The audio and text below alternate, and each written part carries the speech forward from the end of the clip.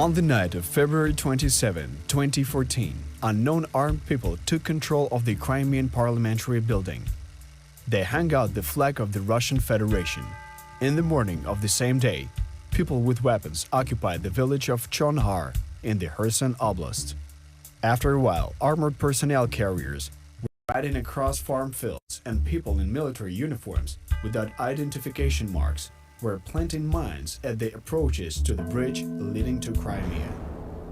All right, good evening, folks. Welcome to the stream. This is for members only, so if you're not a member of KLW World News, you're not here. So I want to thank all of you for coming here. Thank all of you for making this a reality, and we're going to start doing a lot more of this.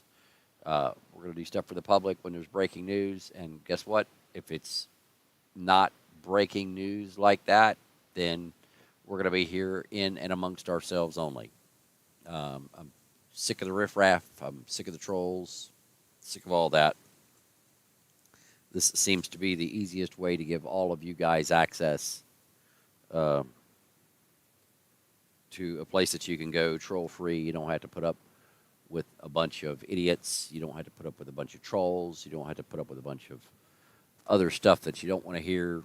You don't want to have to put up with. Basically, it's a calm, cool, and collect place that we can come to, socialize, communicate, watch the radars, see what's going on see what's going on around the world, and share it amongst like-minded individuals, as opposed to a bunch of flat earthers and trolls. So with that, I'm going to get back into this history of it. I'm going to let this stream stay up all night. I may come in and out periodically. Right now, I've got to get myself something else to eat. I've only eaten a little bit today, but thank you all for being here. So, and we did good. If we just have a few more fundraisers like that, we might be able to take this trip to Area 51. We're trying like hell anyway. So thanks for all of you who donated to that as well. So anyway, and folks, I want you guys to invite your family. I want you guys to invite your friends. I want you guys to, cousins, relatives, like-minded individuals.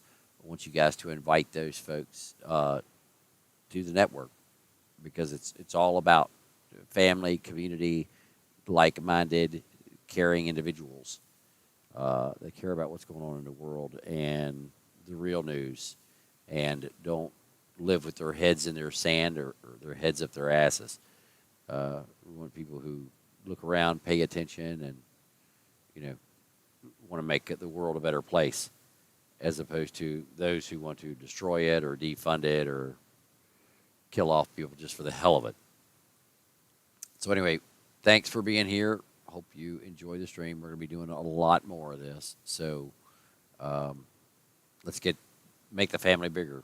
Let's keep inviting our friends and like-minded individuals to increase the size of the network. And when we do public shows, if there are people that you guys see in the chat that you think would be good to have on the network, invite them. If they are a-holes, other than our one and only a-hole, or if they come in with aggressive stances when they first come into the channel, we might not want to invite them. Because again, folks, to me, this is all about the quality of the people. It has never been, nor will it ever be, quantity. I've never been a quantity person. I like quality. I like quality people, quality things.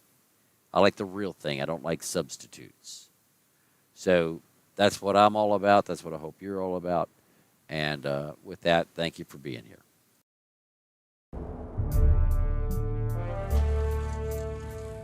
You are watching the program about the ATO, the objective of which is to get to the bottom of such events as the annexation of Crimea and the subsequent anti-terrorist operation, or ATO, in the east of Ukraine. History is written by the winners, and usually they ditch the achievements of defeated opponents, extolling their own virtues. The ATO has been ongoing for more than 3 years, and hopefully the end of this senseless war is still out there on the horizon, though uncertain. This documentary series will cover the recent events in Ukraine, and most importantly, will try to explain the reasons behind these or other events. Throughout the Soviet era, Sevastopol, a one-of-a-kind base, was the home port of the Russian Black Sea Fleet. But in 1991, Crimea slipped out of Moscow's control together with Ukraine. Russia, however, as the inheritor state of the USSR, could not abandon the Russian Black Sea Fleet as leverage against the US Navy in the Mediterranean Sea. The fleet division process lasted right up until 1997. According to the initial plan, the fleet of the Russian Federation was to be redeployed to the Novorossiysk base, but the construction of this base had to be completed and it had to be expanded. Up until that time, the Crimean bases would have to be leased out.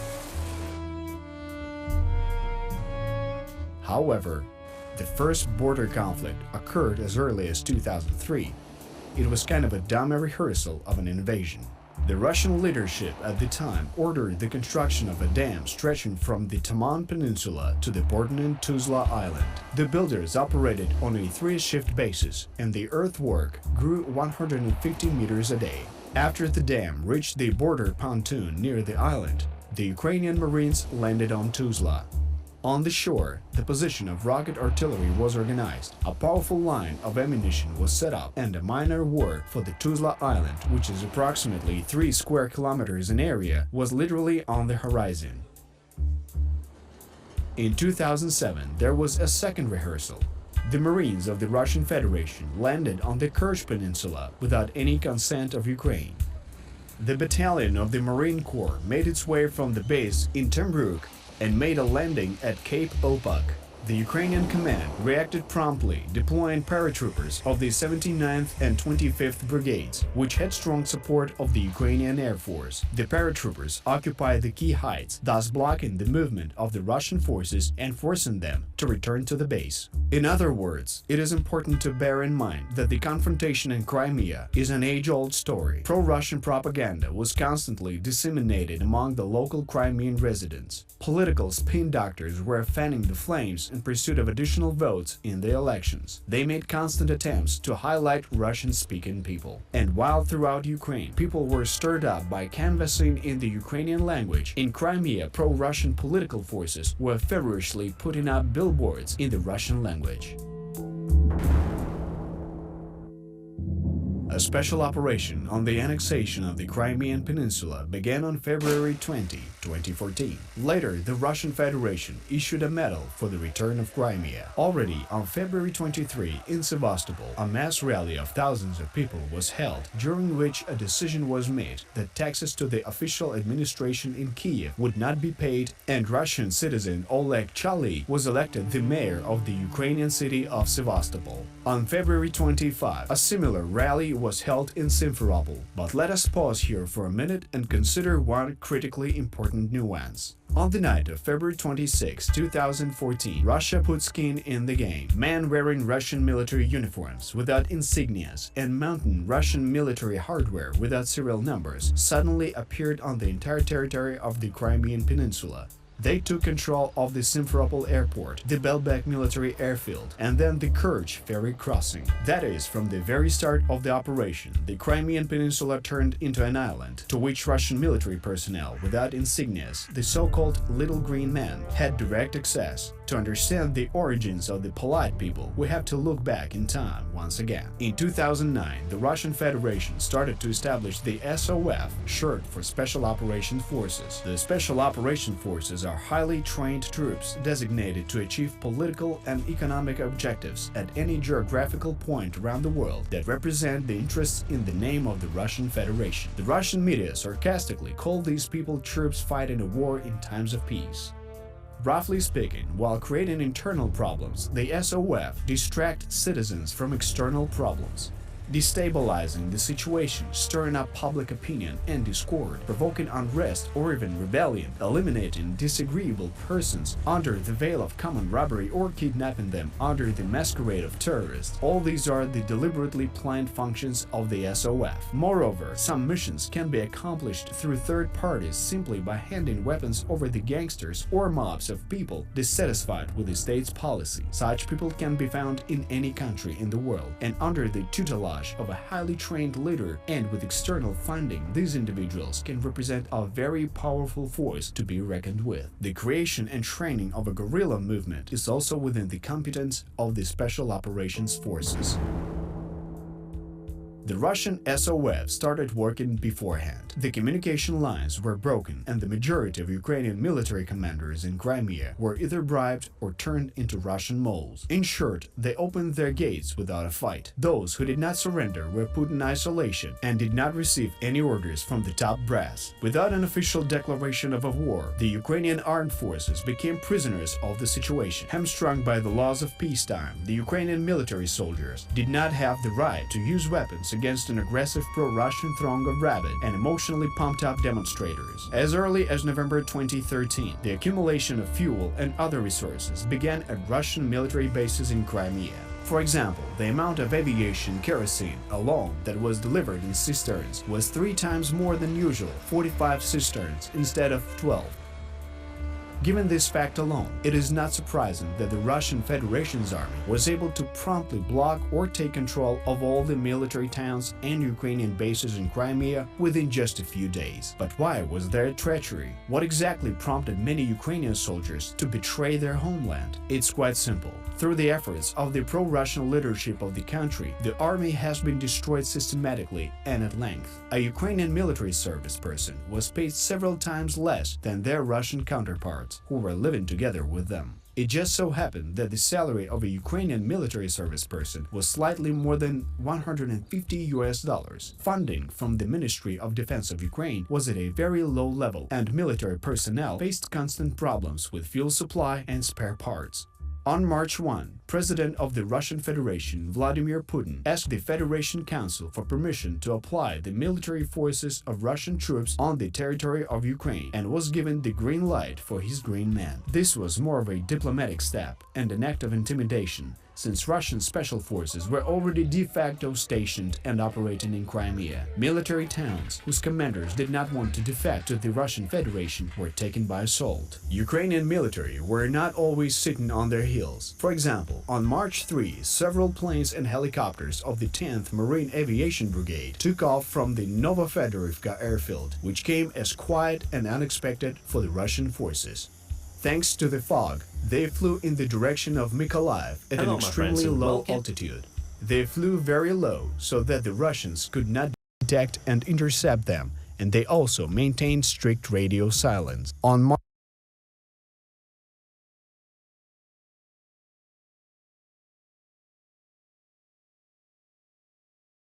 Hello my friends and welcome, my name is Dennis and this is the latest update from Ukraine. This iPhone saved the life of our soldier on the front line.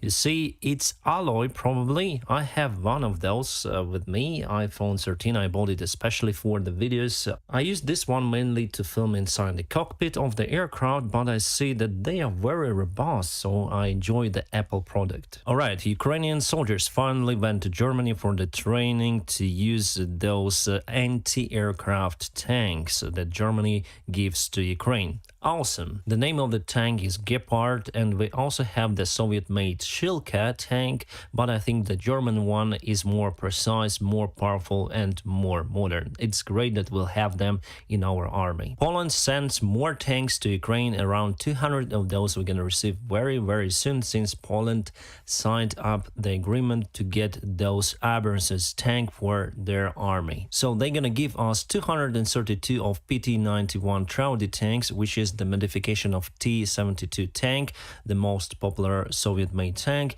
and they're gonna replace them for Poland army with Abrams tank. As you know, we strike many of the Russian ammunition depots, and this is one of those tremendous effective blasts on that one. Awesome. Here you can see the backup from the drone working together with artillery systems. Whether HIMARS artillery was used, I'm not really sure. Here you can see the ball of fire just going down. This is Antonov 12 of one of the Ukrainian airlines. It suffered the air crash in Greece. It was flying from Serbia to Bangladesh, as far as I remember, and it got uncontrolled fire and exploded while hitting. Then it hit the ground. So far we don't know what happened. Antonov 12 is quite old airplane. And here you can see the flight radar 24. The final destination is here. If you look at the track, the airplane diverted mid-air and descended and landed, crash landed near Tegeler. Unfortunately, all of the people on board lost their lives. It is not a passenger airplane, it's the cargo one.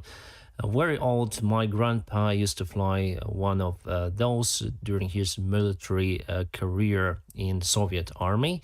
And still we have many of the Antonov 12s flying around. And 8 years ago this day, it was a tragic event in the skies of Ukraine.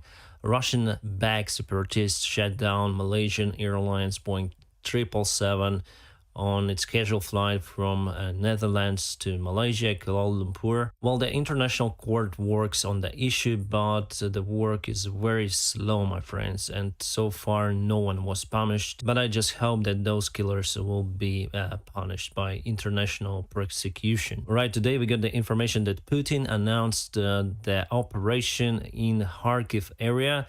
He ordered to capture Kharkiv and together with its oblast. With the forces that are available for Russia right now, this is the suicide mission and should be a turning point for Russians because they will be just devastated in case they're gonna start it just right now. Well, in 2 months, if they regroup their forces, they'll have enough weapons, they'll put extra reinforcements, they may try to do it more or less successful, but for now, no, they are gonna be devastated there. Alright, our Minister of Defense said that till the end of this year there are gonna be the global changes on the front line in favor of Ukraine. Well, we do expect the massive counterattack, then we'll have the full Lend-Lease assistance from the United States. Then we're going to receive many of the HIMARSs, rocket artillery systems and M777s in the quality and quantity that is needed for successful and massive counterattack. For now, the situation is more or less balanced on the front lines and no one dares to attack. Well, as we may know, Putin put his order to attack again, and maybe that is why we're gonna see some of the change on the front lines as well. All right, this guy was captured today. He was the chief of the Ukrainian FBI, let's say, in Crimea before, and he was captured because he was a traitor. And actually today Zelensky announced that management change in the prosecution of Ukraine and also Ukrainian FBI, which we call SBU. And actually Zelensky's friend was in charge of the Ukrainian FBI, and now we'll see different managers there. Russia leaves my hometown Sevastopol. Just to remind you, there is the main Russian harbor for their navy, and they moved it, most part of the ships, to Novorossiysk because they're afraid that we're gonna get 300-kilometer range rocket, ballistic one for the HIMARS artillery system, and we're gonna attack the Sevastopol Bay in that case. It's the military object. Sevastopol's, don't worry, you will not be hurt. Alright, finally we have the more precise aiming equipment for our M777's artillery systems. It is there on the top of the M777 and it converts it to the A2 version. With that aiming equipment, the precision of the shells increased dramatically and they are now GPS guided by that equipment. Awesome that we start to receive those M777's modification. Oh, we got those ATVs for our army. Well, awesome, they're very mobile, very reliable, and just tomorrow my friends are gonna go home and I'm gonna send to army my motorcycle with a sidecar. It will not be used on the front lines, however, just for patrolling the border of Ukraine. Awesome, those guys need that stuff. Yeah, Russia got scared about the possible Ukrainian attack on Crimea, and Dmitry Medvedev said that it will trigger the global war with NATO and Ukraine will suffer. Guys, we don't have the other choice. We need to target military objects, military targets in Crimea because Russia uses that land to attack Ukraine constantly. And I think that the Ukrainian army will have the special tools. It will also cut the main supply lines for Crimea. I'm speaking about the Kerch Bridge. Yeah, and ex-Russian president said that if that happens, it's gonna be the judgment day for everyone. This is not Ukraine, my friends, but Syria. As it was announced by Turkey government, they started their military operation on the north part of Syria. They want to take at least 30 kilometers to create the buffer area there. and they are attacking the government forces backed up by Russia, but by official Russia. And this is what they use, artillery systems. What kind of, I don't really know, my friends. All right, it seems like it was a joke, but many people signed the petition to president. Actually, we have the Catherine the Great monument in Odessa, and people decided to change it. But for what? And someone proposed to put the Billy Harrington statue there. It's kind of funny, but people voted, and now the president should look for it officially because it got the votes. I'm sure that we're not gonna put Billy here, but you know, our society changes a little bit. What was not accepted in our ex-Soviet society, now it's acceptable, it's funny. However, Catherine the Great monument should be removed and replaced. Obviously, Odessa people would not support Billy on the top there, but for me, I don't really care, my friends. I don't like Catherine the Great because she was responsible for moving Zaporizhia Kazakhs away from Ukraine, and finally she devastated the Ukrainian culture connected to Zaporizhzhia siege, and it's bad, my friends. So Russians were trying to destroy Ukraine for a very long time, and Billy, what he've done, well, nothing against Ukraine, so probably a good replacement. This is American General Ben Hodges, and he used to command United States forces in Europe.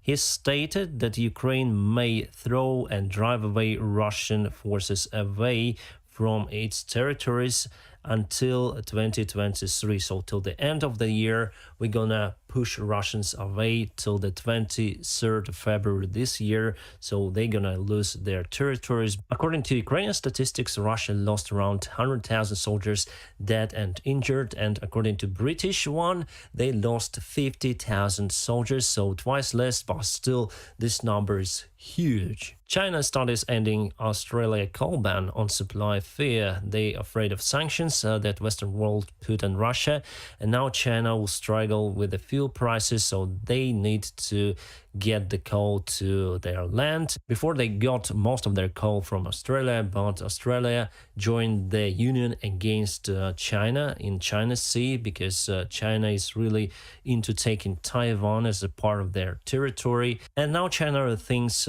its policy, obviously it's better to go to do business first and then politics. Alright guys, and now let's go to the military map to show you the change. Actually there is no change, but let's speak about it anyway.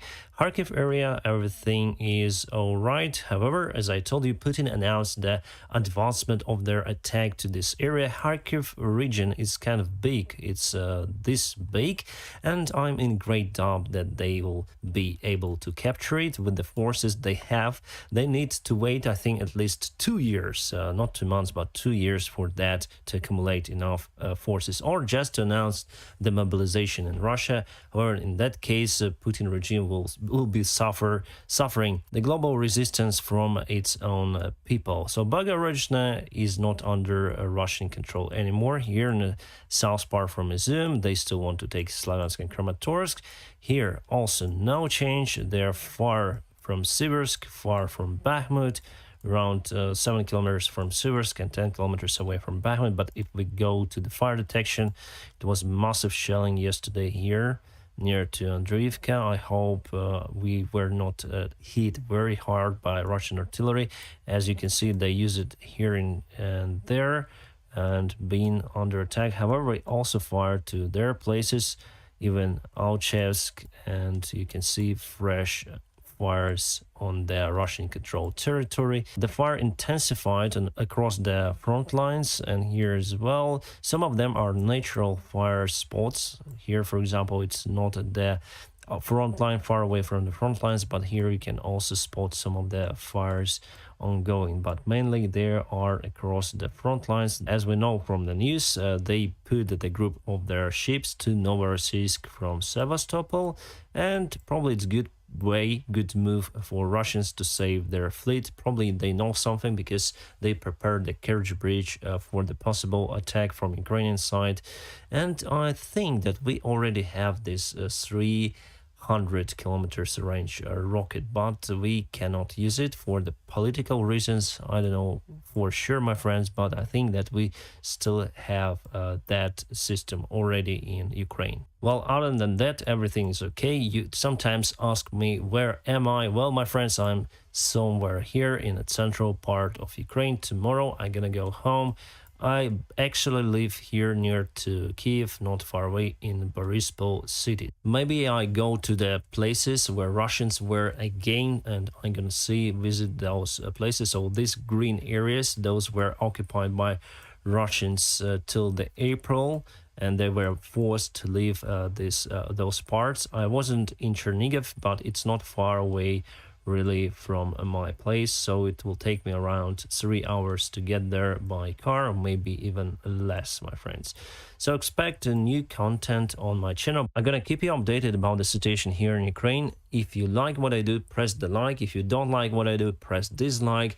Anyways, there are some of the links in a video description how you can support me and my channel. By the way, my friends, thank you so much today for supporting me on the live stream. The internet connection was not great, so I had to finish the live stream before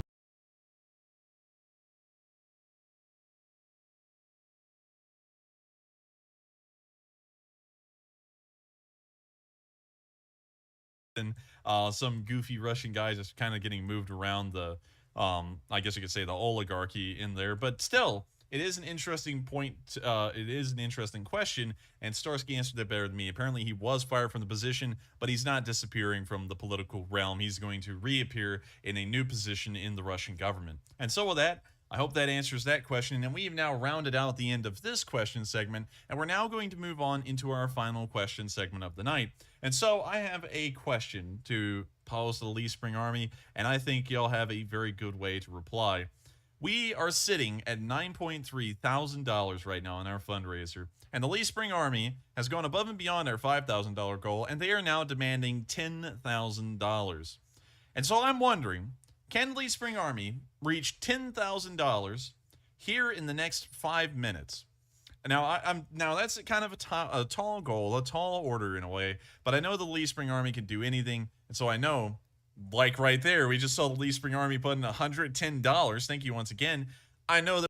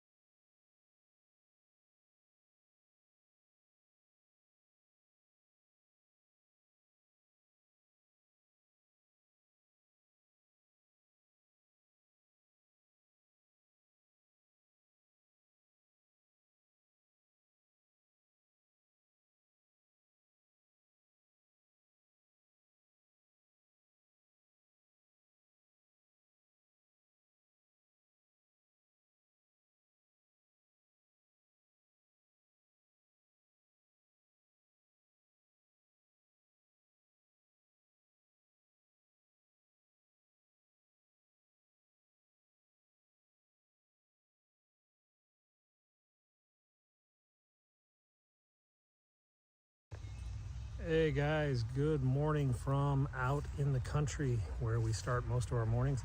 I'm heading into Washington today because a lot of you have been asking me about the tarps at the U.S. Capitol. One side of the Capitol is covered. You want to know why? I've shown you that before, but I know a lot of you are new, so we'll go back, take a look at that. Biden will be going to church, probably, maybe, I don't know. We'll see if we can catch that.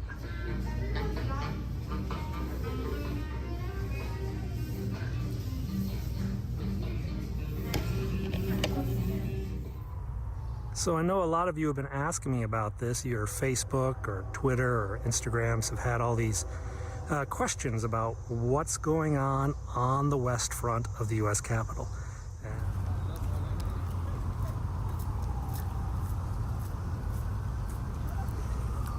What is that giant white sheet of plastic that's out here on the west front of the U.S. Capitol? Now, for regular viewers, you've seen us cover the fence that's up there. We've shown that for the last few months. But in the last 4 or 5 weeks, that white scaffolding has taken over much of the west front of the U.S. Capitol. So here's a wide-angle view. This is the west front. This is where the inauguration takes place. They build a platform right over there by those doors. There you can see the gates much closer up. And there's the staircase that goes up for the workmen. There's another staircase on the other side. There's a security officer there on the tent. But this is what the project looks like up close. Lots of staircases and scaffolds. And at nighttime, they're all lit up. There's lights behind all this. Maybe I'll come back out here at night and show this to you. We're over on the Senate side right now. That's the U.S. Senate.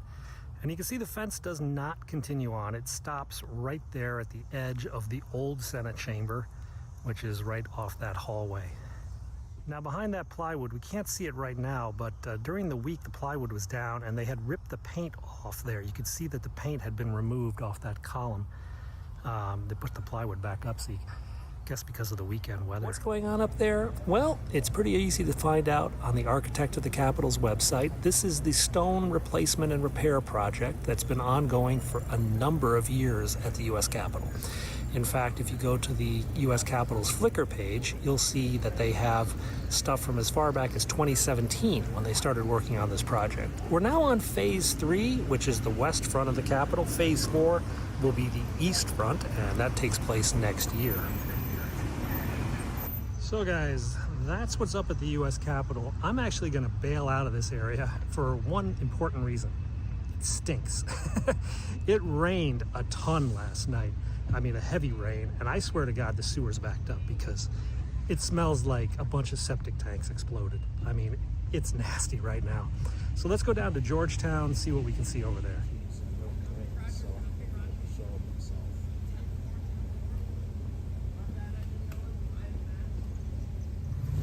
This is new.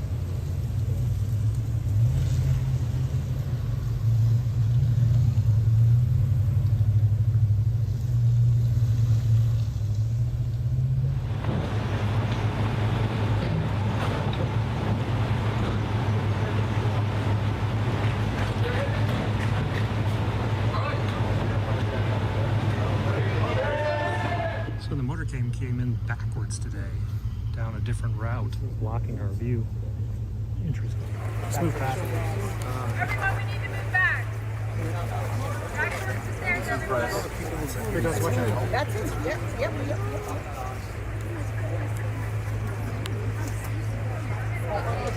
That's him. That's him. Joe, Mr. Wheelbarger!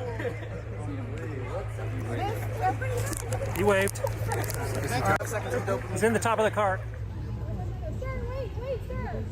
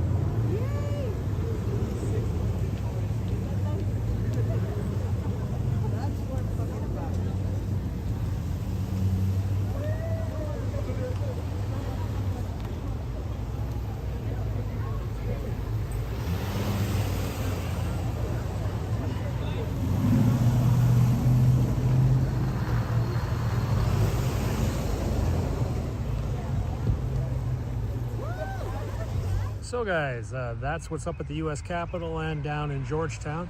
I put some links in the description to the stone replacement project that I was mentioning. You guys could take a look at it for yourself and make your own decisions. I could just show you what I see. Anyway, talk to you guys soon. We'll keep doing this stuff as long as you keep watching. Bye-bye.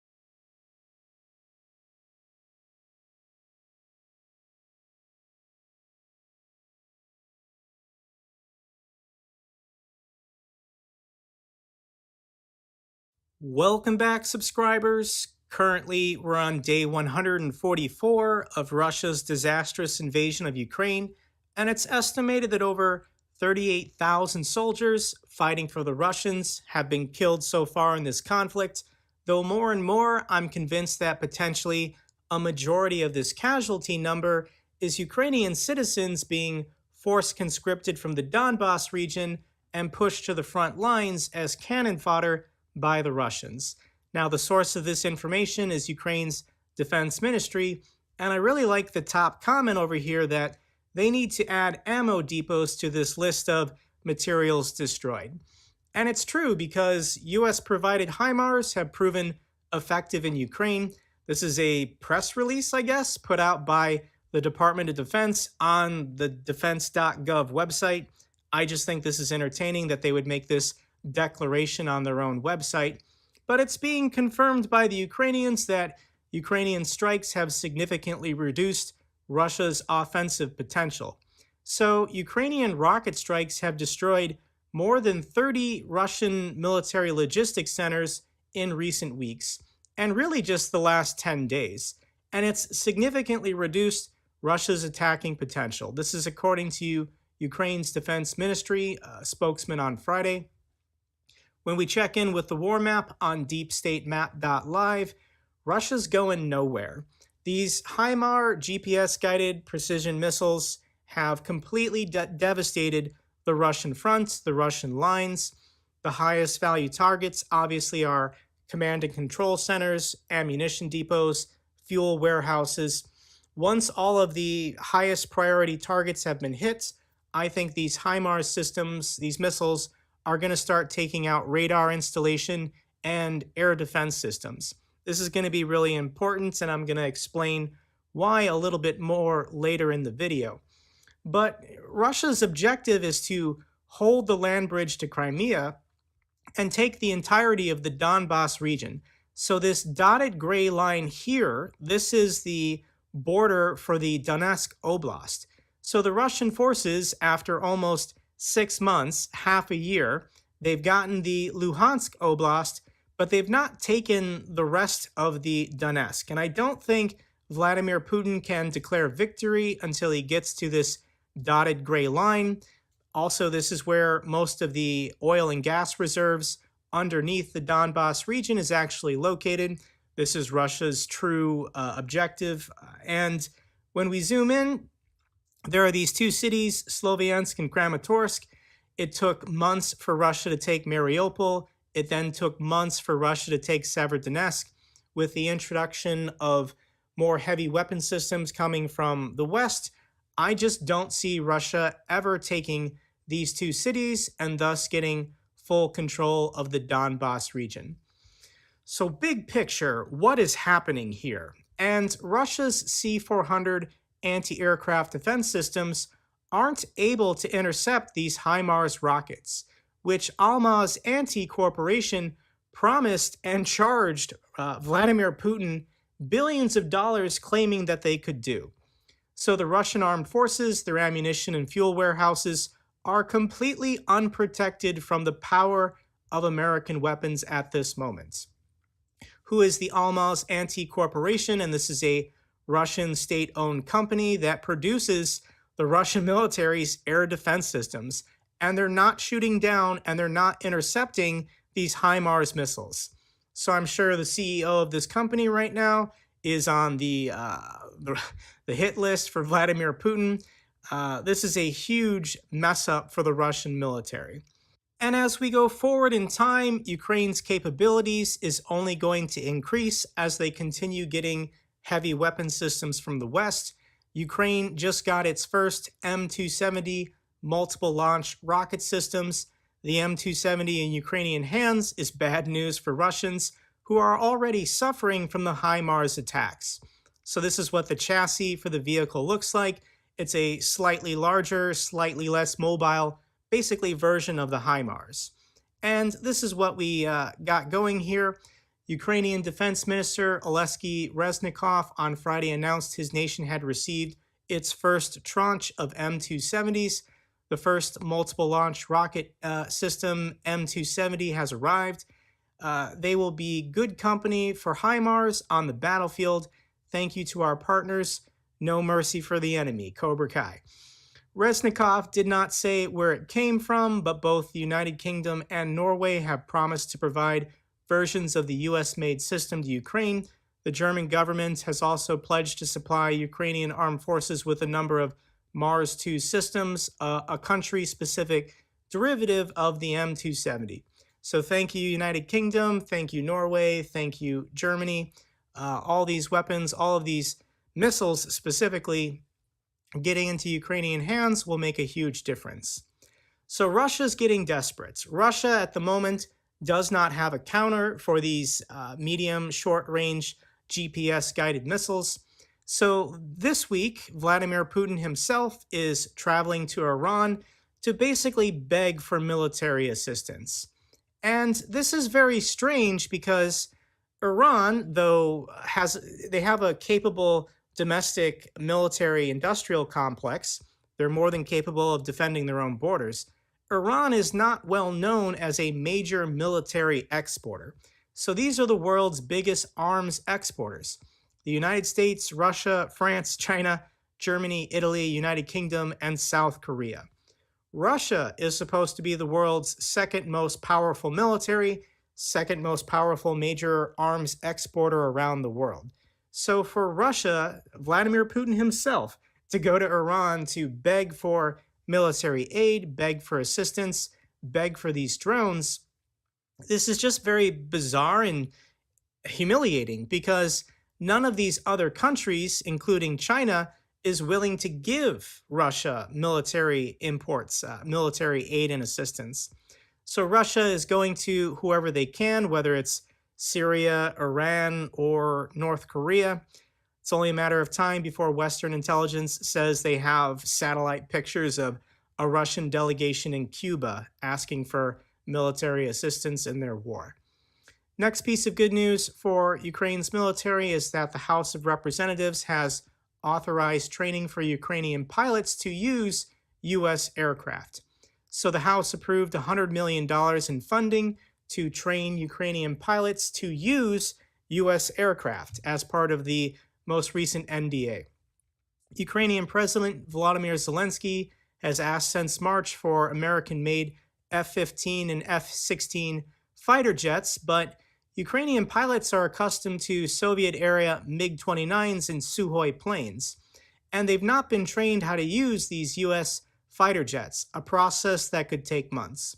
I did a little digging, and this is what I could come up with how soon can the Ukrainian military start using F-16s, F-15s on the battlefield. And this is the constraint. So for training on U.S. jets, it would most likely have to come from a group of at least 30 known Ukrainian pilots who are judged to already have sufficient English language skills to go through the training syllabus. This is in the opinion of Colonel Yuri Ignat, spokesperson for the Ukrainian Air Force Command. Ignat added that it would likely take about 6 months for pilots to convert to new fighters, with the bulk of this being related to tactics and the use of new weapons. The official also spoke of his belief that 2 12 aircraft squadrons of F-16s plus reserves would be sufficient to help turn the tables against the Russian aerospace forces. This is a less ambitious timeline than some of those have set out in the past. The Ukrainian Air Force has previously stated its pilots could be trained on F-15s and 16s within 2 or 3 weeks. Juice told the War Zone that he could be trained on F-16s within a few days. So what's happening here is there's a lot of wheels in motion in order to get these F-15s, F-16s in the fight. But first, I think these HIMARS systems, they've got to take out all of Russia's air defense and radar installations. We have to completely decapitate the Russian Air Force's capabilities. If the Russian Air Force flies into Ukraine, it basically has to go in blind without any counter defense. And these HIMARS systems, these rockets, in my opinion, are eventually going to have to strike within Russian territory and Belarusian territory and Crimea in order to get all these radar installations and air defense systems. Otherwise, flying F-16s isn't going to do anything. So there's a plan in motion that potentially is going to take 6 months, where Ukraine has to develop and secure their own airbase capable of flying F-16s in Ukrainian airspace. And they've got to get an air defense system that can protect this airbase that will be housing potentially F-16s in the future. So once again, lots of wheels in motion, training the pilots, training the maintainers, securing the planes, getting them into Ukraine, and then protecting them while simultaneously decapitating the Russian Air Force's capability to operate inside Ukrainian space. This is doable. This is entirely possible. Once again, there are people planning this, projecting this out over the next 6 months. Potentially by December or January, it will be the Ukrainian Air Force with domination of the skies, taking out Russian targets, Russian positions at their own discretion. This is pretty exciting, but once again, it's going to take time. Another piece of good news for the Ukrainian forces is that Poland is going to buy 116 used Abrams tanks from the United States. The United States has a very large tank fleet, and I don't think Canada is going to invade us this year. So what's happening here is the United States is going to ship these used. Poland's not buying them new.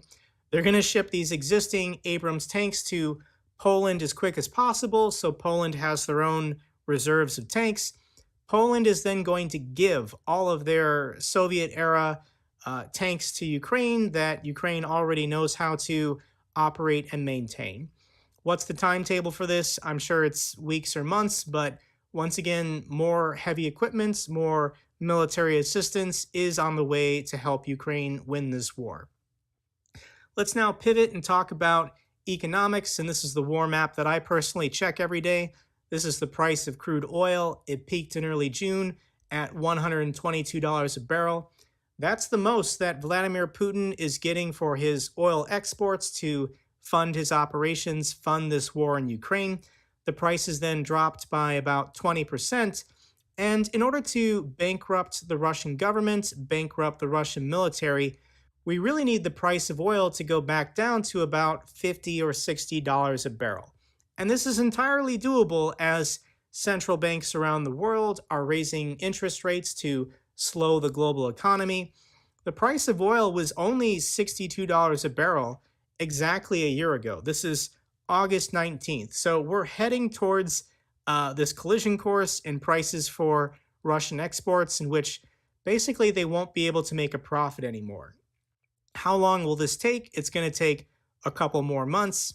The big news from last week is that President Biden went to Saudi Arabia. This was his first Middle East trip since being elected president. And let's be honest, he only went for one reason, and it was to beg OPEC, beg the Saudis to increase oil production to help Ukraine win the war. So people say this is a sign of weakness for the United States president to go to the Middle East and ask for assistance, but if it helps us win the war, if it helps end this war faster, I'm all for it. And as an American, I know I have a lot of international viewers now. I'll go ahead and be honest with you that I am uncomfortable with the United States' close relationship to Saudi Arabia, but it's just the partner that we ended up getting if Russia is currently working with and allied with Iran. And I don't want to get into the history or the complications of Middle East politics, but I'm convinced that at some point in the next 100 years, when this region runs out of energy, runs out of oil exports, and nobody cares about it anymore, then Iran and Saudi Arabia are going to go to war. The Sunnis are the majority Muslim in the world. They currently control Mecca and Medina, the holy sites. But in the Middle East, the Shiites are the majority. And Iran, being the historical power from the great old Persian empires, they view it as their destiny and their right to control the Middle East and control the holy sites. They view the Saudis as basically Middle Eastern hillbillies who don't deserve the power and prestige that they get from controlling the holy sites. Now, the United States supports Saudi Arabia simply to keep Iran from invading Iraq and invading Saudi Arabia and completely destroying the global energy economy. But eventually, this duality, this truce, this ceasefire is not going to hold, and these two are going to go at it. But in the meantime, we need the oil to keep pumping, we need energy prices stable, and we've got to basically topple Russia. Russia is the problem, supporting Iran with all the Western sanctions already being on Iran. I'm rambling here about the politics of the Middle East. I should probably dedicate my own separate video to this. But according to Fox News, Saudi Arabia is agreeing to increase oil production, which will help stabilize the markets, bring the price of energy, bring the price of oil down, allow Russia to make less money off their exports to fight their war. So how is Russia responding to this? Because Russia understands exactly what is going on, and Europe is now on high alert as Russia temporarily halts gas flows via their Nord Stream pipeline. And Russia does this whenever they want something. They will close down the Nord Stream pipeline for routine maintenance until Germany specifically, but Europe in general, gives them whatever they want as far as concessions. I don't think it's coming back on. This is a huge economic catastrophe that is going to affect the entire global economy. But come July 21st, this is 4 or 5 days from now, I don't think Russia's going to turn this pipeline back on. And Russia's making excuses about this gas turbine that was sent to Canada for maintenance. There's hearings currently in Canada because the company returned the turbine, and supposedly this is in violation of sanctions. But once again, this turbine, I think, is just an excuse. Routine maintenance being done on the pipe is just an excuse.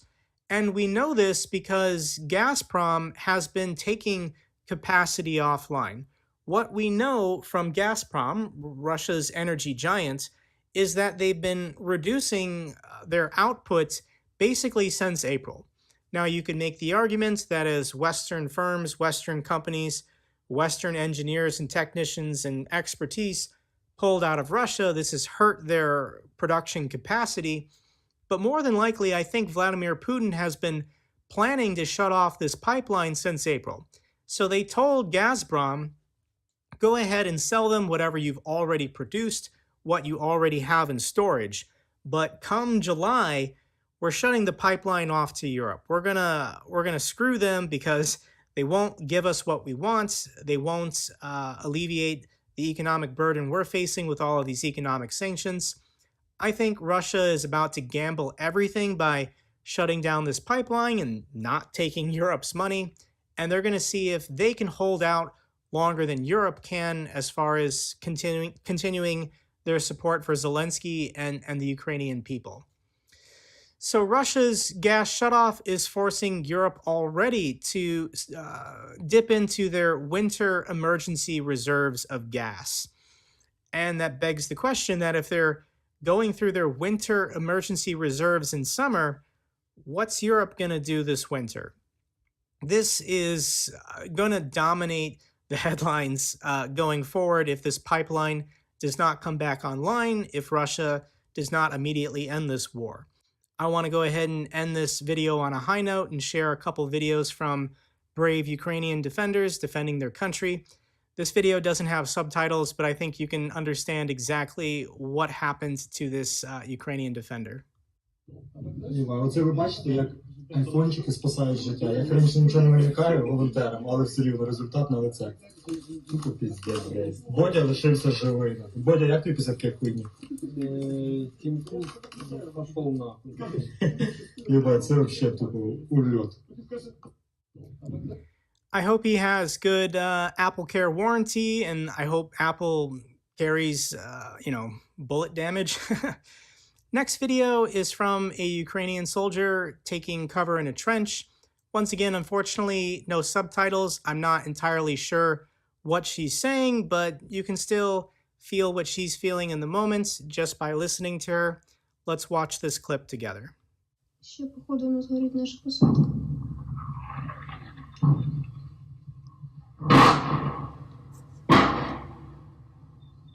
Оце гаубиця. 152 калібр. 152-й, блін. Або щось таке. Как бы не понял. Мне нужна резина, а не диски.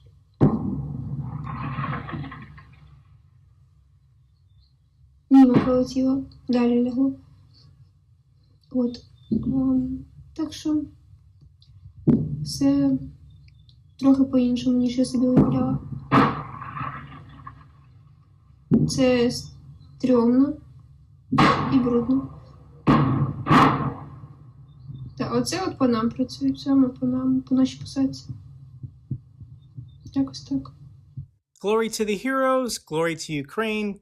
That's all for this update video. If you found it informative, give me a thumbs up. Really helps out with the algorithm. If you have any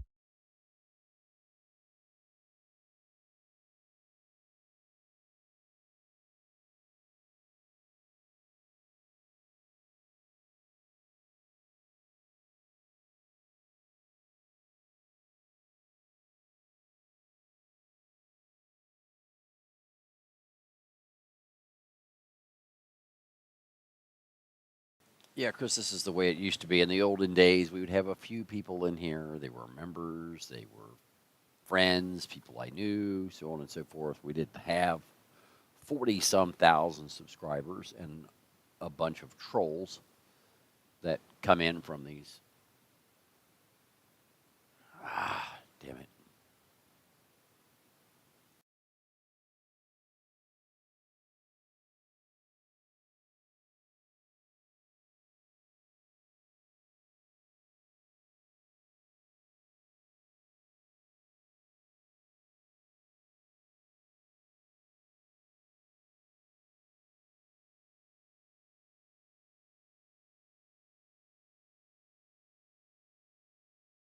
All right, yeah, I got some security issues I got to deal with here, folks. I'll be right back.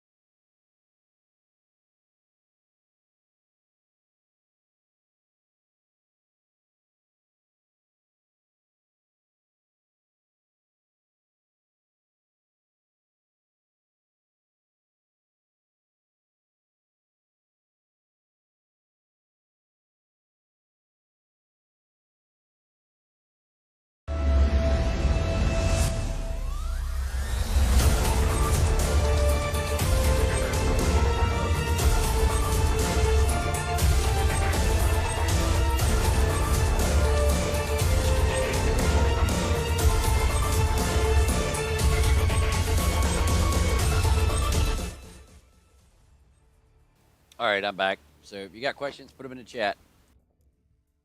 On the night of February 27, 2014, unknown armed people took control of the Crimean parliamentary building. They hung out the flag of the Russian Federation. In the morning of the same day, people with weapons occupied the village of Chonhar in the Kherson Oblast. After a while, armored personnel carriers were riding across farm fields, and people in military uniforms without identification marks were planting mines at the approaches to the bridge leading to Crimea. You are watching the program about the ATO, the objective of which is to get to the bottom of such events as the annexation of Crimea and the subsequent anti-terrorist operation, or ATO, in the east of Ukraine. History is written by the winners, and usually they ditch the achievements of defeated opponents, extolling their own virtues. The ATO has been ongoing for more than 3 years, and hopefully the end of this senseless war is still out there on the horizon, though uncertain. This documentary series will cover the recent events in Ukraine and, most importantly, will try to explain the reasons behind these or other events. Throughout the Soviet era, Sevastopol, a one-of-a-kind base, was the home port of the Russian Black Sea Fleet. But in 1991, Crimea slipped out of Moscow's control together with Ukraine. Russia, however, as the inheritor state of the USSR, could not abandon the Russian Black Sea Fleet as leverage against the US Navy in the Mediterranean Sea. The fleet division process lasted right up until 1997.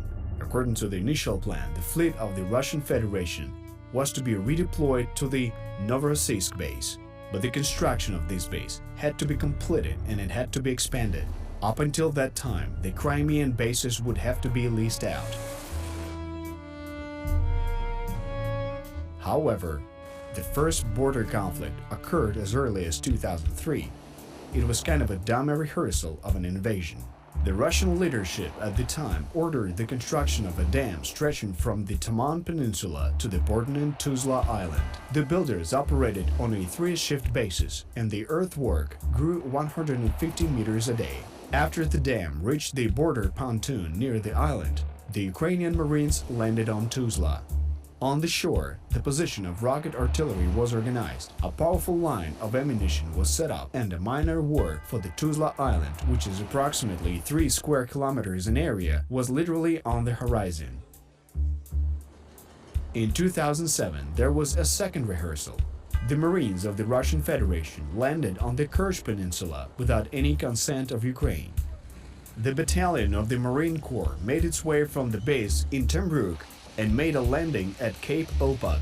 The Ukrainian command reacted promptly, deploying paratroopers of the 79th and 25th Brigades, which had strong support of the Ukrainian Air Force. The paratroopers occupied the key heights, thus blocking the movement of the Russian forces and forcing them to return to the base. In other words, it is important to bear in mind that the confrontation in Crimea is an age-old story. Pro-Russian propaganda was constantly disseminated among the local Crimean residents. Political spin doctors were fanning the flames in pursuit of additional votes in the elections. They made constant attempts to highlight Russian-speaking people. And while throughout Ukraine people were stirred up by canvassing in the Ukrainian language, in Crimea pro-Russian political forces were feverishly putting up billboards in the Russian language.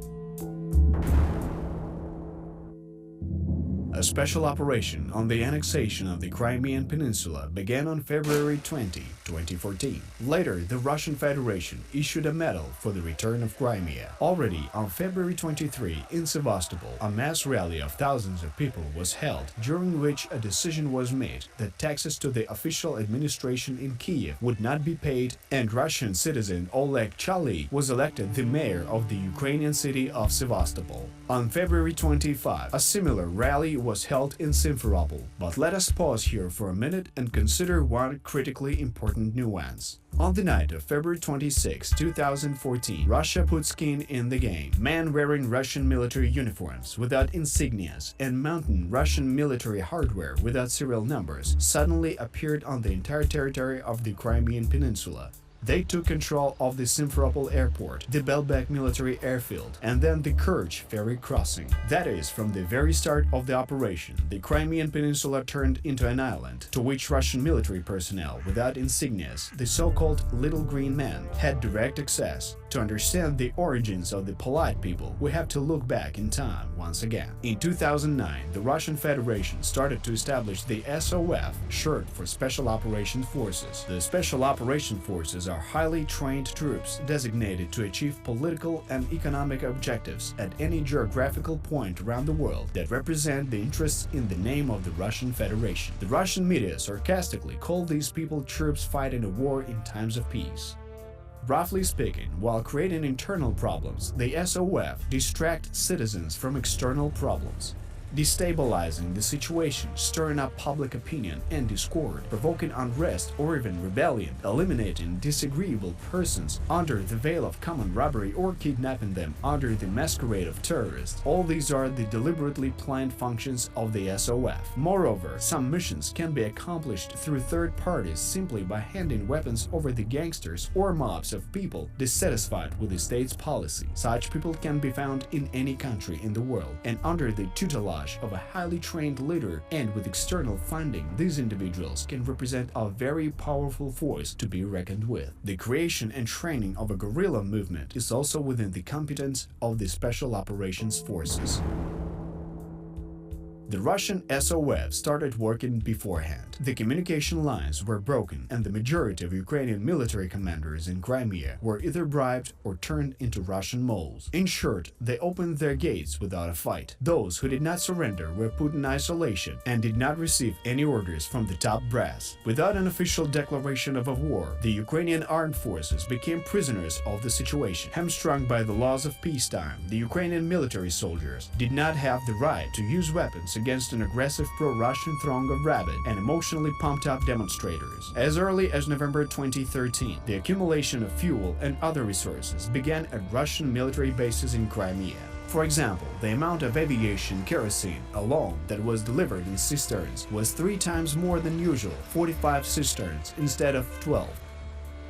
Given this fact alone, it is not surprising that the Russian Federation's army was able to promptly block or take control of all the military towns and Ukrainian bases in Crimea within just a few days. But why was there treachery? What exactly prompted many Ukrainian soldiers to betray their homeland? It's quite simple. Through the efforts of the pro-Russian leadership of the country, the army has been destroyed systematically and at length. A Ukrainian military service person was paid several times less than their Russian counterparts who were living together with them. It just so happened that the salary of a Ukrainian military service person was slightly more than $150. Funding from the Ministry of Defense of Ukraine was at a very low level, and military personnel faced constant problems with fuel supply and spare parts. On March 1, President of the Russian Federation Vladimir Putin asked the Federation Council for permission to apply the military forces of Russian troops on the territory of Ukraine and was given the green light for his green man. This was more of a diplomatic step and an act of intimidation, since Russian special forces were already de facto stationed and operating in Crimea. Military towns whose commanders did not want to defect to the Russian Federation were taken by assault. Ukrainian military were not always sitting on their heels. For example, on March 3, several planes and helicopters of the 10th Marine Aviation Brigade took off from the Novofedorivka airfield, which came as quiet and unexpected for the Russian forces. Thanks to the fog, they flew in the direction of Mykolaiv at an extremely low altitude. They flew very low so that the Russians could not detect and intercept them, and they also maintained strict radio silence. On March 4, Russian President Putin made an interesting statement at a press conference, the essence of which will be revealed in the near future.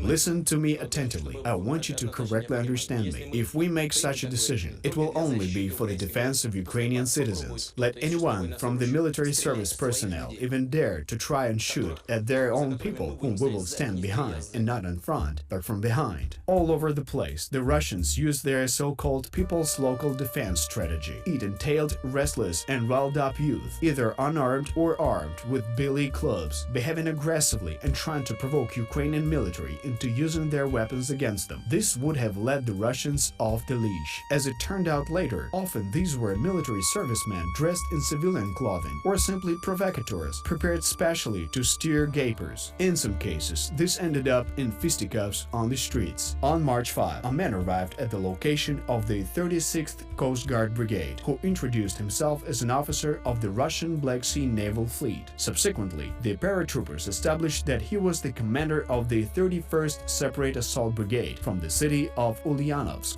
During the meeting, he stated in the form of an ultimatum that all units, including the Reconnaissance Airborne Company of the 25th Brigade, which had been training since February 14, must turn in all of its firearms to weapon storage warehouses and put their military equipment in storage depots. At the command of a Russian general of the air cavalry, intelligence service scouts answered with a harsh no and threatened to use weapons in case of an unsanctioned breach and infiltration of the territory. A few hours later, a Ukrainian military unit wearing unknown and unrecognizable insignias on their uniforms was surrounded by unidentified military soldiers who organized machine gun and sniper nests. Immediately after the takeover of the government building of the Autonomous Republic of Crimea, local deputies, while in the company of armed people, decided to hold on May 25 a national referendum in Crimea on the independence of the Autonomous Republic of Crimea. Already on March 6, the date and the wording were changed. The referendum was postponed until March 16, and the accession of Crimea to the Russian Federation was already on the agenda. Even before the referendum, on March 7, the Speaker of the Federation Council of Russia, Matviyenko, announced Russia's readiness to accept Crimea. In short, the annexation of Crimea was already a done deal. On March 9, the Ukrainian military put up their checkpoint on the Jonhar Peninsula from the direction of the Kherson Oblast. The Russians, while holding part of the peninsula, moved away from the village of Jonhar. Noteworthy is that the occupation of part of the Kherson Oblast was conducted more out of necessity, as from the direction of Crimea there was basically nowhere to settle and there was no electricity or amenities. On March 11, the Verkhovna Rada of the Autonomous Republic of Crimea adopted the Declaration of Independence. The idea of this document was that Crimea should become an independent state and in this form join the Russian Federation. All this time, throughout the entire peninsula, the seizure of military units and towns continued. At the mouth of the Donuslav Bay, the Russian Black Sea Fleet scuttled several ships, thus blocking the Ukrainian ships that were anchored from sailing out of the bay. Attempts of the minesweeper Cherkasy to break into the open sea were prevented in a severe way by the ships of the Russian Black Sea Fleet. I gave the order to open fire. Therefore, we still resisted when everyone stopped. My ship was the last one. When all the ships and ground units were captured, the Marines and Special Forces, when everything was seized, the ships maneuvered in the lake under the Ukrainian flag. Why did this happen? Because I gave instructions to fire off warning shots. It was a deterrent fire, not fire for the effect. This was enough for the special units of the Russian Federation to abandon its further actions. This gave us the opportunity to resist longer. Yes, we opened fire. We threw grenades and we fired small arms. We gave a warning shot along the course. Then we fired off several more warning shots ahead of our course.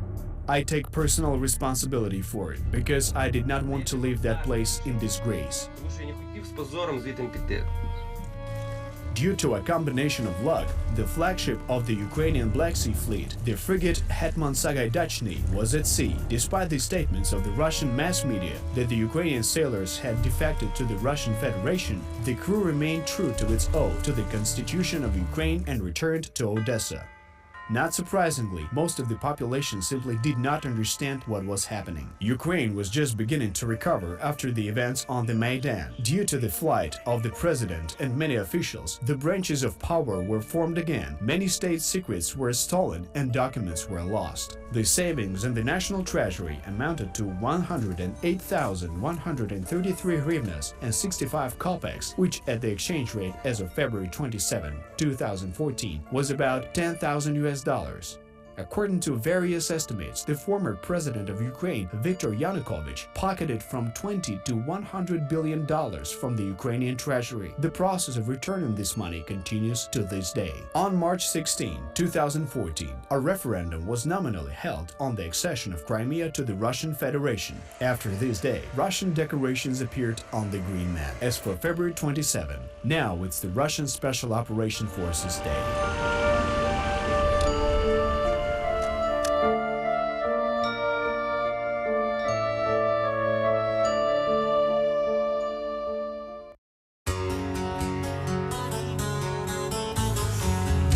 On August 11th, leader of the terrorist group Alexander Zakharchenko announced the counterattack of the so-called Donetsk militia.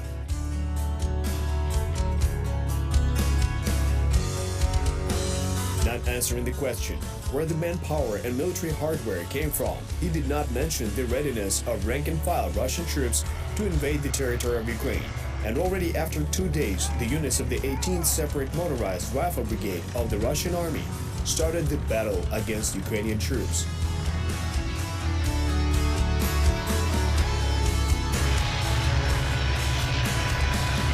Then the situation became seriously escalated.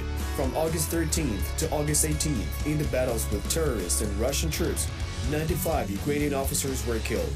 Absolutely not concerned about the safety of the local civilian population, the militants actively fired multiple rocket launchers at the villages from the roads along them.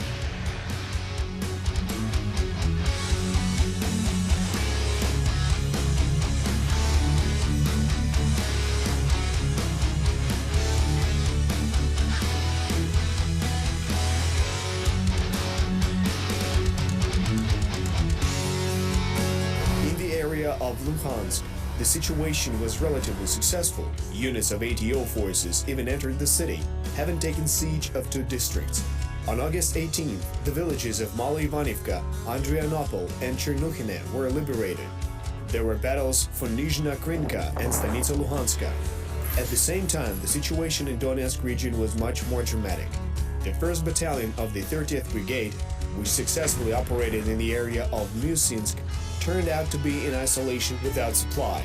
The Mount Savur-Mohyla, from which the Ukrainian artillery fire was retargeted at the troops coming from Russia, turned from an observation post into a forward position.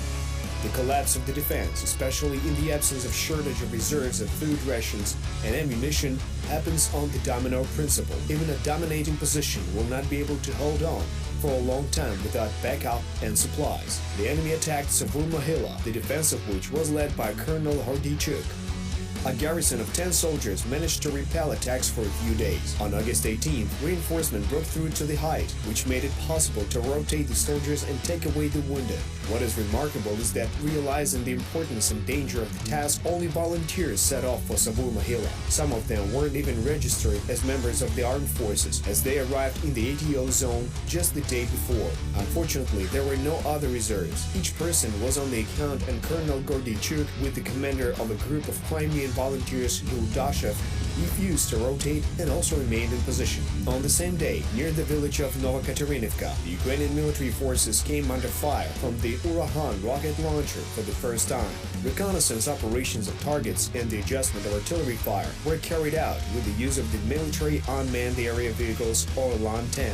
Russia supplied the militants with full complexes of state-of-the-art armaments, and the version about the alleged origin of these weapons systems among the militants is basically untenable.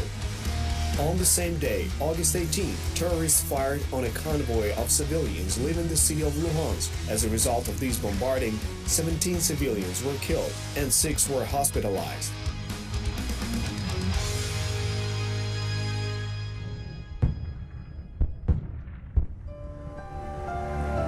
On August 18th, in Donetsk region, Donbass and Dnipro volunteer units, in cooperation with the Consolidated Company of the 51st Brigade and the armored vehicles of the 17th Brigade, came to the western part of Ilovaisk and entrenched on its outskirts. A week before this, the forces of the 40th Battalion of the Territorial Defense occupied roadblocks on the approaches to the city, which created favorable conditions for the assault. The next day, August 19th, the situation escalated. The terrorists did not hide the fact that they were firing multiple rocket launchers. Indeed, they openly admitted this in the mass media.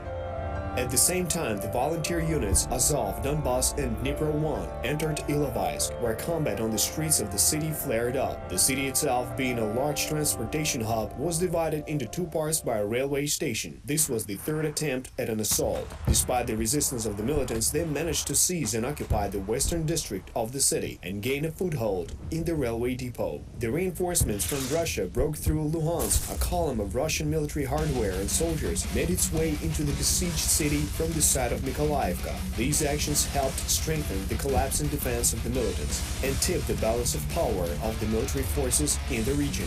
At around 4 o'clock in the morning, on August 20th, the Russian artillery dealt a massive blow to the positions of the armed forces of Ukraine in Herohivka. Then a swift assault from Roskishne followed. 2 units of the 234th Parachute Regiment of the 76th Airborne A Division from Pskov and the motorized rifle unit of the Russian 15th Motorized Rifle Brigade were involved in the operation.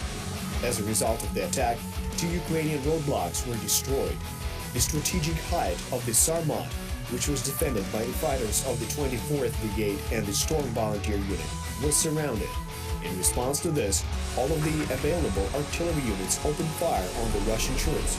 A couple of Mi-24P attack helicopters also flew in to support the troops. As a result of the counterattack of the Ukrainian army, the Russians retreated, losing hardware, and more than 25 soldiers were killed. According to intelligence data, the losses of the Russian paratroopers were even higher, since one of the units completely lost their combat capability and was withdrawn back to Russian territory. Fighting for independence, on August 20th, 6 Ukrainian soldiers and 2 pilots died in a battle for the peak of the Sarmat. At the same time, in the city of Ilovaisk, in Donetsk region, the battles for the city continued. Moreover, the Russian media reported about the arrival in the city of the battalions of the Vostok and Oplot militias, but militants taken into captivity turned out to be Russian paratroopers.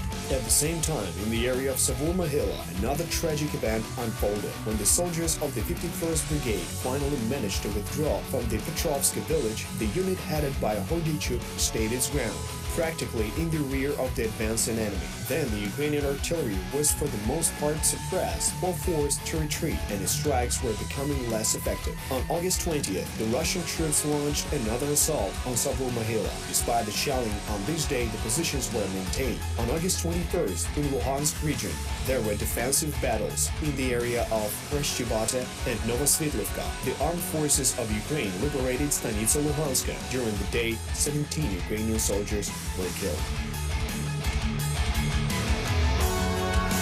The next day, the so-called humanitarian convoy crossed the border of Ukraine. 145 vehicles transporting food, fuel, and ammunition crossed the border at the Izvarina checkpoint. The security service of Ukraine called this act a direct invasion on the part of the Russian Federation into the territory of Ukraine. But it was more of a formal statement, because Russian troops had already been present in the areas of Luhansk, Donetsk, Novozovsk, and Ilovaisk, where the Russian artillery had already shelled Ukrainian territory. On the border, in full readiness, there were 8 battalions of tactical regiments with heavy artillery.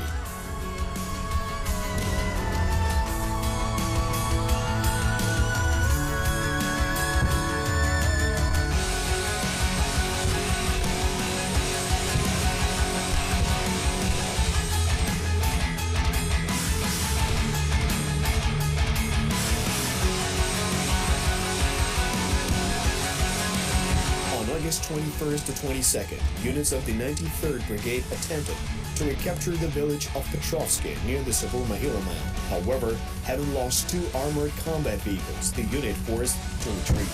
The group of Colonel Hordichuk continued to fight while surrounded on the hill.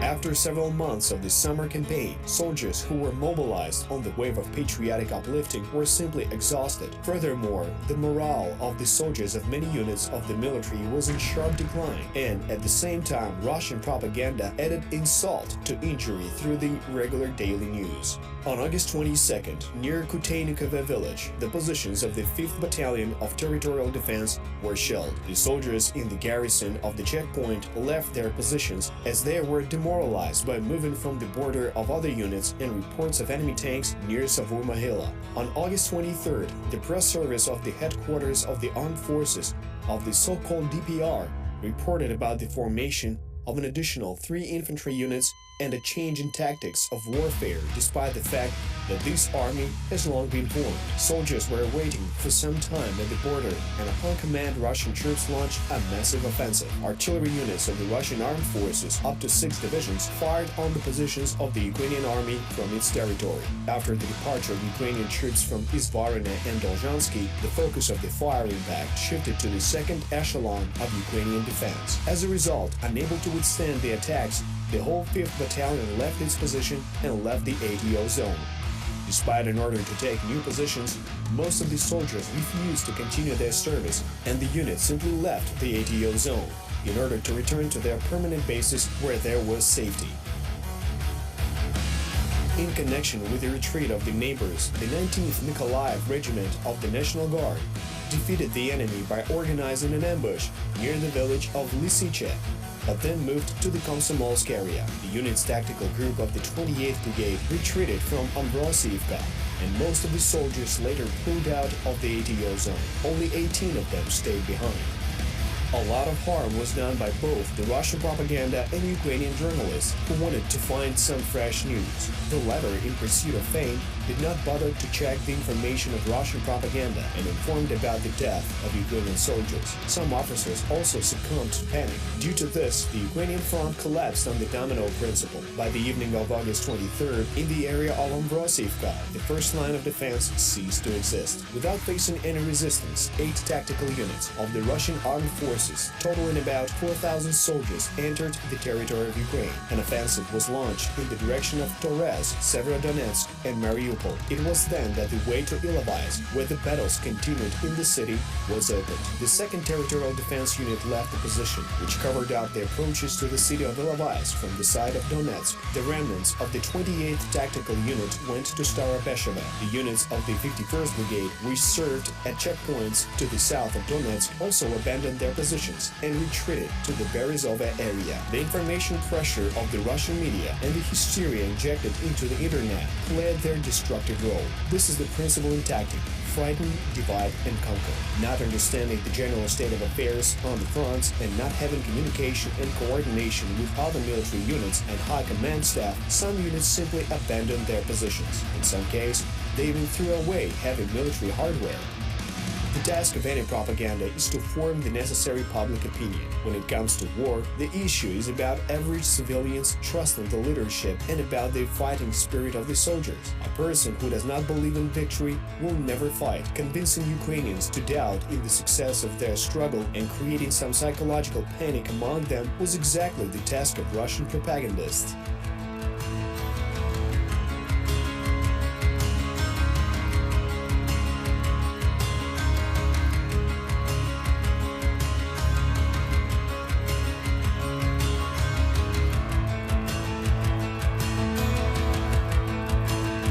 August 24th is the Independence Day of Ukraine. On this day, a military parade was held every year in Kiev. The fact that mainly the cadets of military schools and the troops of the Kiev garrison participated in the parade did not have the credibility on the backdrop of total enemy disinformation.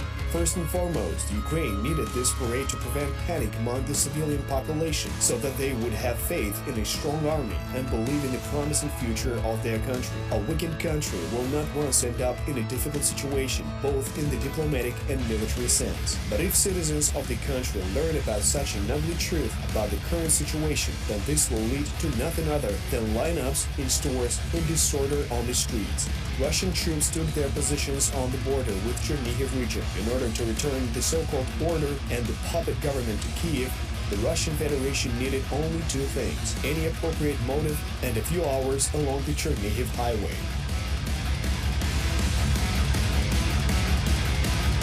In Donetsk, there was another parade held. Militants convoyed Ukrainian prisoners along Artoma, the main street of the city. Some of these soldiers were bandaged. Supporters of the DPR threw eggs and water bottles at the prisoners in an attempt to strike them and show their hatred towards them.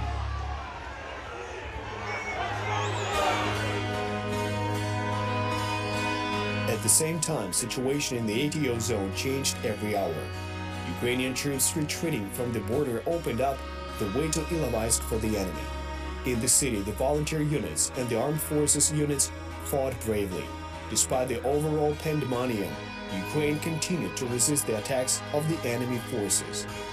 All available Ukrainian artillery and aviation worked full speed ahead against the Russian forces. In the area of the Shevchenko village, two Mi-24 helicopters struck Russian paratroopers. In the area of Khrushchevata and Novosvitlivka, missiles delivered a combined blow to a command post and technical hardware of one of the Russian tactical groups.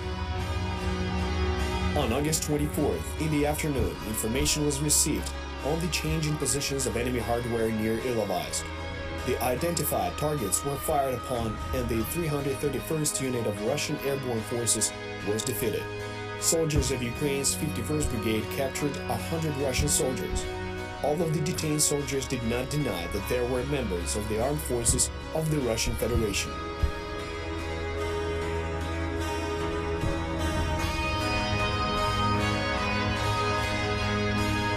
The front was broken, and the reasons for this were the insufficient training of the mobilized Ukrainian army, the lack of experience of the commanding personnel, and the lack of moral and psychological support of the country's military personnel. August 24, 2014, the army of the Russian Federation entered the territory of Ukraine. Russian paratroopers of the 333rd Unit, 8th and 19th Separate Motorized Rifle Brigades, the 31st and 56th Separate Assault Battalions started to block the movement of Ukrainian troops in Ilovaisk.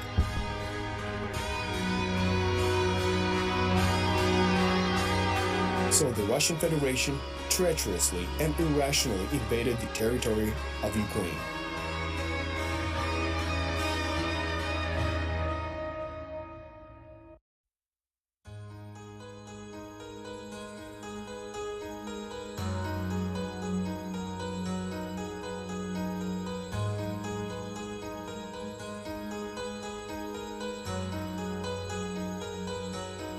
On August the 24th, 2014, 8 battalion tactical groups of the armed forces of the Russian Federation crossed the state border and launched an offensive in the direction of Luhansk and Donetsk.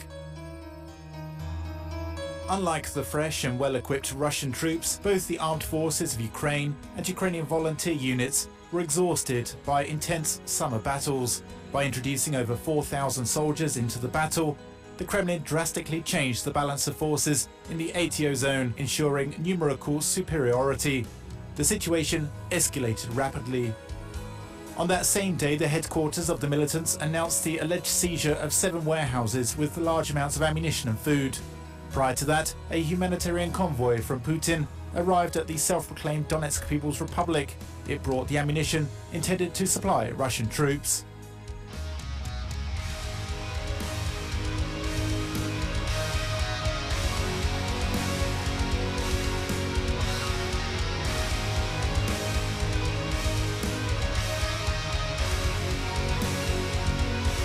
No army is going to last without timely delivery of ammunition.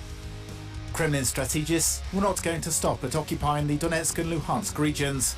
They planned to advance further westwards, and the further that the Russian troops would move from the border, the more difficult the logistics would become, and the railway would get more and more important. One of the largest railway junctions in Donbass is located in Ilovaisk. Control over that station would have allowed the Russian Federation to supply the militants and its army using rail transport. In modern warfare, information is also a weapon. Thus, due to the information pressure and provocative messages in the media on the night of August the 25th, part of the forces of the 51st Brigade retreated from Berezove The result of that was the breakthrough by militants from the side of Donetsk. By the afternoon, Stalemate and Kutinovka were blocked by Russian troops. 2 batteries of the 55th Artillery Brigade were eliminated near Stalemate. At about 4 p.m, Ukrainian artillery managed to strike at the Russian troops near the village of Agronomishne. Units of the Russian armed forces advanced westwards towards Ilovaisk and to the southwest towards Telmanove. By mid-afternoon, they had already taken up positions near Vasilivka, Sontseve, Kranidne. Unable to counter the enemy's superior forces, the 9th Territorial Defence Battalion, which had been covering the southern direction, retreated towards Mariupol. Fighting continued in Ilovaisk. The commander of the Kherson Battalion, Ruslan Storchus, and his driver, Oleg Peshkov, were ambushed and killed. On the same day, near the Chervona-Talivka border crossing in Luhansk region, a group of border guards stopped a Russian reconnaissance group. The fighting lasted more than 2 hours. The Russian side used armoured vehicles, mortars, and even helicopters to support the reconnaissance group. 4 Ukrainian border guards were killed in battle, but the attack was propelled. There were also clashes with the forces of the Russian Federation in the area of Novoazovsk. Ukrainian troops managed to destroy up to 10 enemy armoured personnel carriers and 2 tanks. 2 Russian soldiers of the 98th Airborne Brigade were taken prisoner. In Ilovaisk itself, Ukrainian security forces managed to clear out the southern part of the city, as well as repel several attacks on the railway depot located in the centre. On August the 26th at noon, several Russian armoured vehicles attacked the positions of Ukrainian soldiers near Agronomichne. The result of the battle that ensued was that soldiers from the 91st Engineering Regiment and the 51st Brigade disabled a BMD and captured a Russian T-72B3 tank.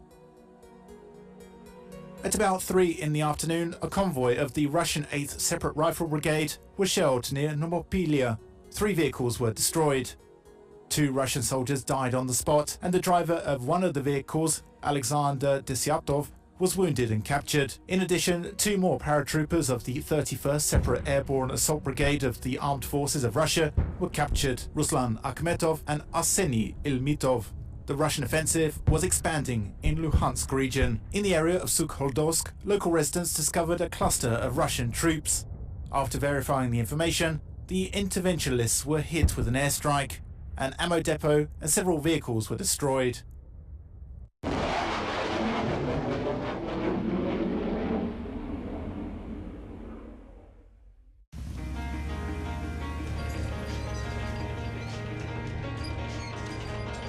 On August 27th, soldiers retreating from Savomohila discovered a similar concentration of Russian troops near Amvrosivka. After contacting the command by mobile phone, they reported the situation. At 10:30, a group of Tochka missiles were fired at the target, the enemy camp was hit, and ammo detonation continued until 7 p.m. On the same day, the Committee of Soldiers' Mothers in the Stavropol territory of the Russian Federation announced that about 400 Russian soldiers had died in battles in eastern Ukraine. Over the course of the day, Russian forces, in cooperation with militants, occupied several border villages east of Novoazovsk.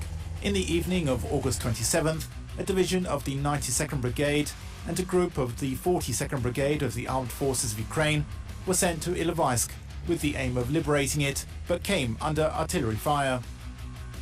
Both units suffered heavy losses in people and hardware, so the task could not be completed.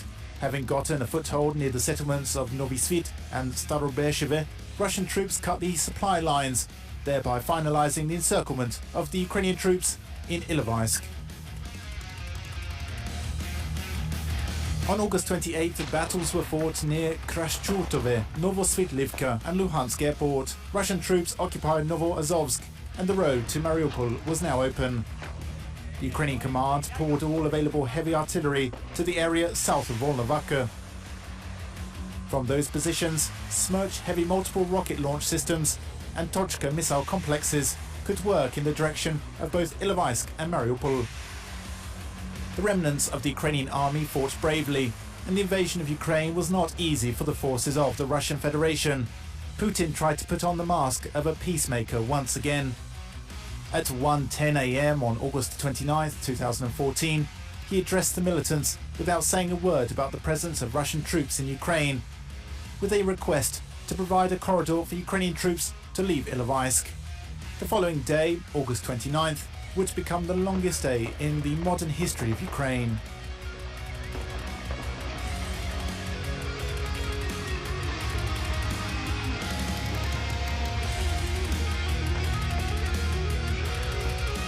On the night of August 29, 2014, an official statement appeared on the website of the President of Russia. In that document, Putin proposed to the militants that they provide Ukrainian troops with a humanitarian corridor to leave Ilovaisk. After breaking through the state border of Ukraine on August 24th, Russian units blocked the Ukrainian forces in the city of Ilovaisk over the next few days. At the same time, the offensive in the direction of Mariupol and Luhansk was underway. Due to the lack of reserves, the attempts to liberate the Ilovaisk group failed.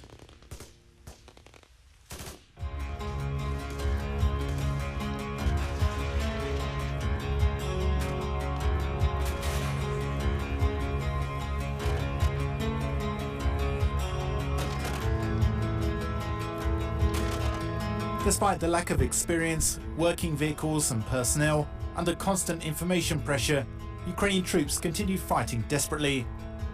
The stubborn resistance shown by Ukrainians led to significant losses in the Russian divisions. Getting involved in prolonged battles in Ukraine was not worth it for the Russian Federation.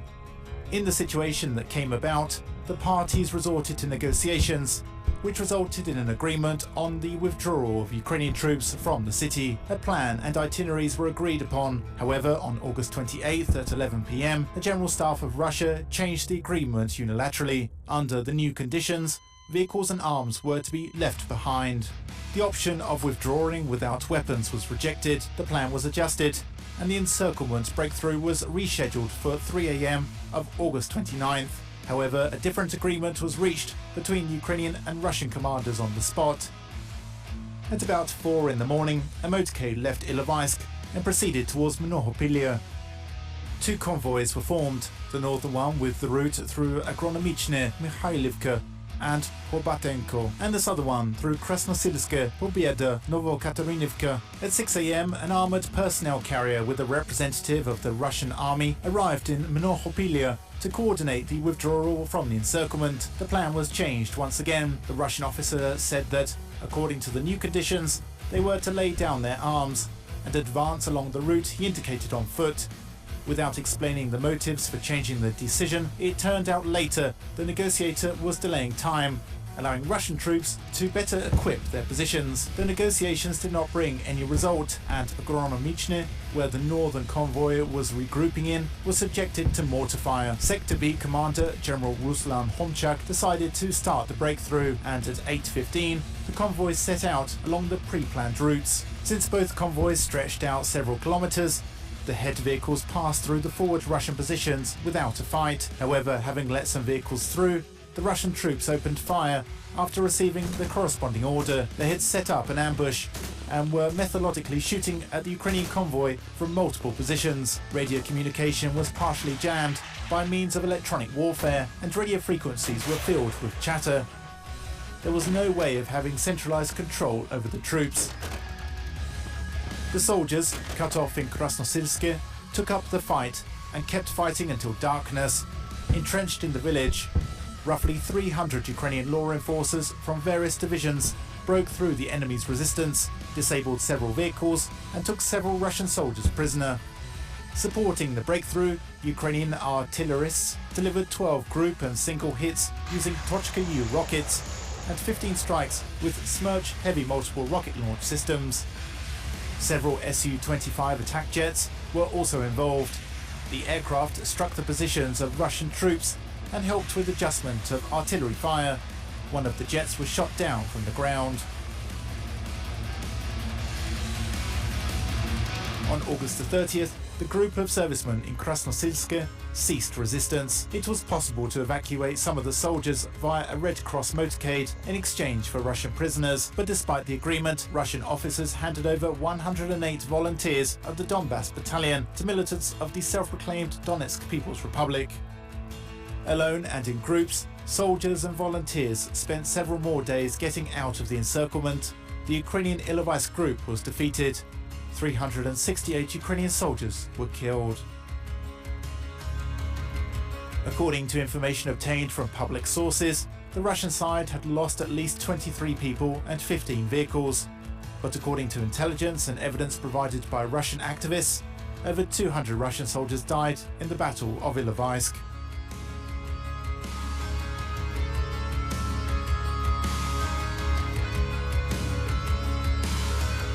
On the night of August 30th, the 8th Separate Medical Company moved to the Stalemate area. A local ceasefire agreement was reached to collect and evacuate the bodies of those who had died when leaving Ilovaisk. In addition to the evacuation of bodies, the 8th Medical Company also retrieved a large number of wounded Ukrainian soldiers. All available means was used to counter the offensive by Russian troops. Helicopters were used to deploy a combined tactical group of the 95th Brigade on the Stalemate-Stila highway. Units of the 1st National Guard Brigade that were unable to hold Komsomolsk retreated to Hranitne. Units of the 17th Tank Brigade and 19th Territorial Defence Battalion consolidated their positions along the river Kalmus. On August the 30th, the use of T-90A tanks belonging to the 136th Russian Motorized Rifle Brigade was spotted in Luhansk region. Heavy 2S4 Tulpan 240mm self-propelled mortars were used by Russian troops in the assault on Luhansk airport.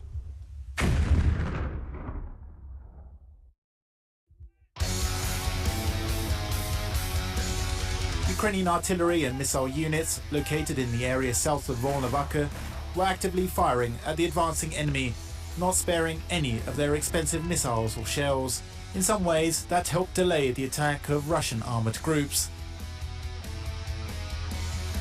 On August the 31st, Russian troops launched a massive assault on Luhansk airport. They used tanks and all kinds of artillery, including heavy weapons. There was also an attempt to carry out an assault on Donetsk airport on the same day. The attack was repulsed and Russian-backed terrorists suffered losses from Ukrainian artillery fire. It is worth noting that artillery fire made an enormous contribution to the fight against Russian troops. Many frontiers were held only due to artillery support. On August 31st, a battalion tactical group of the armed forces of Russia was spotted near the town of Dokuchaevsk. The identified target was hit by a group missile strike, which resulted in a unit losing its combat readiness. On the same day, in the Sea of Azov, 3 miles from the coast near the village of Bezymene, Ukrainian border boats were attacked by guided missile fire. After being hit by several missiles, the reef boat sank and 2 crew members died together with the ship. On the night of September the 1st, 2014, Luhansk airport had to be abandoned. After the final assault on the airport in the city of Luhansk, the defense of which had lasted 146 days, it physically ceased to exist.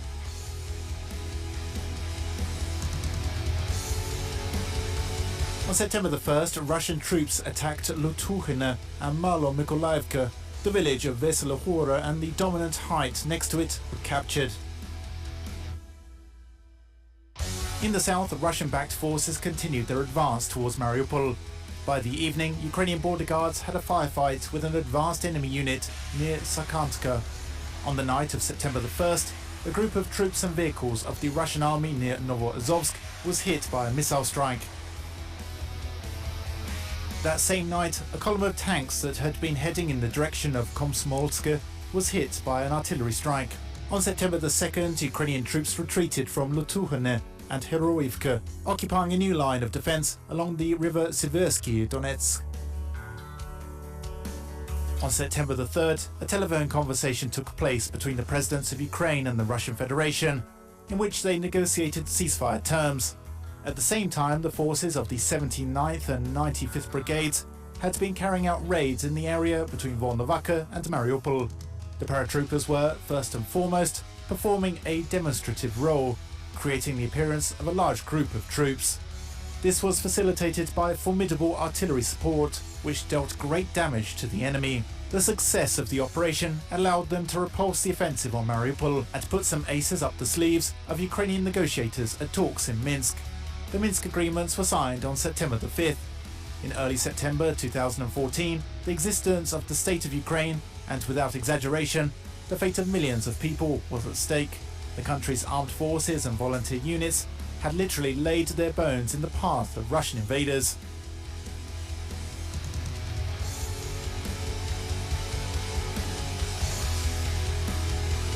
Bending under pressure exerted by the Russian Federation, Ukraine held out.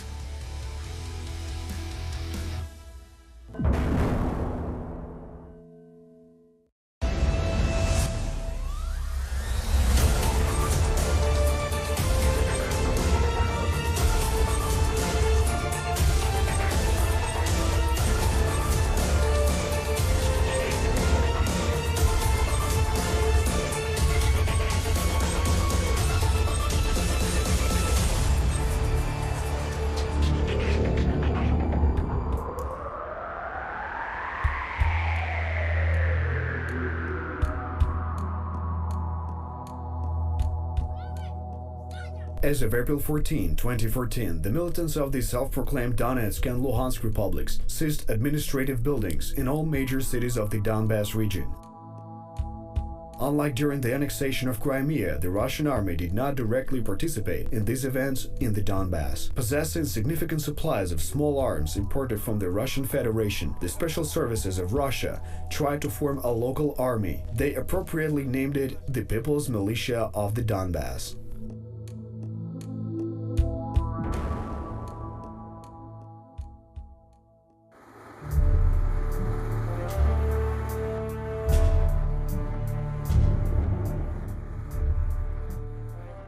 This is the fourth series of the film about the ATO, History of the War. We're trying to get to the bottom of the anti-terrorist operation in the east of Ukraine, its reasons and results. What does the Russian Federation have to do with all this? How does the confrontation between Ukraine and Russia pose a potential threat to Europe overall? In mid-April, Russian militants and armed Don Cossacks took over the public buildings of all major cities in the Donbass region. However, the epicenter of events was the Slavyansk-Kramatorsk agglomeration. Two cities with a total population of about 250,000 were merged like Siamese twins.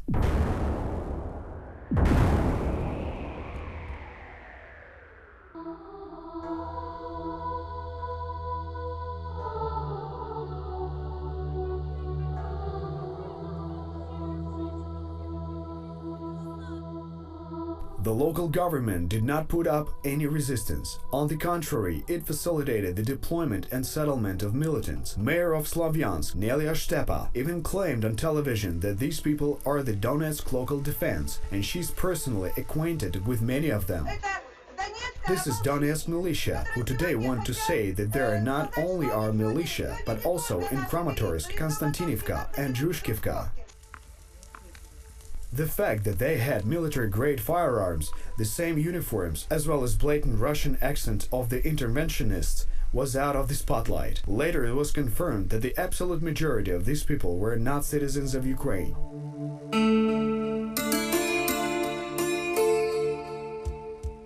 On April 14, the Security Service of Ukraine published intercepted telephone conversations of the terrorists. It becomes clear from the transcript that the main backbone of the people who took over the public buildings in Slavyansk and Kramatorsk are members of Igor Girkin's group. In the signature style of the Special Operations Forces, these people deployed in the Slavyansk-Kramatorsk agglomeration began organizing the so-called militia, supplying it with weapons and ammunition.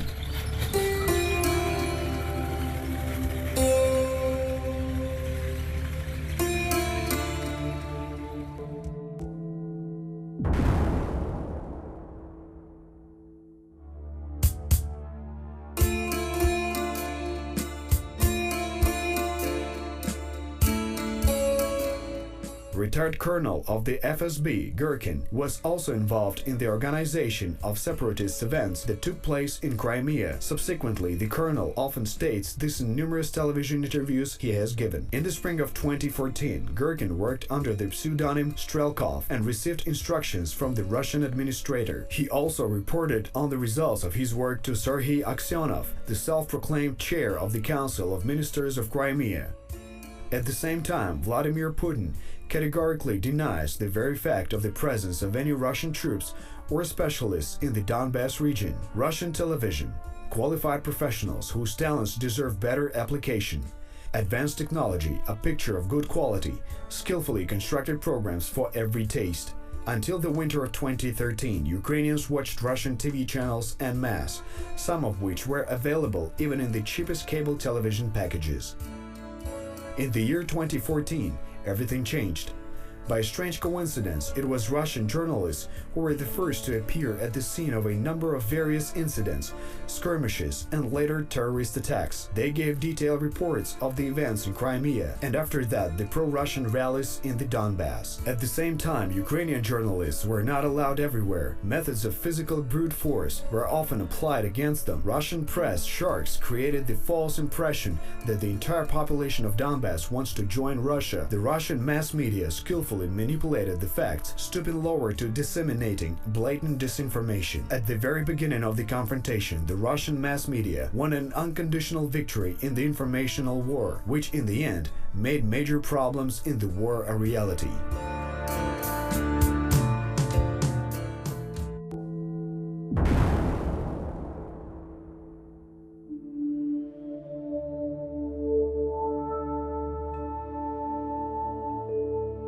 From the first day, barricades and armed patrols appeared on the streets of Slavyansk. The invaders began to import weapons to the city and indiscriminately distribute them among the local population, forming the so-called militia. Rumors were actively dispersed, stating that all these events were being held to protect residents from the mythical radicals and punishers. The Russian media created a terrible image of a bloodthirsty right-wing militant and exploited this to frighten the local people. Looking ahead, one fact should be noted. In April 2014, the horror-stricken population of the Slavyansk-Kramatorsk agglomeration was expecting the appearance of buses with punishers, who allegedly were to commit mass murders and incite riots among the people. As of 2017, Slavyansk had long been under the control of the authorities, and the city's residents have returned to a peaceful life. And those mythical busloads of punishers that were allegedly supposed to appear in the city never did.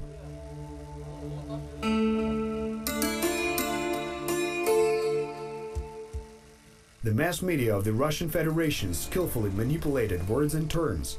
Internal troops of Ukraine, who were in fact militarized police forces, were assigned the task of ensuring public order and protecting strategically important state objects. Then on March 13, 2014, these police forces were officially reorganized into the National Guard of Ukraine. It should be understood that from the very start, only the name of these forces was changed. The personnel, tasks, structure, and recruitment concepts have remained the same. Under the auspices of the National Guard of Ukraine, militia volunteer battalions began to appear. Russian mass media savored the new name in every possible way, often pronouncing it in its abridged form, Nacgvardia, trying to show it was consonant with the term Nazism. Just like in Crimea, Russian propaganda actively played on the fear factor, exploiting the people's ignorance. No one thought about the difference between nationalism, Hitler's Nazism, and the fascism of Benito Mussolini.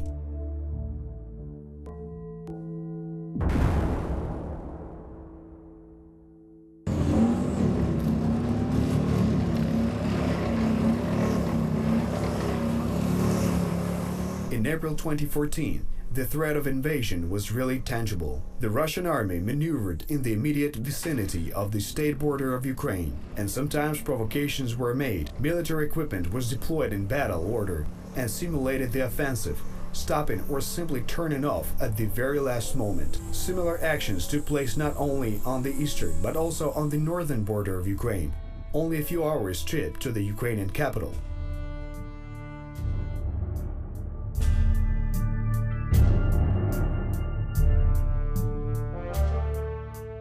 Ukrainian troops were deployed along the entire northern border in the forests of the Chernihiv Oblast. Places were prepared to ambush enemy convoys on the route. Kiev-Chernihiv and trees along the road were cut down. Units of the army and the National Guard of Ukraine were mobilized to the eastern border of Ukraine in order to counter the likely invasion from Russia and participate in the anti-terrorist operation. Airfields are a very important part of the infrastructure of any country. By analogy with small arms, capturing literally any aircraft, armored personnel carriers, or even a faulty tank, the terrorists could legitimize the use of such weapons. Again, control of the airfield would ensure the prompt delivery of reinforcements and supplies from the Russian Federation by air. Realizing this, the Ukrainian command primarily sought to maintain control over the country's airfields and warehouses.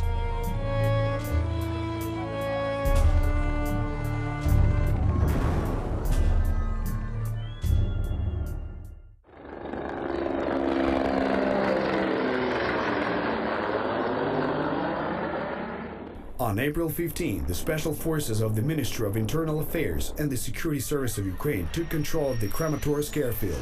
4 militants were killed. After the battle, several hundred local residents with the flags of Russia and the Donetsk People's Republic gathered at the airfield. To drive the crowd away, the military shot into the air. On the same day, armed militants tried to occupy the airfield of Slavyansk, but were fended off and abandoned the idea. Legally, military-civilian relations were not regularized, and that was the biggest problem. Formally, no martial law was introduced, and any use of weapons and any incident involving the military were in the hands of the police. But the police, at best, maintained neutrality.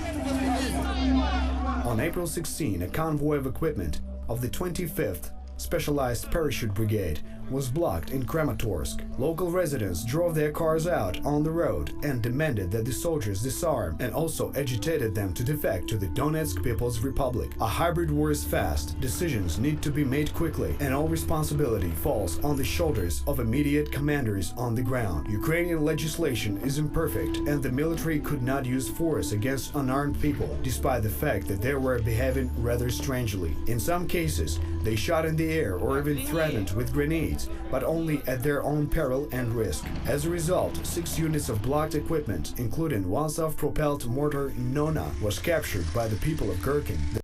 That some of the snowflakes on the left really were shocked at. But when you're looking out for America's best interest, you do what's necessary to protect those interests. So take the current threat of countries getting nuclear weapons or engaged in international terrorism like Iran and North Korea. To protect the United States against the threat of nuclear weapons, would a coup d'etat, would regime change against their governments be appropriate? I think the answer is entirely yes. Okay, so you mentioned coup d'etat in the plural form. Can you tell us some of the others? Well, I'm just saying, if you're looking for examples of what the United States has done over the years under presidents, Democratic and Republican alike. Sir. I'm asking for you examples. You said you had been involved in coup d'etat in other places. So that. Well, as I said, I'm obviously not going to get into details. I did write about the Venezuela example. No, but why are we not getting into details? That's what I want to do. I want to talk about the details, because I get Maduro, I get the whole Venezuelan thing, but I don't know where would you consider Iraq a coup d'etat?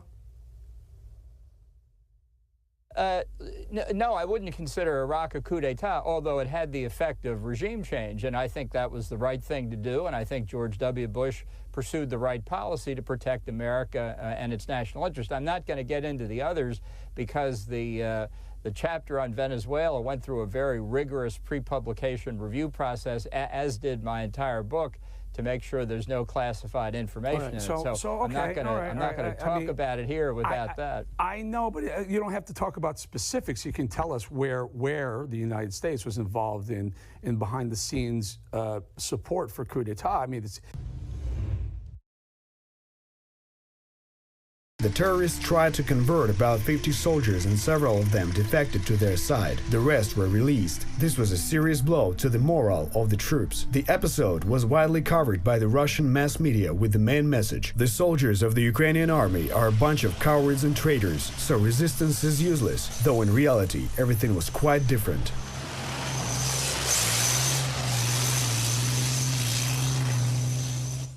We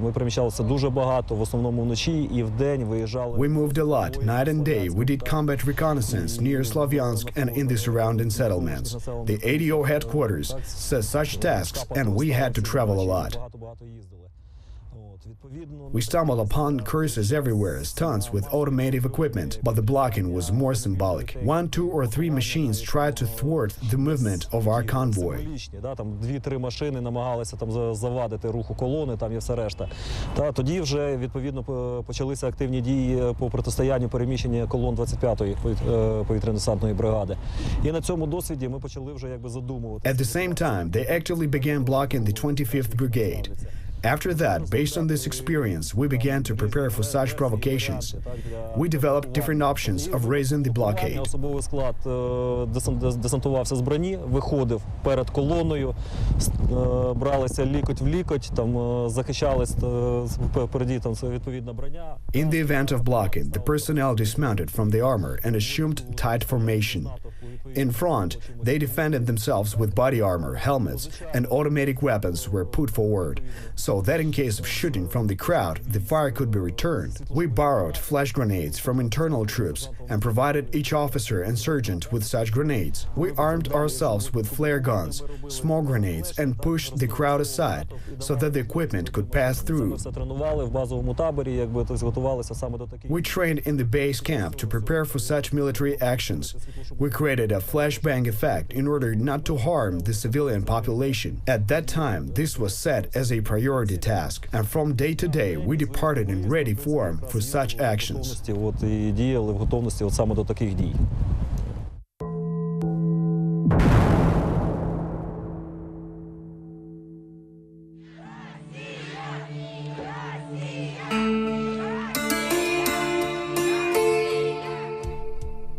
On the same day in Mariupol, athletically well-built men wearing the same uniform appeared near the city council building. Video shooting was forbidden for the first time.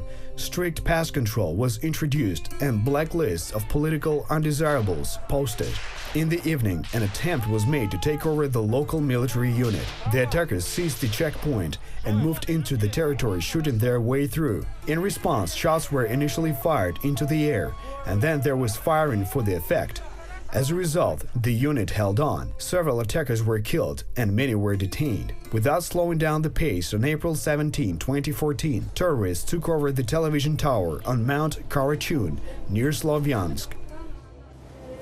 Instead of 1+1, Russia 24. Instead of Pershing Nationalny, ORT. Instead of STB, Live News. On the 5th channel, Russia 1. Thus, the people of the Slovyansk-Kramatorsk agglomeration came under the full domination of Russian propaganda, if you will, Operation Mindcrime. On the same day, militants tried to take over the Stakhanov city council in the Luhansk Oblast, but failed. The police reinforcements arrived from Luhansk and the assault was repelled. It should be emphasized that there was rampant robbery and looting, along with sieges of public administrative buildings and the hoisting of new flags. Not everyone who got access to arms was obsessed with the ideas of the revolution and joining Russia. Criminal elements took advantage of the situation, and the police simply did not have enough time or money to make efforts to fight them. Again, it is important to understand that these punishers can apply the fear factor only on average citizens who are poorly educated and prone to disinformation. The average business, however, was afraid of the so-called defenders of the people. At gunpoint, they abducted people in exchange for a ransom, confiscated their vehicles, and stole all their valuables. This forced a part of the population to flee from the Donbass region. Many of these people fled for safety from the inflaming war to the den of banderites in western Ukraine, who were demonized by Russian television. On the same day, April 17, deputy of the Horlivka City Council, Volodymyr Rybak, was abducted right in front of television cameras. At the rally, he tried to remove the flag of the self-proclaimed DPR from the city council building and return the flag of Ukraine in its place. On April 22, the body of the deputy, with traces of severe torture, was found in the Kazany Torets River in the vicinity of Slovyansk. It is known that evening he was taken to a meeting with Gherkin. Together with the body of Rybak, the body of student Yuri Poprovka was found. He was also killed for his pro-Ukrainian position.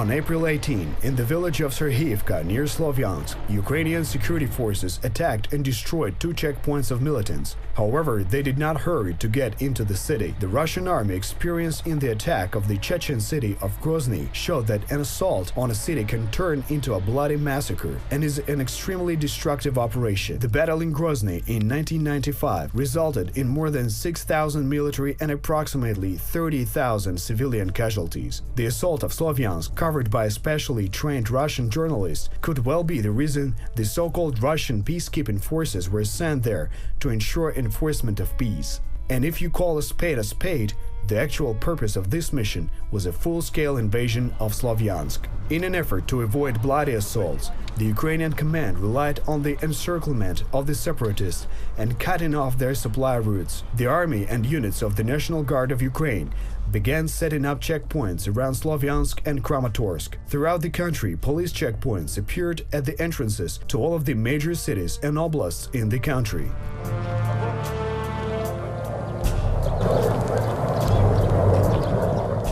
On April 24, terrorists stormed army depots in the city of Bakhmut, the former Artemivsk, where tanks and other heavy equipment were stored. Around 50 people armed with lethal weapons attacked warehouses. Among the militants was Arseny Pavlov, later known by his call sign Motorola.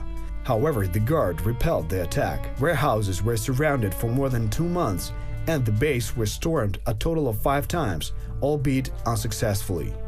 On April 30, Alexander Turchinov admitted that the situation in the Donetsk and Luhansk oblasts is not controlled by Ukraine. The Russian mass media broadcasting this statement fantasized that the anti-terrorist operation had completely failed. However, the Russo-Ukrainian war was just picking up steam.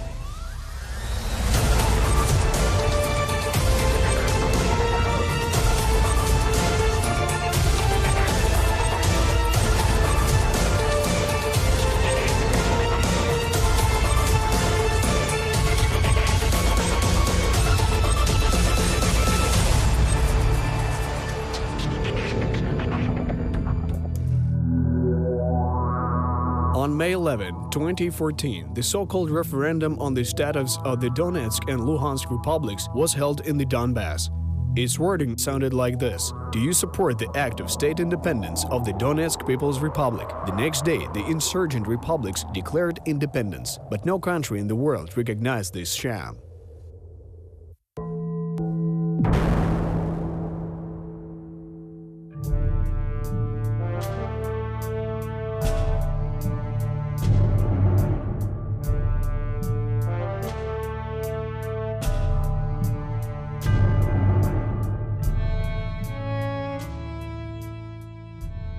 You are watching the program about the ATO. What does the Russian Federation have to do with all this, and how does the confrontation between Ukraine and Russia threaten Europe?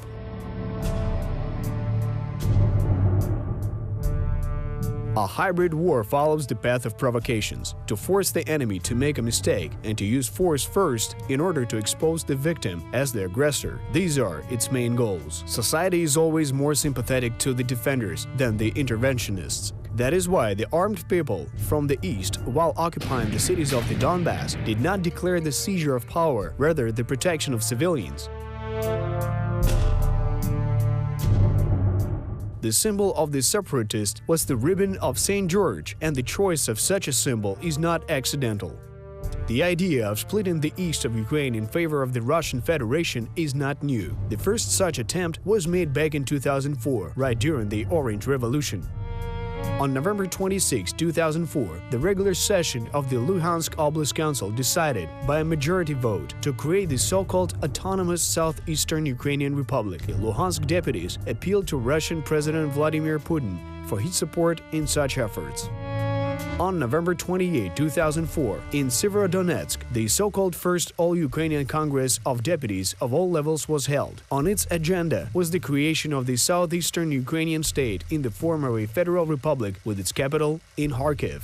In fact, it was then proposed to create an analog to the modern-day New Russia. The event was attended by representatives of the Russian Federation, including Moscow's mayor Yuri Lushkov. Kharkiv governor Yevhen Kushnarov gave a vivid and significant speech. From Kharkiv to Kiev, 480 kilometers, and to the border with Russia, 40 kilometers. Arise, vast country, arise for a fight to the death against the dark fascist forces, against the cursed hordes. You should pay attention to the rhetoric. Pro-Russian politicians exploit images of the Second World War, comparing pro-Western Ukraine with Hitler's Germany, and Russian propaganda will call people in the central and western regions of Ukraine nothing other than fascists.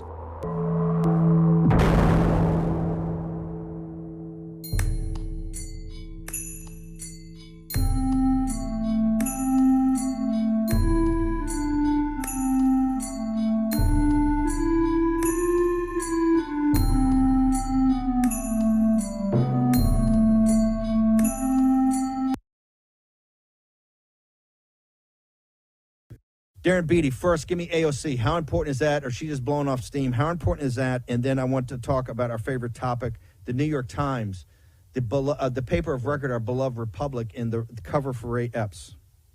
Well, the AOC thing is very funny, but also very instructive, and it offers a glimpse into some of the sort of internal strategic tensions within the left. I mean, there's one faction of the left that is particularly enthusiastic, but not necessarily as sophisticated. And in their view, the entire national security bureaucracy, the entire establishment is littered with Trump-sympathizing neo-Nazi fascist insurrectionists. And that accounts for why these cops opened the door, because of course the cops are evil fascists who love Trump, and they were participating in an insurrection. And so people like AOC, with this delusional view of the composition of the establishment and the police forces, they unwittingly make life more difficult for the more sophisticated elements of the regime who know it was a cover-up, who know it was a Fedsurrection, who know the national security state is out to get Trump supporters. And when ideologues like AOC come out and say, hey, look, what about these fascist cops who are acting on behalf of Trump? The other more sophisticated faction must just shake their head and say, oh boy, AOC, come on, if only...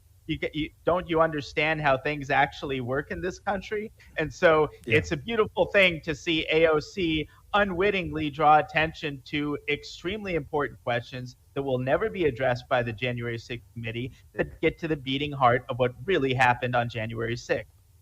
So talk to us about the New York Times and because it all kind of links together in the situation with Ray Epps.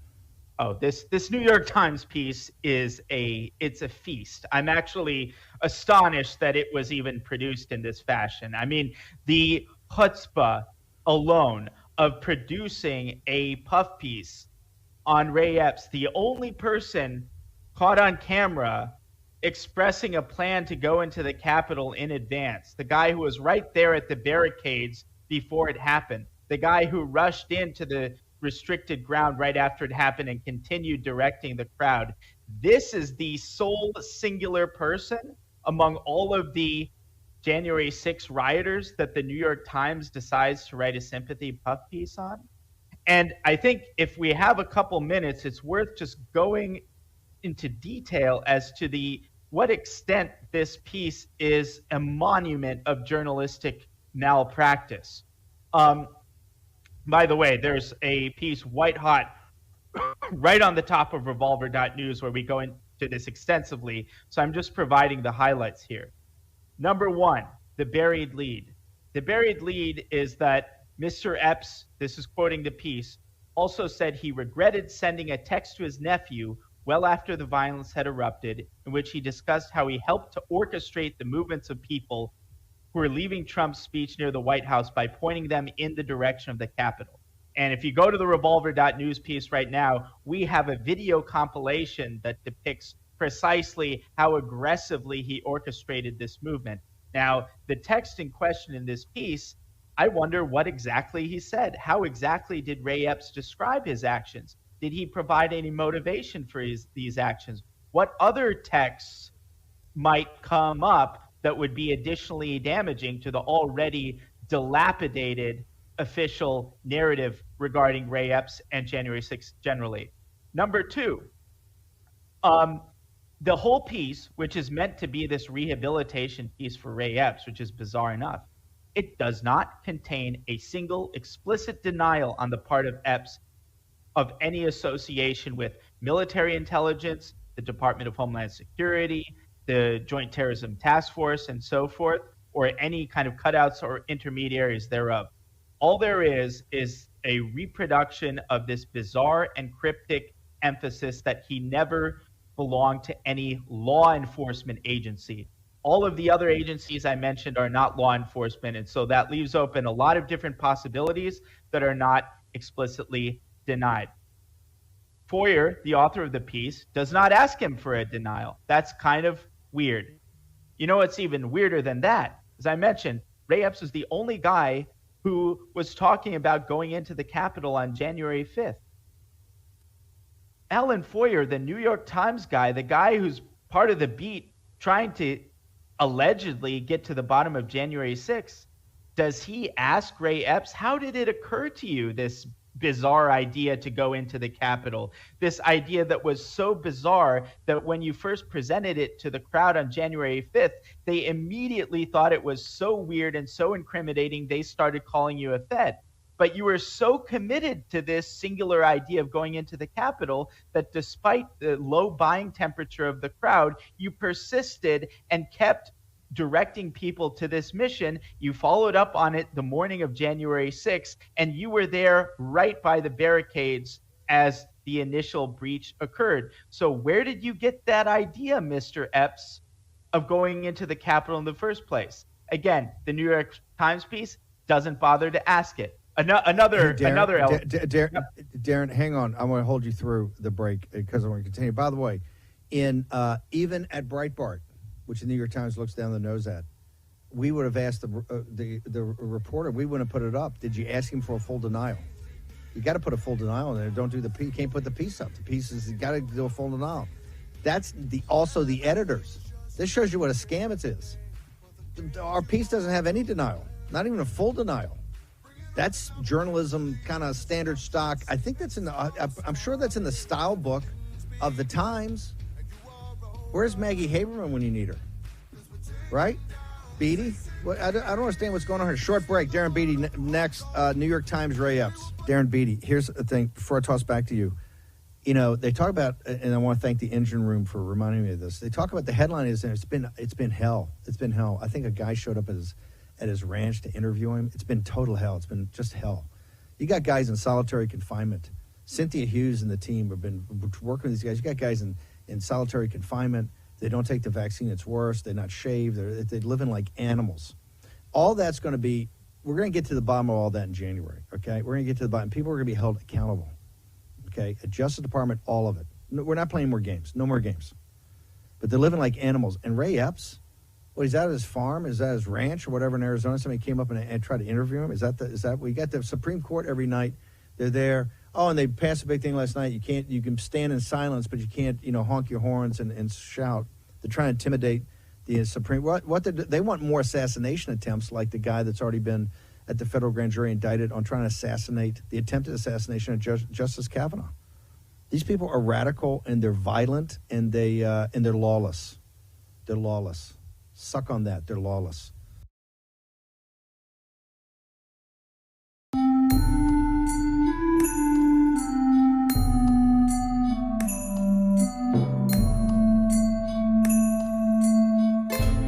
In 2004, the Security Service of Ukraine responded swiftly and a split of the country was avoided. In 2005, after the victory of the Orange Revolution, Viktor Yushchenko became the president of Ukraine. The first steps towards European integration were made. At the time of Yushchenko, the Ukrainian Institute of National Memory was created. Its task was to restore the true history of Ukraine. Much attention was paid to political repressions and the Holodomor of the 1930s, as well as the rehabilitation of soldiers of the Ukrainian insurgent army, who fought both against the German troops and against the Soviet army. By his decree, Yushchenko officially recognized members of the Ukrainian insurgent army as fighters for Ukraine's independence.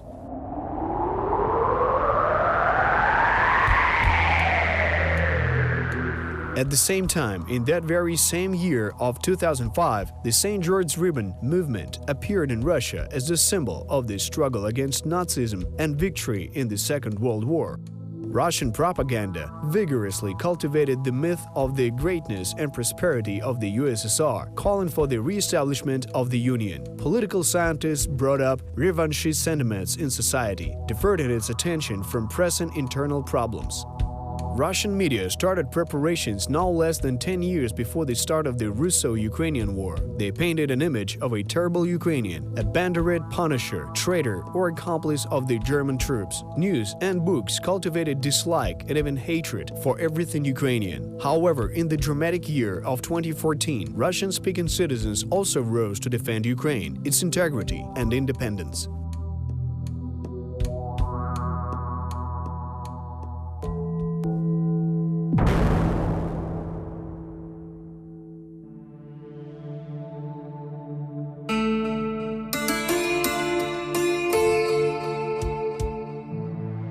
Back then, overnight into May 1st, Kyiv hosted exercises. 10 armored vehicles blocked the government quarter. The snipers took up positions on the rooftops and the special forces entered the parliament building. Their training target was to practice possible scenarios of countering the takeover of public buildings.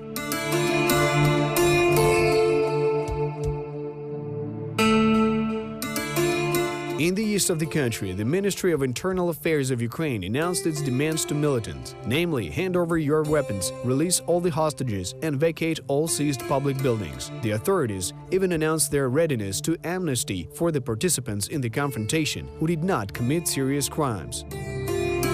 On the morning of May 2, 2014, Ukrainian security forces attacked the checkpoints of separatists on the outskirts of Slavyansk. The first one was a checkpoint in the village of Debaltseve and a television center on Mount Karachun.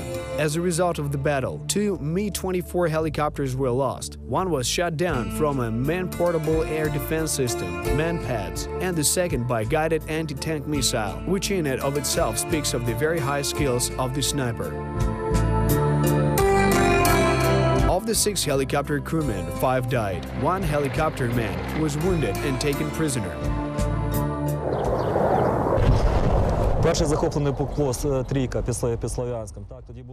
The first captured checkpoint, number 3, near Slavyansk, together with the Jaguar and Omega units.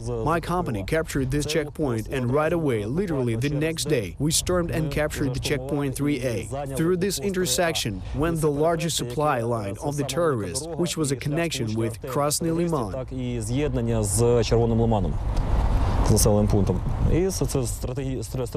It was a strategic intersection, which they really did not want to lose. The terrain did not help us conduct normal military operations.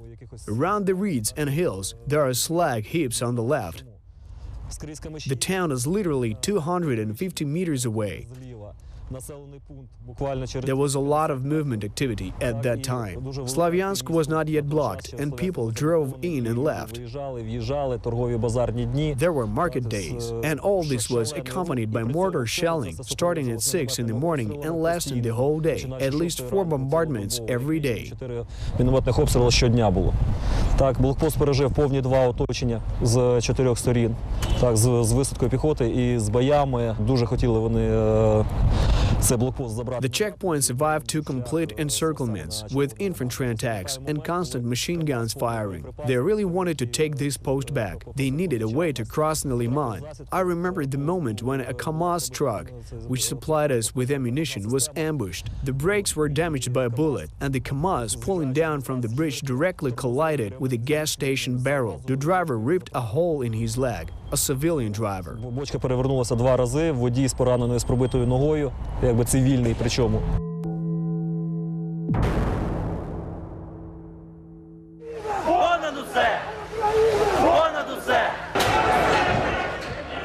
On the same day, on May 2nd, severe clashes took place in Odessa. Pro-Russian activists attacked the so-called Unity March of the football fans, which preceded the match. The militants were wearing masks, had gloves, chains, shields, and also firearms, including Kalashnikov assault rifles.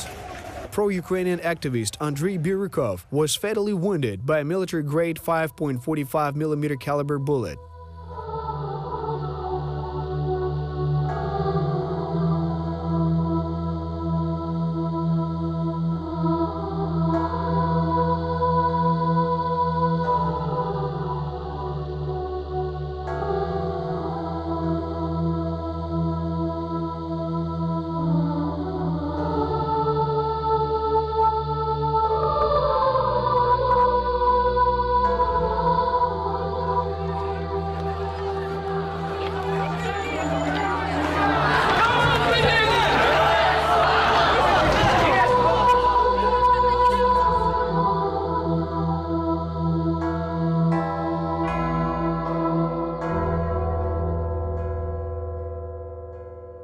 The militants had help in the form of the deputy chief of the Odessa region main directorate of the police and the head of the civil security police, Colonel Dmitry Fuchadji, which is why the police subordinated to him.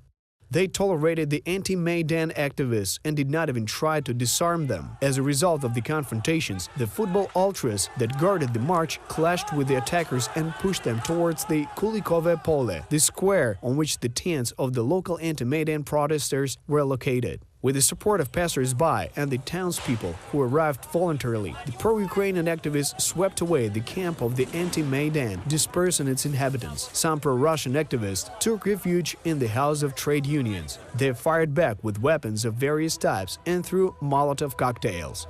Around 7:40 p.m., a fire began in the building of the House of Trade Unions, which was accompanied by the release of a large amount of smoke. At this time, pro-Russian militants continued to shoot from the windows of the building. However, at 7:54 p.m., the fire increased sharply. It is likely that the fire reached the Molotov cocktail fuel supply. Fire and poisoning with carbon monoxide killed 30 people. The total number of victims of clashes in Odessa on May 2nd was 48 deaths. More than 200 people were injured and about 20 were put in jail. The head of the civil security police, Dmitry Fuchadji, fled to Transnistria. Thus, the Russian world ended in Odessa. And now the city is again full of undisturbed tourists.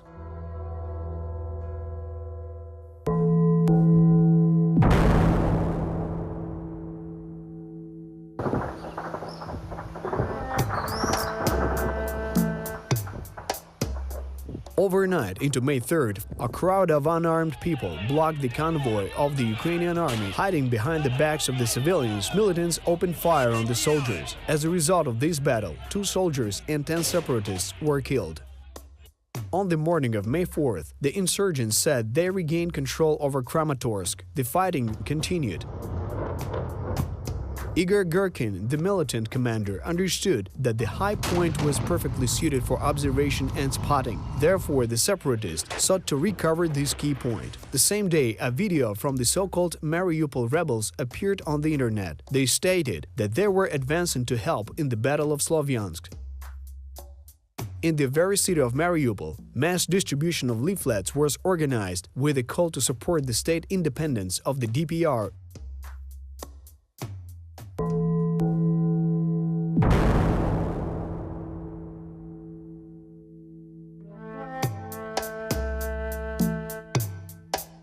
On May 5th, the fighting near Slavyansk resumed once more.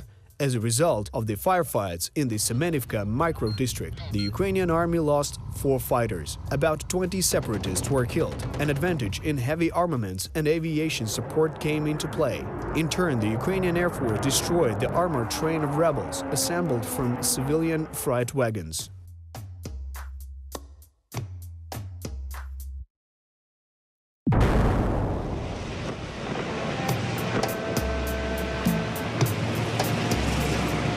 Unlike the Sloviansk-Kramatorsk agglomeration, Mariupol lived relatively peacefully. The militants clearly had insufficient numbers to fully control the city. On May 6th, there was a shootout in the area of the local airport. Unknown people fired at several vehicles. At the same time, separatists set up a checkpoint on the Mariupol-Yalta highway and set up tires at barricades near the city council. In the evening, near the checkpoint in the area of Manhush village, a clash took place as a result of the battle. The so-called defense minister of the DPR, Ihor Harkimzianov, was captured.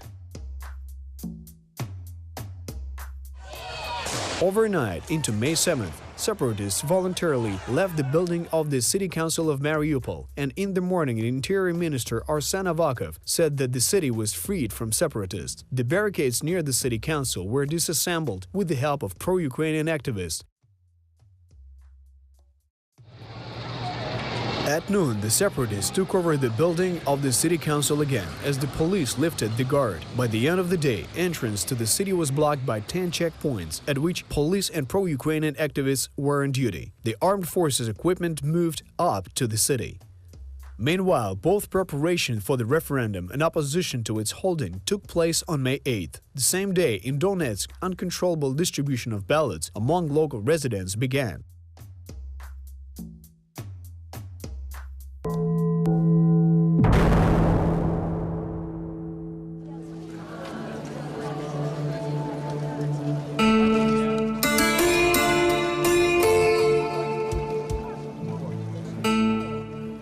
On May 9, unprecedented security measures were taken in Kyiv. Residents were advised to avoid crowded places and to be vigilant. After the events in Odessa, all the available forces, including a large number of freelancers and volunteers, were engaged in order to protect the rule of law. The situation was exacerbated by the fact that the deputies of the Party of Regions, the Communist Party, and other pro-Russian politicians organized the laying of flowers in the Park of Glory. They demonstratively decorated themselves with Georgian ribbons. It was an outright provocation. Journalists of the pro-Russian media waited for mass riots, nationalists beating veterans of the Second World War, but apart from the fact of apprehension of 2 vehicles with weapons, the day passed without incidents. That same day, at around 10 a.m., a few vehicles appeared near the Mariupol Internal Affairs Directorate. People in civilian clothing, wearing masks and carrying weapons, came out of the vehicles. Under the cover of snipers, they launched an attack on the Directorate building. The situation was aggravated by the fact that at the same time there was a May 9th rally, and there were a lot of civilians in the streets. Some of the policemen resisted, and a shootout began. In order to support the police blocked in the building, military of the 72nd Brigade and units of the National Guard of Ukraine entered the city. However, security officials faced a problem. Disoriented civilians were blocking the movement of military vehicles. Some of them went towards the soldiers with raised hands, and then the terrorists opened fire directly from behind the unarmed people. After removing the militants from the Internal Affairs Directorate building, the military vehicles left the city. They were ordered to leave the city to avoid significant casualties among the civilian population, which was literally falling under the vehicles, and some people ended up in the lines of fire. Public mind control, intentional misinformation, and an astute manipulation of facts had their effect. That gave birth to the legend of mass shootings of civilians in Mariupol. The Russian mass media announced a figure of 50 dead and duplicated various ridiculous rumors. The real number of civilian victims was no more than 4 people.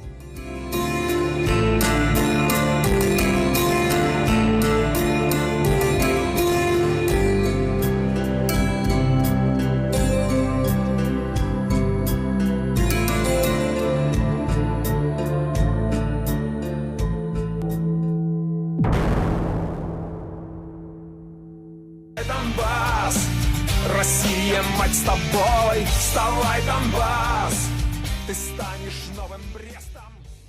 On May 11th, a referendum was held in Donetsk, Luhansk, Sloviansk, Kramatorsk, Mariupol, and other separatist-controlled cities. According to the statements of the so-called CEC of the DPR, the turnout of voters was just under 75%. However, none of the international organizations, including the OSCE and the Council of Europe, had sent their official observers. As such, these figures are very dubious. Even Russia did not send observers. It limited itself to making a statement about respect for the results of the referendum. On May 12, 2014, the terrorist leader Igor Girkin accepted the office of commander of the armed forces of the self-proclaimed DPR and announced the start of a counter-terrorist operation regime. He also appealed to the president of Russia to support the so-called militia. Speaking directly, he requested the support of a regular army. It was then that the hybrid war rapidly turned into a real war.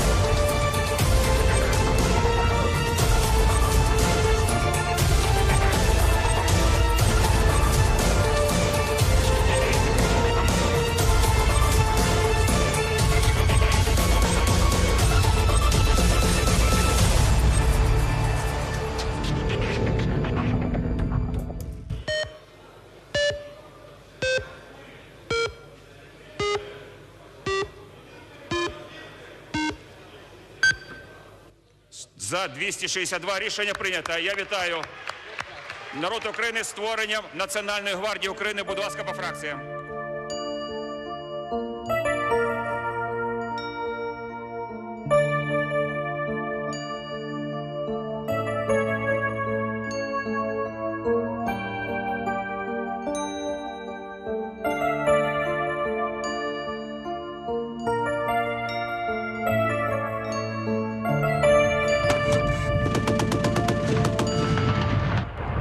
As early as March 13, 2014, the law on the National Guard was passed. Formally, the internal troops were renamed the National Guard of Ukraine. But there was one important point. The formation of volunteer battalions began under the aegis of the National Guard of Ukraine. On March 14th, the first volunteers went straight from the Maidan to the training base in Novi Petrivtsi on the outskirts of Kiev. These people, although not always experienced fighters, were highly motivated. Their contribution to the defense capability of the country was enormous. Now, March 14th is celebrated as the Day of Ukrainian Volunteers.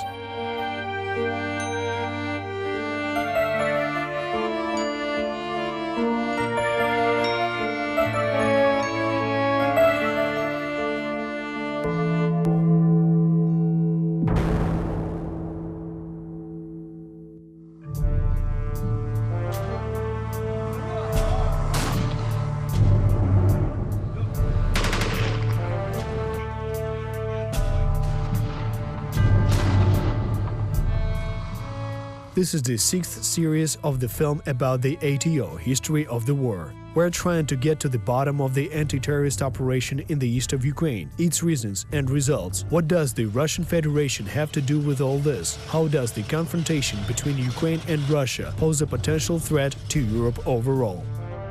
In April and May 2014, Ukraine was in a very awkward situation. President Yanukovych fled the country, which gave birth to an exceptional legal case. Ukrainian legislation did not envisage such a situation.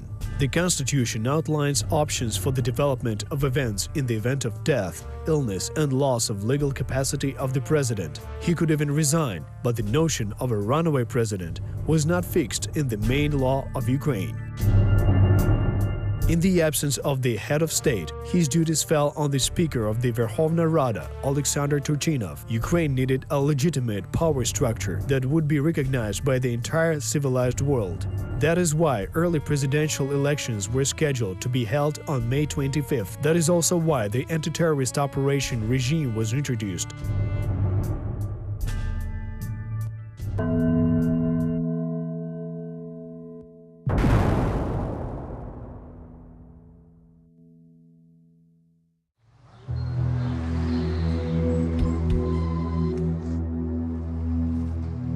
In the context of the ATO, without declaring martial law, the use of armed forces is very limited. This resulted in the vulnerability of the latter when confronted with an aggressively geared-up crowd, as well as the so-called People's Militia. After all, once an insurgent dropped or hid weapons, such a person ceases to be something different from a civilian, and the army cannot apply force on that person. This fact was actively exploited by terrorists, and the population, deceived by propaganda, served as a human shield during various actions. At that time, the police forces and units of the National Guard had the full legal right to conduct searches and inspections. In the conditions of an increasingly charged-up environment, it was volunteer police units that played the role of a scalpel with which the Ukrainian command carved the metastasis of separatism from the body of society. Ideally, everything should have looked as follows. Armed forces surround and block the city, and then the National Guard enters the fray. However, in reality, everything was much more complicated. The Russian Federation actively supplied militants with not only small arms, but also anti-tank and anti-aircraft complexes.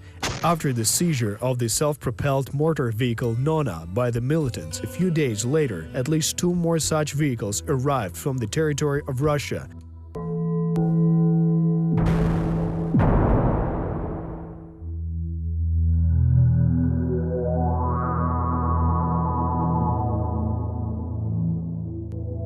Receiving supplies from the Russian Federation, the terrorists became highly active. Thus, on May 13th, 20 kilometers from Kramatorsk, a group of militants ambushed the convoy of the 95th Brigade, and as a result of the shooting, 5 Ukrainian paratroopers were killed.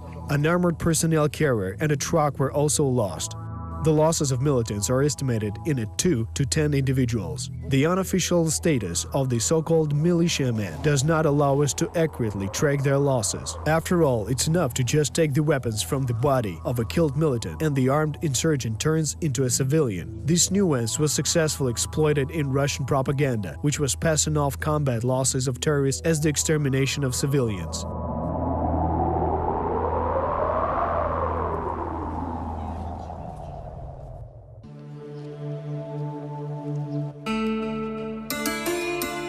Back in March, at the very beginning of the events in Crimea and almost immediately after Putin's statement on the use of the Russian armed forces on the territory of other countries, partial mobilization of military forces began in Ukraine.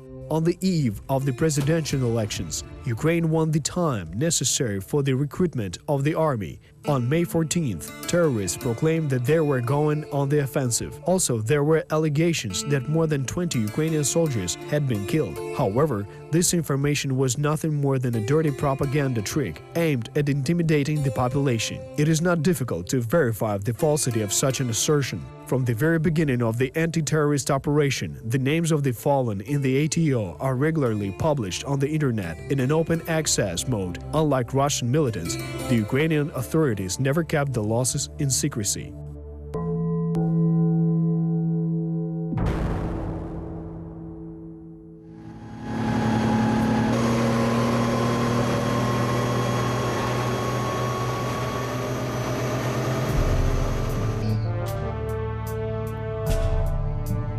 Overnight into March 15th, Ukrainian security forces cleared a 5-kilometer zone around the TV tower on Mount Karachun. At the same time, the militants' base near Kramatorsk was destroyed. The soldiers of the 1st Reserve Battalion of the National Guard of Ukraine played an active role in this operation. Speaking of volunteers, one should not forget that a large number of people went not to police battalions. However, a man who came to the military enlistment office without a call-up was nevertheless handed a draft notice. And it is very difficult to track how many people were mobilized into the armed forces voluntarily and how many were called up. The Ukrainian system of accounting of a person obligated to military service left open many windows of opportunity for potential draft dodgers. Most people who join the army or the police during this period are in fact volunteers.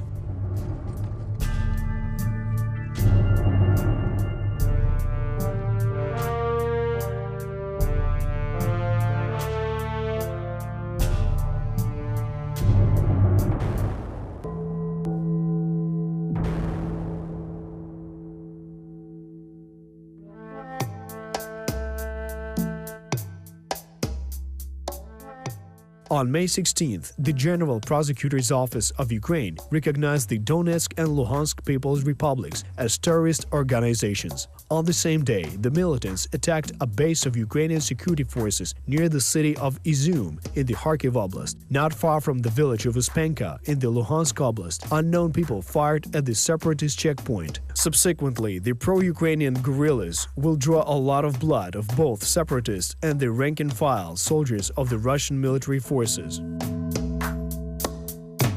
May 17, 2014, when trying to travel from Russia to Ukraine, the head of the Luhansk People's Republic, Valery Bolotov, was detained at the border. However, about 80 militants attacked the frontier post and liberated their leader.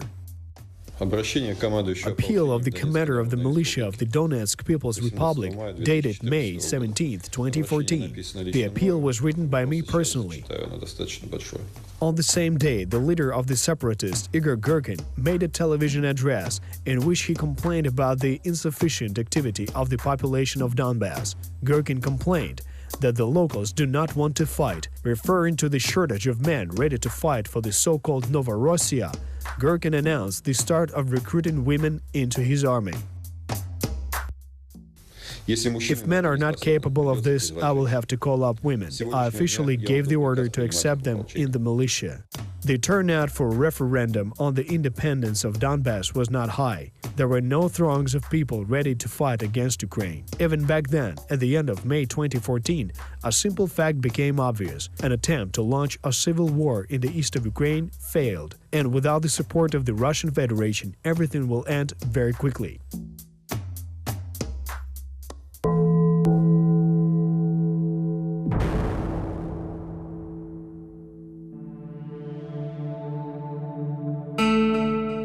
At the same time, the Ukrainian army was gaining strength, manning and putting forward more and more units to the front. Military equipment was actively repaired. Many weapons units were withdrawn from storage. In this regard, the country was very fortunate. When Soviet troops left East Germany in 1991, they left most of the equipment and weapons on the territory of Ukraine.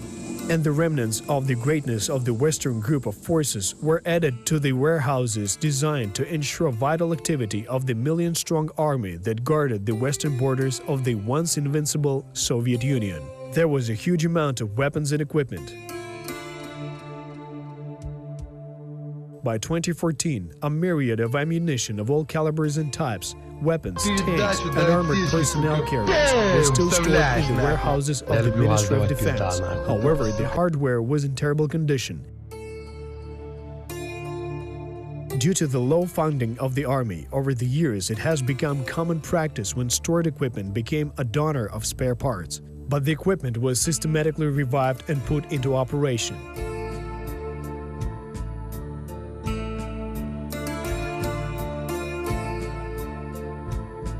Often thanks to the efforts of volunteers or relatives of soldiers, or the financing of commercial structures and private philanthropists. The spring-summer of 2014 showed the world a new Ukrainian army. The army really became a well-armed people's militia.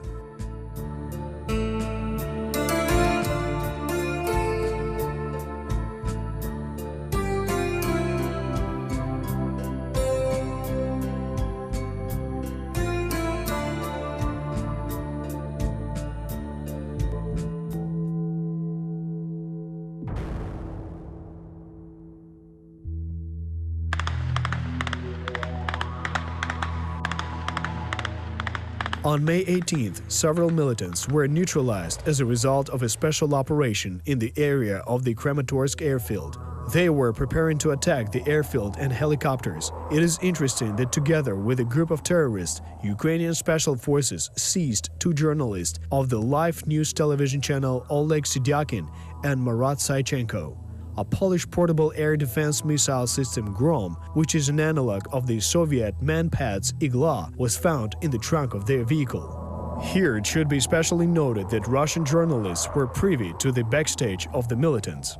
They conducted live broadcasts of battles, were present at the interrogations of prisoners, and on some occasions even questioned Ukrainian soldiers themselves. Overnight into May 19th, terrorists attacked checkpoints and a base camp near Slavyansk, where 3 Ukrainian soldiers were injured. One militant was killed when fire was returned. Another terrorist was wounded and subsequently detained. The first night battles revealed a severe need for night vision devices, since the Soviet models that the army had were obsolete and ineffective. At first, the supply of the army and the National Guard with night optics fully came upon the volunteers.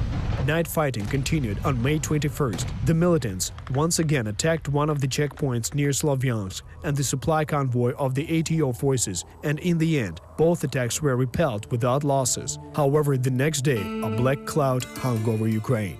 The plan of the Ukrainian command was to dissect the territory under the control of the militants into several parts. In combination with the blocking of the border, this would allow, by curbing the supply of arms and people from Russia, to encircle and liberate the occupied settlements. In turn, the Kremlin in every possible way resisted this scenario, exerting pressure both on the diplomatic front and on the real front. On May 22nd, Russian special services carried out a simultaneous attack on Ukrainian troops in the Donetsk and Luhansk oblasts. Unfortunately, not all of the Ukrainian military understood the seriousness of the situation. Despite the danger of attack by the saboteurs, the necessary measures for protection and defense were not taken. There were also no trenches and no shelters. On the eve, local residents freely moved closer to these positions. At about 4:30 a.m. on May 22, 2014, militants under the command of Lieutenant Colonel of the Main Intelligence Directorate of the Russian Federation, Igor Bezler, attacked a detachment of the 51st Brigade.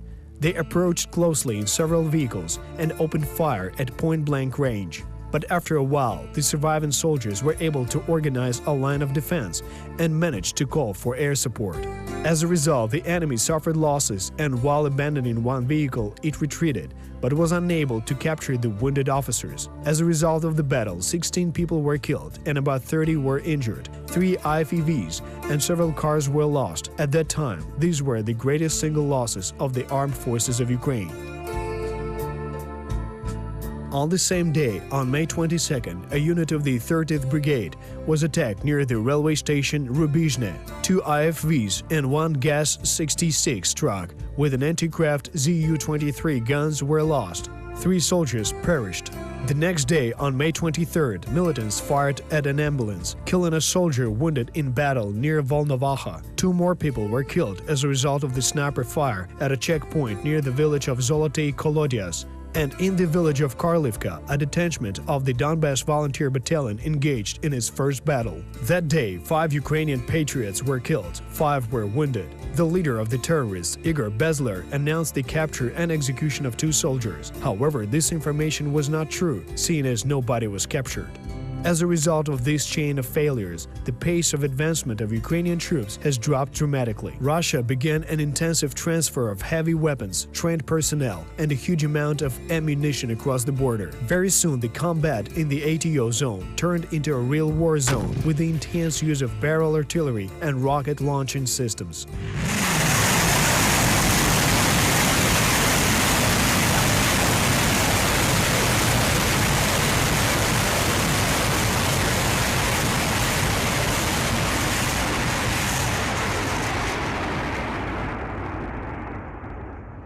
But time was bought, and the elections were held on May 25th. Ukraine received a legitimate president and the army, namely its commander-in-chief.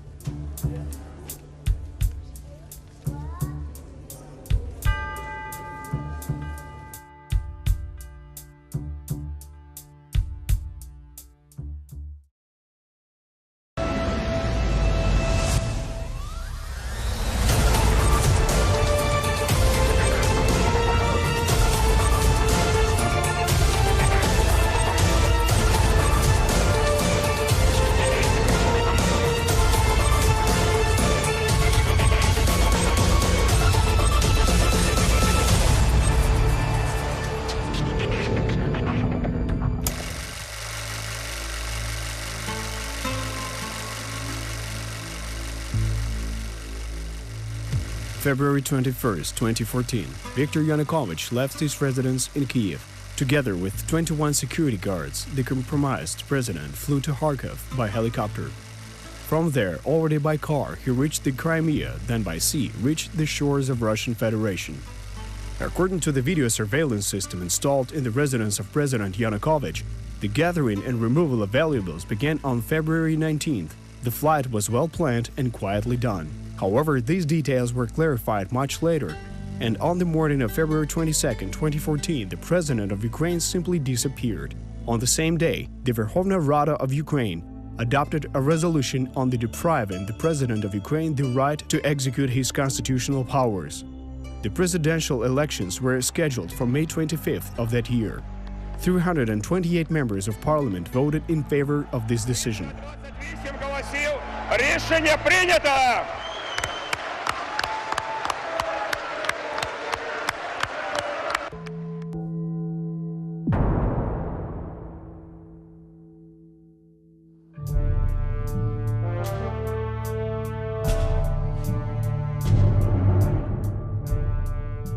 This is the 7th series of the film about the ATO, History of the War. We're trying to understand the course of the anti-terrorist operation in the east of Ukraine, its causes and effects. What does the Russian Federation have to do with all this? And why does the conflict between Ukraine and Russia pose a threat to Europe? On May 25th, Ukraine held snap presidential elections. Approximately 35 million people have the right to vote in Ukraine.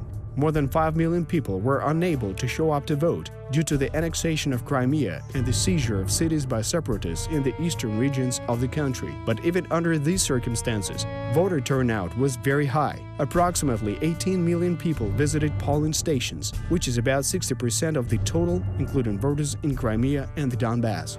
The final vote count lasted for several days. However, the next day it became clear that the second round of elections would not be necessary.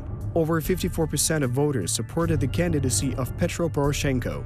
According to Ukrainian legislation, if one of the candidates receives more than 50% of the vote, his victory is announced after the first round. A few days later, Ukraine had a new president and commander-in-chief. And the very next day after the elections, the battle for control of the Donetsk airport began.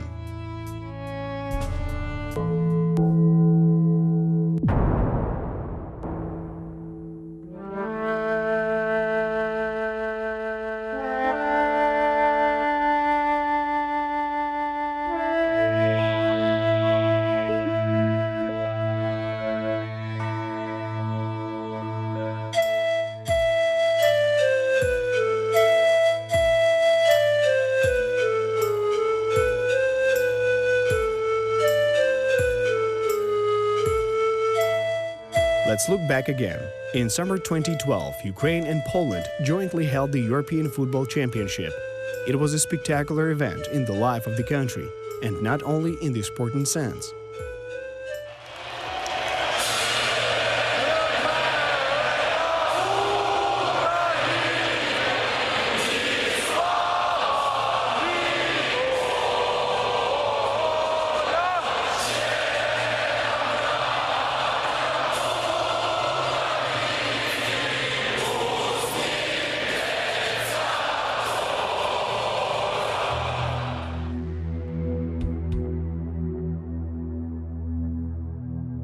This was another, small but difficult for Ukraine step toward Europe, an attempt to get closer to Western civilization. In the process of preparing for the championship, the country had changed. The main roads were repaired and the infrastructure was prepared. The sport competition gave an impetus to the development of the transport network and destroying established stereotypes and presented Ukraine to tourists from abroad in a completely different light. It was not a fragment of the USSR with the dark stain of Chernobyl, but a beautiful, modern, and interesting country for the average traveler. Not only were stadiums built or renovated for Euro 2012, high-speed trains were launched.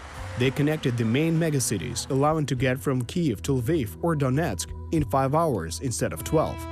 Airports and hotels were reconstructed, and public transport was upgraded.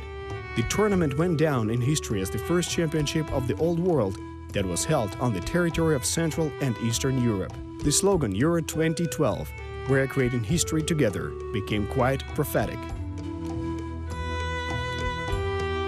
Then, in the midst of the championship at the Donetsk airport, European football fans rushed to get on a plane. They had fun and waved flags of their favorite teams. But on the night of May 26, 2014, several trucks with armed terrorists came in to seize control of the Donetsk airport.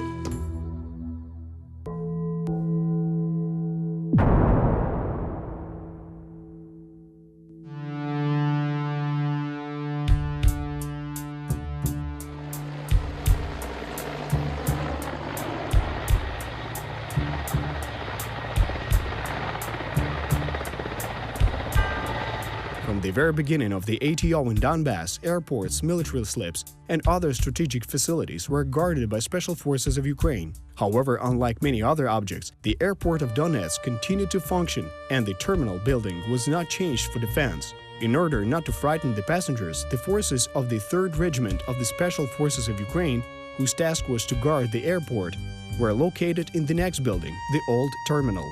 On May 26th at 7:10 a.m., the last civilian flight departed from the Donetsk airport. And on the eve, about 3 o'clock in the morning, militants on several trucks drove up to the new terminal of the airport. In addition to aero weapons, they brought with them grenade launchers, Shmel rocket launchers, and portable anti-craft missile systems. The SBU officer and trader Alexander Holovura led the militants inside the terminal. All these preparations were noticed by the guards, but there was no order given from the high command to open fire. The commanders did not want to risk the lives of civilians and the staff, who could have easily been caught in a crossfire inside the building. Later, the counterintelligence service of the Security Service of Ukraine conducted a special operation, and Holovura was detained in Donetsk. And thanks to this, certain circumstances of the storming of the airport were revealed. To determine the strength and staff of the assault groups, 45 militants of the sabotage group Iskra participated in the siege of the airport. They acted under the command of the Russian officer Sisenko. The majority of the fighters of this group was comprised of citizens of the Russian Federation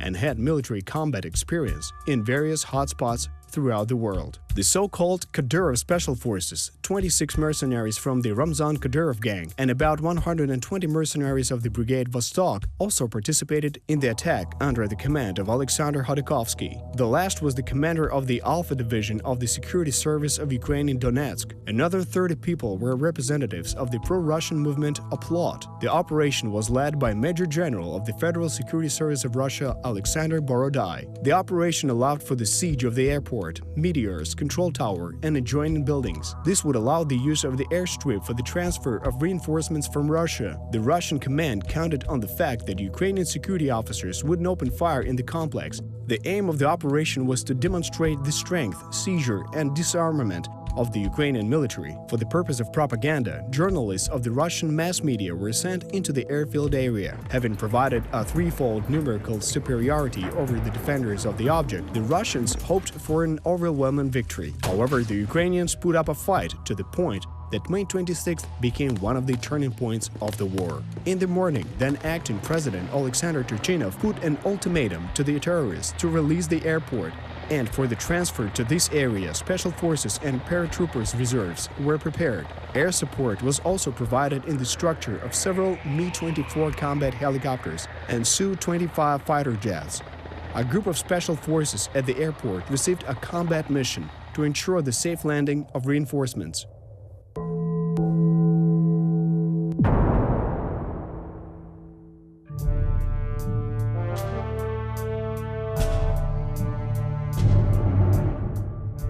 In the morning, the airport was closed and all passengers and local personnel were escorted out. The Ukrainian aircraft appeared over the airport. Reinforcements arrived in several Mi-8 transport helicopters. This reserve was grouped from the men of the 140th Special Operations Center of Ukraine, the 10th Detachment of the Main Intelligence Directorate of the Ministry of Defense, the Special Guard of the National Guard of Ukraine Jaguar, and the paratroopers of the 95th Brigade.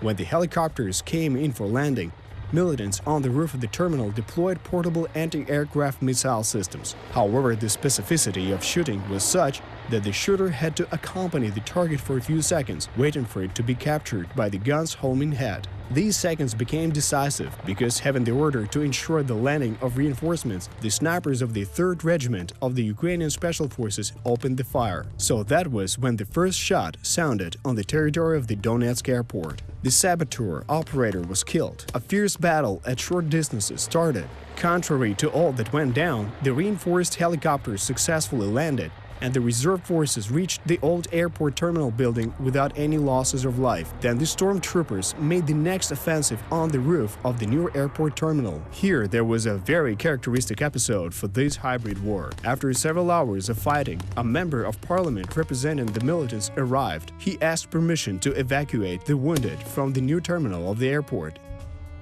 Soon an ambulance arrived. Nevertheless, instead of doctors, militants dressed in camouflage jumped out of the ambulance and began unloading cases of ammunition. This is not the first and not the last time when militants used civil transport, disguising themselves as doctors or journalists. War is a path of deceit, says the ancient treatise of Sun Tzu.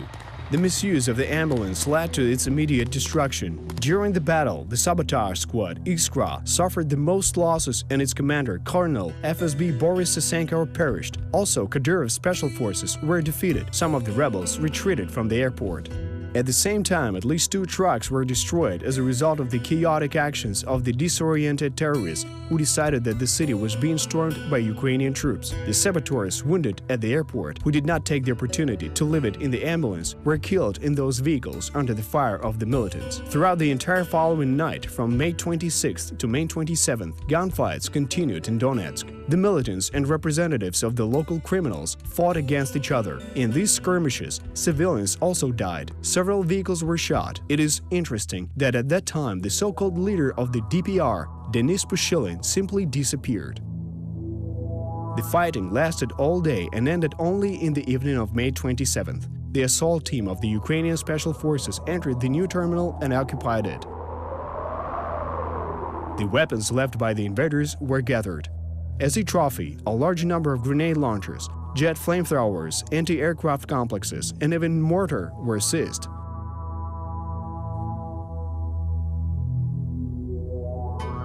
On May 28th, Ukrainian Special Forces received an assignment to mop up the airport's territory and to look for direct evidence of Russia's attack. The cleanup crew managed to find several bodies of soldiers dressed in uniforms and bearing gear of Russian production. The date of production of bulletproof vests and other gear was March to April 2014. Several indicative weapons were also found. After checking the serial numbers, it was learned that earlier these weapons were at the disposal of the battalion of the Ukrainian Marine Corps in Feodosia, and they were taken captive by the Russian forces during the annexation of Crimea.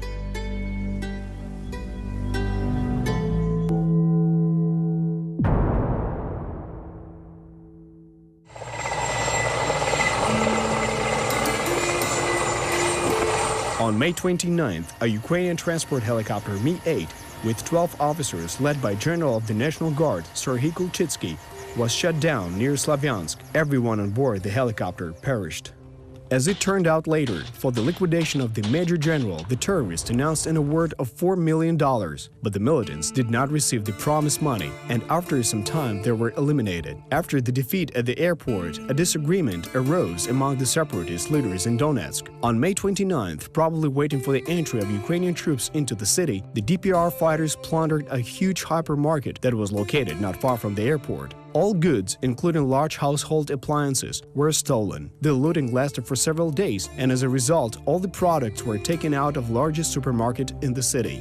However, Ukrainian troops did not enter Donetsk, as the army did not actually have forces to support such an assault operation. That same reserve of special forces, which landed to help the defenders of the airport, was practically all that the Ukrainian military command actually had at its disposal at that time. As a result of the successful actions of the Ukrainian special forces, more than 50 Russian saboteurs were killed at the Donetsk airport. The price of victory for the Ukrainian side was one wounded soldier. Russian and foreign journalists, specially called to Donetsk instead of reporting on the siege of the airport, received hot shots. Photos and videos of the dead bodies of militant separatists in the morgues of Donetsk were demonstrated all over the world. The leaders of the so-called DPR didn't find a way to conceal the huge losses of lives of Russian citizens in this battle. The Prime Minister of the DPR and Major General of the Russian Federal Security Service Alexander Borodai officially recognized the death of 34 Russians. As such, the myth about the invincibility of Russian special forces and the lack of professionals in the Ukrainian army was dispelled. The masks were unveiled. It was in the fight for the Donetsk airport when the myth of the so-called popular uprising, the civil character of the confrontation in the east of Ukraine, was completely debunked. Trying to curry favor with Russian curators, separatist leaders organized the transportation of bodies of the dead Russians to their homeland. The inscription on the truck, Cargo 200, is a military code mark about the transportation of the dead. On May 30th, accompanied by journalists, the first vehicle with a sorrowful load passed through the border and left for Rostov. Prokofiev Airport in Donetsk for a long time was one of the hottest spots in the east of Ukraine. In total, his defense lasted 242 days. As a result of fierce fighting, the airport was completely destroyed. For their high resistance in battle, the defenders of the airport, the militants themselves, nicknamed cyborgs, right in the midst of the battle.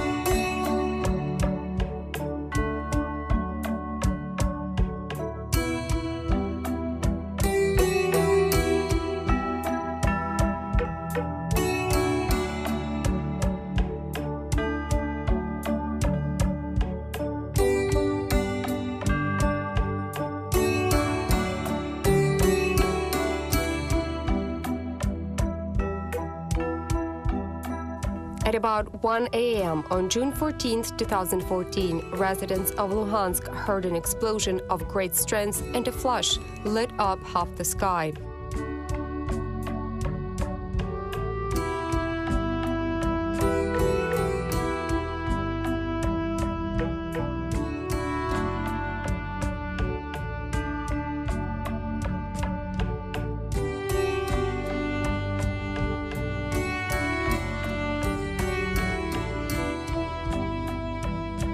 In the morning, there was an abnormally heavy downpour in Kiev. Surprisingly, it was raining in the morning every time after heavy losses in the ATO zone, after ambushes and shelling.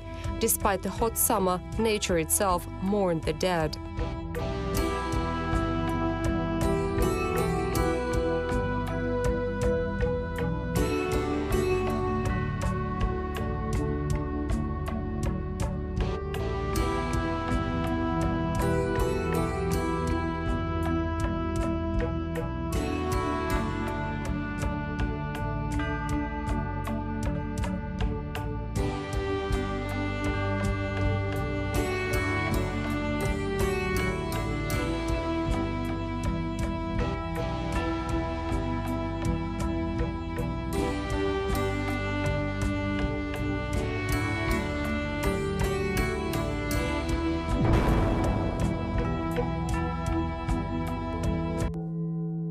This is the 9th series of the film about the ATO history of the war. We are trying to get to the bottom of the anti-terrorist operation in the east of Ukraine, the reasons for it and its results. What does the Russian Federation have to do with all this? How does the conflict between Ukraine and Russia pose a potential threat to Europe in general?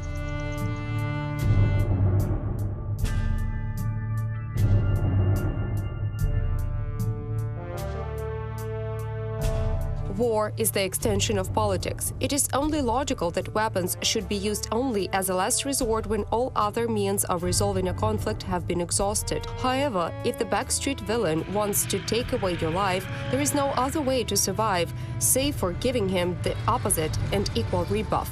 As the saying goes, guns don't kill, people do. However, if you are armed, even an experienced robber in the dark back street hesitates before the attack and thinks carefully. Knowing that there will be an adequate rebuff, not being 100% sure of success, neither a street criminal nor an aggressor state will go into action. So the very presence of troops in positions is already important.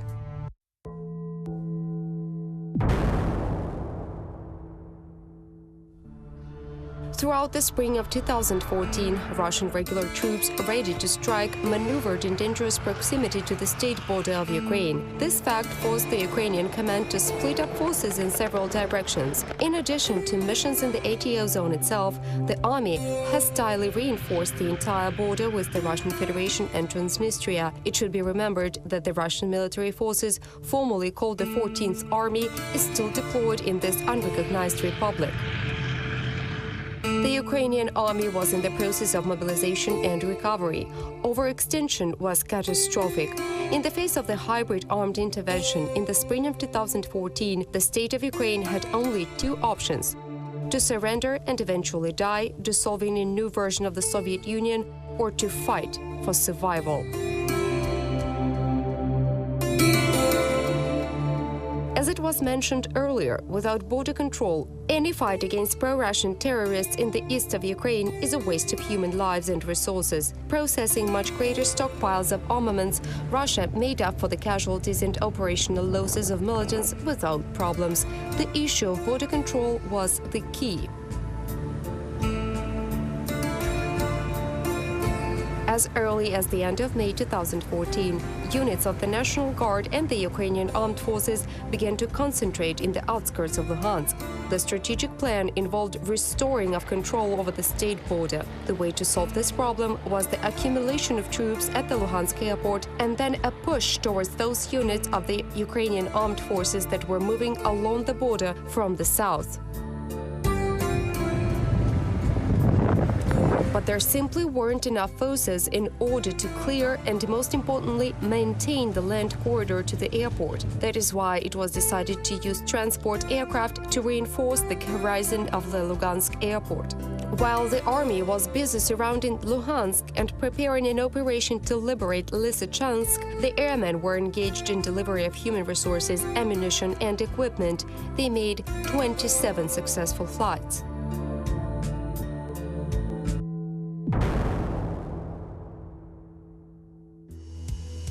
In the early hours of June 14th, the Il-76 aircraft carried 3 landing vehicles, ammunition, food, and 40 soldiers on board, headed for the next flight. The first one made a successful landing, despite the fact that by that time the airport was already without power and the navigation equipment did not work. The second craft came in for a landing. Let us step back here and mention one important point. Hybrid war blurs the boundaries between military and civilians, politics and economy, blending everything together, breaking all rules and principles. In a real combat situation, for example, in the same Afghanistan, before receiving aircraft, their approach area should be cleared. For example, properly soften up with multiple launch rocket systems, wooded areas and other places where the enemy could theoretically hide. After that, mop up the territory with helicopters. This is the standard security protocol prescribed in the statute. But the territory of the Luhansk and Donetsk Oblast is densely populated, and any route clearing with Grad missiles was out of the question. Unlike the army of the Russian Federation, which literally razed the city of Grozny in 1995, the Ukrainian army was always sought to minimize civilian casualties. This usually leads to increased risks of the soldiers. At 0 hours 15 minutes, the engine of the second plane was hit by a missile fired from a man-portable air defense system. Il-76 is a large and sturdy aircraft in the same Afghanistan. Similar vehicles made successful landings with more serious damage. But using a quick-fire AA gun Zu-23, the terrorists finished off the aircraft, literally sawing it into pieces up in the air. At 0:51 Kiev time, the plane exploded in the air. Its wreckage fell 2 kilometers from the runway of the Luhansk airport. The third plane was immediately ordered to return to the base.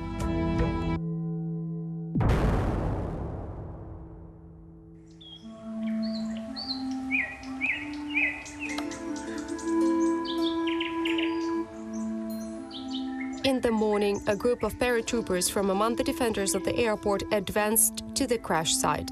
They took the bodies of the dead and destroyed the remains of the cargo so that it would not be left for the enemy. Somewhat later, the militants came to the scene as well, but they did not find any bodies or trophies of war. Subsequently, commenting on what is happening, the leader of the terrorists, Bolotov, announced a shootout between the paratroopers during which soldiers who wanted to side with the militants were allegedly killed. It was made to look as if the plane was heading to the airport to evacuate the bodies of the paratroopers who died in the shootout. However, even the Russian media was unwilling to unfold it.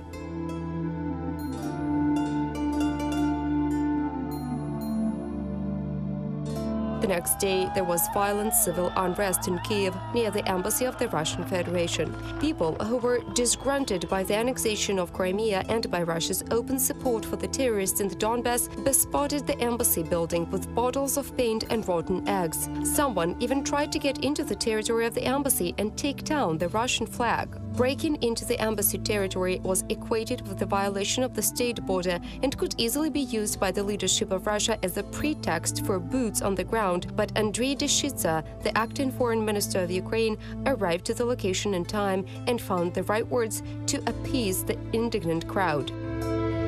In the meantime, fighting continued in the ATO zone.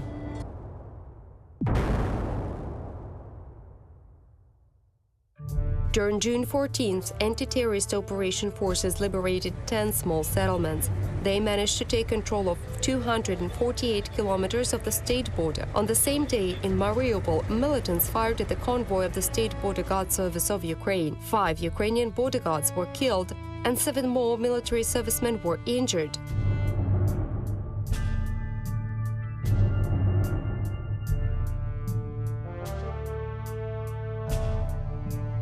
On June 15th, the Ukrainian military liberated the city of Shastya. The 24th Territorial Defense Battalion, IDA, particularly distinguished itself in action. Russian journalist Igor Kornelyuk immediately accused battalion fighters of all mortal sins, attributing various war crimes to them. There was a reason for this attention. The unit, manned on a volunteer basis, had a high motivation and acted very boldly and effectively. Russian propagandists worked directly from the combat formations of the militants, staying in the country often illegally. Unlike their Ukrainian counterparts, they produced reports directly from the thick of events. Real explosions, real blood, and live commentary of the combatants. All this allows you to create an effect of presence and attract viewers, giving them a revised false version of the events. However, the proximity to the front line also has certain drawbacks. On June 17th, serious fighting broke out over the village of Metalist in the suburbs of Luhansk. The Ukrainian army began a planned encirclement of the city with the aim of forcing the militants to abandon it. During the shooting of the next report at the checkpoint of the terrorists, the journalist of the Russian Vesti News, Kornelyuk, came under mortar fire and later died in the hospital. It is noteworthy that in the last report of the Russian propagandist, the video clearly shows the equipment without Ukrainian identification marks in the form of white band. Those were not trophies, those were gifts from Russia. Regarding equipment, one important fact should be noted. The militants claim that they allegedly just found these vehicles in one of the hangars of Luhansk, namely the PTS-2 tracked amphibious transporter, 34 units in working order. It doesn't work that way. The most likely version was this amphibious equipment was brought from Crimea.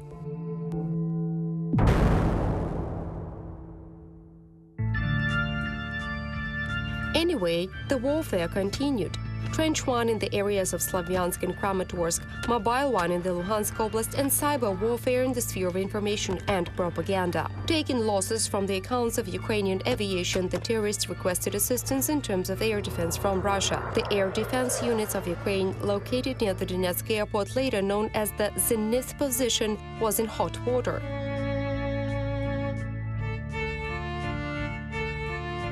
The 156th Donetsk Air Defense Missile Regiment was one of those few units which, despite its geographical position, had not fallen under the control of the militants. The regiment was armed with Buk, air defense systems capable of shooting down any aircraft at an altitude of up to 25 kilometers. The firing range of the old modifications is 30 kilometers.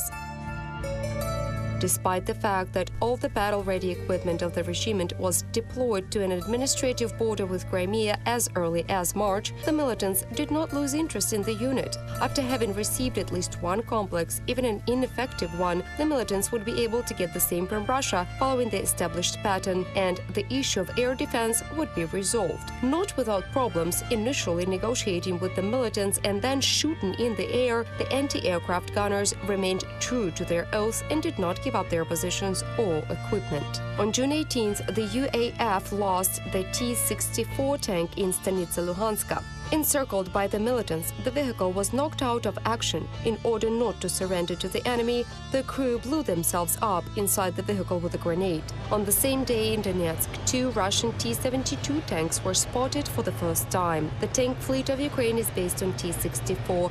These machines can be easily distinguished visually. The latter has small road wheels, while the T-72 and its modifications have large wheels. On June 19th, fierce battles took place near Krasny Liman and Yampil. Krasny Liman was liberated back on June 3rd, and the grounding of terrorists in Slavyansk was close to ending up without supplies. The militants, numbering about 1,000 people, depended on the supply of arms and ammunition from Russia. The bridges across the Siversky Donetsk River were an important element of this road of life. All the roads leading to these bridges converged near the town of Yampil.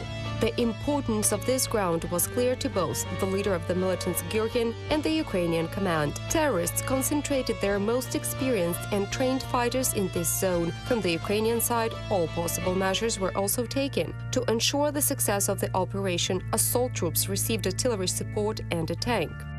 However, despite the large number of involved forces and equipment, the battle was very difficult, since the entire battle took place on the forest road. Unable to advance to a broad front, the Ukrainian military suffered 16 fatalities. From the back of one wounded soldier, surgeons removed 4 9mm bullets of a special sniper cartridge SP5. This cartridge is used only in the special rifle VSS Vintorez. This rifle is issued to Russian special forces and is not available for sale on the open market. At the cost of many lives, Yampil was liberated. The supply of terrorists in Slavyansk had been depleted. However, it became obvious that fighting in restrained urban conditions is clearly the worst-case scenario for soldiers. It is not difficult to crush the terrorists located in cities if you are armed with cannon and rocket artillery. Such actions have already taken place in world history, and recently, in 1995, the Russian army was able to storm a large city despite the selfless efforts of its defenders, albeit at the cost of the lives of thousands of civilians and by the total destruction of buildings. Unlike the Russian Federation army in Chechnya, the Ukrainian army was on its territory. Each destroyed building will have to be rebuilt later. Every injured civilian is an injured citizen of Ukraine. Excessive destruction does not add popularity to the army, nor to the government, nor Ukraine as a whole. On the other hand, the Russian leadership was eagerly awaiting carpet bombings as an excuse for sending in so-called peacekeeping forces for peace enforcement and further occupation. The Ukrainian security forces really tried to restore order and restore the rule of law without shelling cities and villages into dust. That is why, in order to show his intentions to the population deceived by propaganda, President of Ukraine Petro Poroshenko announced the first unilateral ceasefire on June 20th, 2014.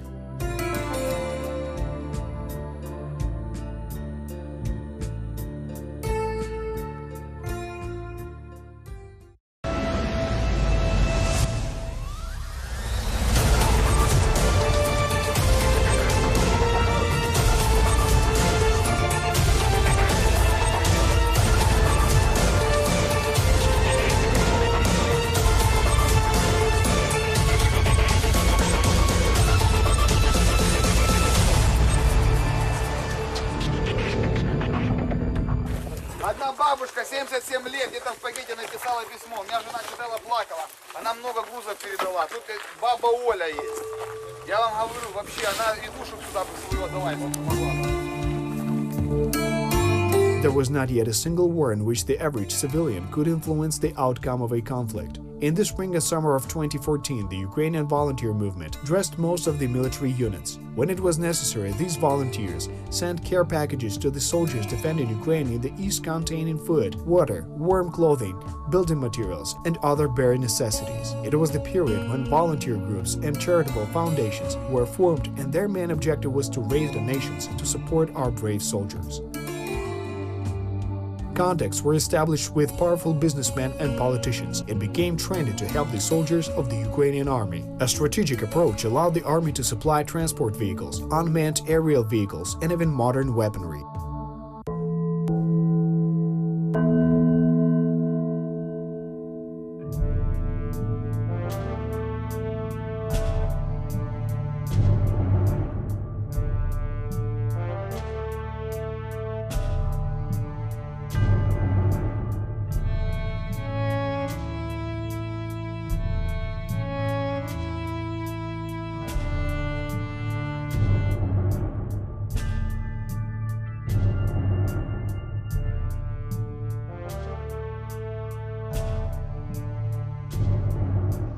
This is the 10th episode of the film about ATO, History of War. Our objective is to try and understand the course of events of the ATO in the east of Ukraine and its cause and effect. What does the Russian Federation have to do with all this? And how does the conflict between Ukraine and Russia pose a threat to Europe? On June 20, 2014, the first truce was announced in the Donbass. As of December 2017, the High Command of the military staff had given an order to observe the ceasefire more than 30 times. However, a genuine truce lasted no longer than 1 day. The lack of unity of the command staff by the militants produced the same result. Despite the agreements, there was always one middle-rank commander who was trigger-happy and was always willing to open fire. In response, Ukrainian soldiers were given the command and the right to return fire. And very often, the so-called regime of silence or ceasefire remained a dead letter.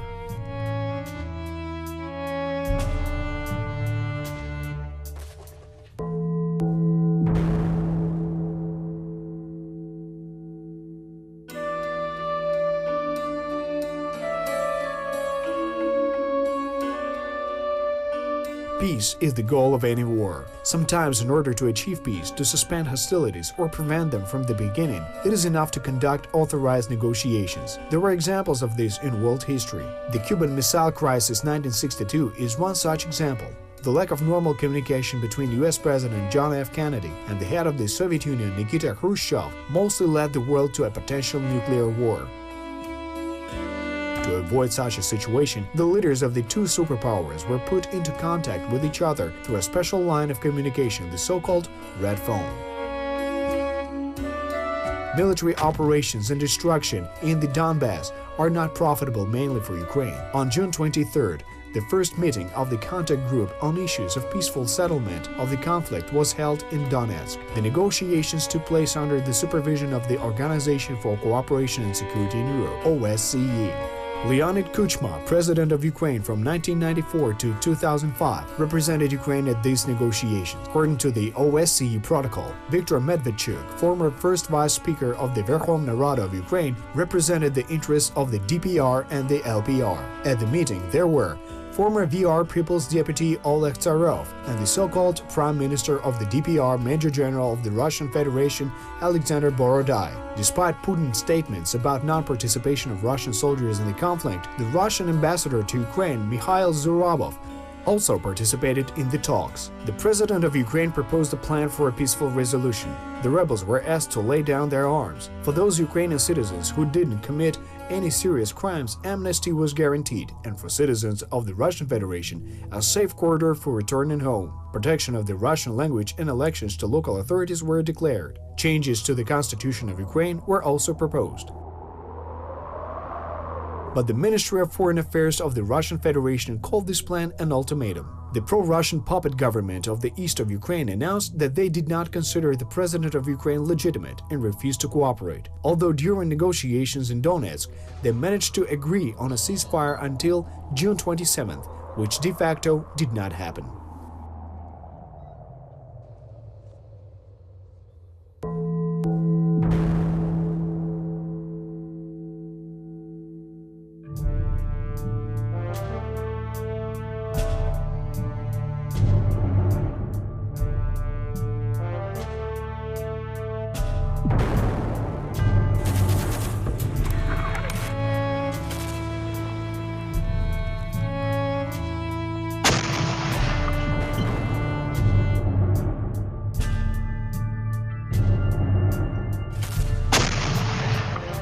The next day, the shelling resumed and 13 Ukrainian officers were killed on June 24th. Near Slavyansk, as a result of the attacks, an Mi-8 helicopter and an infantry fighting vehicle were destroyed.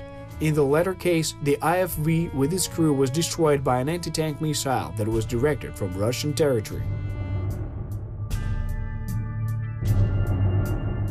The shelling of Ukrainian troops from the territory of the Russian Federation would soon become massive and methodical. In August, the Russian artillery boasted about their successes in social networks. The Ukrainian military, unable to respond to this fire, suffered irreplaceable losses. The leadership of the Russian Federation was looking for any reasons to bring in troops, and any Ukrainian projectile that hit the territory of Russia would become such a precept.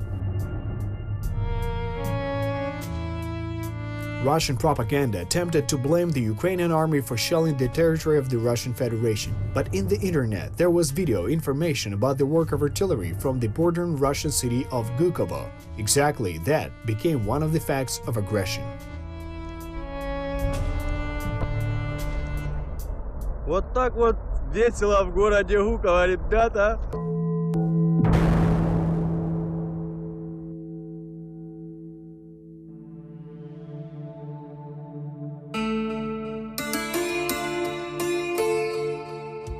In the meantime, it turned out that there were much more soldiers in the Ukrainian army than those registered on the draft list. There were significantly more than Russian intelligence could have imagined. A kind of phenomenon appeared, which the Russian Federation did not encounter, either during the Chechen wars or in Georgia. Volunteers, ordinary civilians, and far from law enforcement agencies came together to help the Ukrainian army. Let's start with the terminology. A volunteer is a person who voluntarily, at his or her own expense, is engaged in gratuitous, socially beneficial activities. But a person who comes to the military enlistment office voluntarily without a call to duty is also considered a volunteer. But applying this term to the Russian-Ukrainian war, it has assumed a different meaning. A volunteer is a person who helps the army. Here and further on, this term will be used only in this interpretation and context. Raise money and purchase a uniform?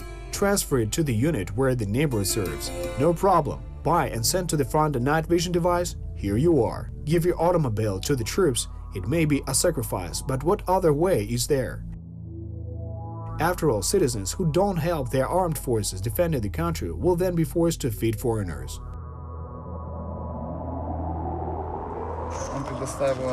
The organization Maidan in the city of Kremenchuk gave us this ready-to-go military vehicle. It was prepared especially for Secret Service men. Now we're going to the city of Slavyansk. We'll leave at night and we'll arrive there in the morning. Then we'll be able to give humanitarian aid supplies to our troops.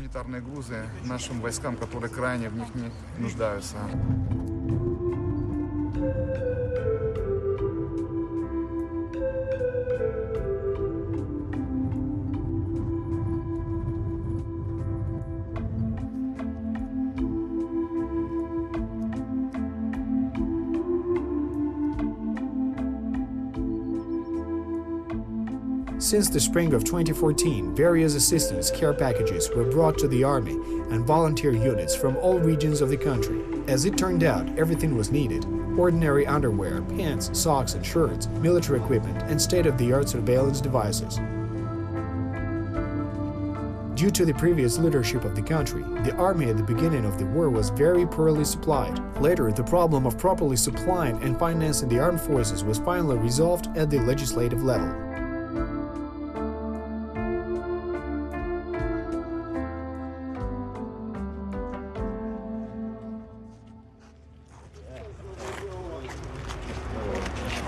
Здравствуйте.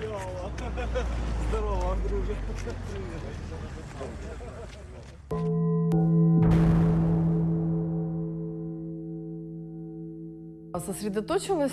We focused on the garment industry. It was necessary to start the work quickly. I had experience. For the best logistics, we chose the company that was the nearest. We managed in about a half a year to transform completely into a so-called military footing. The leadership helped as they had to stay alert during the crisis, and we needed to sew as many uniforms as possible. We sewed pouches for ammunition and other military accessories. The fact is that a volunteer does not have enough time to make a decision when it comes to production of such accessories that the soldiers need today and even yesterday.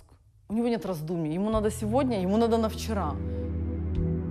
Often the scheme was the same. First, the person passes on what is immediately available, but then, having exhausted their own resources, they turn to friends, and together they start buying expensive equipment. Those who possessed organizational skills created volunteer funds. They made contact with the commanders and passed on to the unit not just simple assistance, but often the necessary special equipment. And it was not always something military. The soldiers were also in desperate need of a common everyday tool or some building materials. With the help of social networks announcing their needs, volunteer groups prepared care packages of such accessories and basic goods to send to the front to help our soldiers.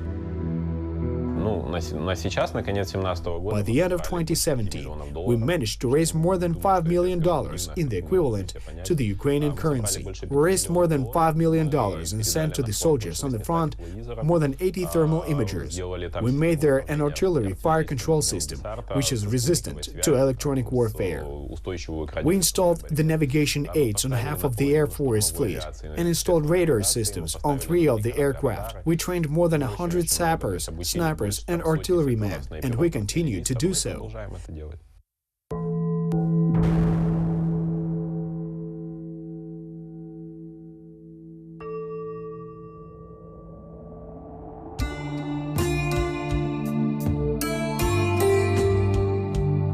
The fact of transferring assistance was preserved in photos shot on a standard camera. Demonstrating these photos in social networks, volunteers could publicly report to sponsors.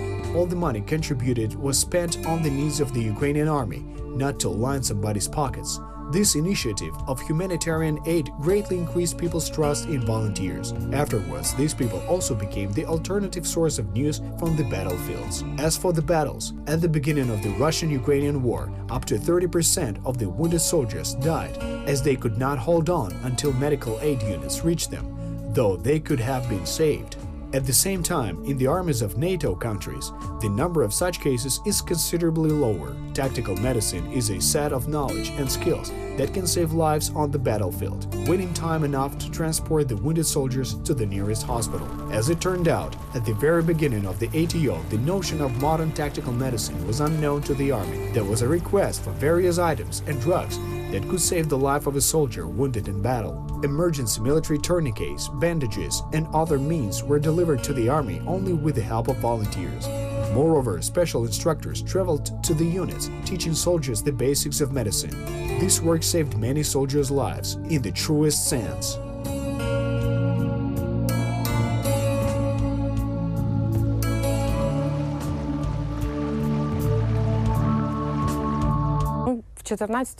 In 2014, the situation with medicine in the Ukrainian army was atrocious. It was the same as it pertained to clothing and weapons. There was nothing. It wasn't an exaggeration when doctors or regiment commanders said that they had absolutely nothing. On the list, there were bandages, hydrogen peroxide, and analgin, headache tablets, the very bare necessities in terms of medical aid. Some of the divisions were very fortunate if they had wound dressings that were 30 years old.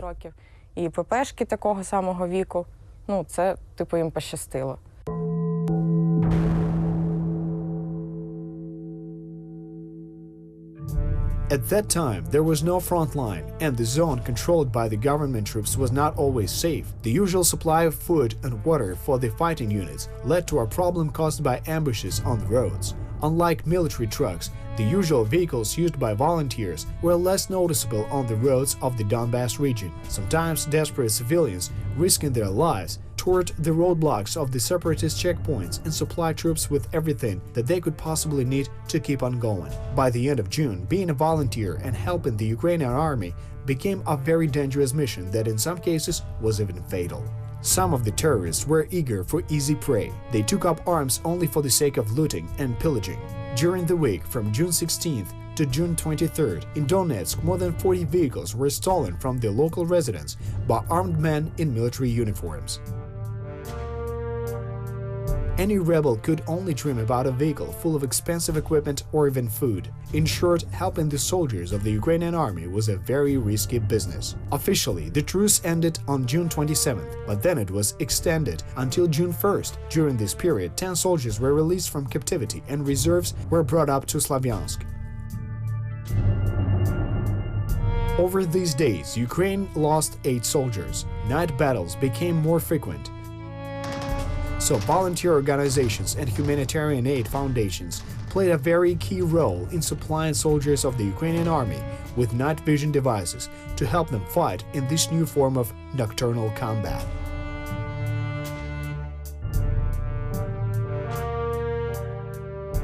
In early July 2014, the operation to surround the Slavyansk-Kramatorsk agglomeration was nearing its end. As a result of the liberation of the cities of Chervony Liman and Yampil, the supply routes for militants were blocked, and the culmination was near. The days for the liberation of the cities were numbered.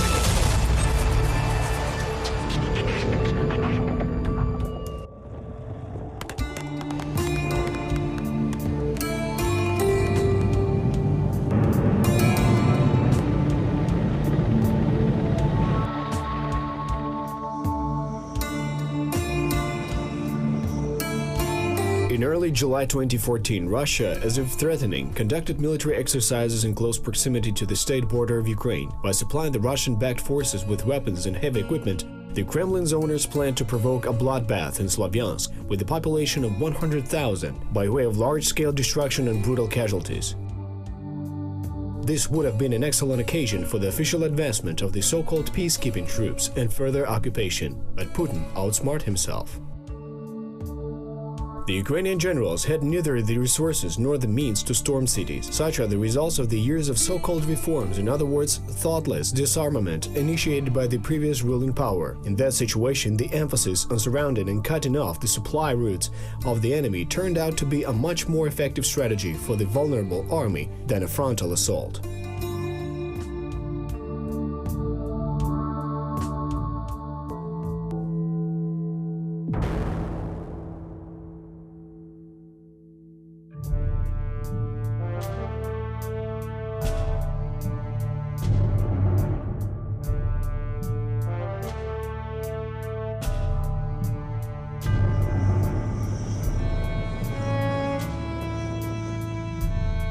This is the 11th episode of the series about the ATO, the history of war.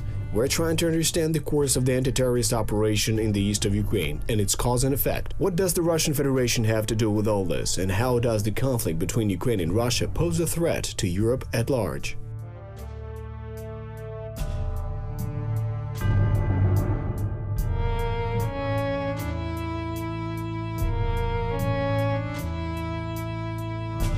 At the end of June, the Russian-backed forces received several tanks at their disposal. June 26, 2014, the checkpoint number 1 near Slavyansk, also known as the checkpoint by the fish farm, was attacked. 5 Ukrainian defenders of the position died in the battle. In addition, an APC armored personnel carrier and a BMD airborne combat vehicle were destroyed. The Russian-supported troops lost 1 tank, but unable to keep the captured checkpoint, they collected the spoils of war and retreated. The marauders collected the personal belongings of soldiers who retreated from the checkpoint, as well as their documents. Igor Gherkin showed a bag full of passports of the Ukrainian troops allegedly killed in battle, claiming huge losses from the Ukrainian side.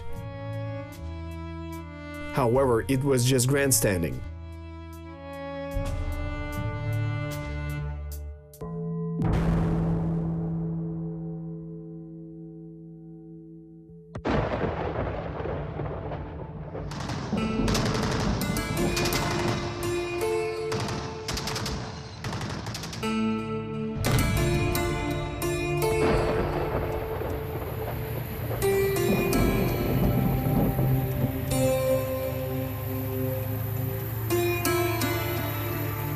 Шановні співвітчизники, о 22-й годині в понеділок, 30 червня, сплив термін дії одностороннього припинення вогню. В межах мого плану On July 1st, at 0 hours and 42 minutes, President of Ukraine Petro Poroshenko announced the end of the truce. The Ukrainian army resumed its offensive on the positions of the militants. By blocking roads and setting up roadblocks, the Ukrainian security forces first tried to cut off the supply channels of the Russian-backed troops. On July 3rd, the settlement of Zakotne was liberated in the Luhansk Oblast, and the fight for the village of Mykolaiivka began on the outskirts of Slavyansk. A foothold and ammunition depots of the Russian-supported forces were destroyed. The full encirclement of Slavyansk was a matter of days. On the same day, Valery Helitay was appointed the new Minister of Defense of Ukraine. Underlining the determination of the Ukrainian authorities, he promised to hold a victory parade in the Ukrainian Sevastopol. On the eastern border, the Russian-backed forces fired mortars at the Dovzhansky checkpoint. As a result of the shelling, 9 Ukrainian border guards were injured.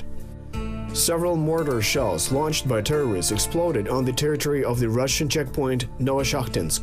Trying to strengthen their defense, the Russian-backed troops blew up the bridge across the Kazany Torets River near Slavyansk.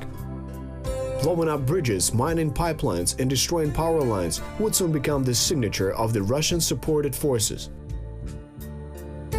In turn, the Ukrainian army sought to preserve the infrastructure of the Donbas region, avoiding unnecessary destruction in every possible way, and even being banned to use heavy artillery in certain specific cases. On July 3rd, during the fighting in the Luhansk Oblast, control of the Izvarne border checkpoint was restored. These actions added to the supply problems of the Russian-backed forces as Ukrainian troops blocked the main channels of ammunition from Russia to Ukraine. On July 4th, the army finally liberated Mykolaiivka from the Russian-backed troops. That allowed them to take control of section MO3 of the Kharkiv-Dovzhansky highway. The supply of ammunition to Slavyansk practically ceased. According to the military, they were just a couple days short of surrounding the troops under the leadership of Igor Girkin. After the liberation of Mykolaiivka, it was necessary to set up 1 or 2 checkpoints to completely encircle the city of Slavyansk. But on the night of July 4th to 5th, 2014, the Russian-backed troops left the Slavyansk-Kramatorsk agglomeration. By midday, the advanced detachments of the armed forces and the National Guard of Ukraine entered the cities and Ukrainian flags were again raised above the city councils. In short, the cities of Slavyansk and Kramatorsk had been fully liberated.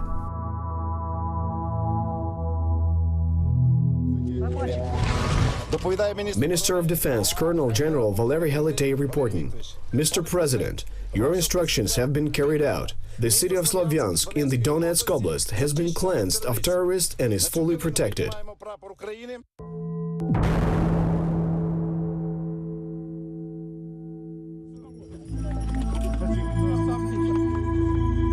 This is all speculation about Russian and Ukrainian languages. My wife and children speak Russian. I speak Ukrainian at work. And no one asks about the language, either in Kiev or in another city. You can go to Lviv and easily speak Russian there.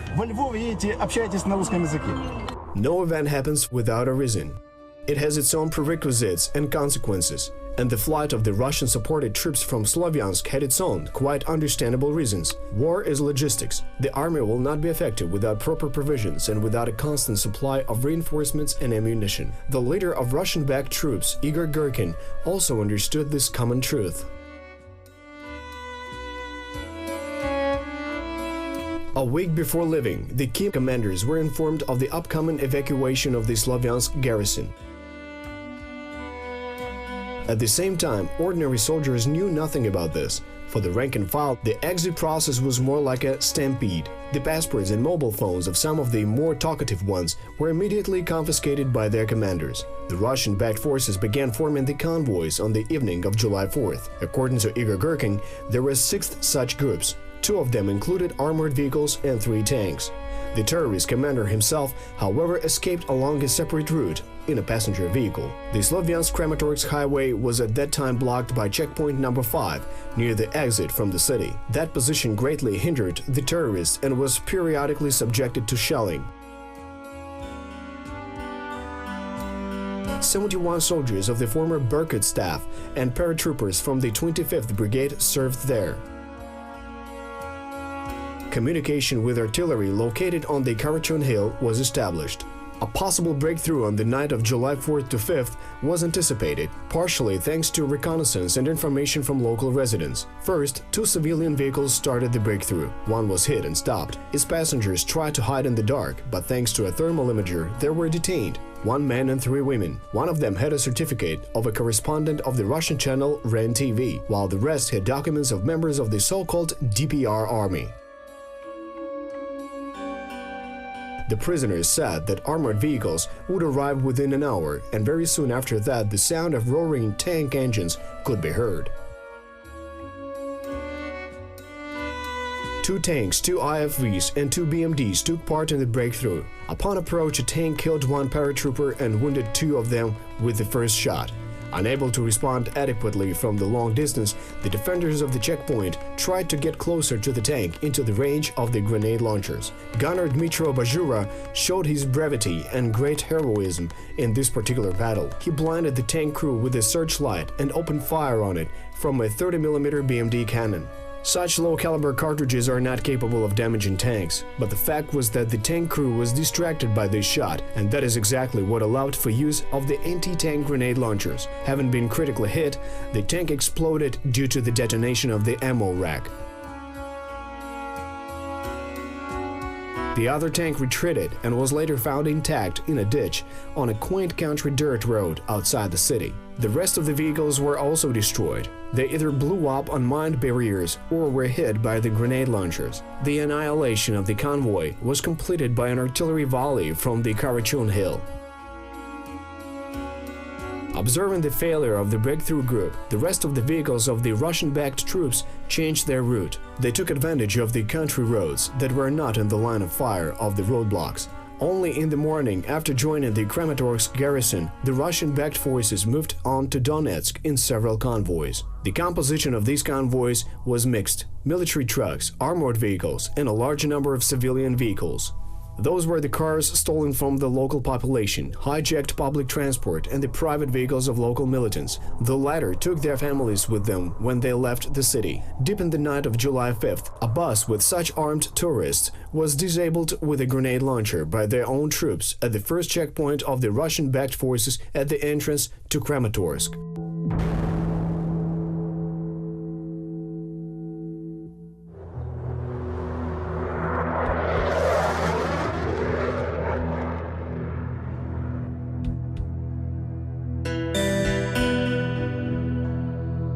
The command of the Russian-backed forces was afraid of being attacked from the air. The main staff convoy was covered by the anti-aircraft missile system Strela-10, obtained from Russia. There were also several trucks with Zu-23 anti-aircraft guns and trucks with NSV machine guns. It should be noted that none of the Ukrainian air defense systems were lost or captured. Therefore, the anti-craft defense of the convoys was provided solely by Russian military hardware. The Ukrainian command tried to inflict airstrikes on the departing convoys. All available attack aircraft were raised in the air, 5 Su-25 fighter jets. Again, in order to avoid casualties among civilians, the pilots were forbidden to attack targets without identifying them as military.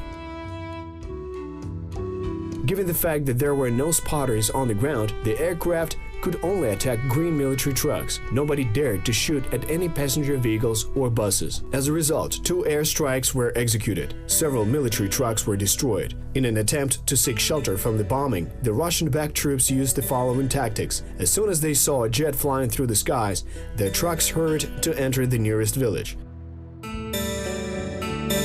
They remained under the cover of residential buildings until the attack aircraft ran out of fuel. Given the fact that the aircraft operated from the airfield in the Dnipropetrovsk Oblast, the pilots could not patrol targets for very long.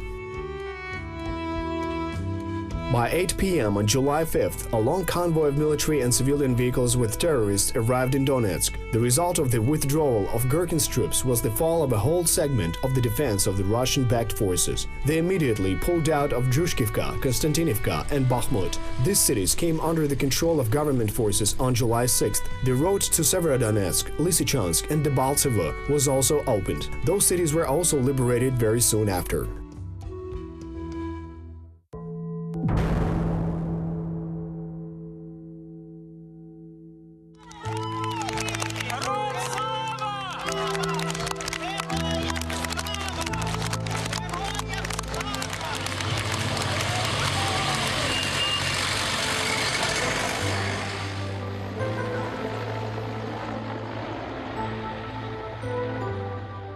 The given situation was not so much a failure of the terrorist leader Igor Girkin, but a result of the premeditated tactics of the Ukrainian command. After the execution of a classic encirclement operation, the armed forces of Ukraine forced the Russian-backed troops in Slavyansk to make a rather difficult decision. They could either fight with what little ammunition they had left and eventually lose the battle, or simply pull out.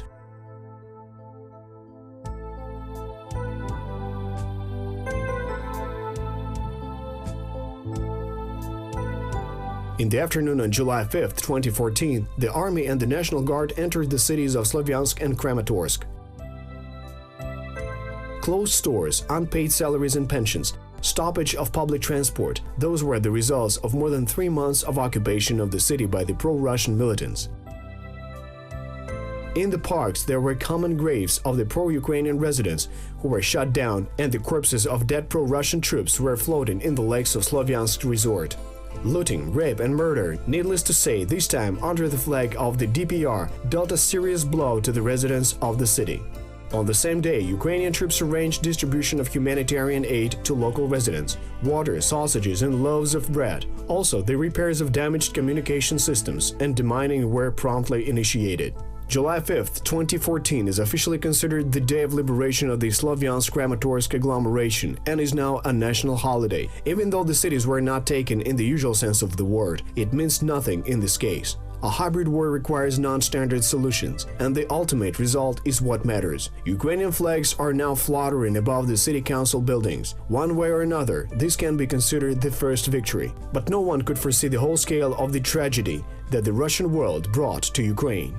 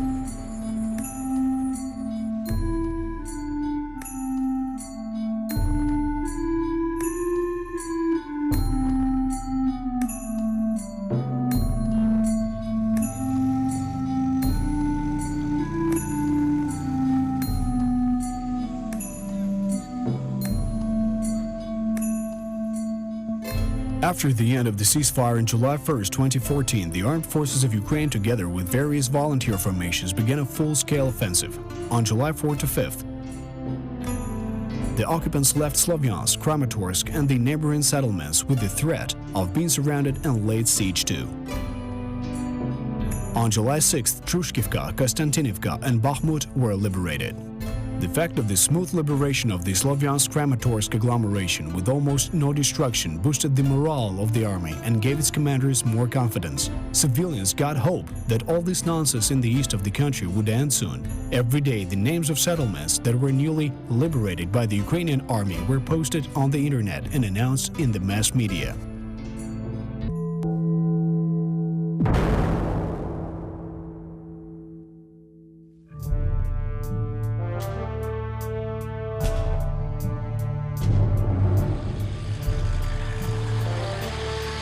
This is the film about the ATO, the history of war. We're trying to understand the course of the anti-terrorist operation in the east of Ukraine, its causes and results. What does the Russian Federation have to do with all this? And how does the confrontation between Ukraine and Russia pose a threat to Europe? It was like a breath of fresh air after a long dive. And the average person in the street did not want to think about the fact that it was just a warm-up, or that the real war was still ahead, and in fact was just flaring up. Headquarters of the ATO left the dusty area near Izum. Having moved to the airfield of Kramatorsk, the generals unfolded new maps and drew new arrows.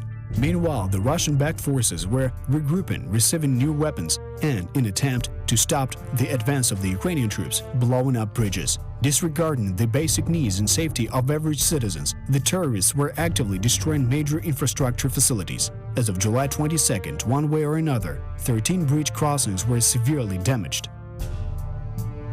One of the first, on July 4th, the bridge across the Seversky Donets River in the village of Chorhizbenka in the Luhansk Oblast was blown up. That led to the isolation of the settlement from the outside world, seen as the distance to Severodonetsk around the bridge was 100 kilometers. The situation with the delivery of supplies or calling an ambulance was greatly complicated.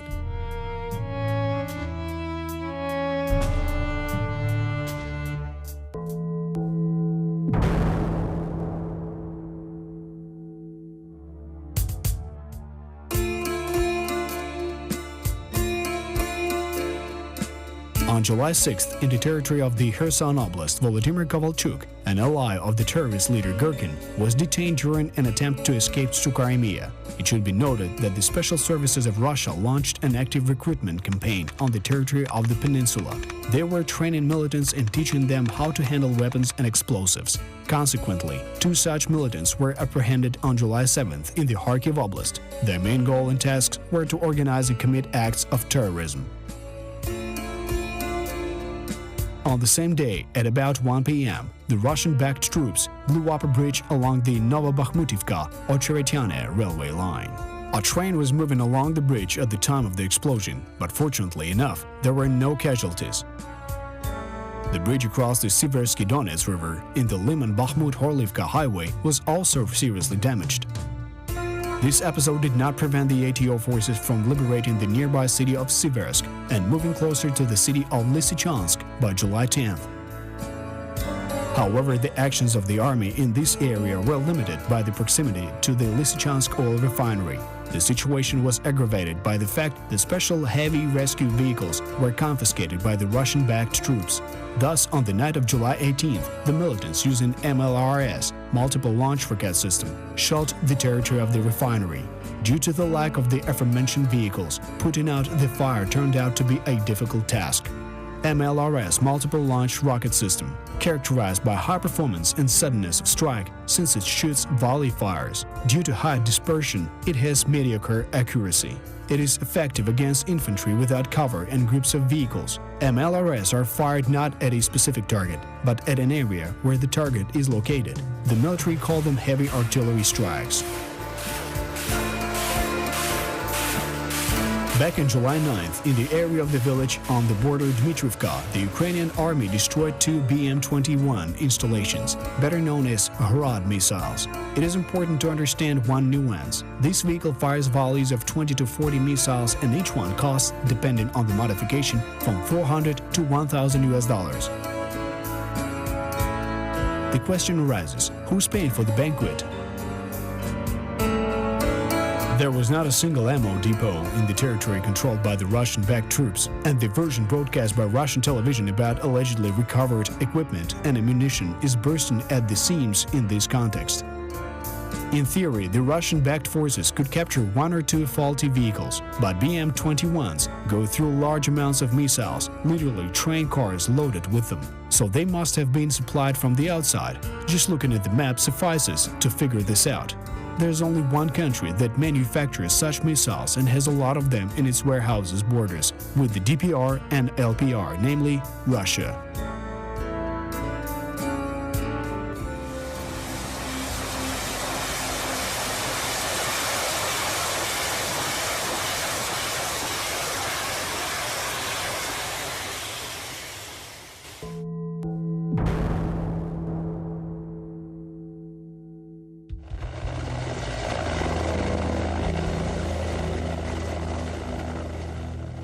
Nevertheless, the tactics of liberating large settlements by surrounding and blocking them have shown their effectiveness. By watching over the border crossings and destroying the vehicles that tried to break through the border, the Ukrainian army prevented the terrorists from being supplied with ammunition. The armed forces and volunteer units were slowly advancing along the so-called Army of the New Russia, pushing them out of cities and villages. The situation of the pro-Russian militants worsened with each passing day.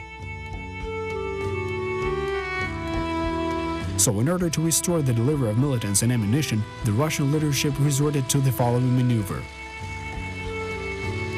Artillery units of the Russian army deployed along the border with Ukraine. Under the guise of artillery exercises, they began to fire at the positions of the Ukrainian army. The Ukrainians visually observed the volleys, but they could not suppress the Russian artillery, since firing at the territory of the Russian Federation would have been an excellent precept for an invasion of Ukraine.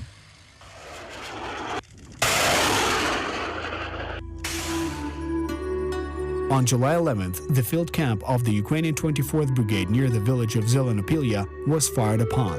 The enemy chose an opportune moment for the attack, as convoys of the 72nd and 79th Brigades gathered at the camp to further block the state border. Adjusting the fire with the help of an Orlan-10 UAV, Russian artillery executed a massive shelling. Subsequently, as a result of independent investigation of the fact, it was found that at 4:30 the camp was hit by a combined volley of 14 combat vehicles, which amounts to a total of 560 missiles. As a result of the attack, 37 military personnel were killed, more than 100 people were injured, and a large amount of equipment was burned.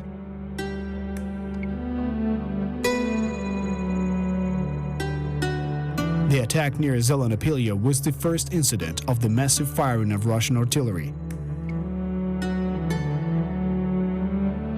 Afterwards, such attacks became more systematic and continued daily until the middle of August 2014.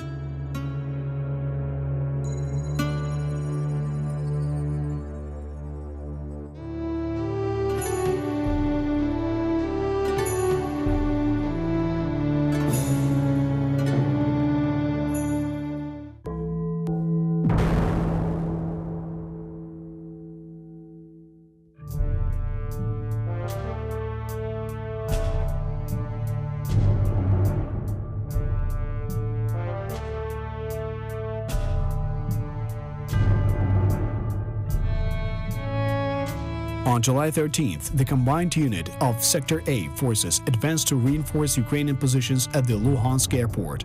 After the destruction of the bridge in the village of Krasny Luch, Mamusheve since 2016, on July 7th, the bridge in this area across the Luhan River had become a strategically important object.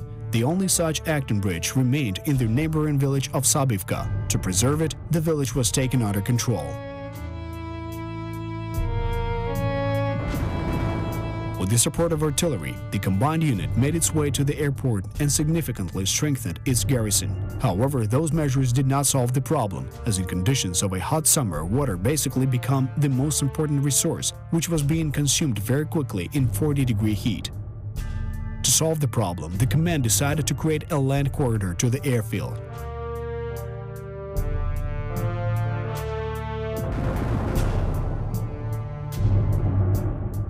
On the same day, the terrorists blew up a bridge near Hartzisk, allegedly to prevent Ukrainian troops from advancing to Savur-Mahila.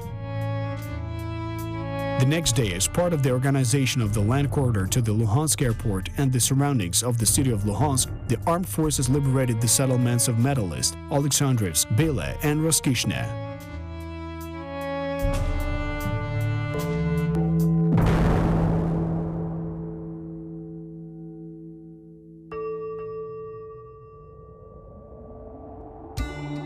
A Ukrainian transport aircraft An-26, which supplied water and food to the troops at the state border, was shot down above Krasnodon. Of the 8 crew members, 2 were killed, 5 were rescued by special forces search groups, and the pilot Serhiy Mordvinov was taken prisoner and then was exchanged after 2 months.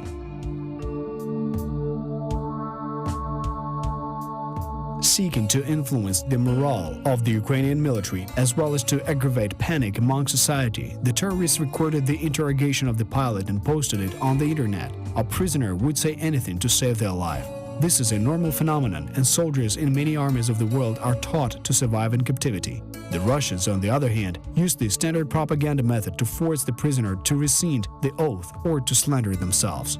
The fact that the soldier was threatened with weapons at the time is not usually a fragment in such video recordings. The propaganda of the Russian Federation tried to break the morale of the Ukrainian military in every possible way, as well as to instill the myth of the invincibility of the Russian army and the futility of resistance. Mass media disseminated false evidence of the enormous losses on the Ukrainian side, sometimes overestimating the figures by more than 10 times.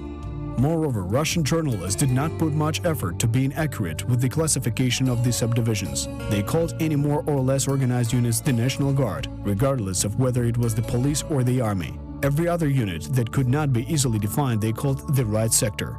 That introduced a certain level of confusion in the information field. Intentionally juggling with words, the federal propaganda often exaggerated the successes of Russian terrorist forces. At the same time, not a word had been said about the support of militants with Russian human resources and military hardware. When covering the aforementioned shelling near Zelenopilya, the fake chroniclers declared the complete destruction of the 24th Brigade. But the fact that the brigade consisted of over 2,000 soldiers and its tactical groups operate all over the ATO zone was modestly omitted by those journalists, if they can be called that. Every slightest mistake of the Ukrainian command was discussed into oblivion in the Russian news releases. The army is a large organism and flaws can be found in it at any time.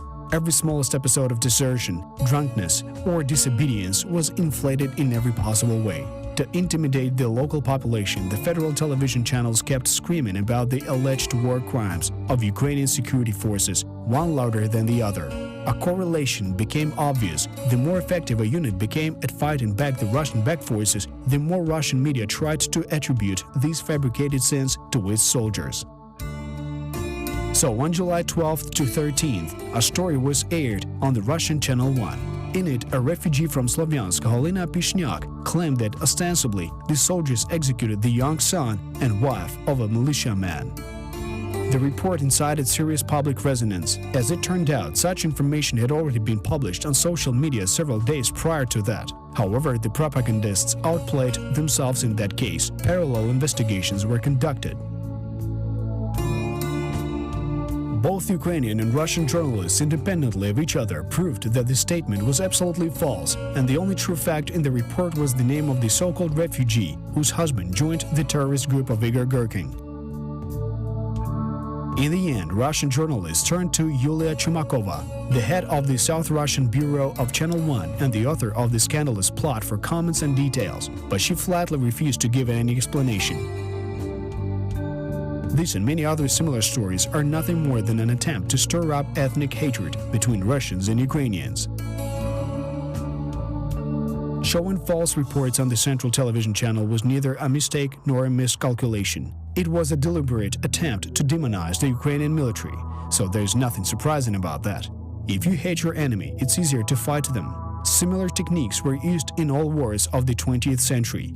Taking into account the events that happened later, we can confidently claim that Russian television was preparing the population of their country for the invasion.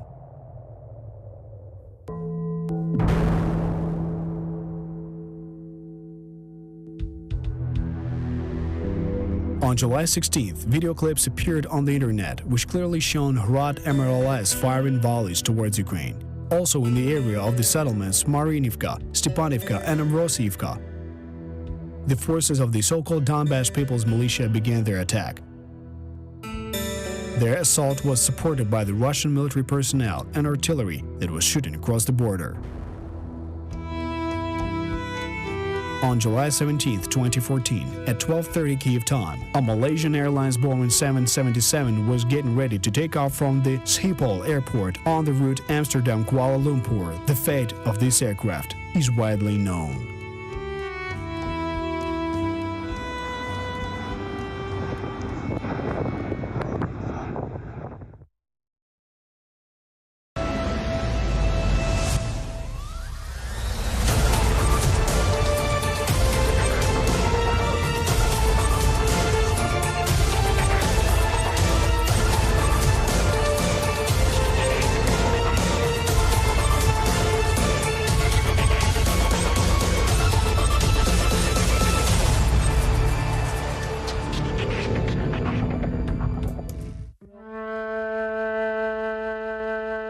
Most people are very gentle in their nature. They live in an illusory world. They have no idea what is happening around them, behind the walls or beyond their borders.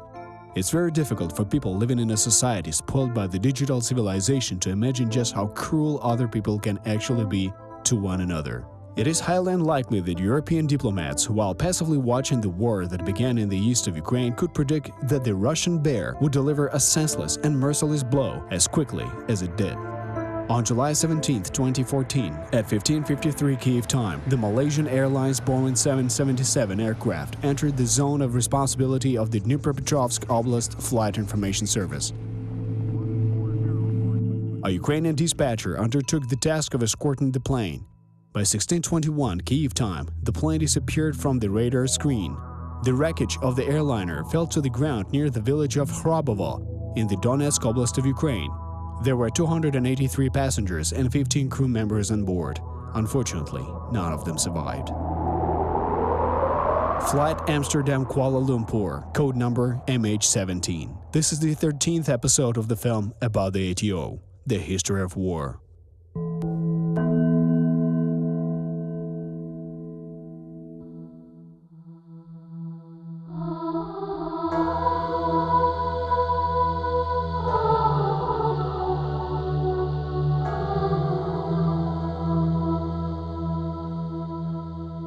We're trying to understand the course of the anti-terrorist operation in the east of Ukraine, its causes and effects. What does the Russian Federation have to do with all this? And how does the confrontation between Ukraine and Russia pose a potential threat to Europe? There's a term among historians, black swan. It is an accident, the rarest coincidence that affects the course of world history in a critical manner. The tragedy of the Malaysian Airlines Boeing reminded the world that anyone can become a victim of war or international terrorism regardless of their citizenship and worldview. So what happened to the Boeing? Was it malice, a technical error, or a special service operation? Stay with us. This program will be interesting.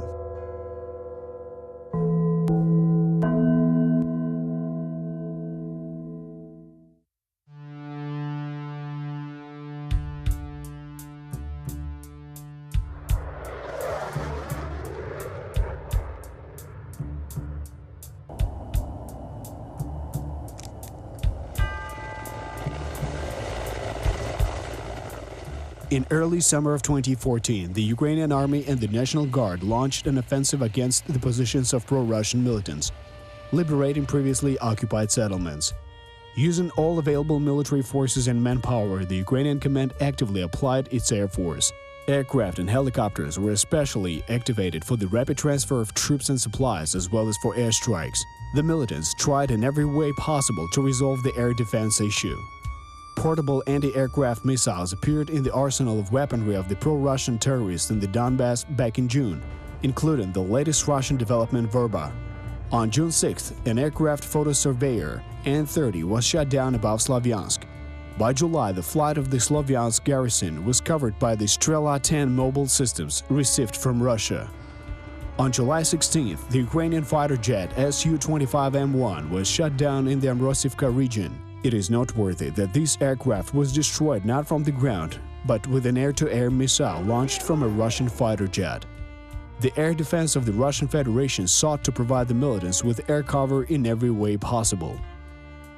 In early summer, all the airspace above the Donetsk and Luhansk oblasts was closed for civilian aircraft.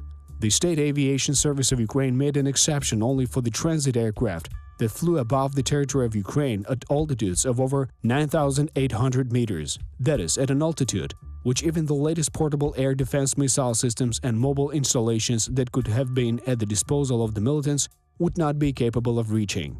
The altitude was considered safe in compliance with all international standards.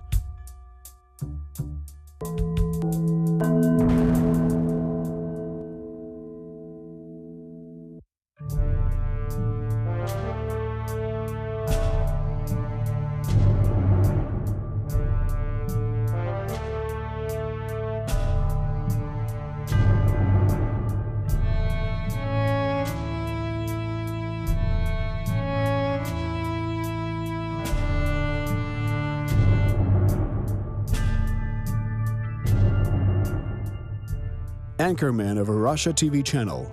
The militiamen reported that they managed to shoot down another transport aircraft of the Ukrainian Air Force. This happened above the city of Torres in the self-proclaimed Donetsk People's Republic. On July 17th, the Russian-backed forces announced on social media that they shot down an An-26 transport aircraft of the Ukrainian Air Force near the city of Torres. In fact, a passenger liner was hit. The wreckage of the aircraft and the remains of its passengers were still falling to the ground from an altitude of 10 kilometers, and the Russian media had already announced that to the whole world, glorifying the new victory of the so-called Donetsk militia. There were certain reasons for the confidence of Russian-supported troops and Russian television channels in the destruction of the Ukrainian An-26 transport aircraft. The terrorists had informers in Dnipropetrovsk. They constantly reported the flights of Ukrainian aircraft. Indeed, on July 17th, a transport aircraft was due to fly out to deliver supplies to Ukrainian troops at the border. For technical reasons, the aircraft did not take off.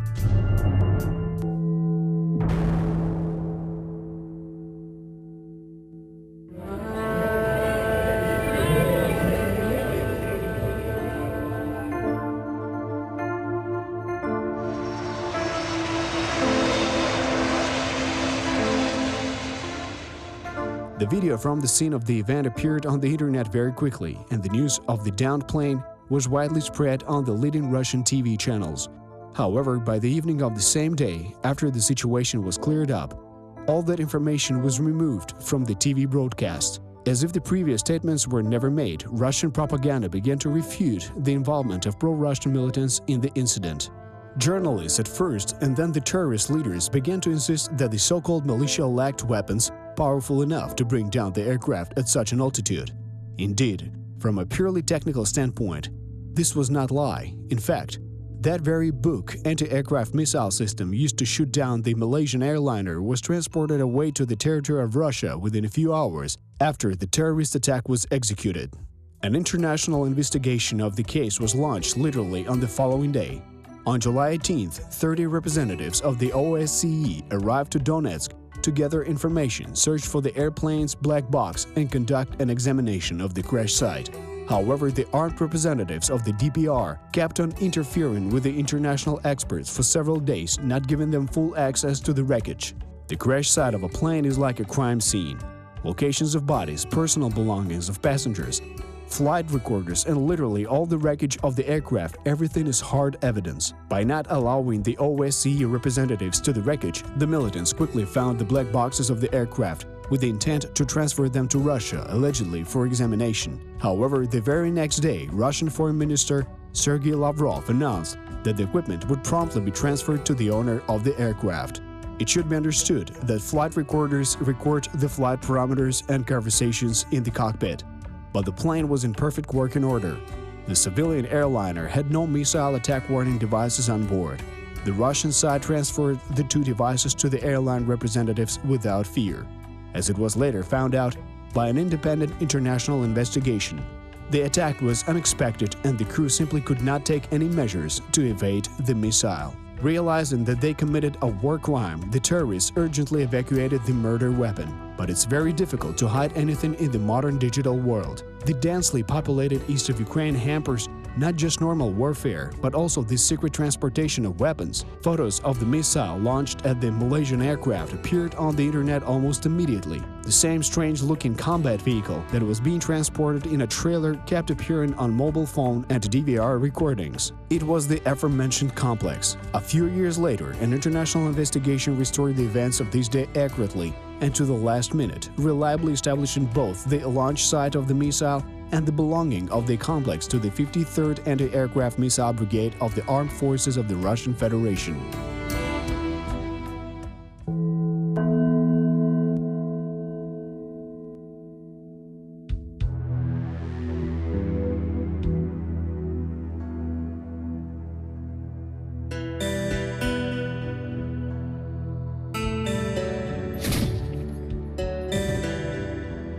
And now we return to Ukraine, to the hot summer of 2014. The Ukrainian armed forces did not have air defense facilities in the Donbass capable of shooting down planes at such altitudes.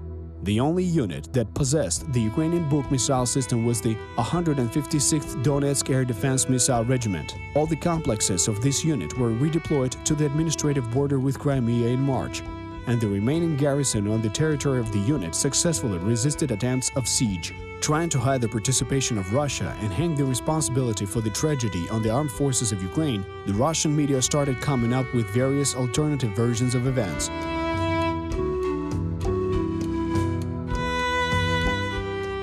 first of them was aired on the Russia Today channel late in the evening on July 17th. A tweet by supposedly a Spanish dispatcher was posted, who claimed that a few minutes before the crash landing of the Boeing, Ukrainian military aircraft were spotted near it, which were allegedly using the civilian aircraft as a cover. In turn, the agency Interfax Russia came up with its own version. In their opinion, the Russian Air Force One, the plane of Russian President Putin, who was returning from a Latin American tour, was the target. The outlines of the aircraft are generally similar. The linear dimensions are also very similar, and as for the coloring, it is most identical at a fairly long distance. However, these hastily concocted stories were more focused on common viewers in Russia and were far from reality. The Buk anti-aircraft missile system could not physically observe the coloring of its target, since it fired from a distance of over 20 kilometers.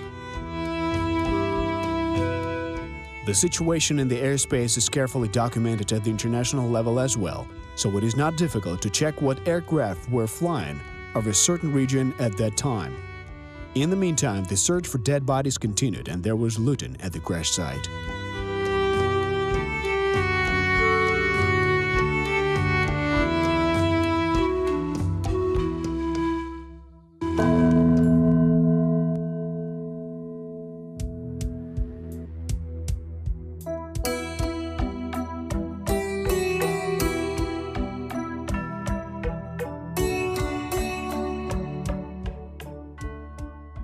Some elements of the fuselage had disappeared. Part of the personal belongings of passengers, their money, mobile phones, and even cosmetics were ended up in the pockets of the militants. Moreover, some of them later bragged about their rich trophies of war on social media. In the evening of July 21st, the train with the remains of the passengers and crew went to Kharkiv. The following day, the Interpol team began preliminary identification of the bodies. The Ukrainian authorities made an agreement with the Dutch on their transportation to the Netherlands for identification by relatives. The battles on the border in the east of Ukraine continued. The Russian artillery kept firing methodically at the positions of the Ukrainian military, and Russian television continued the vigorous bombardment of the minds of viewers with new versions of the events.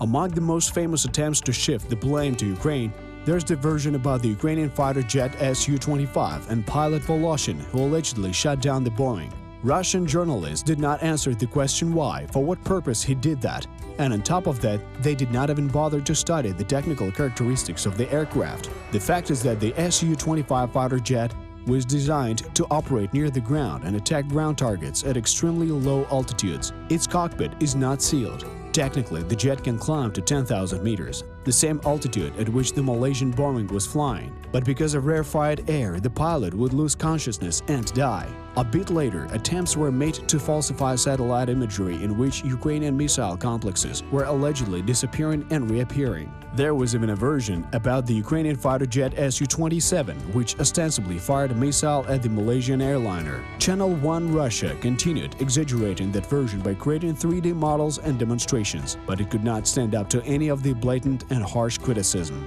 The quality of the forgery was very clumsy. The planes were disproportionately large. The photos showed a Boeing 737 instead of the downed Boeing 777, and their silhouettes are different. An actual missile launch is executed from an entirely different angle. And, as the investigation later established, the plane was hit in the frontal hemisphere.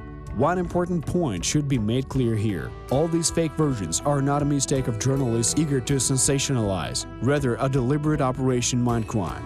It is propaganda oriented towards domestic consumption. It is a picture for the inhabitants of Russian villages living in fringes of the country. Its purpose was to present Ukraine as a universal evil and secretly mobilize the Russian audience against Ukraine and its citizens.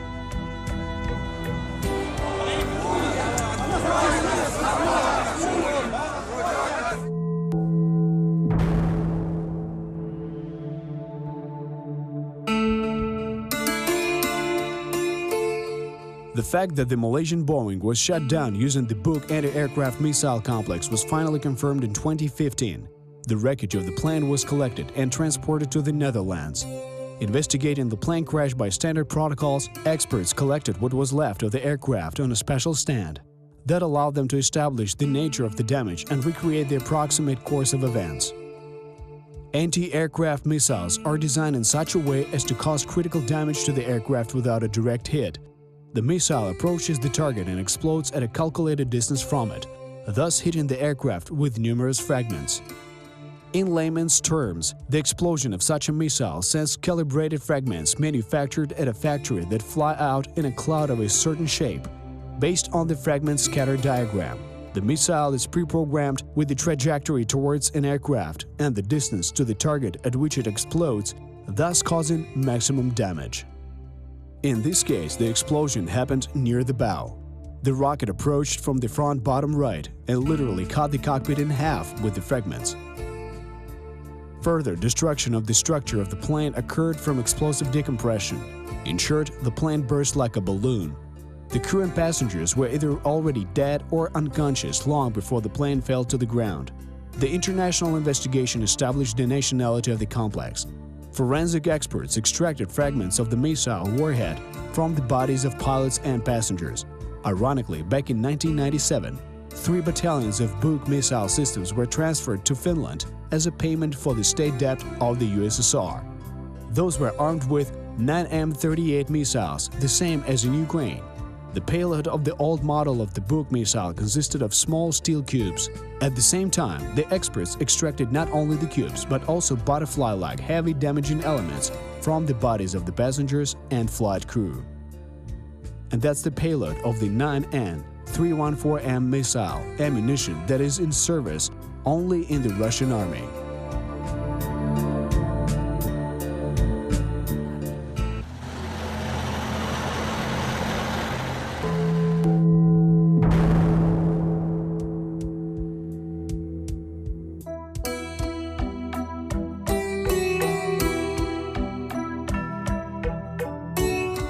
The investigation has been going on for several years.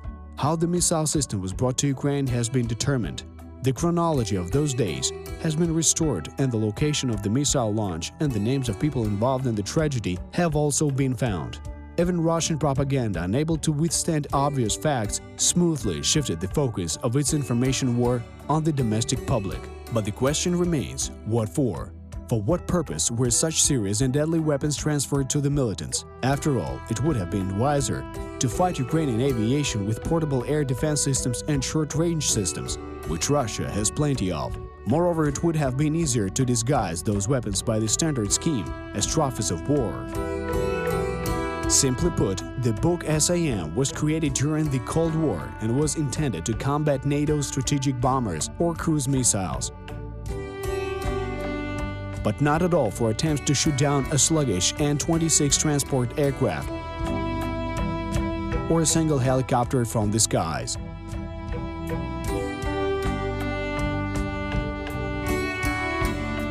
Unfortunately, everything is very simple. The terrorists confused their targets. At the same time, with the Malaysian Boeing, the route of Aeroflot flight Moscow-Larnaca flew through the skies over the east of Ukraine. At 16:09, the routes of the two planes intersected. The Malaysian Boeing was at an altitude of 10,100 meters and the Russian plane was 500 meters higher. Had the Russian plane been shot down, then according to international law, Russian experts would have investigated the plane crash. They would have carried out the investigation as the Russian authorities wanted, and similarly to their Western colleagues, would have been engaged in it for a very long time. The distraction of the aircraft would have become an excellent reason for the introduction of troops, yet another peacekeeping mission and a formal precept for war. Casus belli. However, not being familiar with the terrain, the militants, having received an order to take position near the village of Pervomaisk, did not take into account the fact that there are several settlements with the same name in the vicinity of Donetsk. It was a special operation, a provocation, a tragic mistake, and a war crime. And the passengers of the Malaysian Boeing did more than just save those in the Russian plane at the cost of their lives. The delay in the introduction of regular troops of the Russian Federation into the territory of Ukraine allowed the Ukrainian army to strengthen itself and cover the civilized world from the cruel Russian world. That was the black swan of the Donbass.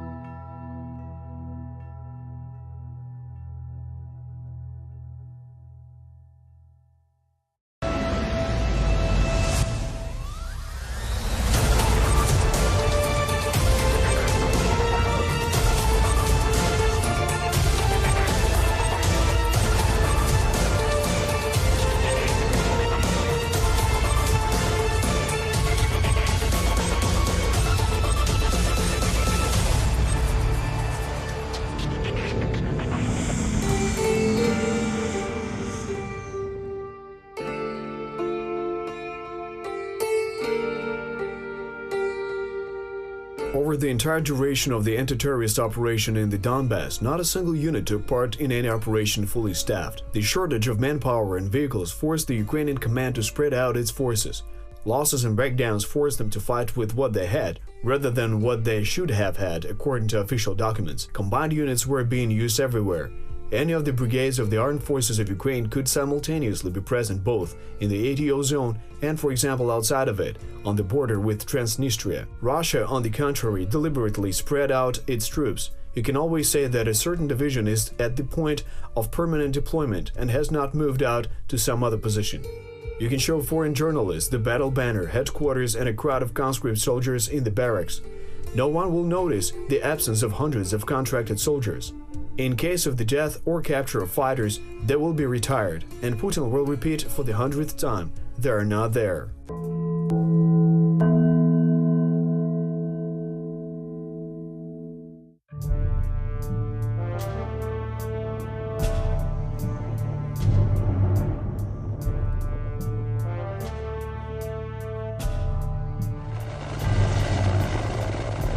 This is the 14th episode of the series about the ATO, the history of war. We're trying to understand the course of the anti-terrorist operation in the east of Ukraine, its causes and effects, what does Russia have to do with it, and how the aggression of Russia against Ukraine could pose a threat to Europe.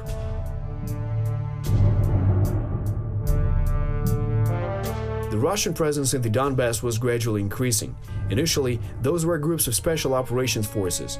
Their task was to train the so-called militia. The quality of the fighters hardly mattered. Those insurgents did not need to have fighting capacity. The only thing they had to do was pose in front of TV cameras, while the real combat work was being done by specially trained people.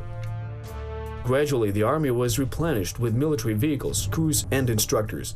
A structure was formed: command, communications, intelligence, electronic warfare, local government, and security. In addition to that, demonstration units and commanders were specially created for propaganda purposes.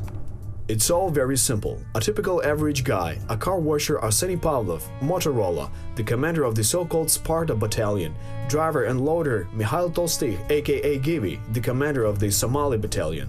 Those people appeared on TV screens quite often, gave comments, and created the illusion of a successful battle. In contrast to Colonel Igor Gherkin of the Central Investigative Administration of FSB General Borodai, those people were difficult to convict for involvement in the Russian security forces. That allowed one to speak of them as real volunteers who defend their land. At the same time, the fact that Russian special forces fought under the aegis of those units, substituting each other on a rotational basis, did not interest many.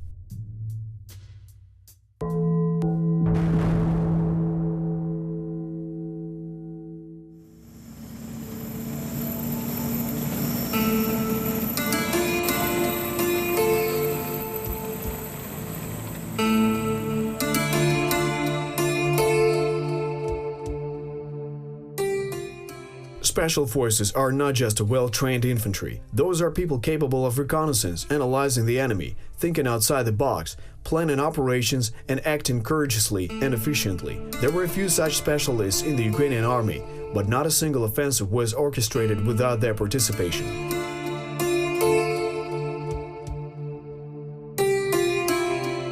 On July 21st, the town of Toretsk, called Dzerzhinsk at the time, was liberated. Two groups of the Ukrainian 73rd Marine Special Operations Center entered the city early in the morning. They got into the city administration building and took positions around it. Another fact that contributed to the success: on the eve, the commander of the special unit changed into civilian clothing and conducted additional recon of the area to determine a safe exit route. The battle began. The enemy used tanks, armored personnel carriers, and flamethrowers. The building was set on fire by one of the hits. Attracting the attention of the terrorists and provoking them to frontal attacks, the special forces fought for over 6 hours. Methodically killing off the attackers, the soldiers of the Special Operations Forces called for air and artillery support at the right times. As a result, the militants suffered severe losses and were forced to retreat. During that operation, the armed forces and units of the National Guard of Ukraine made a maneuver to block the city and cut it off from the neighboring town of Horlivka.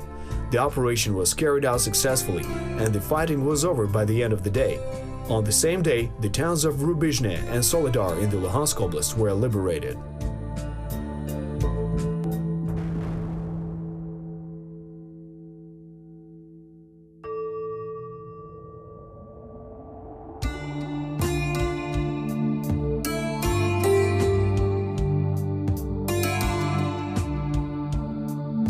Russian propaganda claimed that MLRS, multiple launch rocket systems, were used to fire at the city, but the only building that sustained considerable damage was the city administration. There were no casualties among the civilian population. One Ukrainian soldier was killed in action during the liberation of Toretsk. The word operation is used for a reason here. It is sometimes not necessary to introduce troops into a city, but just cut off the ammunition supply lines having occupied the high ground. In conditions of the densely populated east of Ukraine, by liberating one small town, you can automatically gain control over the neighboring ones. Everything is interconnected, and the collapse of the terrorist defense is a natural phenomenon. Despite the fact that the militants blew up the bridge that connected the two cities, the neighboring Severodonetsk was also liberated on July 22nd after Rubizhne. The preparations began for the liberation of Lysychansk. Further to the south, as a result of a similar operation, the government forces gained control over Popasna right after Soledar. Thus, the Ukrainian command developed a specific and well-devised plan of action for every settlement. They conducted reconnaissance, found the enemy's weaknesses, and resolved the strategic issues of logistics and collaboration. It should be noted that an army that is being controlled from one HQ is always much more effective than disparate groups, even if they're heavily armed.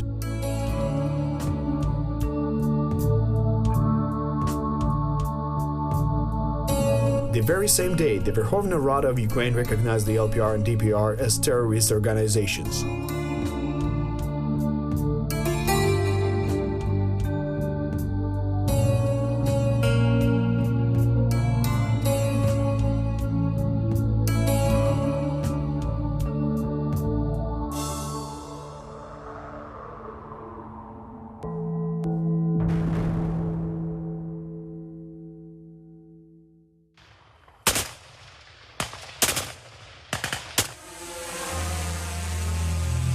Back on July 19, a large combined arms operation to liberate the city of Lysychansk began. Moving towards Luhansk, the Ukrainian army could not afford to leave such an important bastion of Russian-backed forces behind. The Armed Forces, National Guard and volunteer units were involved in fulfilling the tasks assigned by their high command.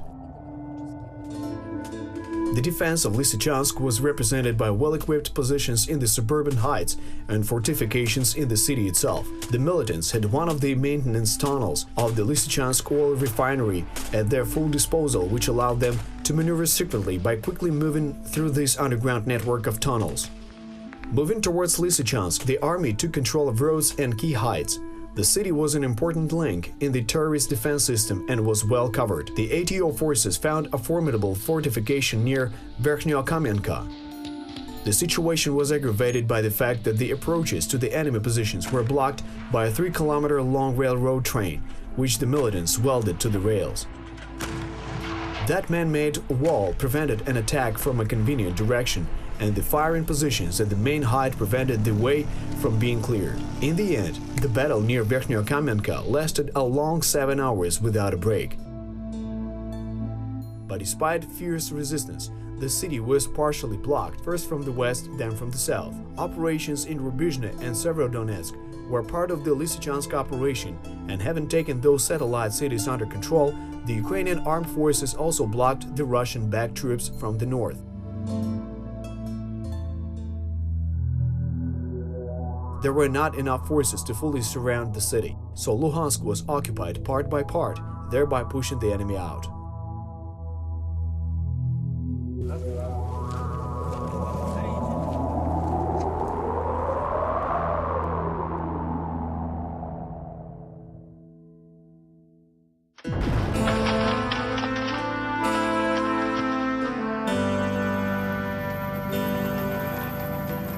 Being in the city itself, cleanup squads faced fierce resistance. From high-rise buildings, they were fired upon by snipers, machine guns and mortar shells. At the crossroads, there were firing positions that literally had to be removed by tank gunfire. The fighting in the city kept raging on right up until the evening. The militants only used the slogans about protecting civilians to justify their actions. To establish positions, they threw out the locals from the apartments they liked, having little regard for the fate of the rest of the residents of the building. After all, if a sniper is shooting from a window of a high-rise, there will most probably be return fire, and the best way to deal with the sniper is by tank fire.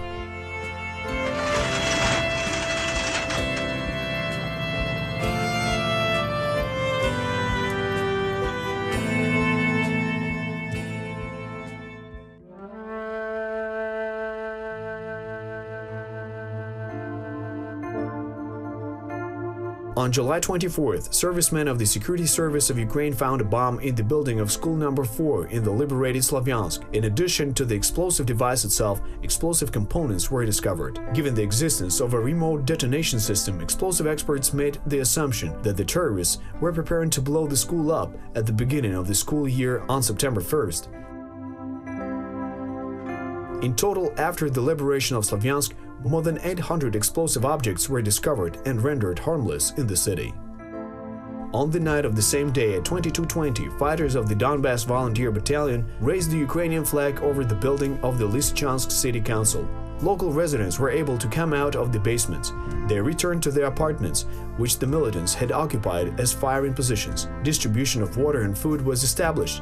The volunteers in particular helped with that, having quickly delivered a truck full of different food products to the city. Lysychansk was liberated as a result of joint actions by units of the National Guard, the Donbass Battalion, and the 24th, 51st, and 95th Brigades of the Ukrainian Armed Forces. The final cleanup of the city lasted several days, and the enemy saboteurs managed to pull off a couple more sorties. In the end, the operation to liberate Lysychansk cost the lives of at least 15 Ukrainian military officers and soldiers.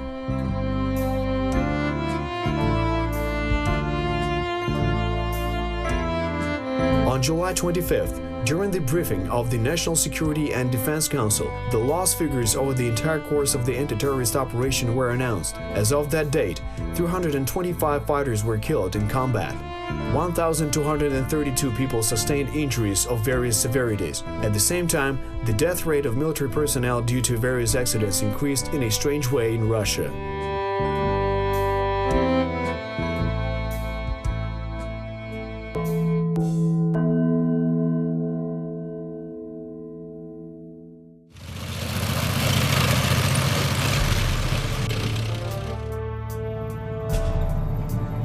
On July 26th, the last group of saboteur snipers was destroyed in the liberated Lysychansk. As a trophy, a KAMAZ truck was captured, which was loaded with missiles for the mobile anti-aircraft missile complex Strela-10. In addition to that, many different small firearms were found, including sniper rifles produced by the Russian Federation. The city was cleared of militants, finally. Was the art of deception and the best battle the one that didn't happen? It should be understood that a military operation, even a perfectly planned one, will fall apart if the enemy learns about its details. There were many traitors and simply sympathizers of the Russian world in the Ukrainian headquarters of early mid-2013. There's nothing surprising about that. The previous officials deliberately pursued a well-devised policy of reducing the combat readiness of the Ukrainian army, and if the key commanders could have been quickly replaced, a large number of middle-ranking officers did their black work unnoticed, sabotaging the work. Traitors did not always work for money. Some of the officials and the military were simply brainwashed by propaganda. After all, they also watched Russian television before the war. Secure communication could only be dreamed of, while secrecy was very conditional. That was one of the reasons why local commanders knew only fragments of the big plan, sometimes not even being aware of combat tasks of the neighboring units. That is why, on July 25th, the commanders of the 25th and 95th Brigades, Yuri Sodol and Mikhailo Zabrodsky, as well as the commander of the 1st Battalion of the 25th Brigade, Yevhen Moisyuk, personally arrived in Kramatorsk, where the ATO headquarters was located at the time. Chief of the General Staff of Ukraine Viktor Mushenko summoned those commanders to the headquarters in order to assign them important combat missions personally in the atmosphere of strict secrecy. By the dawn of July 26th, the advanced detachments of the 25th Brigade moved out towards Debaltseve. The task was to bypass the city and create conditions for the passage of the second echelon of troops towards Shakhtarsk and Saur-Mahila. According to the plan of the operation, several objectives were pursued at once.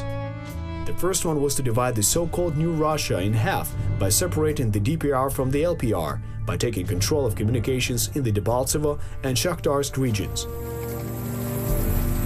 The second one was to support and unblock the detachments of the 72nd, 79th and 24th Brigades at the state border. Under constant fire from Russian territory, those troops found themselves in a difficult situation as they were cut off from the supply line and were suffering major losses. To remedy the situation, the 1st Battalion of the 95th Brigade was to go to the south and, in cooperation with the 1st Battalion of the 30th Brigade, occupy the burial mound Saurmahila, as well as several border settlements.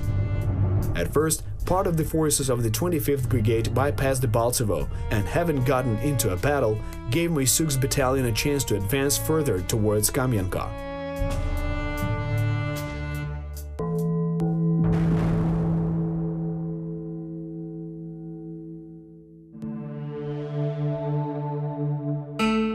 The 1st Battalion of the 95th Brigade, under the command of Zepeezy, was moving in a parallel course. Several separatist checkpoints were destroyed near Kamianka. After spending the night in the village, on the morning of July 27th, the paratroopers moved further south towards Shakhtarsk. Along the way, they cleared the burial mound Mohyla Hostra and soon took the southeastern outskirts of the city without a fight. While diverting the enemy forces, Mysyuk's battalion provided a passage to Zabrotski's battalion in the direction of Saurmahila. According to the plan, the 1st Battalion of the 95th Brigade left to the south, and the 1st Battalion of the 25th Brigade fortified in Shakhtarsk and prepared for defense. The Russian-backed troops, in turn, sent all their available forces to fight the Ukrainian paratroopers, having managed to accumulate up to 1,000 fighters and a huge arsenal of heavy weapons in the city. The hasty redeployment of troops led to the weakening of other sections of the front. Seeking to delay the offensive of Ukrainian troops, the leader of terrorists in Horlivka, Igor Bezler, put forward an ultimatum. He threatened to shoot all the prisoners and hostages, as well as to blow up the Horlivka chemical plant if the offensive continued. On July 28th, the cities of Debaltseve and Lutuhino were liberated. In Shakhtarsk, still diverting a lot of terrorist troops, the 1st Battalion of the 25th Brigade fought fierce street battles. The militants fired the D-30 howitzers right from the main city square and 120mm mortars located at the stadium. The private sector was in flames from the numerous shell hits. At the same time, the 1st Battalion of the 95th Brigade, in cooperation with the 1st Battalion of the 30th Brigade, stormed the Saurmahila Mound and proceeded to accomplish the task of unblocking and withdrawing the surrounded units at the border. But as it turned out, the battle for the strategic height had just begun. By the morning of July 29th, Russian artillery fired upon the mound, forcing the defending fighters of the 51st Brigade to retreat. On July 30th, Avdiivka was liberated by volunteer units and the 93rd Brigade of the Armed Forces of Ukraine. The city would remain at the front line until 2018. The next day, the 1st Battalion of the 25th Brigade left Shakhtarsk. Over 3 days of fierce fighting, 22 paratroopers were killed and over 60 were wounded. Despite the high losses, the main mission was accomplished. Within a few days, more than 1,500 people safely left the encirclement at the border.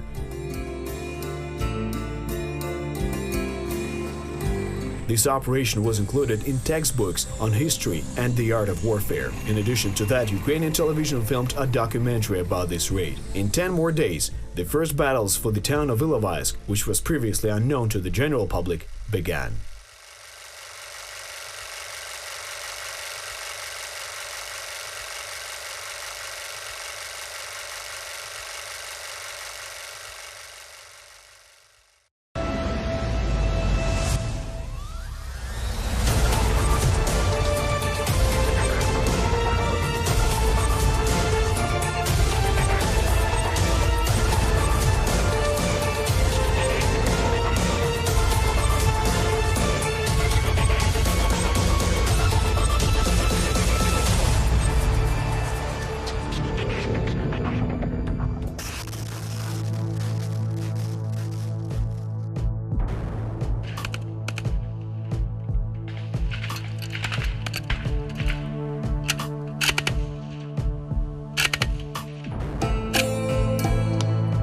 The military has the duty of making difficult decisions without knowing the full picture. Somewhere relying on assumptions, somewhere on the flare. There is such a term, fog of war, which means a constant lack of information. Intelligence data very quickly become obsolete, and it is necessary to have a clear action plan and be ready to improvise in any situation. But every decision requires responsibility in situations of hostilities, namely responsibility for people's lives. And the higher the rank of a commander is, the more soldiers might be killed if a mistake is made in the decision-making process. Moreover, defeat is not always the result of wrong decisions. This is the 17th episode of the film about the ATO, the history of war.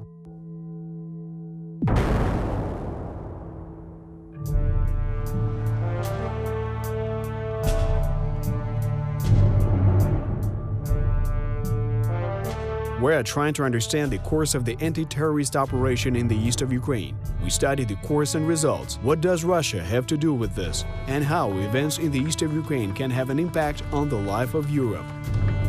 On August 11th, the terrorist leader Alexander Zakharchenko announced an early counteroffensive of the so-called Donetsk militia. Without answering the question where did the people and equipment come from, he kept silent about the readiness of regular Russian troops to invade the territory of Ukraine. And only after 2 days, the units of the 18th Separate Motorized Rifle Brigade of the Russian army began the fight against Ukrainian troops. The situation has heated up. From August 13th to August 18th, in the fights with terrorists and Russian troops, 95 Ukrainian officers and soldiers were killed. Absolutely not thinking about the safety of civilians, the militants actively used rocket launcher systems, firing at villages and roads.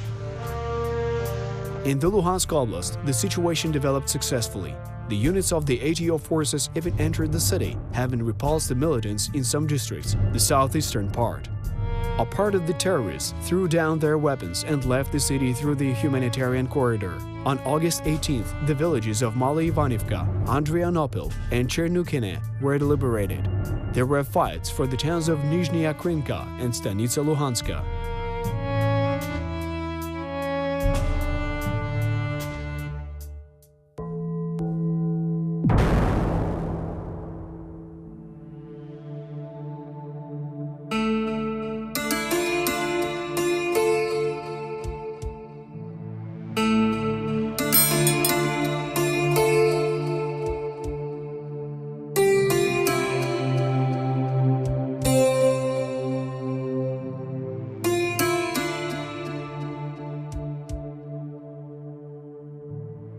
At the same time, the situation in the Donetsk Oblast was much more dramatic.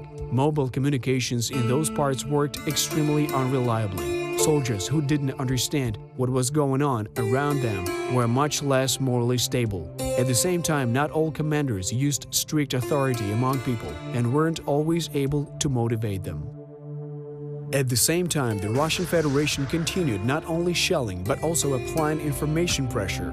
Practicing disinformation on the internet and the media, the Russian special services played on the emotions of the relatives of one soldier. And when the fighter called home, frightened relatives told him far from the best news. The tactics were standard. They have changed little since World War II. In order to stabilize the fighting spirit, a soldier should be convinced that his commanders left their positions. There would not be any reinforcements and resistance was useless. Thus, in the Stepanivka and Georgievka districts, part of the personnel of the 51st, 71st and 30th Brigades, succumbing to panic sentiments, retreated from their positions. This led to the fact that the 1st Battalion of the 30th Brigade, which operated successfully in the area of the city of Myusinsk, was isolated and left without supplies. And the Mount Sourgrave from the observation post turned into a forward position. And the distance to the nearest Ukrainian post was about 20 kilometers.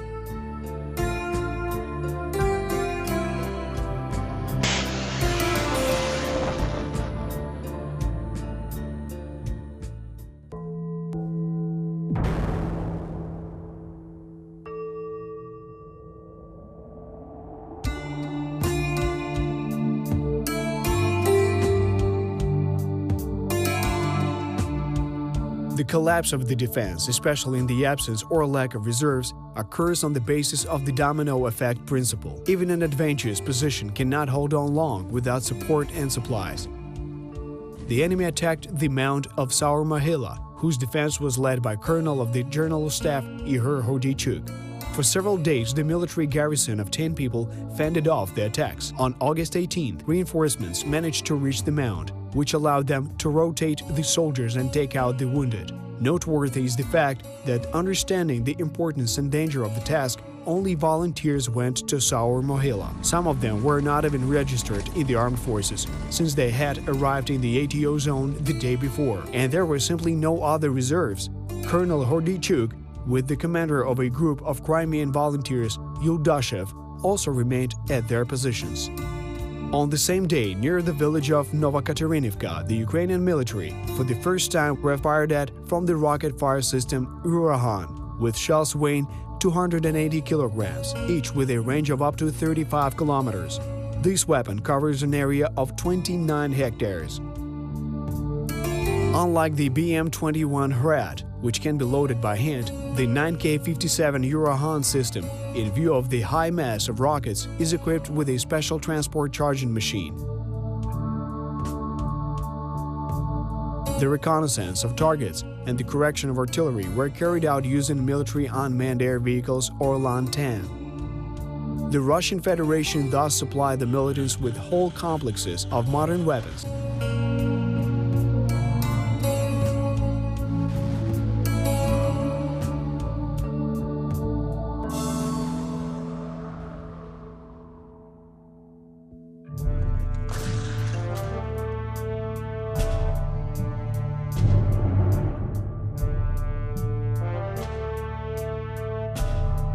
On the same day, August 18th, the terrorists fired upon a column of civilians living in Luhansk. Not paying attention to the white flags, the militants inflicted a crushing artillery blow on the machines.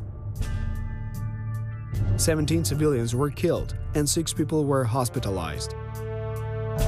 In the Donetsk Oblast, the volunteer divisions of the Donbass and the Dnipro, in cooperation with the 51st Brigade and armored vehicles of the 17th Brigade, entered the western part of Ilovaisk and took positions there. A week before that, the 40th Battalion of the Territorial Defense occupied checkpoints on the outskirts of the city. On August 19th, the situation escalated. The terrorists no longer concealed the fact that they had used rocket launcher systems, having announced this in the mass media. At the same time, volunteer units of Azov, Donbass, and Dnipro 1 entered Ilovaisk, where street fighting started. The city itself, being a large transport hub, was divided into 2 parts by a railway station. In fact, it was already the 3rd attempt to assault the city. Despite the resistance of militants, the Ukrainian forces managed to occupy the western part of the city and held the railway depot. The reinforcements from Russia broke through to Luhansk. The Kremlin could not allow the separatists to surrender the regional administration and played openly. A column of Russian equipment with Russian servicemen appeared in the city. These actions allowed to strengthen the defense of militants and to change the balance of power in the region.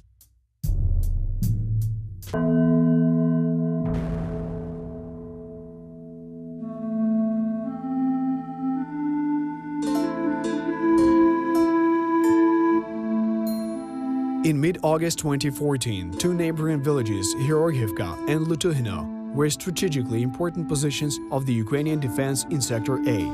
Almost all the artillery of the armed forces was concentrated in this area, which supported the actions of the army units to the full extent of the so-called LNR territory. About 4 o'clock in the morning, on August 20th, Russian artillery dealt a massive blow to the positions of the armed forces in Georgievka. The enemy used both barrel and rocket artillery. 2 squadrons of the 234th Paratrooper Regiment of the 76th Airborne Division from Pskov and a motor rifle vehicle of the troops of the Russian 15th Motorized Rifle Brigade were involved in the operation. As a result of the attack, 2 Ukrainian checkpoints were destroyed. One was the strategic height Sarmat, which was defended by Ukrainian fighters of the 24th Brigade, and the voluntary unit Storm was surrounded. However, on the advancing Russian troops, all available artillery opened fire. To support the troops, attack helicopters Mi-24P also arrived. As a result of the counterattack of the Ukrainian army, the Russians were defeated and retreated, having lost several units of equipment and more than 25 soldiers. As trophies, 2 combat vehicles with various secret documents on board were captured. According to intelligence, the loss of Russian paratroopers was even higher, as one of the troops completely lost combat capability and was withdrawn to Russia. Successful defense and a counterattack from Herohivka were of great importance. Had the Russian army achieved its goals, a huge number of Ukrainian troops would have been surrounded. Fighting for independence, on August 20th, in the battle, 6 Ukrainian soldiers and 2 pilots were killed. The Russians shot down 1 helicopter from a portable anti-aircraft missile system.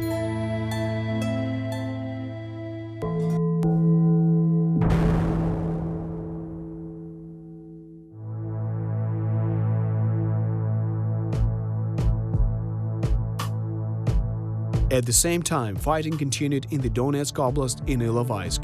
The militants received reinforcements. Moreover, Russian media reported about the Vostok and Oplot militia battalions in the city, but the captured militants were Russian paratroopers.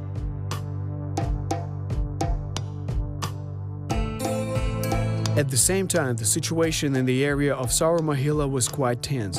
After the soldiers of the 51st Brigade retreated from the neighboring village of Petrovsky, Hordichuk's troops remained. Ukrainian artillery was suppressed or retreated. Monitors fixed columns coming from the territory of Russia, directed artillery, but the effectiveness of the attacks was decreasing. On August 20th, Russian troops launched a routine storming of Sauer-Mohyla. The situation developed in such a way that the Russian artillery fired at the top of the mound, and on its slopes was the Ukrainian artillery.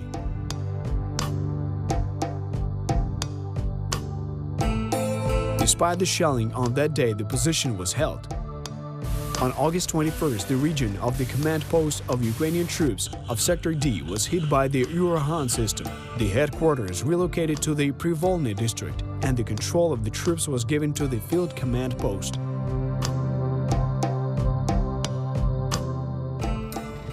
During the day, as a result of fighting and shelling, 17 Ukrainian soldiers were killed.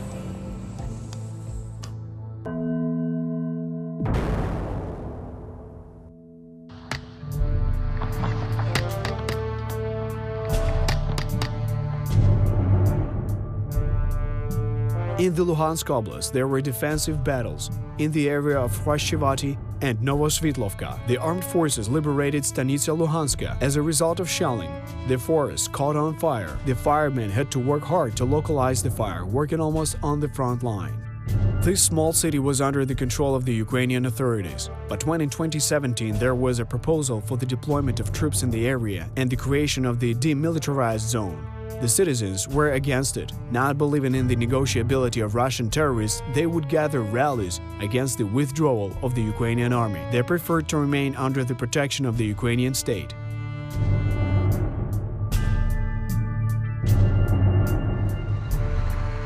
And the next day, the Ukrainian border was crossed by the so-called humanitarian convoy. 145 vehicles loaded with food, fuel, and ammunition crossed the border at the Zvarna crossing point. The Security Service of Ukraine called this act a direct invasion of the Russian Federation on the territory of Ukraine.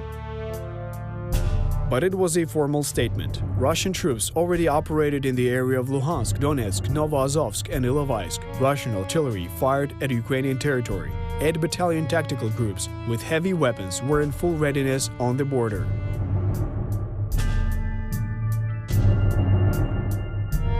The game of separatism in puppet republics failed. The population of Donbass did not support the pro-Russian militants. The Ukrainian leadership resisted accurately, as if stepping over the traps set by Putin. In the end, Russia didn't have a formal reason for the war. The Russian Federation attacked Ukraine treacherously, irrationally, and without declaration of war.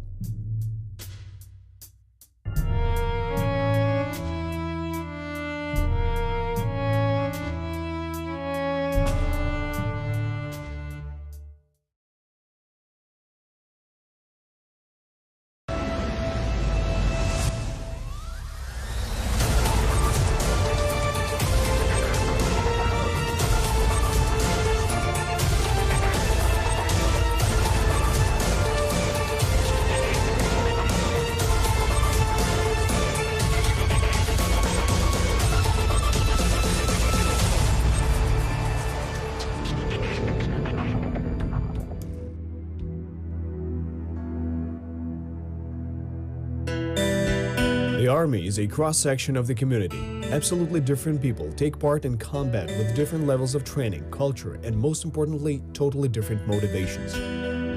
The constant supply of military hardware is critical, but it's not the weapon that wins battles, rather the spirit. The battle ends not with the exhaustion of material, but with the abandonment of the struggle by one side. War demands teamwork. Often, the heroism of some is nothing other than the result of miscalculations or the criminal negligence of others. The efficient and coordinated actions of the whole unit can avoid battles as the frightened enemy simply flees from the battlefield into a safety zone.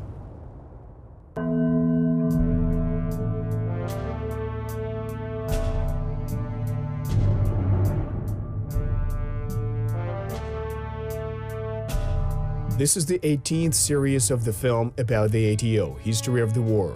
We're trying to get to the bottom of the anti-terrorist operation in the east of Ukraine, namely its cause and effect. What does the Russian Federation have to do with all this? How does the confrontation between Ukraine and Russia pose a potential threat to Europe in general? On August 21st to 22nd, forces of the Composite Company of the 93rd Brigade attempted to recover the village of Petrivske at the foot of the Savur-Mahila hill.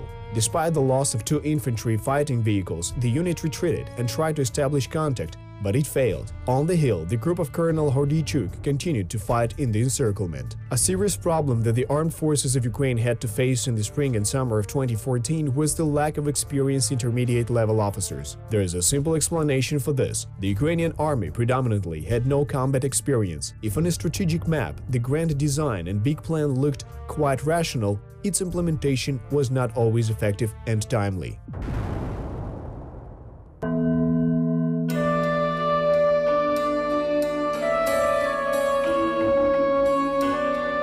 Nothing in this world happens without reason. Everything that is done has its own cause and effect. The tenure of ex-President Viktor Yanukovych dealt a serious blow to the power of the armed forces of Ukraine. When in March 2014 the army was put on an alert, mobilization and hasty repair of equipment began at the same time. But those who joined the army were not ready to deal with the problems that they faced. After all, neither the military parades nor the war movies depicted the serious problems with the uniforms, food rations, and spare parts for military hardware. At the same time, volunteer units demonstrated significantly higher and serious motivation, which in some way compensated the lack of skills. However, because they were controlled by the Ministry of Internal Affairs, they did not have heavy combat weapons. Interaction between the forces of the Ministry of Internal Affairs and the armed forces of Ukraine often had to be established on the basis of direct agreements between commanders on the ground.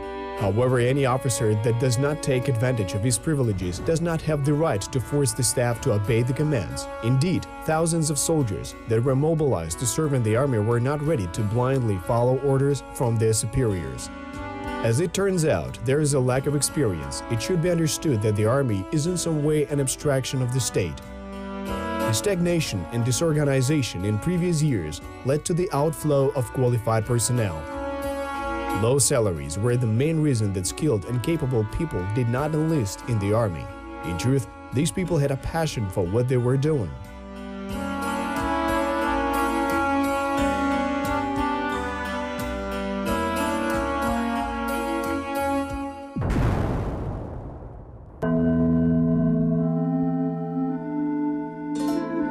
In a critical situation, people learn quickly. Many officers that were bravely acting in battle formations took the proper approach to subordinates and explained to them, in layman's terms, the essence of a specific operation in order that they could easily gain some measure of authority among the staff. As soon as this approach proved effective, the units entrusted to them began operating effectively. But not all succeeded. After several months of the summer campaign, those that were mobilized for the army on the wave of patriotism lost their enthusiasm. The level of morale decreased in many units, which was due to Russian propaganda, which in the news was regularly announcing the deaths of soldiers of one brigade after another. The moment when a soldier reads news on the internet, where they read that the whole army is defeated and the main commander is not able to intelligibly refute this fact, they become frightened. Then a soldier loses the will to fight, and this fear infects him or his compatriots. Specifically, on August 22nd, near the settlement of Kuteynikove, the positions of the 5th Territorial Defense Battalion were shelled. The garrison of the checkpoint abandoned the position. The soldiers were demoralized by the withdrawal of their units. from the border and reports of enemy tanks in the Savur-Mahila area. August 23rd, the press service of the Armed Forces headquarters of the self-proclaimed Donetsk People's Republic announced the formation of 3 additional infantry brigades and a change in the tactics of military operations. However, this army had long been formed. It stood waiting in the wings at the border. The artillery units of the Russian armed forces, up to 6 divisions, shelled the positions of the Ukrainian army from their territory. After the withdrawal of Ukrainian troops from Izvarine and Dovzhanske, the bombardment was aimed at the second echelon of the Ukrainian defense forces. As a result, unable to withstand the shelling, the entire 5th Battalion abandoned the position and withdrew from the war zone. Despite the order to retreat 40 kilometers from the state border and take up new positions, most soldiers simply refused to continue their service, and the unit abandoned the war zone altogether, leaving for a safer place.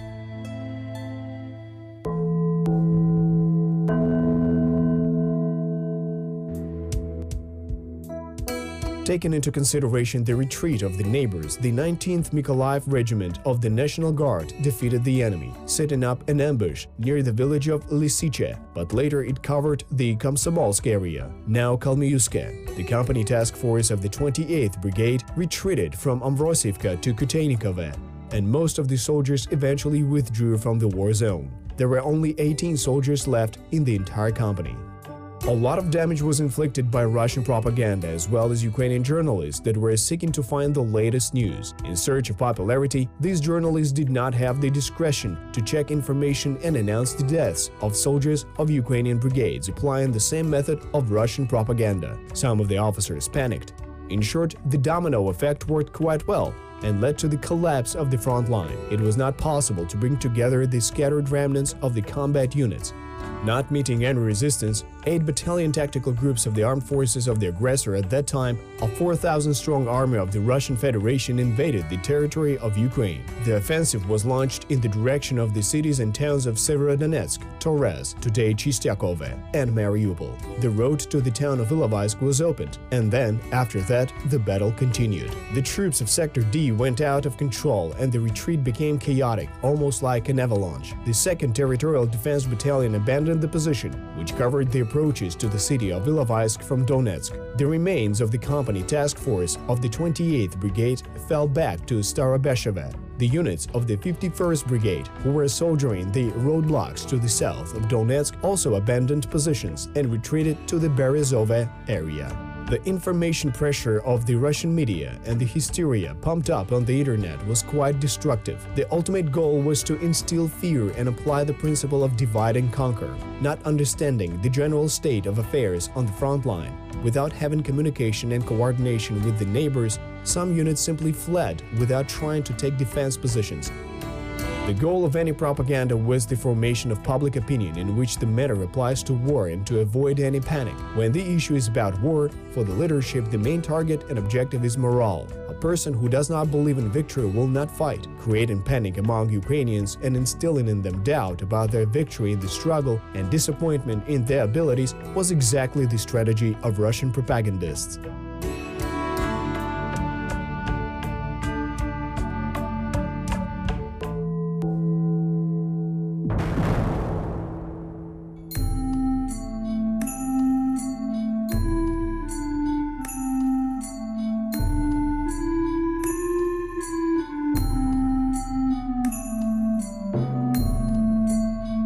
On August 24th, Independence Day of Ukraine, a military parade was held in Kiev. The national anthem was proudly sung, and many soldiers and military hardware were deliberately withdrawn from the war zone to participate in the festivities. On the background of total enemy disinformation, the fact that mainly cadets of military schools and troops of the Kiev garrison that took part in the parade is not very credible. In the eyes of misguided citizens, it was a kind of feast in the times of the plague, something similar to the 1941 parade on Red Square in Moscow. Back then, the German divisions were at the gates of the capital of the USSR. But in 2014, the world turned upside down, and the Moscow ruler was the aggressor at this time. Ukraine had to hold the parade primarily to prevent the panic of civilians, to instill their hope in the army and confidence in the future. Nonetheless, Ukrainians will end up in a quagmire, both in diplomatic and military terms. But if Ukrainian citizens become aware of this ugly truth, it will only lead to long lines in grocery stores and disorder on the streets.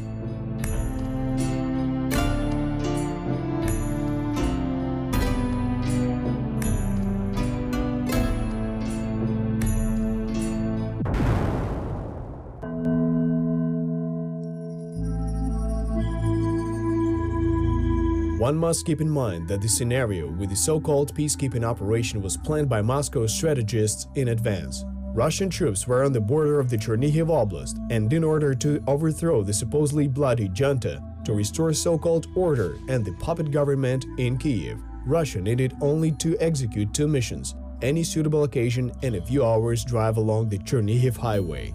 In Donetsk, a parade was also held. Militants escorted Ukrainian prisoners of war along the main Artyom Street. Some soldiers were bandaged. Supporters of the self-proclaimed Donetsk People's Republic were throwing eggs and bottles of water at the prisoners, while others jumped out of the crowd and tried to hit the prisoners. In an attempt to cause associations with the 1944 parade of German prisoners of war in Moscow, watering machines were sent behind the convoy of prisoners, symbolizing an act of purification.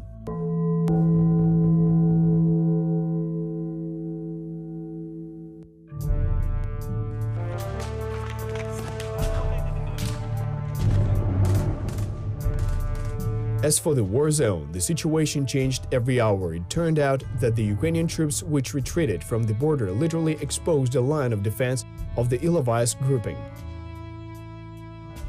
The volunteer battalions and the armed forces of Ukraine had control of the city and its surroundings. In this case, we must try to understand the exact terminology.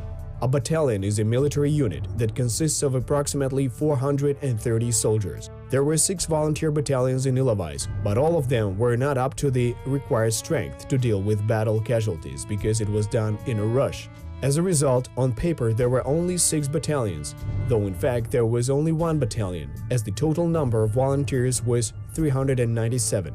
In total, around 940 operated in the area of Ilovaisk. Later, units of the 51st, 28th Brigades and the Company Task Force of the 93rd Brigade joined the group.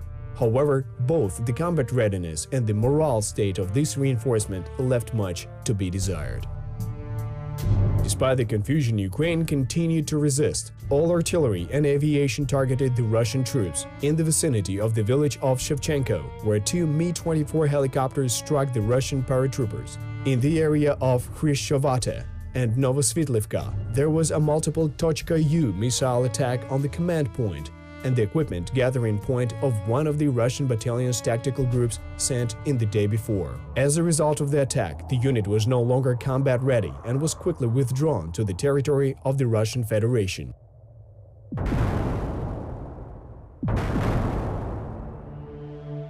In the afternoon of August 24th, information was received on the movement of enemy hardware near Ilovaisk.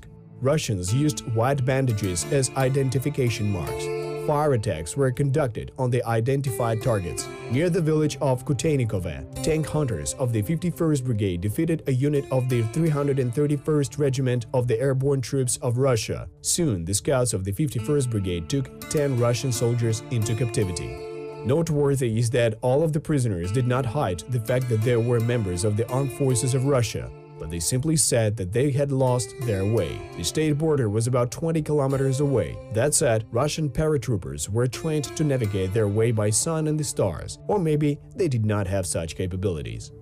But in any case, the front line collapsed. The reasons for this were insufficient training of the hastily mobilized Ukrainian army, lack of experience of line officers, and the lack of support of the morale of the personnel. Over 23 years of independence, the armed forces of Ukraine existed separately from society, and the day of reckoning had come. At 12 a.m. on August 24, 2014, Sector D ceased to exist. Remnants of the troops were transferred to the B command staff. The army of the Russian Federation entered the territory of Ukraine. Russian paratroopers from the 300th and 33rd Airborne Regiments, the 8th and 19th Specialized Motorized Rifle Brigades, and the 31st and 56th Specialized Brigades began blocking the Ilovaisk company of Ukrainian troops.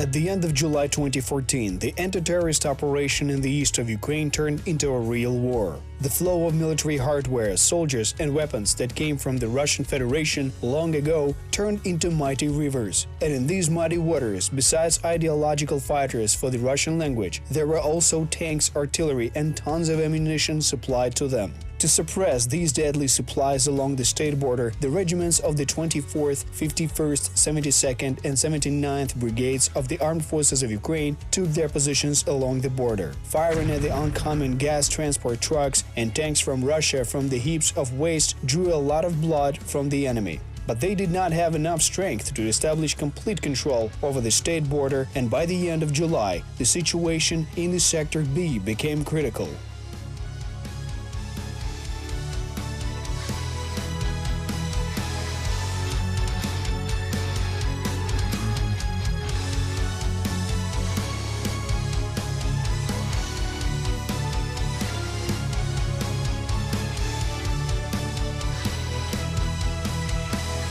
In early August, it became apparent that without adequate supply and locked in a narrow space between the Russian soldiers and the militants, Ukrainian units were no longer able to carry out their tasks. A thin line of conditionally controlled territory was shot through. The enemy mined roads and fired at supply columns. Not having enough forces to control the ways of delivering weapons and bearing losses from constant shelling from the territory of Russia, the troops at the border ended up being totally surrounded. The ATO headquarters developed a plan for the release of troops of Sector D. To accomplish this task, it was necessary to take siege of the burial mounds of Urmahila and the towns of Stepanivka and Marinivka, and also gain control over the crossing of the river Mius. The 95th and 30th Brigades dealt the main blow, while regiments of the 25th and 51st Brigades carried special operations to distract the attacking enemy. On August 1st, the villages of Novy Svit and Krasnohorivka were liberated. Also, the village of Kontarne was liberated in the area of Savurmahila, as well as Stepanivka and Marinivka over the course of several days of heavy battle. On the night of August 2nd, Grad rocket launcher systems were fired upon the Luhansk airport. At the same time, thanks to intelligence reports received from the local population, the Ukrainian units managed to defeat a large column of the enemy, which was moving from the state border towards Luhansk. 7 tanks, 5 armored personnel carriers, 3 Grad installations and 7 military transport trucks carrying heavy ammunition were destroyed. The loss of militants in terms of manpower amounted to more than 100.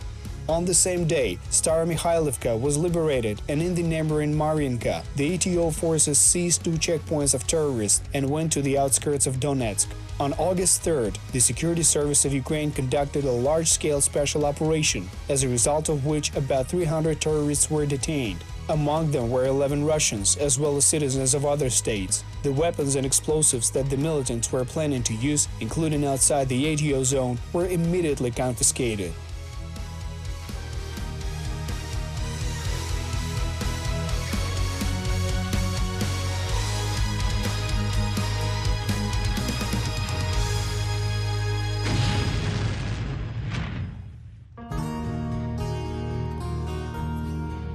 For the Russian Federation, it was important to gain a psychological victory more than anything. The ultimate task of Russia was to ensure the surrender of Ukraine. This could have been achieved in 2 ways, either by demonstrating the lack of the combat capability of the Ukrainian army or provoking it to fire back at the enemy. This would give rise to a full-scale invasion, which the armed forces of Ukraine would not be able to repulse. At the night of August 4th, 274 soldiers of the 1st Battalion of the 72nd Brigade and 164 border guards destroyed their weapons and equipment, left their positions and crossed the border. With the mediation of the OSCE, the soldiers requested asylum on Russian territory. The Ukrainian soldiers did this due to the lack of ammunition, food and water. In view of the fact that Russia did not officially recognize its participation in the war, it was technically impossible to capture these soldiers. This situation was widely broadcast in the mass media, and the Russian propagandists sought to expose the Ukrainian army in an unfavorable light. Here it should be noted that none of these soldiers expressed a desire to stay in Russia, and all of them immediately returned to Ukraine within a matter of a few days. Despite the information pressure, the lack of ammunition, the shortage of food and water, some soldiers still refused to cross the border with the territory of Russia and decided to make their way to Ukrainian territory. This group was headed by the commander of the 2nd Battalion of the 72nd Brigade, Mikhailo Drapati. On August 4th, Major Drapati gathered a group of more than 300 soldiers and officers and advanced along the border towards Dyakove. As he moved forward, he also gathered the units of the 51st Brigade and went to join forces with the 79th Brigade. At the same time, the forces of the 95th and 30th Brigades established the corridor to meet Ukrainian troops that were pulling out of the encirclement.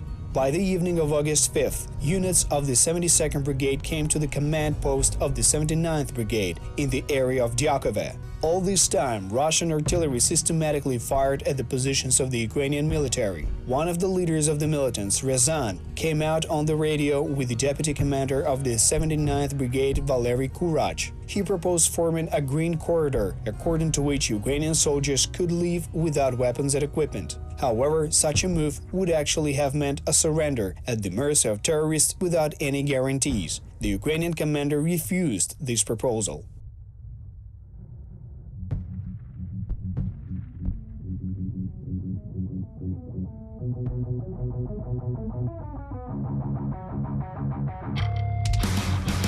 The next day, 5 columns were lined up ready to go for a breakthrough. Time, order, and exit routes were designated. The columns came out with a half-hour interval in the direction of Snizhne, bypassing the strongly fortified Dmitrivka. At the same time, units of the 30th and 95th Brigades launched an offensive towards Latyshev and Rosypne, towards the outgoing columns. One of the main tasks of these units was the organization of the crossing over the river Mius, for which special hardware was used, specifically heavy bridge-laying machines. Not far from the crossing, key heights were occupied. The first column, using the factor of surprise, came out almost without countermeasures from the enemy side. But the third column was fired at constantly, both from Torres and from the Russian territory. During the period from August 6th to 7th, up to 5 battalions from the 24th, 51st, 72nd and 79th Brigades, as well as border guardsmen, managed to pull out from the encirclement. On August 7th, the terrorist leader, the so-called chairman of the Council of Ministers of DPR, Alexander Borodai, announced his resignation. In this position, he was replaced by a local businessman, leader of the terrorist group Aplot and commandant of Donetsk, Alexander Zakharchenko. The following fact is noteworthy. Just at the time when the last columns of Ukrainian troops pulled out of the encirclement, the chairman of the Council of Ministers declared that Ukrainian troops near the border had almost surrendered. Zakharchenko spoke about 800 Ukrainian soldiers who were captured. In reality, as a result of concerted actions, about 300 soldiers and more than 250 units of military hardware left the place. In the process, there were no losses, but the operation itself cost the lives of 11 soldiers during the week and 74 were injured. The protection of the occupied territory was entrusted to the 3rd Battalion of the 30th Brigade. After the successful withdrawal of troops from the Sector D encirclement, the strike units of the 30th and 95th Brigades moved towards Myusinsk. The next task was to create a barrier along the line Stepanivka, Myusinsk, Chervona Polyana, Lutugine. This was done with the same goal: to isolate the militants from deliveries of hardware from Russian territory. On August 8th, the link between the Horlivka and Makeyevka occupied by terrorists was destroyed. Forces of the 95th Brigade took the road between the towns of Antratsit and Chervony Luch. Then the 1st Battalion of the 30th Brigade entered the town of Myusinsk. It was in the battles for this small town that the Ukrainian fighters first came head-to-head with military units of the Russian Federation, including young soldiers on a regular basis. The latter did not even understand where they were and thought that these were training sessions being held in Rostov region in Russia. To support the actions of the 1st Battalion from the north, the 2nd Battalion of the 30th Brigade moved. At the same time, in Minsk, the street battle broke out. Russian propaganda claimed that only a small group of local militia operated against the strike battalion of the armed forces of Ukraine. It was not surprising, since Russian journalists had a clear prescription not to divulge any information about the presence of the Russian military. On August 9th, terrorist leader Igor Girkin announced that Krustalny, Horlivka and Donetsk were surrounded. The so-called chairman of DPR, Andriy Purgin, argued that Donetsk was only half surrounded and that the resistance continued. The Ukrainian authorities, in turn, did not confirm the liberation of Krustalny, as this was far from the truth. However, after the withdrawal of Ukrainian troops from the state border, the Russian Federation was able to freely provide terrorists with hardware, fuel, ammunition and soldiers. And in attempts to block these supplies, the Ukrainian army again occupied Yakove on August 10th. On the same day, the units of the 95th Brigade left the Antracit area and returned to Slavyansk to replenish their combat capability. The raid of the 95th Brigade was a part of a large operation, and its main result was the withdrawal of the troops surrounded by the border. Interacting at different stages with other landing and infantry divisions, the battalion of Mikhailo Zabrodsky moved more than 400 kilometers, firing at the enemy and disorganizing the work of the rear services. As it turned out later, this raid wasn't the last and not the most difficult one. On the same day, on August 10th, as part of the Donetsk operation, an offensive was launched on the little-known city of Ilovaisk.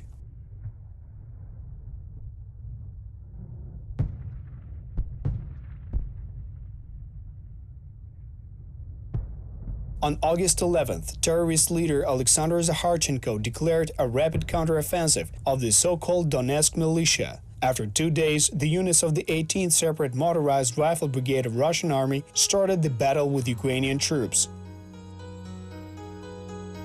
On August 11, 2014, the border village of Stepanivka in Donetsk region experienced the most brutal shelling from the territory of the Russian Federation. There was not a single building in the village left intact. The fighting continued in Minsk, in the vicinity of Ilovaisk and Hrabsky. The Ukrainian army liberated villages of Korsun, Upper Krinka, Monokhove and Krinichne on August 12. Volunteer units also liberated Vuhledar, Pervomaisk, Luhansk region, Kamyshevaha and Kalinove. Also, the town of Vuhlehorsk was liberated. The LPR headquarters stated that units of the 30th and 95th Brigades were surrounded in the Antracit area. Russian propaganda came up with the ridiculous term "wandering cattle" to describe the situation. These surrounded units continued to carry out their task and moved within the framework of raiding operations, despite the resistance of the militants. The DPR headquarters issued a much more serious statement. The militants claimed that they had prepared about 200 armored vehicles for a counteroffensive near Donetsk, and this was not even about Putin's so-called gifts. The next day, in the area of the village of Stepanivka, the border was crossed by the units of the 18th Separate Motorized Rifle Brigade, and while earlier only hardware belonging to this brigade from Khankala was found in the Donbass, after August 13th, its soldiers were also detected.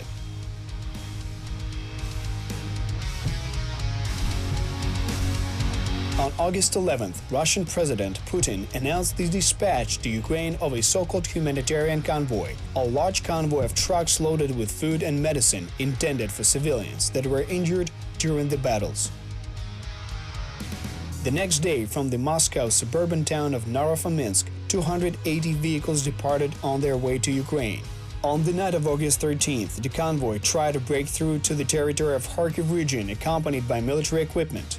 On the same day, the Ukrainian army liberated the village of Pisky. The border towns of Stepanivka and Marinivka were attacked by Russian troops. While shelling the Luhansk airport, the terrorists committed a blunder firing at one of the villages, where many civilians were injured.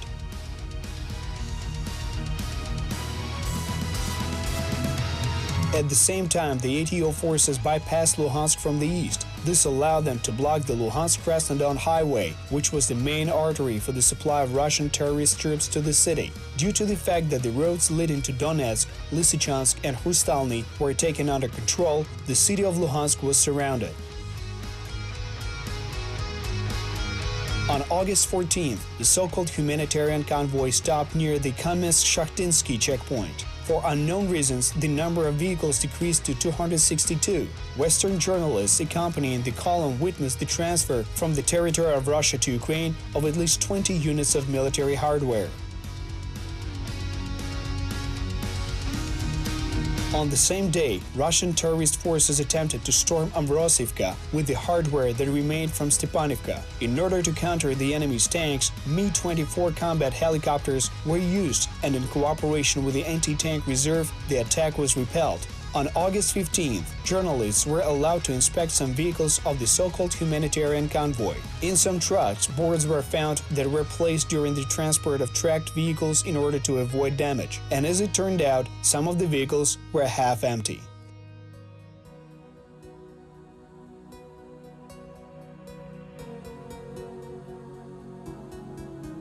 So this begs the rational question: why did they send half-empty vehicles? The answer is quite simple, and as always rather unpleasant. The repainted trucks were assigned to task of supplying ammunition to the terrorists and Russian troops on the territory of Ukraine.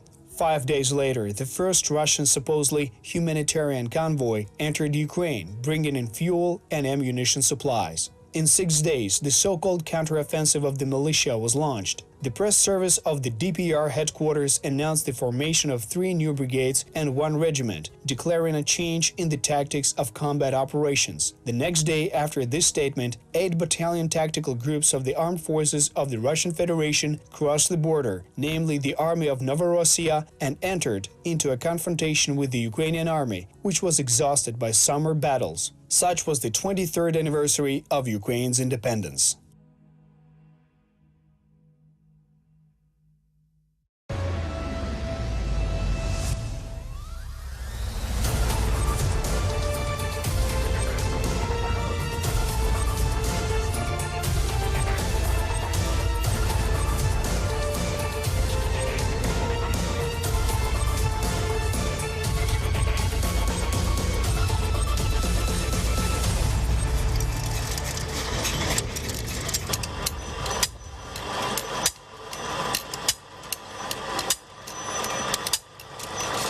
When studying military conflicts of the past, historians are often interested in campaigns and the fighting tactics involved, the combat techniques and the abilities of commanders. But war is not just about battles.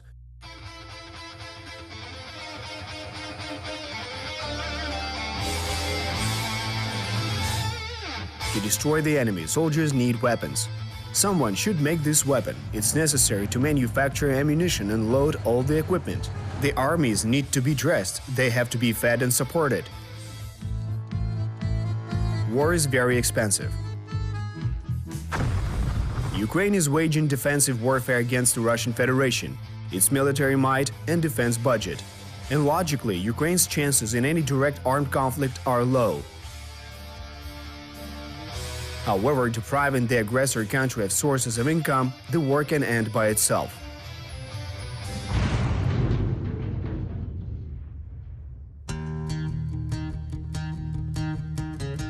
You're watching the 50th episode of the film History of the War. In 2014, the Russian Federation committed an act of armed aggression against Ukraine. The war has now lasted for several years. We're hot on the trail of studying its course, tracing the links between military operations, diplomacy, politics, and the economy. We're trying to understand how it happened and, most importantly, why. Unlike classical warfare, economic confrontation can last for a long time. Back in 2014, the Russian leadership achieved the imposition of economic sanctions on Russia, which reduced the aggressor's income. However, each state has certain reserves, and any significant cutting of the aggressor's military budget requires time. In order to buy time and not to be swept away by the superior forces of the enemy, Ukraine sought to lower the level of confrontation in the combat zone. One of the points stated in the Minsk peace agreement implied a so-called separation of the parties. This included creation of a security zone along the demarcation line and withdrawal of heavy weapons to a distance exceeding their firing range. Facing the intensification of economic sanctions, Putin signed the Minsk peace agreements, and on February the 24th, 2015, the so-called Army of Novorossiya announced the start of withdrawal of artillery and tanks. Under the terms of the agreement, the Ukrainian army began a similar withdrawal on February the 26th.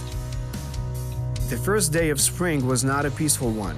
Militants declared that they completed their withdrawal of heavy weaponry, but the work of sabotage groups, mortar attacks, and firing continued.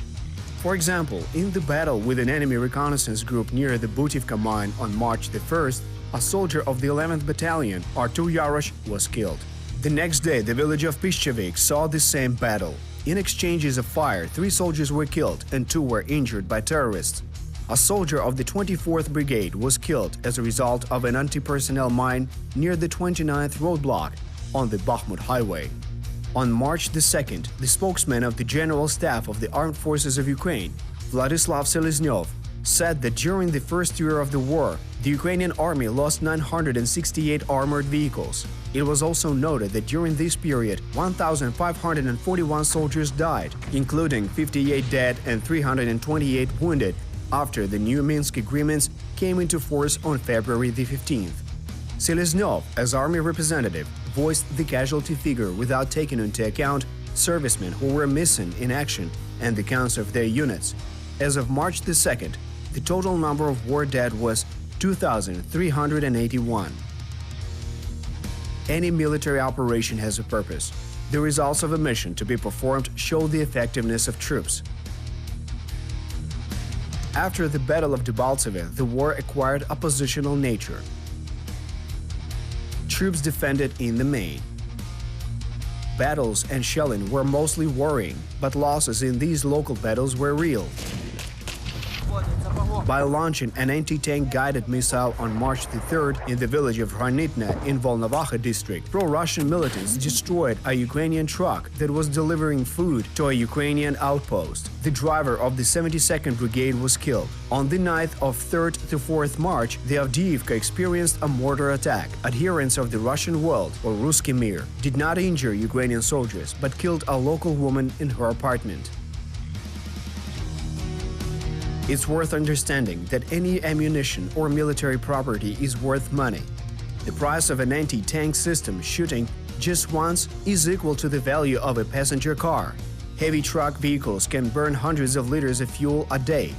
Given the complete absence of any economic activity in the so-called rebel republics, maintaining a hybrid army in addition to a regular one is costly enough for Russia. The humanitarian convoys sent constantly by Putin to Donbass were also costly for Russian taxpayers. Column number 41 crossed the border on March the 4th. 166 cars carried about 2,000 tons of various cargo. Traditionally, part of the trucks really carried humanitarian aid. Their unloading was widely covered by local and foreign journalists. The convoy consisted of 41 tank trucks, with various fuel, agit-prop, and of course ammunition. Taken into account, considering the recent intense attack of Debaltseve by militants, it's logical that timely replenishment of their stocks was a matter of survival. There was a remarkable incident. Early on the morning of March the 4th, an accident took place in the Zasyadka mine in Donetsk. Various estimates state that between 10 and 32 people were injured as a result of a methane explosion. The Ukrainian side appealed to the militants to assist with the rescue operation. However, the terrorists refused to have contact with the Ukrainian authorities or to provide access to specially trained rescuers. The Russian side used tragedy to increase its popularity among the local population. Despite unloading supposedly humanitarian food aid in Donetsk, Putin ordered the equipping of one more convoy. According to the Russian media, the 18th so-called emergency humanitarian convoy was intended exclusively for the families of the accident-affected miners.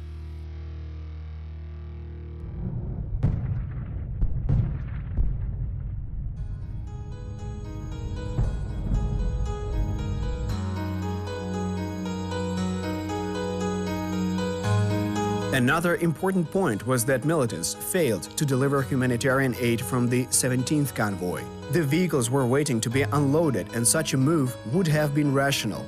But the named humanitarian cargo most likely had some sort of military purpose.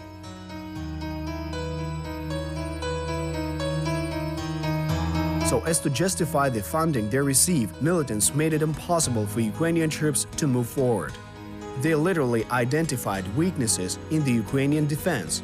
Besides, when the terrorists declared the complete withdrawal of heavy weaponry, they would often put it back after OSCE inspectors had left.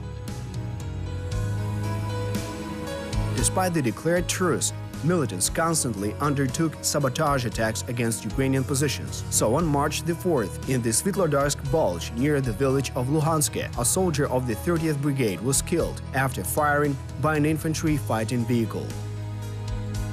According to statutes, even in ceasefire mode, Ukrainian soldiers have the right to return fire.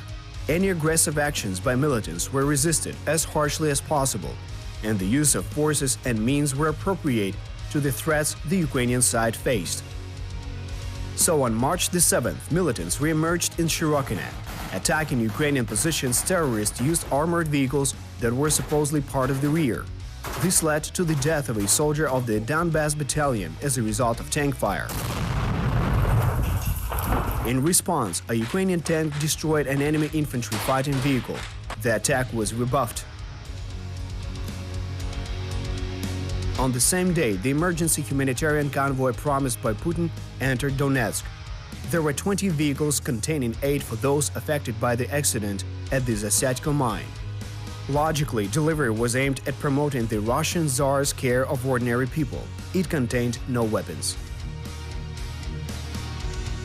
Despite the work of the OSCE and increased attention from foreign journalists, militants didn't withdraw heavy weaponry from the demarcation line. Quite often, there was merely imitation of such redeployment, and the weaponry was then redeployed to another front line. The terrorists returned to the shoot-and-scoot technique of wandering artillery batteries. On March the 9th, terrorists again attacked Ukrainian positions in Shirokine, using 120mm rear-based mortars. 4 Ukrainian soldiers were wounded as a result of the attack. On the same day, a soldier of the 25th Brigade was killed near Avdiivka. Despite reducing activity, the truce was not respected. On March the 9th, the Defense Ministry spokesman on the anti-terrorist operation, Andrei Lysenko, said at a press briefing that Ukraine could not leave the front line in Donbass exposed under the withdrawal of heavy weapons agreed in Minsk. A similar situation worked in the Kremlin's favor because it actually led to the failure of the Minsk agreements, which were not favorable for Russia. As a result, the withdrawal of artillery and tanks was delayed for 6 months. The process was not completed. Wandering tanks and mortars attacked Ukrainian soldiers. To counter such attacks, the area was mined. Breaches of the silence regime were documented and reported to the OSCE. The enemy was also involved in laying mines. On March the 10th, in Zlatoustivka of Volnovakha district, a soldier of the 1st Tank Brigade was killed by a mine. Near the village of Krimske, a multi-purpose light armored towing vehicle was destroyed by an anti-tank mine, and a Ukrainian soldier was killed. By the middle of 2015, the number of mines laid along the demarcation line was huge. According to various estimates, it will take from 10 to 20 years to clear the region of mines. In order to start clearing the area of mines, the war must first end.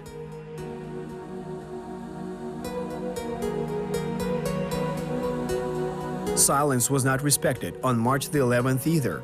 As a result of shelling of Shirokine and Krimske, 2 Ukrainian soldiers were killed. The warmer spring weather turned fields and country roads into heavy ground. This made the use of weaponry harder. The village of Shirokine was shelled with grenade launchers on a daily basis. But militants didn't use tanks and heavy artillery.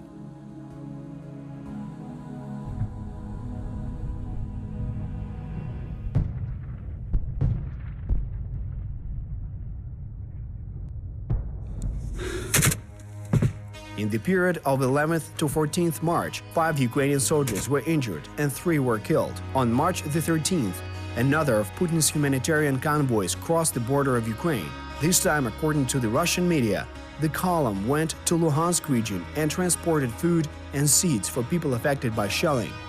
Interestingly, neither Altai, which suffered from recurring floods, nor Buryatia, which has seen forest fires and are both located in Siberia, received any aid from Moscow.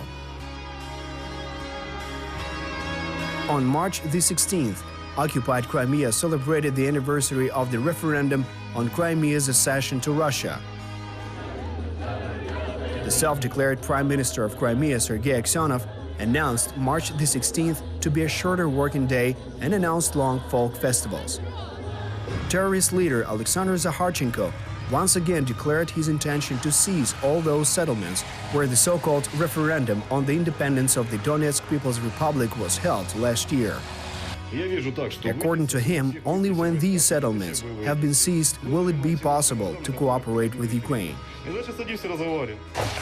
That same evening, militants tried to improve their positions in Avdiivka. Ukrainian troops repelled an attack from Yasinuvate. Militants launched a total of 15 attacks on Ukrainian positions that night. Empty trucks of the latest humanitarian convoy returned to Russia and plundered. War-torn east of Ukraine saw its skies lit up with flashes. Hiding from OSCE observers, militants slowly started shelling at night. The war smoothly transformed, and more often an oppressive silence hung over the demarcation line in the daytime. The citizens of the Russian Federation have paid 3 times. They bought tanks and guns which militants used to destroy Donbass. Then the Russians paid again for consolidating humanitarian aid, for construction materials and fuel, for supporting the invented republics. But that's not all with the costs. Fighting on all fronts, Ukraine could convince the world to avoid doing business with Russia. Sanctions, financial restrictions, war is very costly. Aggression is 3 times as costly.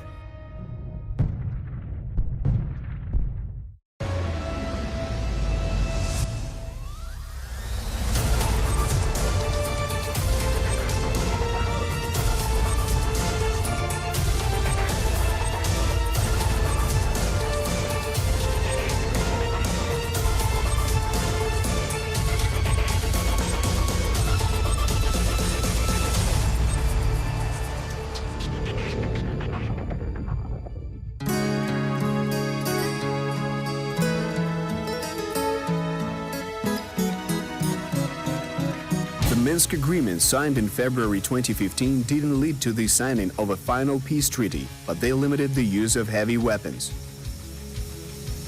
Artillery was used surgically. The role of small arms has increased again.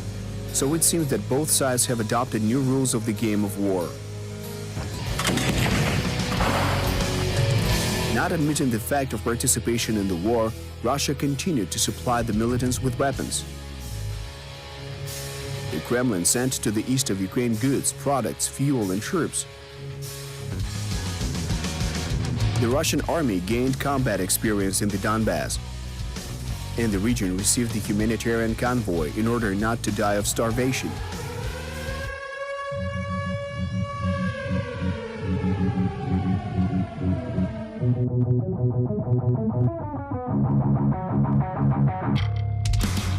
This is the 53rd part of the film History of the War. In 2014, the Russian Federation committed an act of armed aggression against Ukraine. The war has lasted for several years. We're following the course of this war and tracing the links between military operations, diplomacy, politics, and economics to understand how it was and, most importantly, why it happened. On April 25, heavy weapons were used in the Shirokina and Hranitne areas. Ukrainian positions were fired upon using barreled and rocket artillery, which resulted in the death of 1 soldier of the National Guard. It was quite logical that the Ukrainian artillery was used to suppress the firing of weapons of the enemy.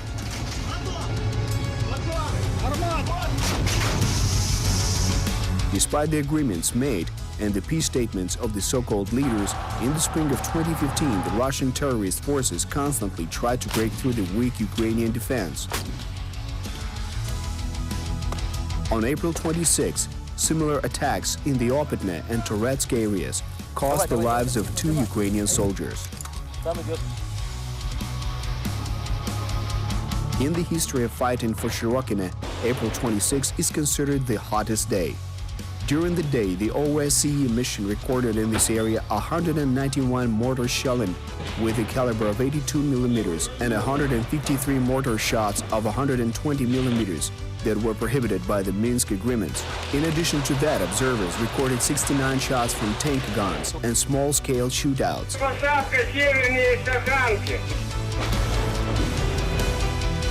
The Ukrainian artillery was granted permission to return fire and engage in a counter-battery fight. For militants, this resulted in the loss of an ammunition depot near Dzhizhinsky, which today is known as Azov. Also, an armored vehicle was destroyed near Sahanka. Finally, due to severe losses, the militants requested the signing of a truce.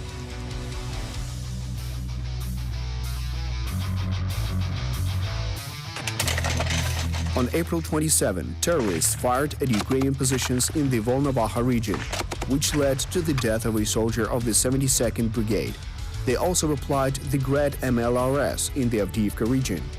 As a result of this shelling, 1 soldier was killed and 4 soldiers were wounded. It should be noted that the Ukrainian positions in this location were actually within the city limits of Donetsk. Striving in every way to push the Ukrainian army back from their capital, the terrorists did not spare the military hardware or the lives of innocent citizens. The arms banned according to the Minsk agreements were openly used, and attacks on Ukrainian strongholds often resulted in brutal hand-to-hand fights. The zone of constant tension in the vicinity of the Donetsk airport was the scene of a mine war, sniper duels, and the confrontation of sabotage divisions. The following tactic is common. In order to conceal the advancement of reconnaissance, enemy positions were fired by mortars. Also, during the winter battles, the militants often hid their guns in residential areas. This complicated the counter-battery fight.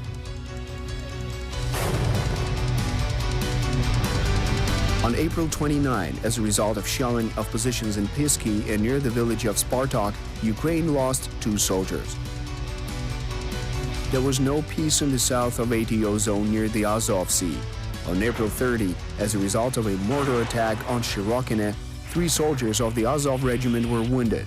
Near Starognativka, 2 soldiers of the 2nd Unit of the 41st Motorized Infantry Battalion Serhiy Badunenko and Ivan Soroka died due to an explosion of a landmine. On May 1st, 2015, as a result of an enemy projectile strike in the building where the soldiers were resting, a fighter of the 11th Battalion was killed. Then Army soldiers called for partial mobilization were transferred to the reserve in March 2014. After serving for a year, the soldiers were granted the right to return home, or if they wanted, to sign a contract with the armed forces and become a professional military soldier.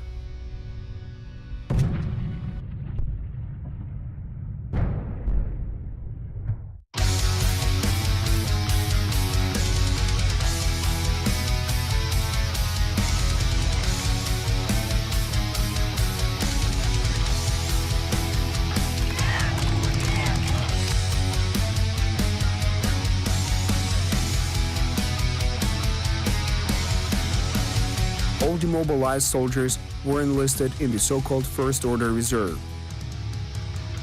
This meant that at the time of the start of a full-scale war and the announcement of a general mobilization, reservists would be primarily recruited into the army as soldiers that had already gained a certain level of combat experience and knowledge.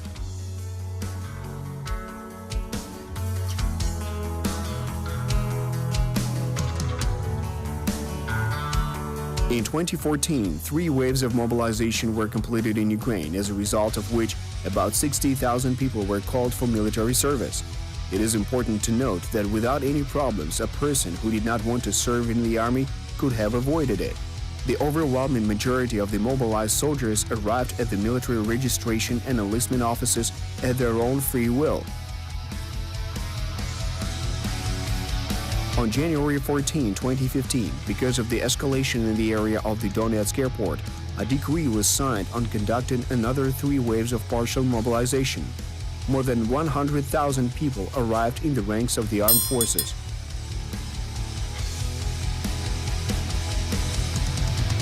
This made it possible to maintain the combat readiness of the army at a level acceptable for conducting positional defense.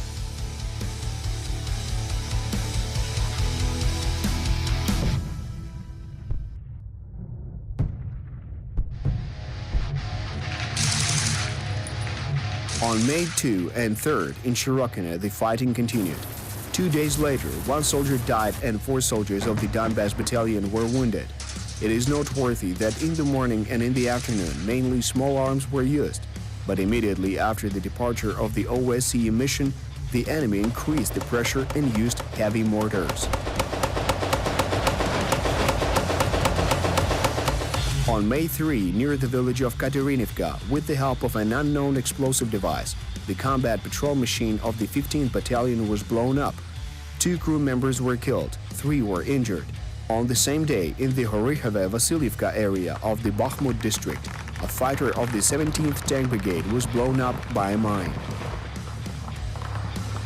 In the area of Pisky on May 3, as a result of a mortar shelling, 2 Ukrainian soldiers were seriously injured. 1 of them died the next day. The Russian media reported the first shelling of the city of Donetsk since February. But in this short message, between the lines, the following is important. Striking a blow at the Ukrainian positions, the enemy gunnery unit withdrew from the residential area. This circumstance in turn allowed the Ukrainian gunners to return fire.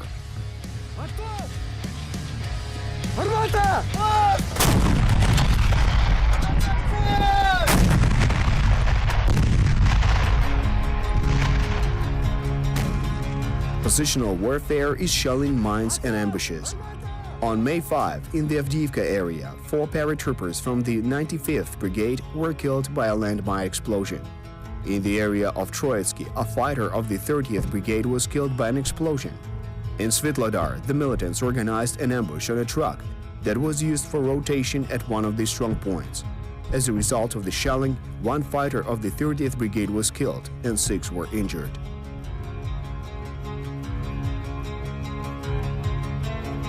The Russian propaganda machine operates using the fear factor. It always tried to intimidate the local population of the Donbass, telling people about all sorts of misfortunes in the case of joining under the jurisdiction of Ukraine. It is logical that, frightened by tales of bloodthirsty Bandera, people sought to defend themselves and joined the DNR army.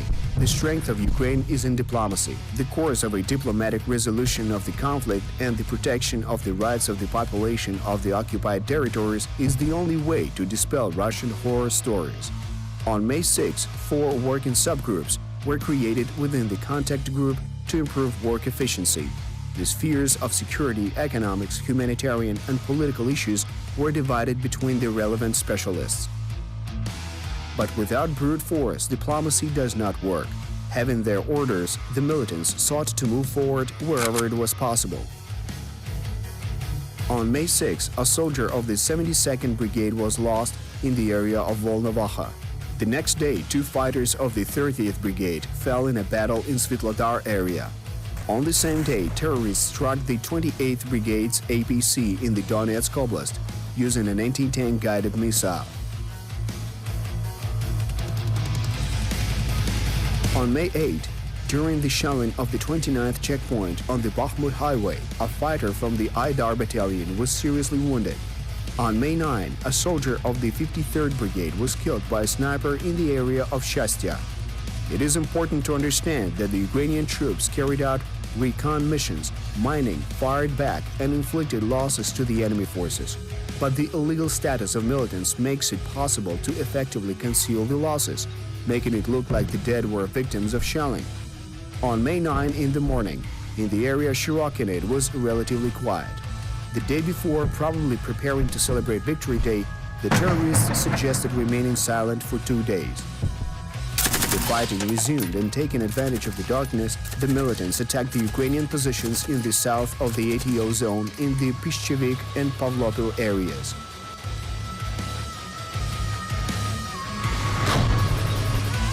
On one day alone, on May 9, the truce was violated 35 times.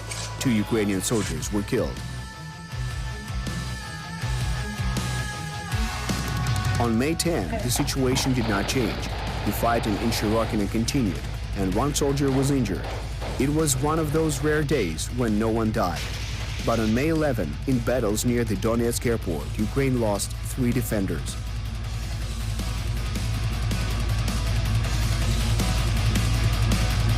On May 13, the deputy chairman of the OSCE monitoring mission, Alexander Hug, announced the actual failure of complying with the conditions of the Minsk agreements. The withdrawal of heavy weapons was not completed. Using tanks and mortars, the terrorists constantly attacked the Ukrainian positions. This led to an inadequate response from the armed forces of Ukraine and automatically escalated the situation. The Russian leadership did not need peace. Indeed, in conditions of peace, the occupation authorities have nothing to offer the local population. By the spring of 2015, the main industrial potential of the Donbass region was already exported to Russia. A viable economy did not appear in the republics, and not a single civilized country, including Russia, recognized either the DNR or the LNR. The subsidized region before the war became a military base and a reservation, which was preparing to reflect the onset of the radicals invented by the Russian media.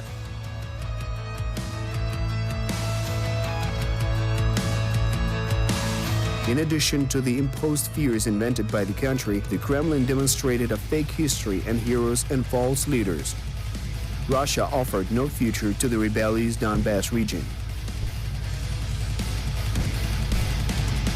On May 14, the 26th humanitarian convoy was sent to the east of Ukraine in 100 vehicles carrying 1,000 tons of cargo. The standard set, fuel, products, building materials, campaign products, and spare parts for military hardware and ammunition. Having broken all economic ties, leading people to even greater poverty than before the war, squeezing out the local elites and replacing them with their soldiers, Russia proposed sending a humanitarian aid convoy to the east of Ukraine, like a drug, without which there's no life.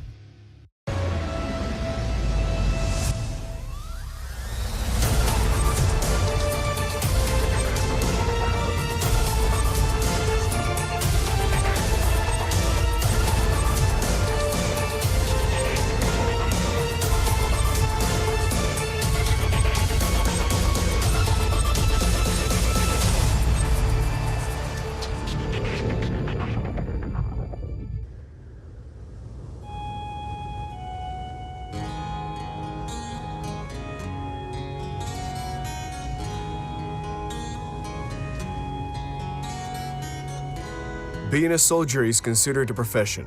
Military craft has its intricacies and methods of work that are called army regulations and safety rules. It's no wonder because in the battlefield, the cost of the slightest mistake is the life of a soldier or an innocent citizen.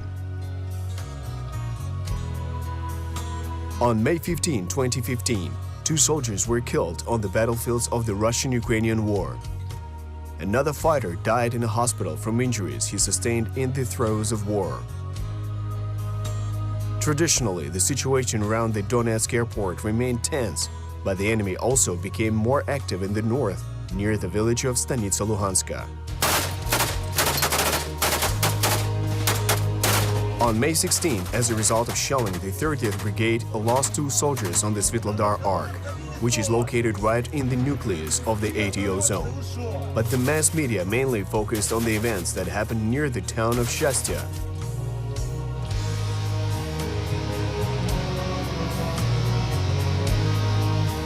You're watching the 54th series of the film The History of the War. In 2014, the Russian Federation committed an act of armed aggression against Ukraine. The war has lasted for several years. We're following the course of events in this war, tracing the links between military operations, diplomacy, policy, and economics, and are trying to understand how it went down and, most importantly, why it happened. At about 2:30 p.m., the facade stronghold was attacked. The enemy group secretly approached the Ukrainian positions, intending to seize them. But Guard Junior Sergeant of the 92nd Brigade Pugachev found the enemy in time and sounded the battle alarm, which basically undermined and destroyed the terrorist plans of attack. The battle broke out, during which Vadim Pugachev was fatally wounded, but thanks to his timely actions, the attack was repelled and the enemy quickly retreated. Pursuing the saboteurs that retreated, Ukrainian soldiers of the 92nd Brigade seized 2 wounded militants who were members of the 3rd Special Forces Brigade of the Russian Armed Forces.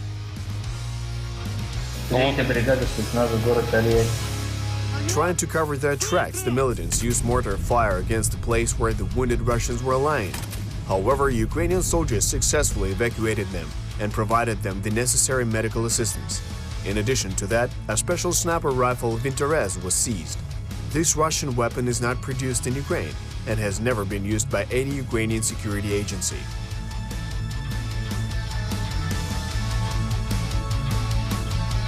In response to the events that took place, both Russian propaganda and LPR officials unanimously declared that Yerofeev and Alexandrov were not Russian servicemen, rather volunteers, and served in the so-called LPR People's Militia. And indeed, the corresponding documents were found on their persons. However, the prisoners clearly affirmed that they were members of the Russian armed forces. They also named the number of the unit, the names of their commanders and colleagues, announced the tasks that their unit performed, and even made the rotation plan public. It's important to note that the saboteurs' amenability is quite logical.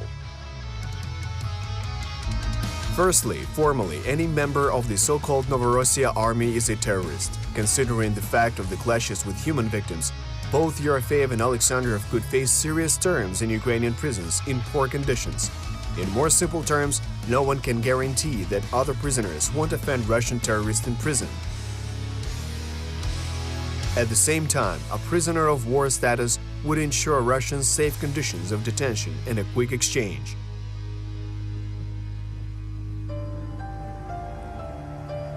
The second reason for cooperating with the authorities is also trivial. The main task of any soldier in captivity is survival, and if this means testifying, then such a move is quite acceptable. Usually, the possibility of capturing soldiers and an information leak is taken into account in planning operations. Fighters are partially aware of the details of the plan, and the army command often has a fallback. Not surprisingly, the next day, on May 17, 2015, all the groups of the Russian 3rd Special Force Brigade left Luhansk and Bryanka, where they had been based since March 2015, and departed to the point of permanent location. The enemy did not abandon its plans, it simply adapted to the situation.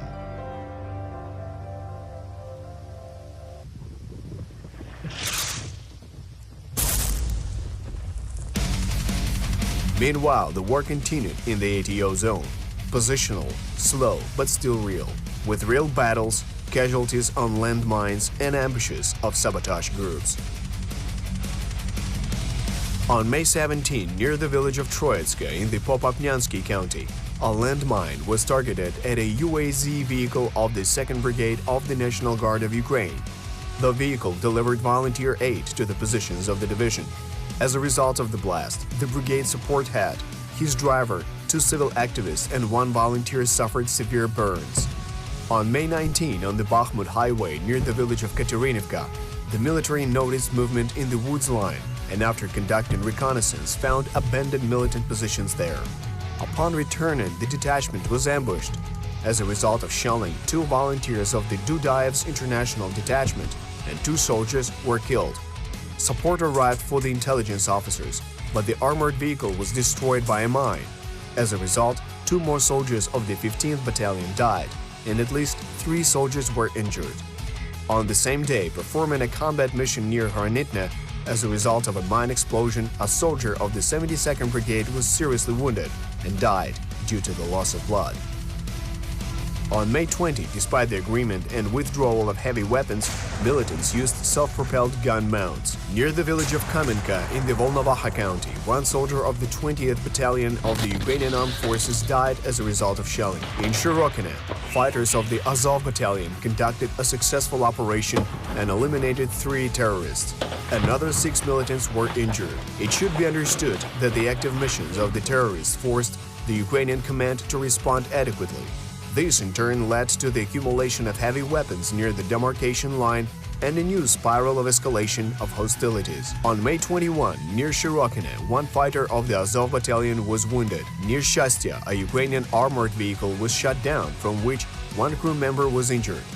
As a result of shelling and explosions of mines during the day, 3 soldiers were killed in the ATO zone.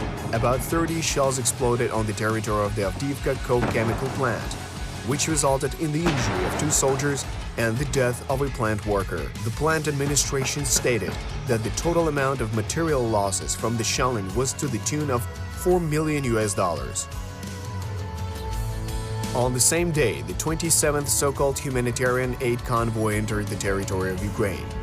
Given the dynamics of sending humanitarian aid convoys, it can be concluded that to support its hybrid army, the Kremlin imported an average of 1,000 tons of various cargoes per week. It is important to note that, supported by Russian warehouses and storage bases, militants freely used ammunition and fuel.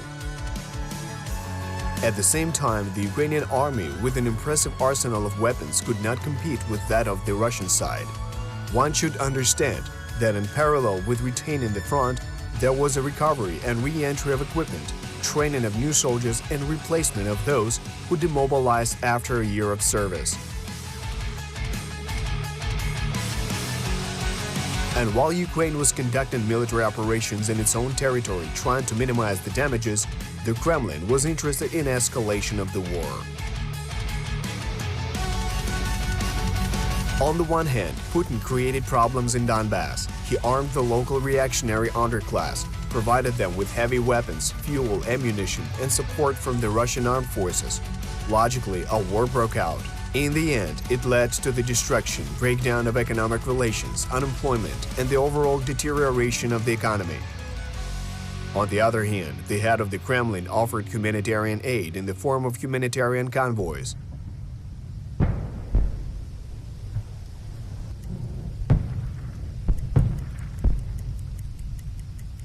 He offered them benefits instead of jobs, and he proposed a wonderful concept instead of the right to choose. Initially, a part of the concept was the so-called protection of the Russian-speaking population of Ukraine. But like many times before, on May 22, terrorists opened fire on the village of Luhansk, where Russian-speaking people lived. It is no accident that Russian militants were called terrorists, because as a result of shelling, not military facilities but civilian infrastructure suffered. Several apartment houses were destroyed, power lines were damaged, part of the city was left without gas. As a result of the main water pipe damaging, the water supply was stopped, including in the occupied Luhansk. In total, on May 22, Ukraine lost 3 soldiers. On May 23, shelling with mortars, automatic grenade launchers, and even heavy artillery were recorded. Avdiivka again came under terrorist shelling. The local coking plant informed about 40 gaps that led to the suspension of its work.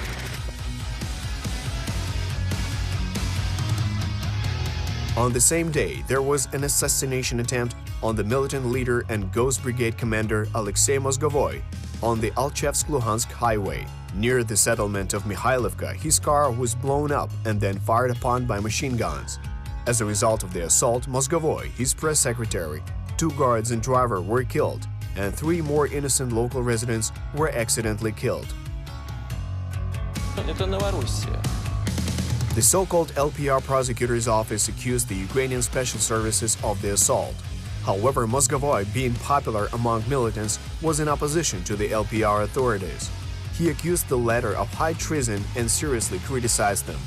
It became logical that the Kremlin does not need strong leaders in the occupied territories. Later, there was information about elimination of the odious commander by the Russian private military company Wagner. Зачем они это сделали, Бог их знает. On May 24, Avdiivka was targeted by terrorists, and again, as a result of shelling, local residents suffered. 2 were injured and 1 was killed. Street fighting and shelling continued in Shirokina. As a result of artillery shell bursts, 2 soldiers of the Donbass battalion were wounded, and 1 of them was killed. On May 25, in the suburbs of Stanitsa Luhanska, a group of saboteurs that infiltrated Ukraine from Russia opened fire on an UAZ ambulance near the village of Size. 1 soldier of the 53rd Brigade was killed and the 2nd was seriously wounded. On the same day, in Shirokina, a fighter of the National Guard of Ukraine was injured. On the night of May 26, an anti-tank platoon of the Donbass battalion destroyed a Russian KAMAZ truck with ammunition and infantry on board. The next day, near the settlement of Zolote, a fighter of the battalion Aidar was killed. On May 27, near the village of Luhansk, a mine war took the lives of 2 more Ukrainian soldiers. And in Russia, the next 28th humanitarian aid convoy was prepared for dispatch.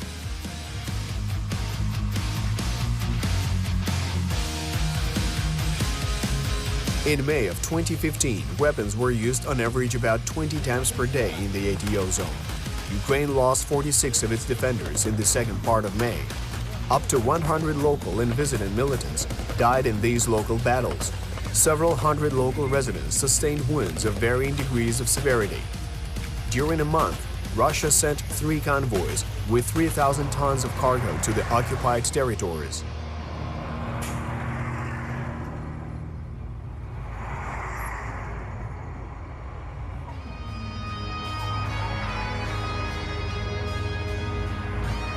It was possible to avoid this if Russia had moderated its imperial ambitions. War is very costly in every sense of the word. Intensive fighting affects people's standard of living. Residents of frontline areas literally feel these changes. And to avoid spreading the virus of war inland, soldiers' bodies are used to cover the holes in the hybrid front. Даем отпор, держимся. Все будет добре. A poorly equipped army has to pay for each failure of suppliers with lives. At the beginning of the Russian-Ukrainian war, the National Army of Ukraine was poorly equipped. For this reason, the Ukrainian government chose a course for the maximum pacification of the situation. In the midterm, this allowed to build spare defense lines and modernize communications and air defense systems. Bloody armistice helped develop the capacity to effectively counter the enemy.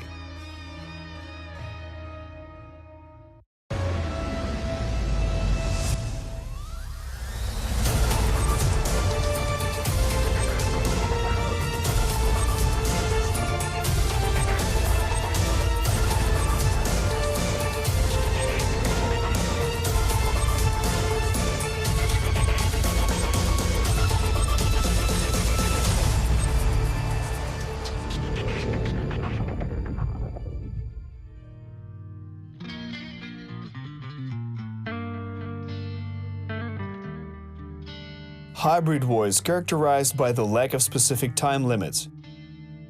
This is the path of provocation, manipulation, and lies. There was no declaration of the war, and clear criteria for the grand finale of the confrontation have not been defined. It is difficult to fight an invisible enemy and determine who the real enemy is. Uncertainty is frightening and easily breaks the will to resist. In March 2014, Ukrainian soldiers were confused and many did not believe that Russia would launch a war against them. Moreover, most Ukrainians did not believe in that the weaker Ukrainian army would be able to stand against the powerful Kremlin war machine. But fear has many eyes. The first year of the war taught Ukrainians not to fear.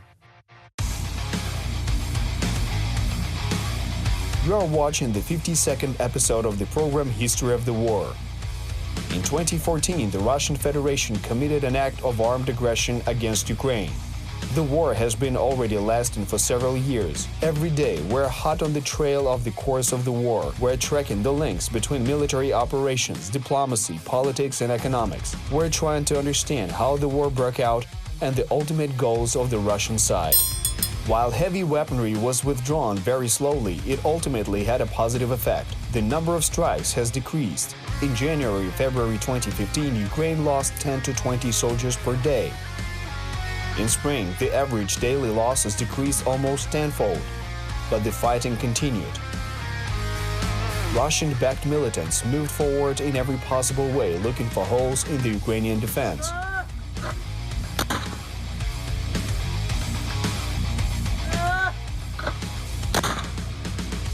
On March 16, Alexander Zakharchenko announced plans to seize all the cities where the so-called referendum on the independence of the DPR was held. What was in Putin's head and what the Russian-backed militants thought were one and the same. Russia continued its aggression against Ukraine, demonstratively turning a blind eye to the actions of Russian-backed militants who were allegedly beyond control. The Kremlin continued to supply the latter with weapons and ammunition. It is logical that having a full supply of ammunition, the militants did not spare any shells or fuel, and as soon as night fell, the sky above the slag heaps was shattered with explosions. On April 13, the outskirts of Donetsk became a hotspot in the ATO zone. As a result of a battle between a Sentinel group and the detachment of Russian-backed militants, 2 Ukrainian soldiers were killed. Being seriously wounded, 1 soldier of the 93rd Brigade was captured as a result of a counterattack by Ukrainian soldiers with the support of 2 automatic grenade launchers, an SPG-9, and 2 units of hardware of infantry combat vehicles were destroyed. 22 militants were put out of action. On the same day, the Zenith stronghold in the region of Spartak came under fire. Russian-backed militants used 120mm mortars that had to be removed from the contact line in accordance with the Minsk agreements. One of the mortar shells struck the Ukrainian trench that caused the detonation of the ammunition. As a result of the explosion, 5 Ukrainian soldiers of the Joint Detachment of the Wild Dog Air Forces of Ukraine were killed. The Wild Dog Detachment was formed mainly of volunteer soldiers of the Air Force of Ukraine on September 15, 2014. The aviation equipment and pilots mainly acted as an infantry because the army, which was totally exhausted from battles in the summer, was physically unable to block all the directions. Over the course of 1 year, from September 2014 to September 2015, carrying out periodic rotations, the division held positions at the Zenith stronghold near the Donetsk International Airport. Notably, these forces had the advantage over their enemies. The fact that soldiers of Ukrainian divisions spoke in a Western Ukrainian dialect, which includes some Polish words, created the myth among Russian-backed militants about the presence of Polish special forces on Ukrainian military positions. By periodically speaking Polish on radio transmissions, the Ukrainian soldiers only created this myth especially to in some way demoralize the enemy. Пан має рацію чи не має?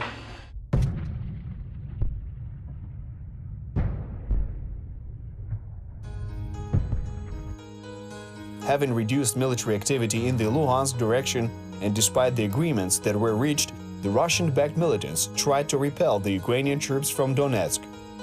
Despite the withdrawal of artillery, the time of return of the latter forces to their position was calculated in minutes. Any attempt of Ukrainian forces to break through to the west could have been easily avoided. As noted earlier, the further advance of the Russian-backed militants to the west was impossible without reinforcement. Russia could not have openly used its air forces against Ukraine. After all, such a precedent could have quickly led to international isolation of the Russian Federation, a sharp drop in people's incomes, and total bankruptcy of the state. On the other hand, nothing prevented the Kremlin from creating an allegedly local air force. Under the conditions of total domination of Russian propaganda in Donbass, a beautiful story of the emergence of aircraft with DPR identifying marks would have been devised quickly enough. Moreover, Russian journalists had already made relevant reports and made photo shoots on the backdrop of the Luhansk Military Museum. But in order for the airplanes to fly there, The Russians needed a landing strip, or at least an imitation of it, for international observers. But the ruins of the airport were defended by the Ukrainian armed forces. They did not allow Russian engineer units to start repair work, not to mention putting the aircraft landing strip into operation. So it prevented the Russian forces from the creation of the so-called aviation of the Donetsk People's Republic. In simple terms, the Kremlin couldn't reinforce its occupation forces with aviation because the Donetsk International Airport was destroyed and not controlled by them. That's why the Russian-backed militants persistently tried to repel the Ukrainian troops from Donetsk.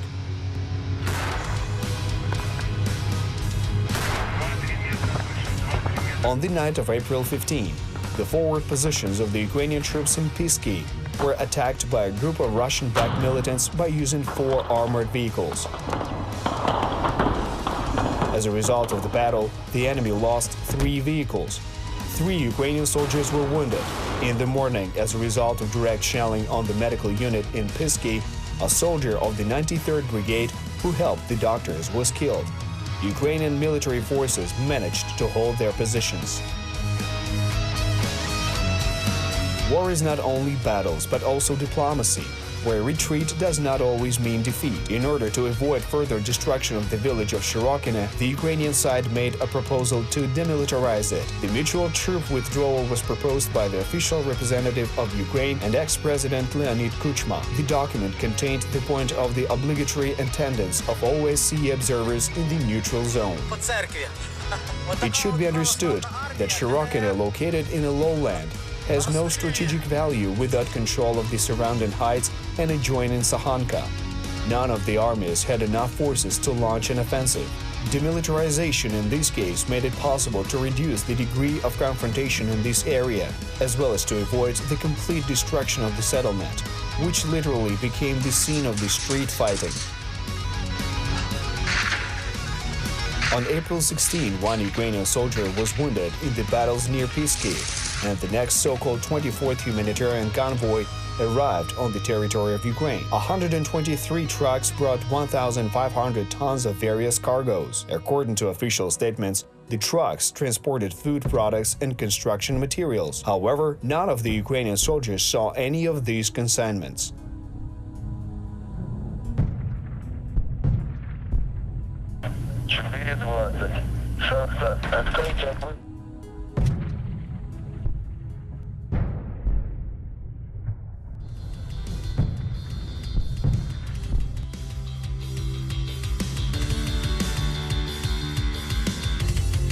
Hybrid war is the path of provocation, manipulation, and lies. If the Kremlin had really desired peace, then Russia would not have sent such humanitarian convoys to Ukraine. Furthermore, in those zones, there would be no militants and terrorists who would have needed a constant supply of food and ammunition, and no war would have broken out. But on April 18, a military truck was blown up by a radio-controlled mine that was installed on a bridge over the Seversky Donetsk River. As a result, 4 soldiers of the 92nd Brigade were killed. On the same day, Russian-backed militants attacked Ukrainian positions in the area of Shirokine by using small arms and 120mm mortars. During the 5-hour battle, 2 militants were killed. A soldier of the Azov regiment, a Georgian volunteer, Georgy Janelidze, was killed in the battle. In 2008, he defended his homeland from the Russian invasion and then was forced to immigrate to Turkey. When Russia attacked Ukraine, he returned to counter the Kremlin aggression against Ukraine and unfortunately was killed in battle. The soldiers did not allow his body to be taken away from the territory of the battle. Thanks to the help of the OSCE mission and officers of the Joint Ceasefire Center, the fire was suspended and the soldiers' remains were evacuated. In the end, the Russian-backed militants stole personal belongings and hardware of the victim and mined the body.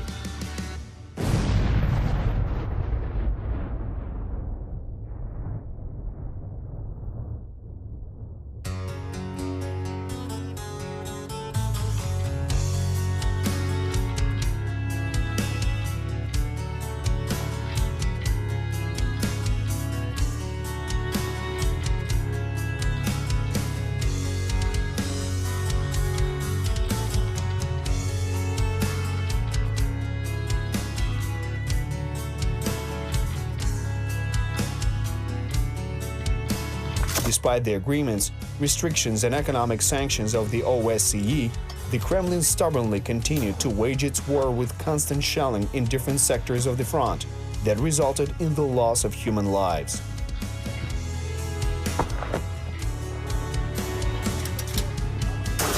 On April 21, Ukrainian positions in the area of Shirokino were attacked by tanks and mortars. To counter the enemy, Ukrainian troops had to use mortars and larger artillery.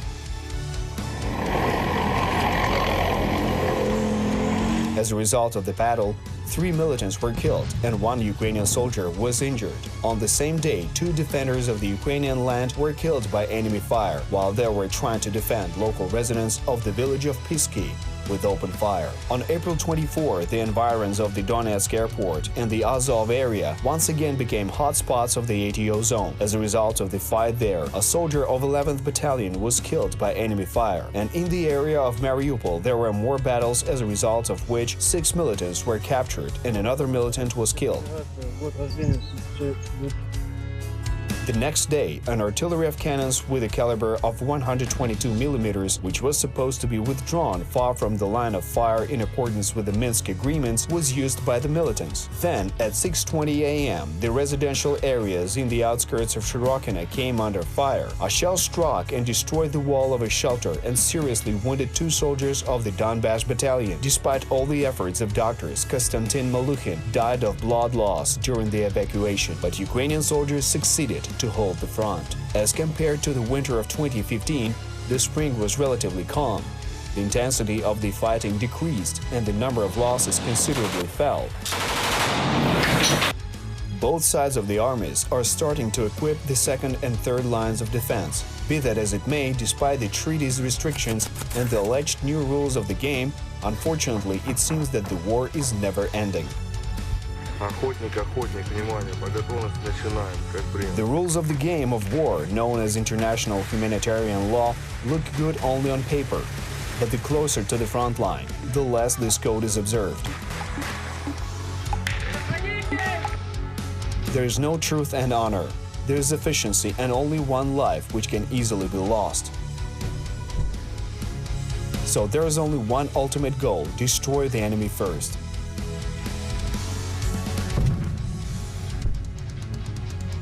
But unlike in the spring of 2014, in the spring of 2015, Ukrainians engaged in battle without hesitation. The Ukrainian army, the interior ministry units, and volunteers fought the enemy and died in battle, but didn't retreat. Ukrainian soldiers did not fear fighting on a thin line of defense 450 kilometers from Mariupol in the south to the village of Stanitsa Luhanska in the north.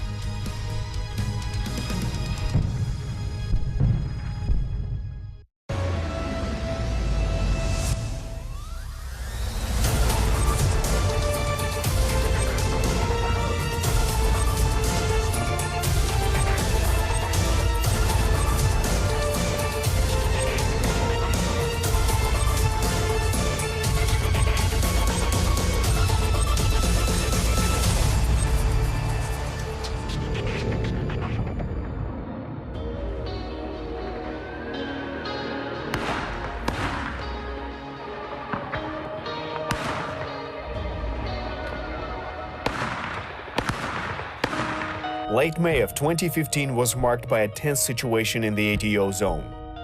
Militants in several areas challenged the Ukrainian defense units. Saboteurs mined roads and actively used drones to monitor the positions of the Ukrainian armed forces.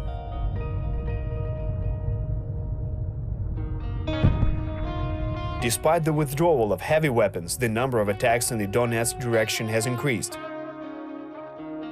There were shootings outside the Donetsk airport almost every day. Russian media enhanced anti-Ukrainian rhetoric, and units of the Russian army with heavy armaments approached Donetsk from the border areas.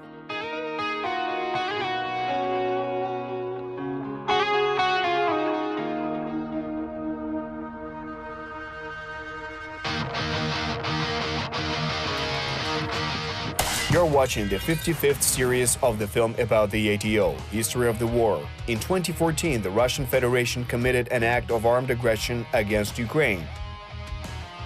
The war has lasted for several years. We're following the course of this war, tracing the links between military operations, diplomacy, policy, and economy. We're trying to understand how it was, and most importantly, why.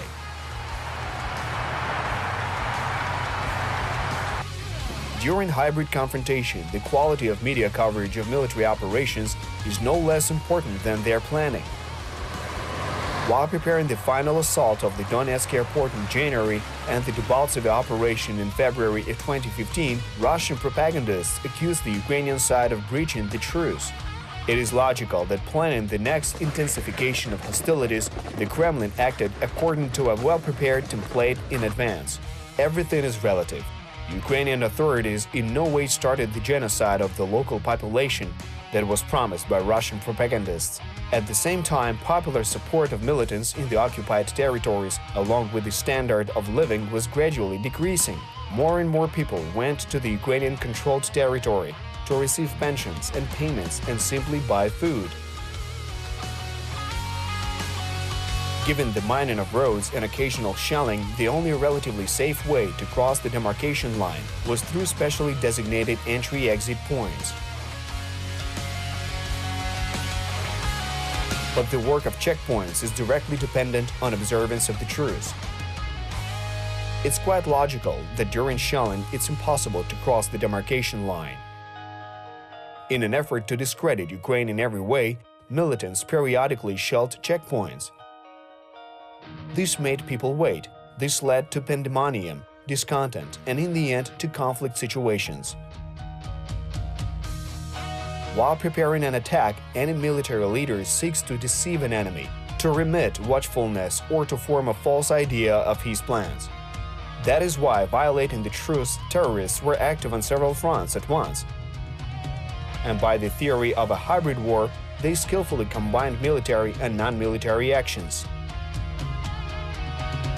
On August 28th, in the village of Luhansky, near the pension fund building, a rally was scheduled. At the meeting, activists planned to demand from the authorities the opening of pedestrian traffic across the destroyed bridge over the Seversky Donets River. However, the militants laid a radio-controlled landmine made of 120mm mortar mines and planned to activate them during this rally. Military counterintelligence service prevented this attack. On May 28th, Ukrainian positions in the town of Shirokine were attacked 9 times, 4 times with the use of 120mm mortars. As a result of shelling, 1 soldier of the National Guard was wounded by shrapnel. On the same day, in Verkhnotoretsky, Ukrainian soldiers engaged in a battle with tactical militant group that conducted intelligence in Toretsk. As a result of the battle, the enemy stopped performing its task and retreated. Then, near the Donetsk airport, 2 Ukrainian soldiers were killed in the battles for the village of Pisky and Vodyane. Another fighter died in Volnovaha. On the same day, the 28th so-called humanitarian convoy entered Ukraine from Russia. 100 trucks delivered about 1,000 tons of various goods. Considering the fact that 3 humanitarian convoys were sent in May, the intense activity of terrorists came as no surprise.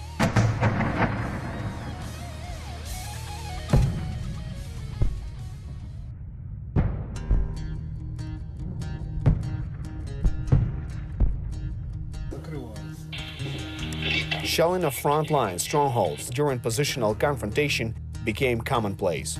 The names of key defense points as Renitne, Krimske, and Novotoshkivske were constantly in the daily reports of the ATO headquarters, as they were attacked on a daily basis. The developed system of bunkers was well protected from shelling, but on May 30th, in Troitske, in the battle with the enemy, the 17th Brigade lost 1 of its soldiers. On the last spring day of 2015, the Ukrainian army lost 6 people. The Svitlodarsk Bulge and Troitsky reaped a bloody harvest.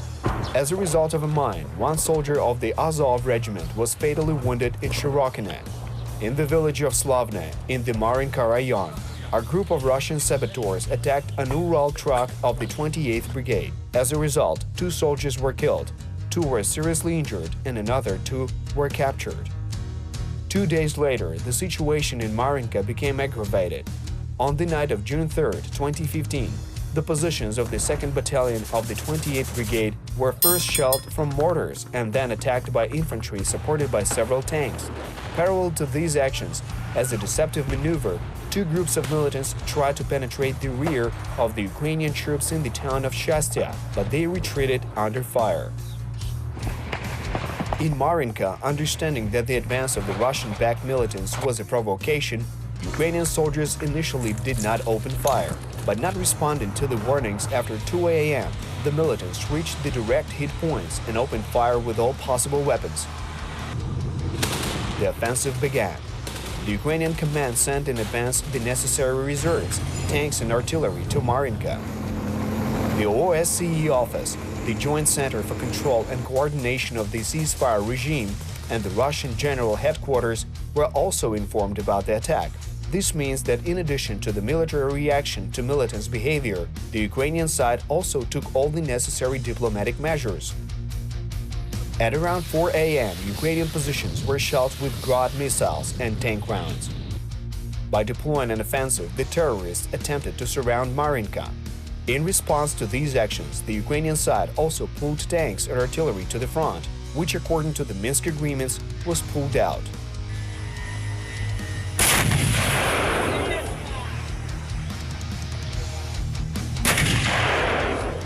Closer to the afternoon, Ukrainian soldiers captured a Russian soldier who informed about 500 Russian professional servicemen involved in the storming of Marinka.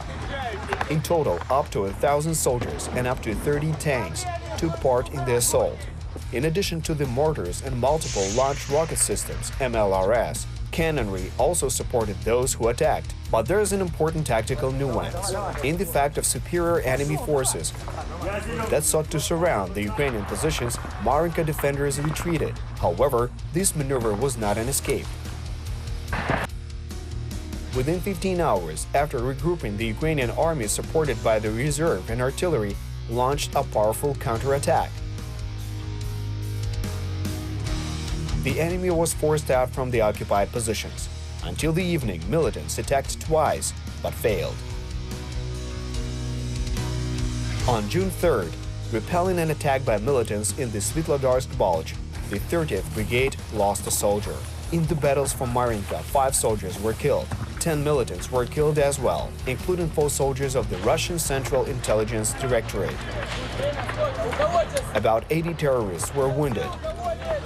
This was confirmed by radio-intercepted data and the reports of pro-Ukrainian staff of Donetsk hospitals.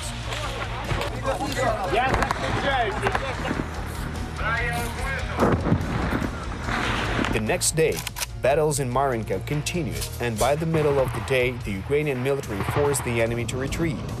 After suffering casualties, Russian terrorists requested a truce. The Ukrainians agreed, but some militant units continued shelling the Ukrainian positions. The terrorists calmed down only after the representative of the Ukrainian armed forces personally contacted General of the Russian Army, Lentsov, and threatened to destroy all previously explored targets with artillery fire. An hour after the ceasefire, the Ukrainian military began cleansing Marinka of stray militants and saboteurs.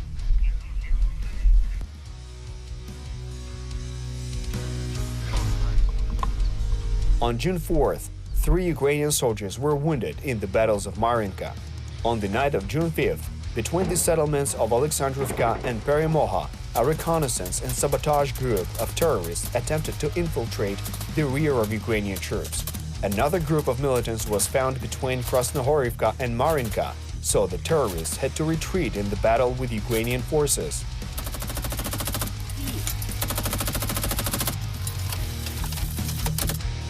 The status quo was restored, militants failed to achieve their goals, and the Battle of Marinka was over. But to understand who was winner, it's necessary to compare the results of the battle with the original plan of the operation, which in a hybrid war is more complex than the seizure of territories.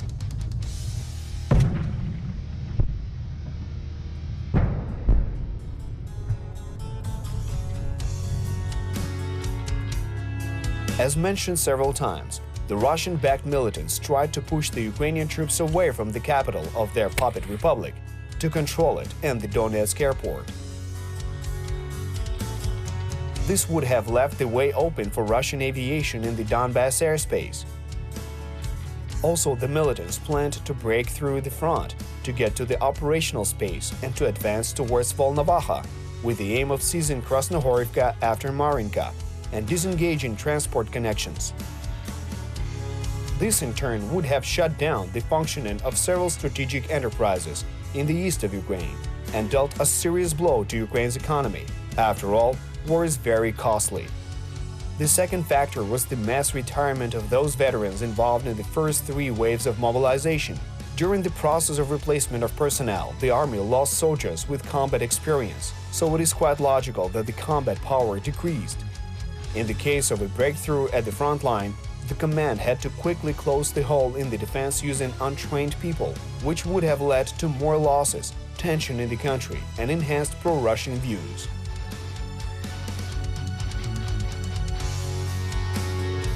The third element was diplomacy. Successes of the Russian-backed militants could have strengthened the Russian position at the upcoming G7 summit and at meetings in the European Security Council. Russian diplomats pursued a specific goal: to make Ukraine not recognize Russia as the initiator of the conflict, rather the militants with whom it is necessary to directly negotiate. In the end, this would have led to the recognition of the falsely self-proclaimed republics of Luhansk and Donetsk as independent states. But the plans of the Russian command fell apart when it faced the Ukrainian army. The fact of preparation for an offensive was uncovered in time by the Ukrainian intelligence, which allowed to prepare the reserves and devise a general plan for counteracting the enemy in advance. Facing an organized and skillfully planned defense, the militants could not effectively maneuver. Withdrawal of the frontline Ukrainian positions literally pulled the enemy under the blow of Ukrainian artillery. The latter arrived on time to the battlefield and fired, constantly maneuvering, which did not allow the enemy artillery to counter the batteries. In the militant camp, the command of troops was disrupted, which was facilitated by the work of the Russian electronic warfare equipment. This disorder led to major losses from friendly fire. As a result, the enemy forces were literally crushed. A few days after the battle, radio interception and intelligence helped to detect the total number of dead militants.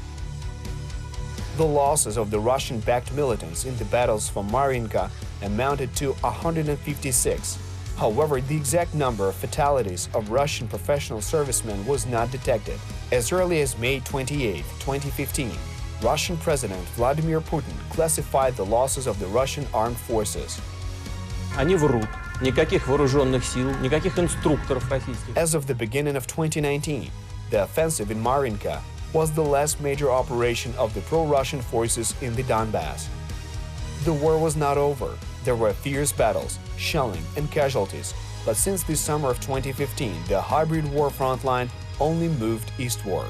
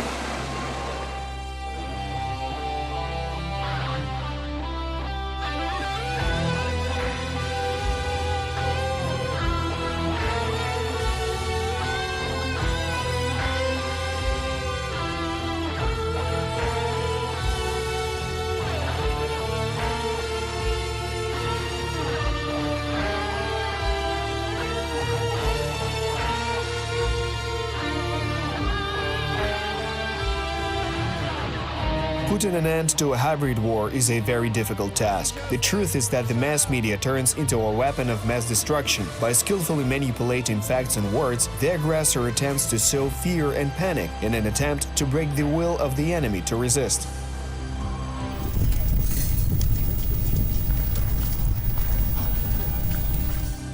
But a dog gets used to its fleas. And if a war does not end within the first 5 days of action, then such fear turns into hatred.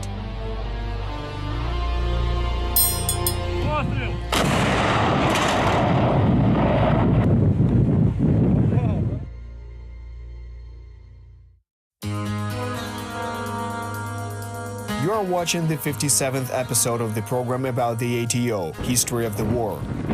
In 2014, the Russian Federation committed an act of armed aggression against Ukraine. The war has been ongoing for several years.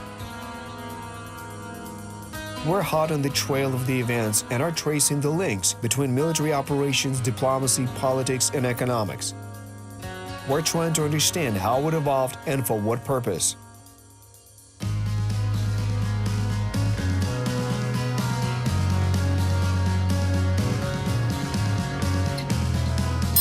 It's easy to start a war, but it's very hard to end it. It is even harder to end the war if the aggressor country does not desire peace.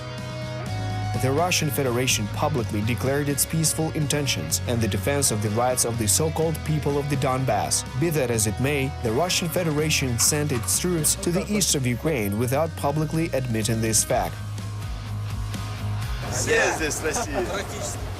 As soon as soldiers crossed the border, they practically became mercenaries, and the Russian Federation generously provided them with all weaponry that was possible.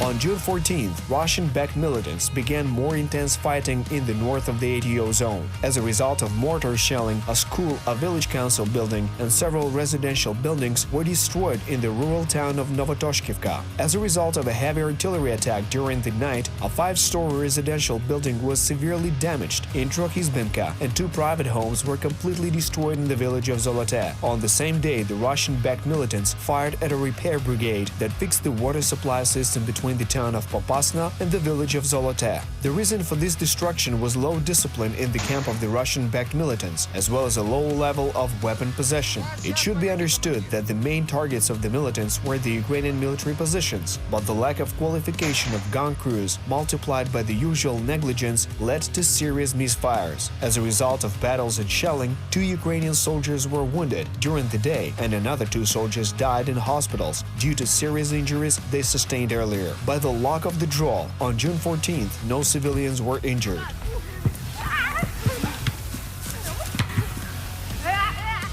On June 15th, Ukraine suffered human losses in the areas of Avdiivka and Shirokina, where 2 soldiers were killed as a result of heavy artillery shelling. The diverse reliefs of land are typical for different areas of the ATO zone, which dictate different patterns of the battles. In the south, in the steppes of the Azov region, Russian-backed militants actively used armored vehicles. In the area of Donetsk, there was a mine and sniper war. In the north, dense vegetation created favorable conditions for special forces. On June 15th, in the area of the village of Krakivka of Luhansk region, the enemy's reconnaissance and sabotage group attempted to penetrate the territory controlled by Ukraine. During the 4-hour battle, 2 Ukrainian soldiers were killed and another 2 were injured. With the reinforcements that arrived in time, Ukrainian forces succeeded in repelling the militants' attack. As a result, 3 Russian-backed militants were killed. In response to the actions of the enemy on June 17th, as a result of special operations, the Ukrainian troops managed to neutralize the Russian enemy sniper group. Understand that the term neutralization should be interpreted as the infliction of human losses to the soldiers of the enemy forces. However, we should not forget about local militants who bombarded the entire front line with mortar bombs and shells, disguising the actions of Russian special groups. On June 17th, as a result of the fire attack on the Ukrainian positions in the area of the settlement of Zolote, 3 soldiers were injured and 1 was killed. On the same day, in the area of the village of Pisky, 1 Ukrainian volunteer was killed by a sniper bullet. On the night of June 18th, as a result of an ambush and an explosion of the mines, the 28th Brigade lost 2 scouts in the area of Krasnohorivka. Moreover, in this case, the militants tried to take away the bodies of killed Ukrainian soldiers, and the reserve, which arrived at the battlefield, basically had to recover the bodies. Another fighter was killed by an explosion of a mine near the village of Verkhnotoretske in the Yasinuvata rayon. It is noteworthy that despite the agreement on the withdrawal of heavy weapons, the Russian Federation did not intend seizing the provision of the militants with military hardware and ammunition. On June 17th, information appeared about the redeployment of 6 D-30 howitzer weapons and 8 self-propelled howitzers 2S-1 Gvozdika to the area of Pavlopil and Shirokina.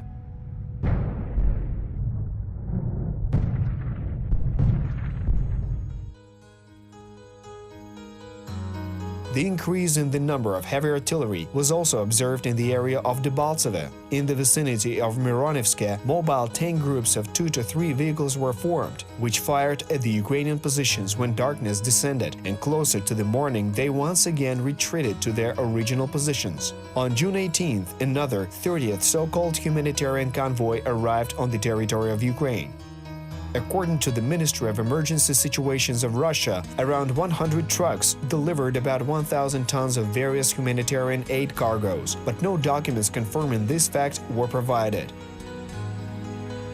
It should be noted that the next day after the unloading of the humanitarian convoy, another escalation of the military conflict began along the entire line of demarcation. Already on June 19th, that is, the day after the arrival of the alleged humanitarian convoy from Russia, the town of Popasna was fired at with the use of the Grad missile system. One soldier of the National Guard of Ukraine was seriously injured. The length of the line of demarcation in the Donbass is 450 kilometers. Ceasing fire in one area, the enemy intensified firing in another one. Almost every day, dozens of shelling and light military clashes were recorded. On 20th of June, 2 Ukrainian soldiers were killed in a battle with an enemy reconnaissance group in the area of Chermalik. The realities of positional warfare brought about changes in the tactics of the use of heavy weaponry, where shelling often masked the actions of snipers and the advancement of reconnaissance groups. On June 21st, in the area of Avdiivka-Opytne, the Ukrainian positions were fired at by a tank. As a result, the communication line was damaged. Trying to eliminate the disconnection, 2 soldiers of the 93rd Brigade came under sniper fire, and Sergeant Vitaly Kazak was killed right away. While attempting to evacuate his body, his colleague, Junior Sergeant Ihor Patuk, was killed by a tank shell. In the evening of the same day, June 21st, there was a car accident in Mariupol. An ambulance that brought fighters to the hospital who were injured in the battles of Shirokina crashed into a taxi car. As a result of the accident, 2 people suffered. One of the taxi passengers died of injuries in the hospital. War is always a tragedy. A resident of Mariupol and soldier of the 25th Brigade, Alexei Vasyukov, was killed. A veteran of the battles of Slavyansk, Debaltseve and the Donetsk International Airport came to his hometown on vacation to introduce his bride to his parents.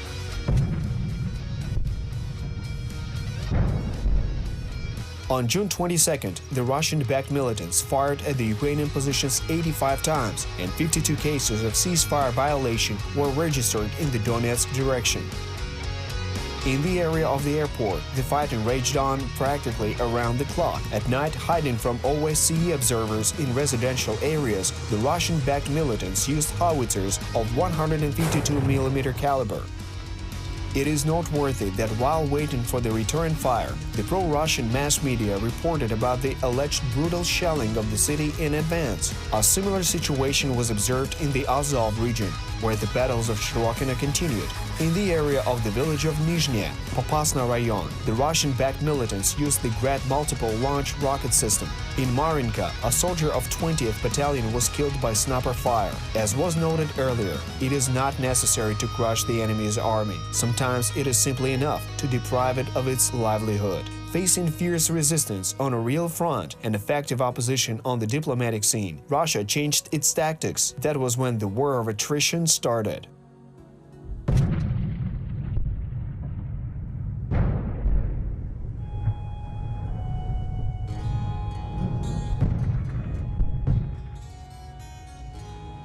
On June 23rd, Russian-backed militants fired at Ukrainian positions 40 times. The whole arsenal of available weapons, including cannon artillery and Grad multiple rocket launchers, was used. The real effectiveness of these numerous hits was low. The enemy was unable to create the prerequisites for a front breakthrough, but a soldier of the 57th Brigade was killed in the area of Marinka. The situation with dozens of shooting attacks every day is becoming a common occurrence. With no concern about the accuracy of targeting, the militants attacked both the Ukrainian positions and the settlements. This led to the death of civilians, disruption of the work of the remnants of certain Donbass industrial enterprises, and the destruction of the infrastructure. All this eventually led to enormous costs. In this situation, the Ukrainian troops had no choice but to sharpen the art of the counter-battery struggle. On June 24th, in response to the use of heavy artillery systems by Russian-backed militants in the area of Popasna, 4 Russian soldiers were killed and another 7 Russian militants were injured. However, the simple term countermeasures is the result of sophisticated and dangerous intelligence work. On June 25th, during a special operation in the area of the village of Pikuzi, which was located in an uncontrolled gray zone, a reconnaissance group of the 37th Battalion was ambushed. Having accepted the battle, the scouts killed at least 1 militant, but they also suffered human losses. Covering his comrades, reconnaissance agent Alexander Dubovic was seriously injured and died several hours later in a hospital in Mariupol.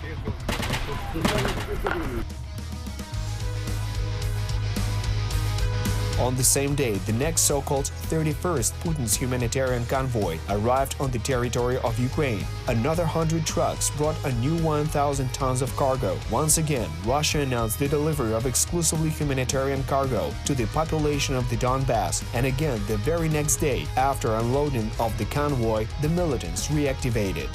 On June 26th, Ukrainian military positions came under fire 86 times. From this number, 50 attacks were launched in the nucleus of the ATO zone, in the area of Marinka. In Shirokino, the militants set a record of sorts. Firing at the Ukrainian positions by using the self-propelled howitzers Gvozdika, they fired 99 shells within 20 minutes. Unable to respond to the shooting attacks, the Ukrainian gunners attacked the previously reconnoitered building where the Russian-backed militants were resting. As a result of several accurate hits, the militants suffered serious human losses and requested a truce. The fire was ceased, but the day of June 26th cost the lives of 3 Ukrainian soldiers.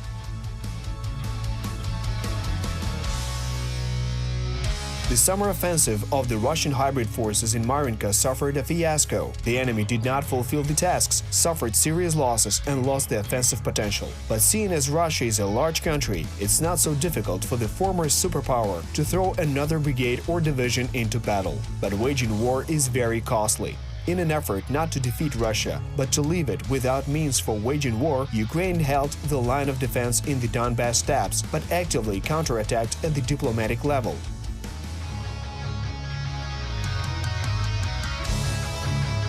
Clear documentation of the facts of aggression, in conjunction with constant attempts to establish a truce on the front, showed the whole world who was attacked and who was the aggressor. Questions: who is guilty in the death of the local population, who violated international law, annexed Crimea and shot down MH17 aircraft, were left unanswered.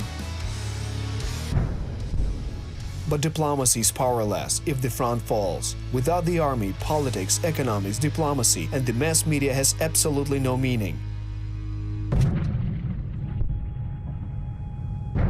That is why the army has to hold the field.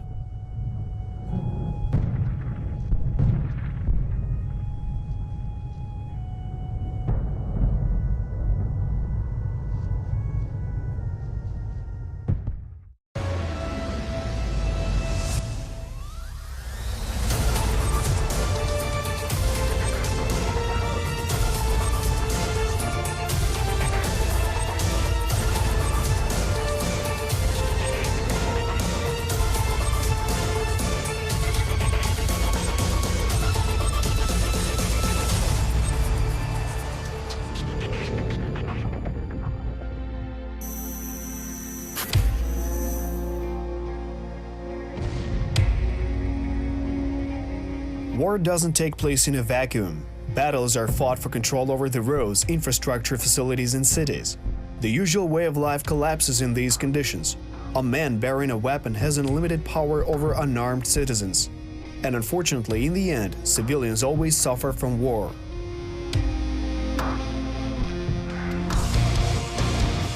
Storming the city of Grozny in 1995, the Russian army officially lost around 1,500 soldiers, and another 500 people went missing.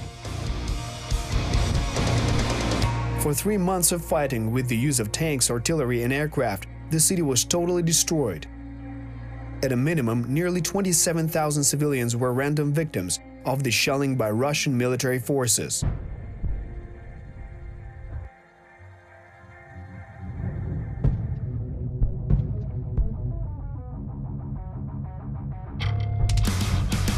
This is episode 58 of the program History of the War.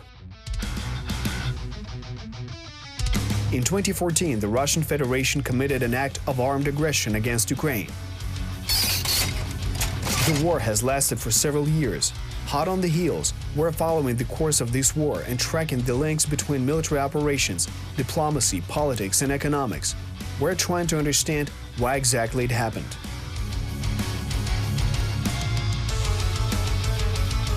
The results of war are always a matter of death and destruction. By the end of June 2015, 80% of residential buildings were destroyed in Shirokina.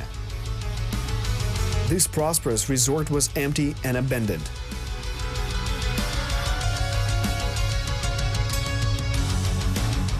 On June 30th, OSCE observers declared that not a single local resident was left in Shirokina.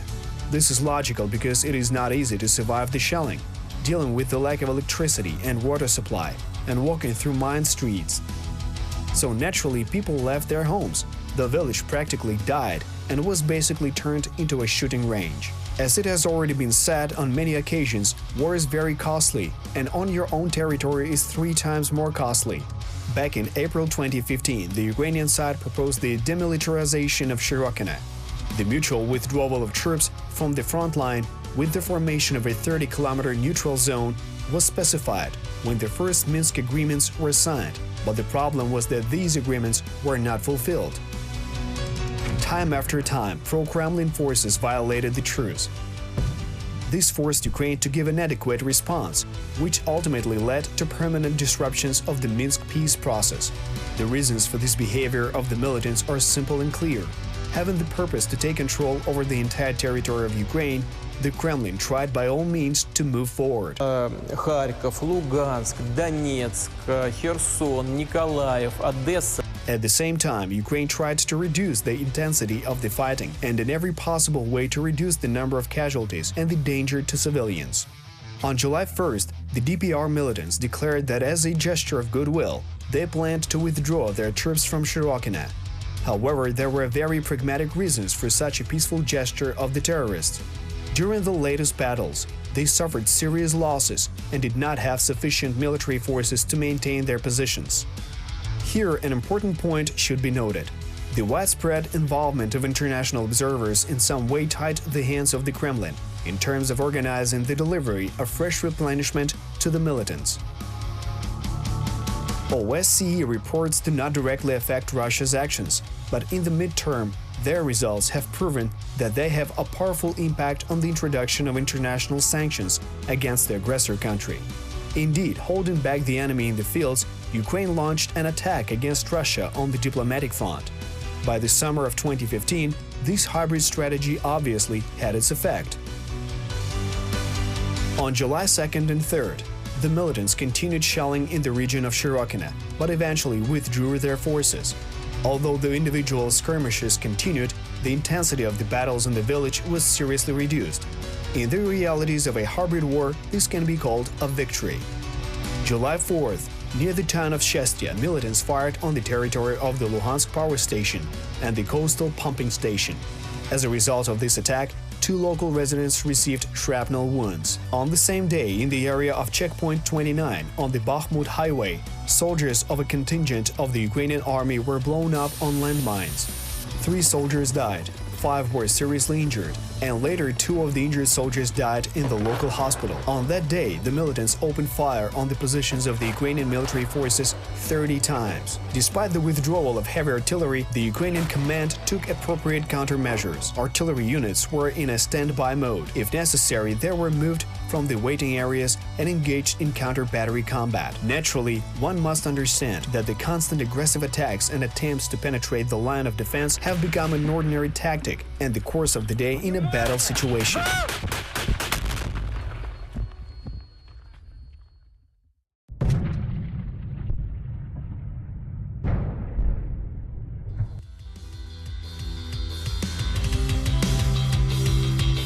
On both sides of the front, sabotage and reconnaissance groups were constantly operating. On July 7th, near the village of Lopaskine, which is close to the town of Shestia, saboteurs fired small arms and grenade launchers on a Ukrainian military truck. An exchange of fire started in which a fighter of the 8th Special Purpose Regiment was killed. 3 more soldiers were injured. On the same day, on the Svitlodar Arc, near the village of Luhansk, a soldier of the 30th Brigade was killed on the explosion of a landmine. On the same day, July 7th, the villages of Boykivske and Svobodne, located in the uncontrolled territory, came under mortar fire. As a result, 2 local residents were killed, several residential buildings were destroyed, and infrastructure facilities were damaged. Russian journalists who promptly arrived at the scene immediately accused the Ukrainian army of shelling. But in reality, everything was more complicated. The shelling was actually a terrorist act with the aim of provocation. While firing on residential buildings, Russian terrorists deliberately took a position in the west of the village, and in this way tried to accuse Ukraine of breaking the truce. However, in these provocations, the militants were negligent.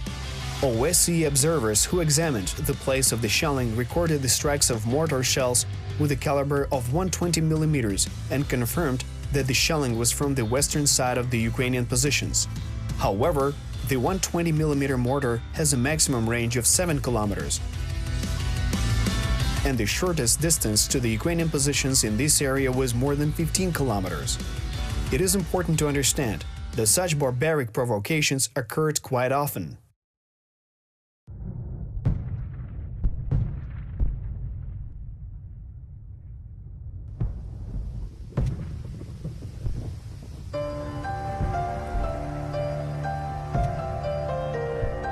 On July 8th, Stanitsa Luhanska was shelled during the night. The fire of mortars and automatic grenade launchers damaged power lines and gas pipelines. As a result of the shelling of the private sector, a local resident was injured by shrapnel. On the same day, the militants were active in the area of Crimea village. Not limited to shelling, the terrorists tried to storm the Ukrainian positions. Though the shooting lasted for about an hour and 1 soldier was wounded, Ukrainian soldiers managed to hold their position. On July 8th, along the entire line of demarcation, the ceasefire regime was violated 20 times, but the Ukrainian troops suffered no casualties.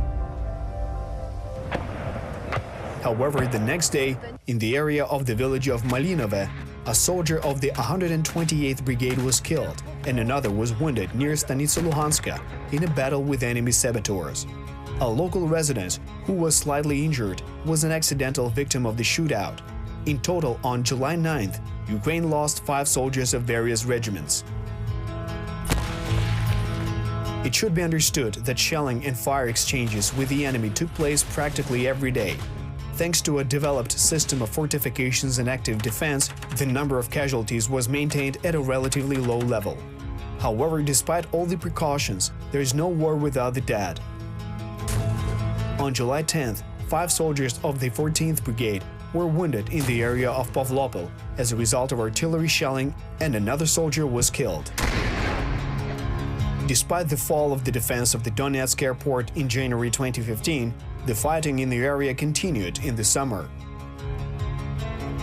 In an effort to push the Ukrainian troops back from their capital, the militants constantly attacked the Ukrainian positions.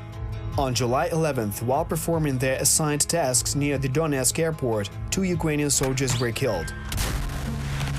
It is important to note here that the opponent suffered comparable losses. This was clearly obvious by the number of cemeteries both on the territory controlled by the militants and in Russia itself. Moreover, if on the territory of the Federation, soldiers of the hybrid army were often buried secretly and without honor, on the territory of the fictional republics, the level of secrecy was much lower. Many soldiers of fortune from the central part of Russia were buried near Donetsk or Snizhne, and this is no secret to anyone.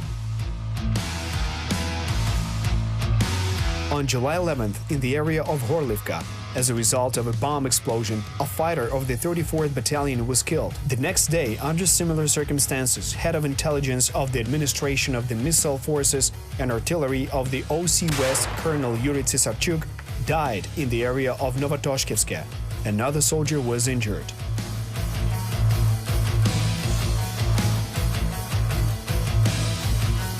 Positional warfare with a stable front line and limited use of heavy weapons dictates its own rules.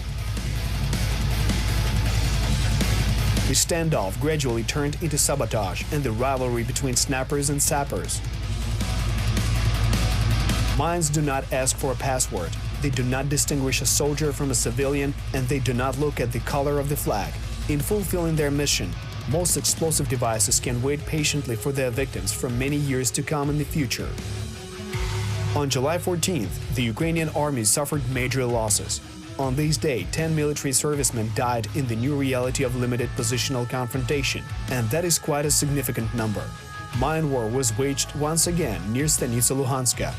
In the area between the villages of Size and Bolotne, performing a combat mission, 2 officers and 3 soldiers of the 128th Brigade were blown up on an unknown explosive device.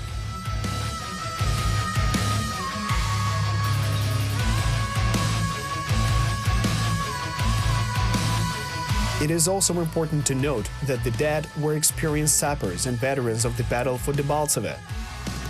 The commander of the group, Serhiy Melimuka, was known for commanding the organization of engineering barriers at the approaches to the Oleksiy supporting point near Sanjarivka. Due to the effectiveness of the mines installed in the vicinity of the stronghold during the attack on January 21, 2015, the militants suffered heavy losses. In that battle, the militants could not break the Ukrainian defense. The plan to surround the Debaltseve ledge and let the Russian terrorist forces to go out to the operational area with a breakthrough in the direction of Kharkiv failed. The work of the people of Major Melimuka turned out to be a crucial element of the line of defense without exaggeration.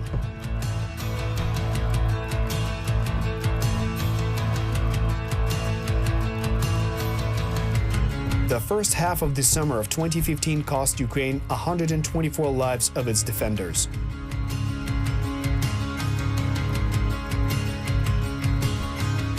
In total, from the beginning of the Russian invasion by this point, 2,687 soldiers died.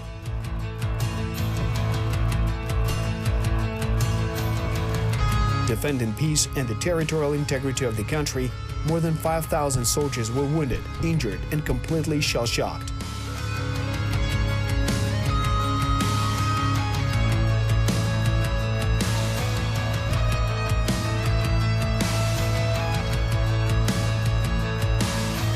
Every day, blood was shed on the front line.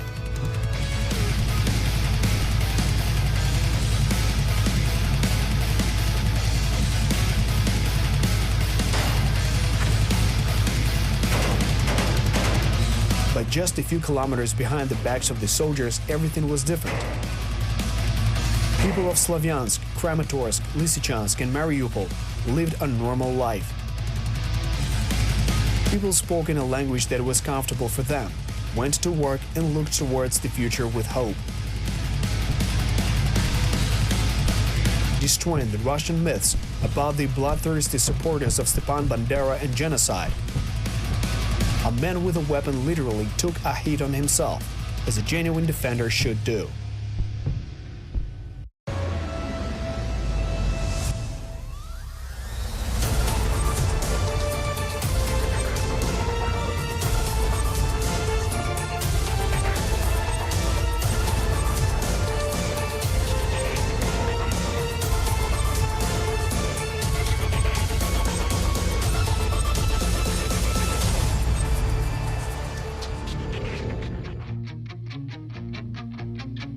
When investigating the course of different military conflicts, historians and experts often focus on technical aspects of warfare.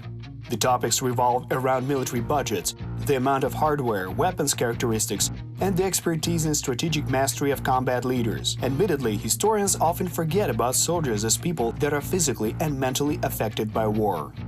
At the same time, experts dismiss the soldiers' motivations, their readiness to experience hardships and losses, the opposition to superior enemies, and achievement of goals regardless of their efforts and losses. In other words, this is about the fighting spirit, morale, and the psychological aspect that have a serious impact on the effectiveness of soldiers. Further, for the sake of simplicity and brevity, the moral and psychological state of a soldier is often referred to using one simple word: morals.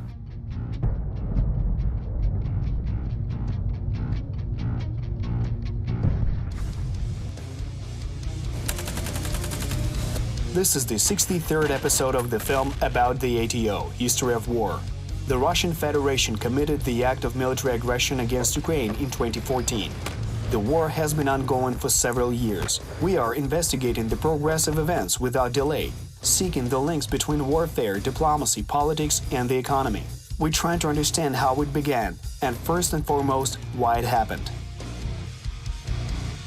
However, the morale of one specific soldier is affected by many factors, such as losses of lives, the quality of living conditions, the precision of military hardware, and the sufficient supply of ammunition.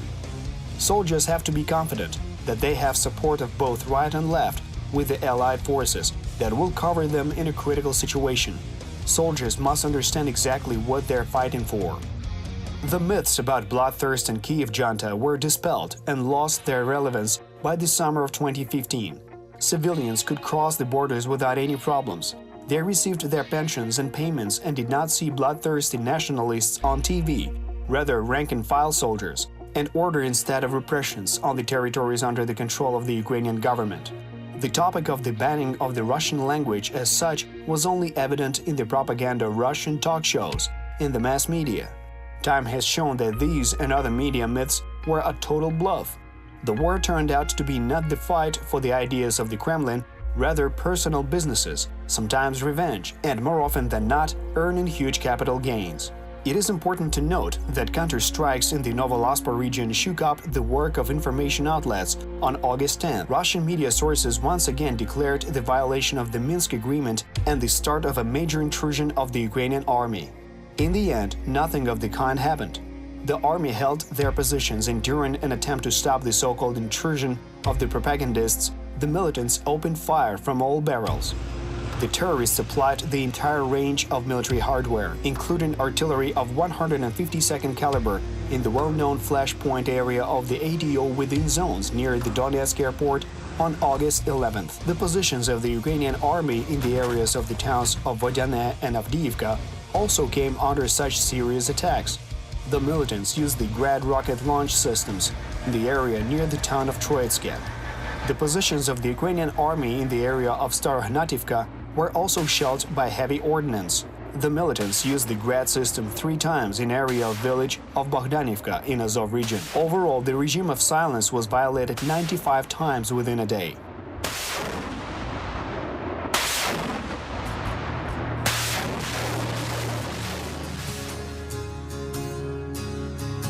The Grad ground-to-ground rocket system of terrorists attacked positions in the area of Vodyane and Opetne at 1 a.m. on August 12th, which resulted in the death of one soldier of the 93rd Brigade.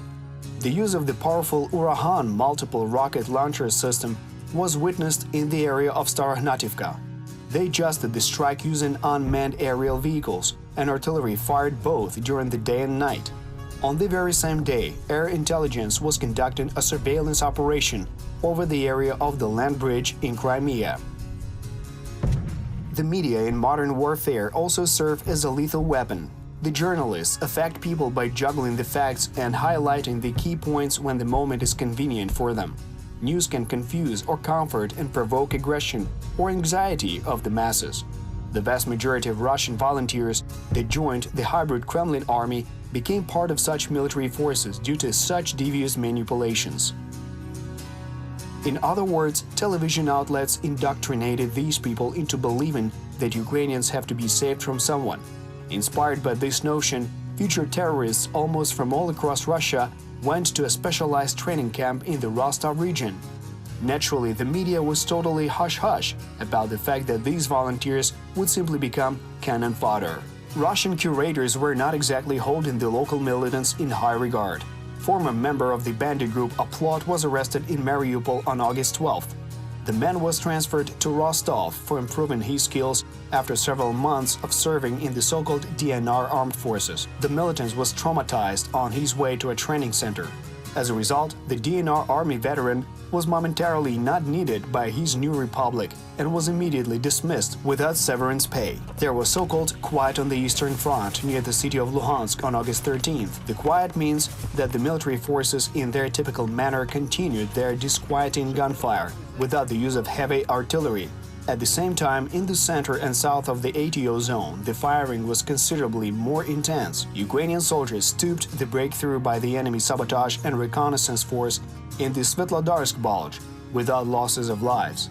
As a result of the nighttime gunfire, approximately 4 residential units were destroyed in Toretsk, and 2 local residents and 2 soldiers of the 34th Battalion were seriously wounded and died on the spot. Both howitzers and rocket artillery were being actively used on the front segment between Horlivka and Donetsk. Due to the fact that the Russian-backed forces deployed howitzers and grads right on the streets of Yasenovata, counteracting them was extremely difficult for the forces of the Ukrainian army. To the south of Donetsk, the region of Dokuchaevsk was a similar hotspot. There, tanks were being used in an effort to throw back the Ukrainian troops that had recently captured a hill near Starohnativka. At the same time, the militants to a certain degree reduced their activity near Pavlopil and switched to applying the tactic of long-distance demoralizing shelling of the Ukrainian positions. As a result, the village of Talakivka was struck by powerful rocket artillery. During the day, rocket artillery alone was used 15 times, with the total number of attacks and provocations reaching 150.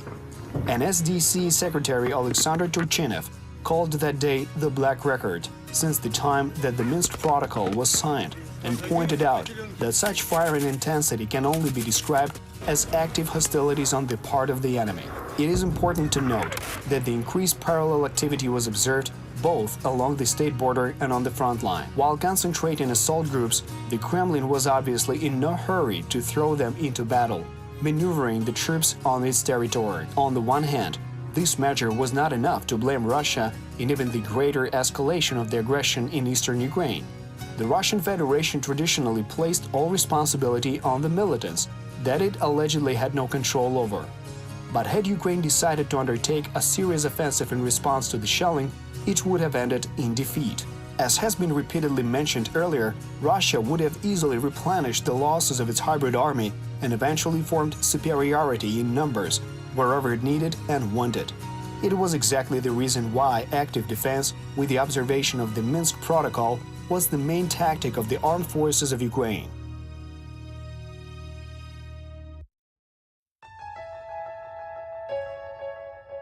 This approach is simple and complex at the same time. To exhaust the enemy, incur losses, and force them to openly violate the agreements, thus literally hitting Russia's budget through the application of pressure of international sanctions. In simple words, Ukraine accepted the rules of the hybrid war. Protecting its sovereignty, restoring its army, and collapsing economy, the state of Ukraine was, for the most part, strategically applying non-military methods of waging war.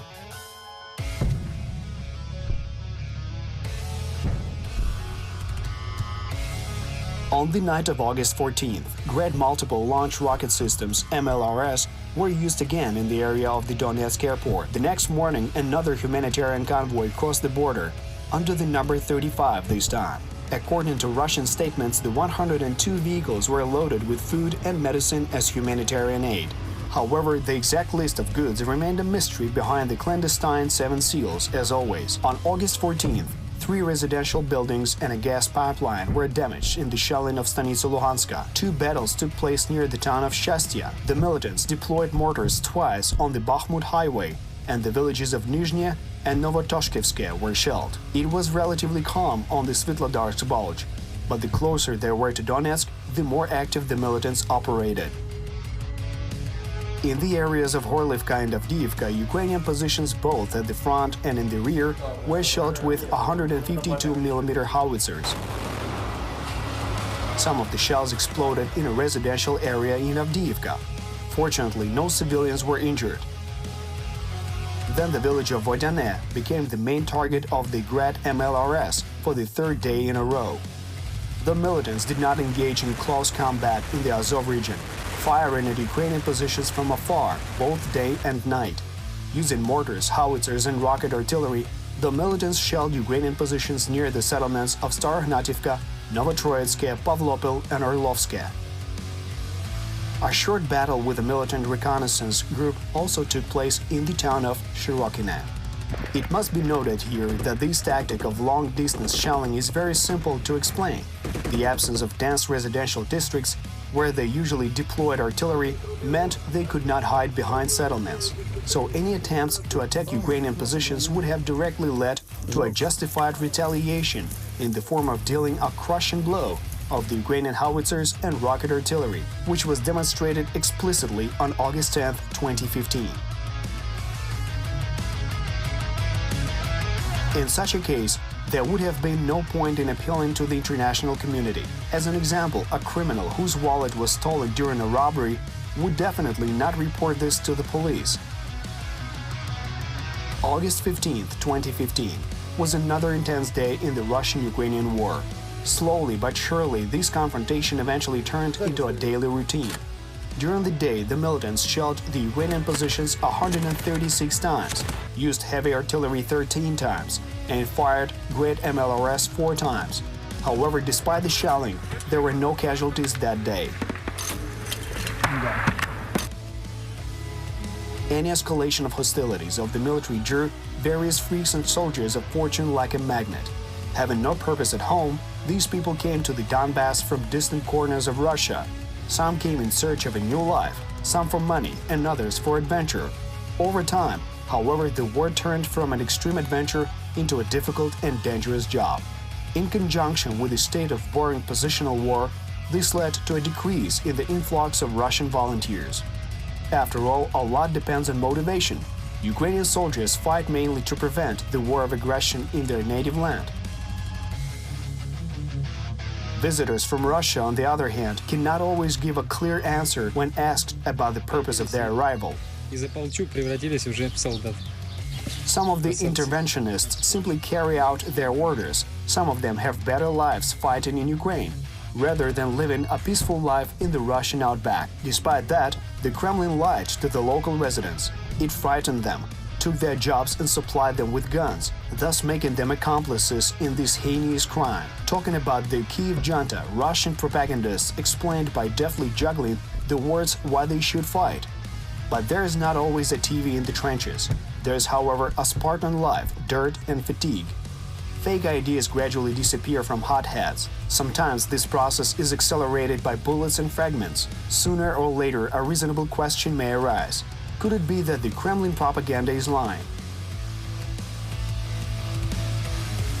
Observing life in the liberated Slavyansk and Mariupol, a local militant will definitely ask himself this question. Unlike the Russian Federation, the war is not beneficial for Ukraine. The state offered the local militants a choice. They could die fighting for the ideals fabricated by the top officials in the Kremlin, or surrender voluntarily, stand trial, and fall under the amnesty if they did not commit any major crimes. In August 2015, the Security Service of Ukraine launched a special program to organize the return of Ukrainian citizens that are willing to voluntarily leave the ranks of illegally armed groups to the territory that is officially controlled by Ukraine. As of 2019, 360 people took advantage of the program titled "They're Waiting for You at Home," which is basically the composite of an entire battalion of the Ukrainian army.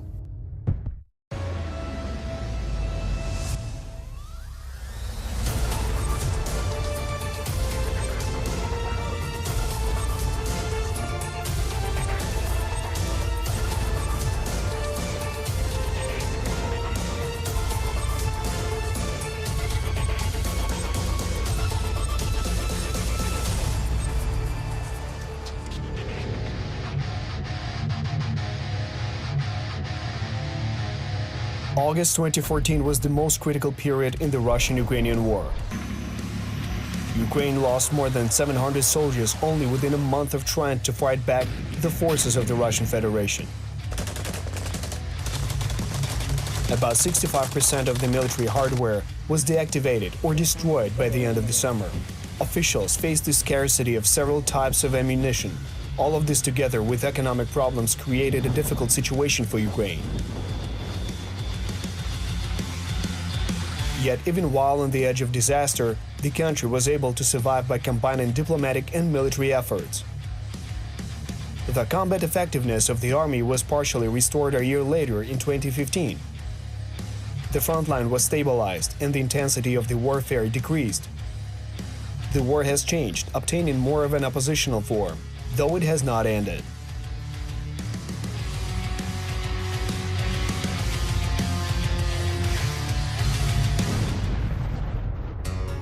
This is the 64th episode of the series about ATO, History of War. The Russian Federation committed an act of armed aggression against Ukraine in 2014. The war has been ongoing for several years. We're closely following the progress of events, constantly tracing the connection between warfare, diplomacy, politics, and economy. We're trying to understand how it happened and, first and foremost, why it happened. Guerrilla warfare on civilian territories is a crucial element of war. The disruption of transportation can lead to severe scarcity of different hardware in any war zone, which subsequently may result in the weakening of defense. The Russian-Ukrainian war is not an exception to this rule in this particular context. The militants were okay with mining civilian targets, all the while declaring the defense of the civilian population. The Security Service of Ukraine arrested a terrorist group in the Kharkiv Oblast on August 14th, which mined railways and a bridge on the stretch between Kupiansk and Svyatogorsk railway stations. At the same time, the service confiscated a handheld grenade launcher and ammunition. The militants confessed during interrogation that they planned to blow up the train with military equipment and planned more terrorist attacks. On the other hand, military engagement in the ATO zone continued. The declared regime of silence was interrupted 148 times on August 16th, where on 13 occasions the multiple rocket launchers was used, and on 17 occasions heavy gunfire was opened. As a result, in the vicinity of Horlivka, 2 soldiers of the 57th Brigade, Private Viktor Pronin and Private First Class Katerina Noskova, were killed. The militants bombarded civilian targets in the Azov direction in the evening this same day. About 50 houses were damaged and 3 local residents died during attacks on the villages Lebedinske and Sartana. The mourning ceremony was declared in Mariupol on August 17th. Members of the OSCE analyzed shell craters and noted that the attacks on the civilian buildings were launched by the militants from the east, with the use of arms with a caliber of 122 and 152 millimeters. The low density of the population of Azov region enabled the terrorists to maintain a high level of secrecy while they set up the firing positions. This factor complicated the shooting, and regardless of many truces, the heavy weaponry was often utilized in the south of the ATO zone. At the same time, in the Donetsk Oblast, the density of urban buildings was higher and the number of observers was greater. This aspect worsened the work of the artillery arms and created conditions for the more active operations of guerrilla groups and snipers. As such, the sniper killed the soldier of the 28th Regiment on August 17th at the checkpoint near Marinka. The frequency of combat operations has decreased since August 18th. The regime of silence was interrupted 82 times, and the artillery was used 4 times. Girl was wounded by rocket shell fragments after the shelling of Marinka. Thanks to the timely response of the military, the child was transported to Dnipro, where she received the necessary medical attention.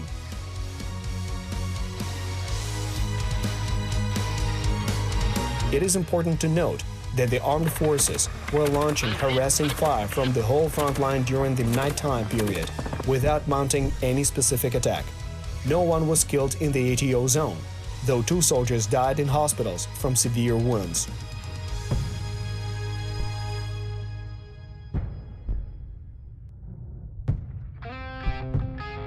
Despite the decrease in activity, the next day was difficult. The terrorists didn't use artillery arms on the northern side of the ATO zone, but the local gas pipeline was damaged due to the bombardment on Stanitsa Luhanska, and 1 innocent civilian was wounded. 3 Ukrainian soldiers died due to the detonation of explosive devices on August 19th. The members of the 15th Battalion Private First Class Balashov and Lieutenant Kaplanovsky were blown up in the region of Horikhove, while Sergeant of the 54th Brigade Vasil Halas died when his truck was blown up. Simultaneously, the truce was maintained as observed in the Svetlodarsk Bulge on the same day. A decrease in the intensiveness of shootings was observed in the Donetsk Oblast. However, the militants did not hold their fire, having the majority of heavy armaments on the battlefront. As such, Avdiivka came under fire of the multiple rocket launchers Hrad on August 19th. A soldier of the 93rd Brigade died in the area of Opitny. A soldier of the 72nd Brigade was killed in the area of Starohnativka. Terrorists twice fired artillery. Once fired a multiple rocket launcher, and mortars were used 15 times in one day. Overall, Ukrainian soldiers returned fire wherever it was possible.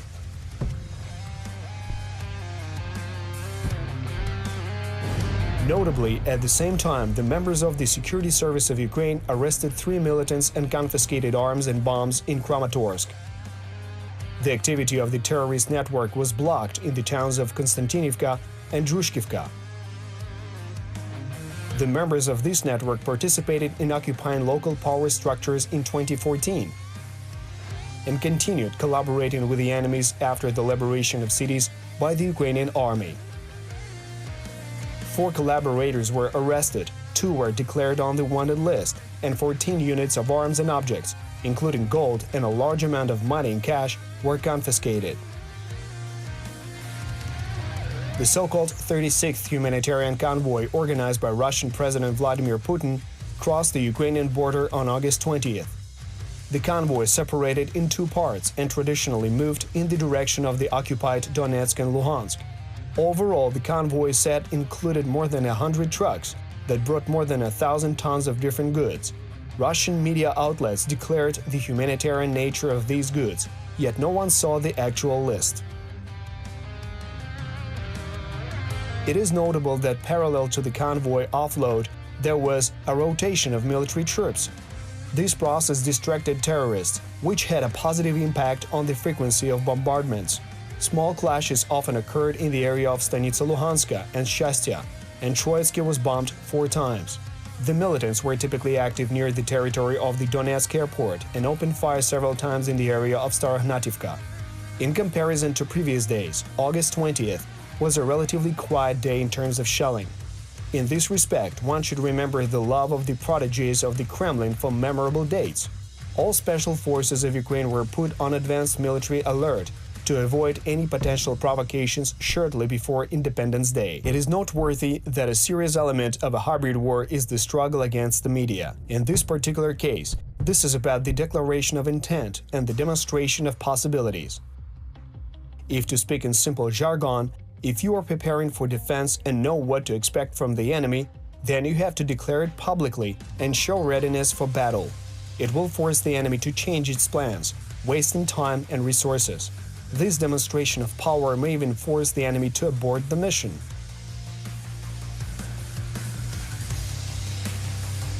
On the other hand, if you're preparing for an attack, it will be appropriate to accuse the enemy of aggressive plans. This specific maneuver will in some way create the illusion of a defensive counterattack, then a planned charge. When your army will start an assault according to a previously devised plan, then with specific information about the operation, the international audience will perceive you as the side that sticks to a strict policy of defense of the country. The Kremlin always practiced these tactics when the provocation was followed by a rightful counterattack. The USSR assault on Finland and Poland, the Georgia invasion, and the Second Chechen operation are on a long list of the implementation of such tactics by Russia. The idea was similar to the moment when the Russian artillery fired at the Ukrainian army that secured the country's border in July 2014. Yet unlike in other moments, the Ukrainian authorities decoded this hybrid plan, and this was the reason that the attempt of the Russian army to invade failed. Вот так вот весело в городе Гуково, ребята.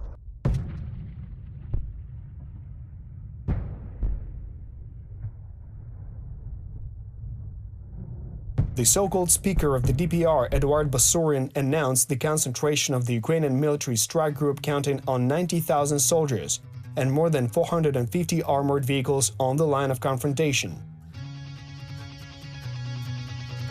It is important to point out that authorities of the self-proclaimed republics made this declaration with the intention of achieving 2 goals.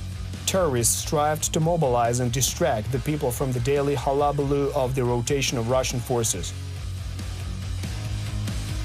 over a year of war, neither the military nor the Russian leaders proposed new versions other than the fear factor of premeditated Ukrainian proponents of Stepan Bandera in the occupied territories of Ukraine. The regime of silence was complied to for quite a long period of time in the Shastia and Stanitsa Luhanska until August 21st. Several shootings were registered in the area of Popasna and Troitske, and military hardware was also spotted in the Pervomaisk area.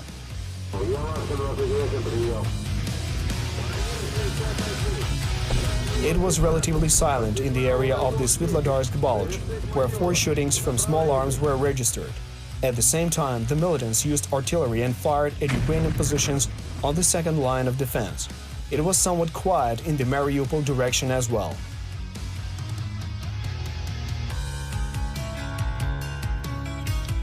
On the other hand, members of the Security Service of Ukraine neutralized the group of criminals that cooperated with Russian special forces and worked on the establishment of the so-called Mykolaiv People's Republic. The criminals possessed not only firearms but also different agitation materials. It is important to realize that an important element of the work of the Security Service of Ukraine is the prevention of anti-government demonstrations and terrorist attacks. Often this work is not public and usually does not end with high-profile arrests. If a person refused to engage in a terrorist attack, then it will be more effective to recruit that very person. Eduard Basurin said that the Ukrainian army is preparing a provocation with the aim of accusing the military of breaking the truce on August 23rd. The Ukrainian General Staff made a similar announcement. German Chancellor Angela Merkel, French President Hollande, and Ukrainian President Poroshenko made a common announcement about the Minsk truce being the fundamental agreement of peaceful regulation of the Donbass conflict during the negotiations in Berlin.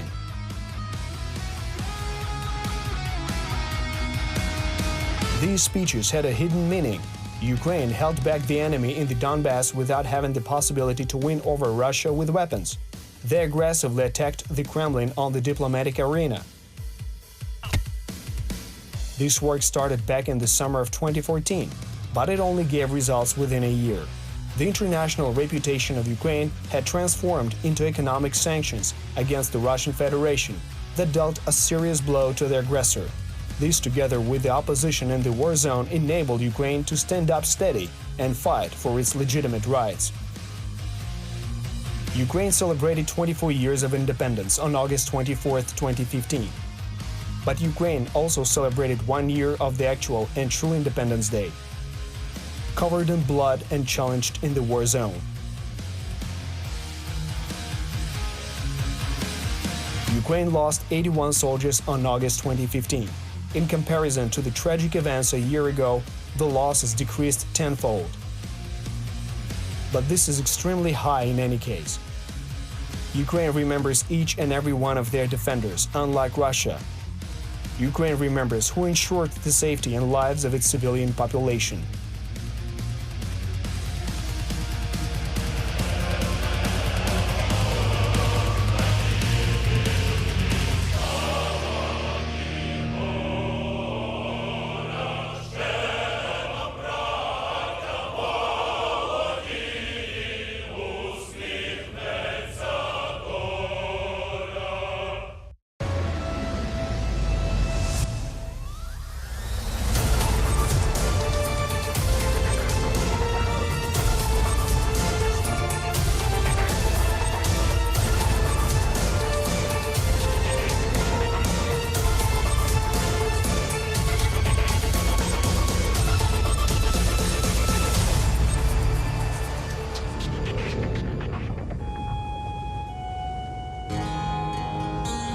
Everything is relative. In September 2014, defending their independence, 191 soldiers died on the battlefields. A year later, in September 2015, this figure was 39 people. Diplomatic games, hybrid ceasefires, cooperation with international organizations, and a stubborn struggle at the front have clearly shown their results. The intensity of battles and frequency of use of heavy weapons decreased, which naturally had an impact on the number of losses of lives. War is a path of deception, and hybrid war is a state where misinformation and lies are regular weapons of certain regiments. By waging a maneuver war, like in 2014, the Kremlin could easily manipulate public opinions and people's sentiments. It could literally hide its regular troops in the Donbass steppes by putting its so-called local militiamen in the camera eye of the public. In positional war conditions, where the location of strongpoints, paths of movement and locations for deployment of troops have been well known, the Kremlin lost that opportunity and capability.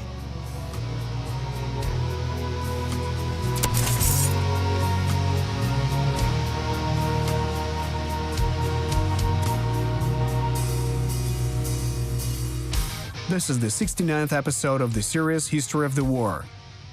In 2014, the Russian Federation committed an act of armed aggression against Ukraine. The war has been going on for several years now.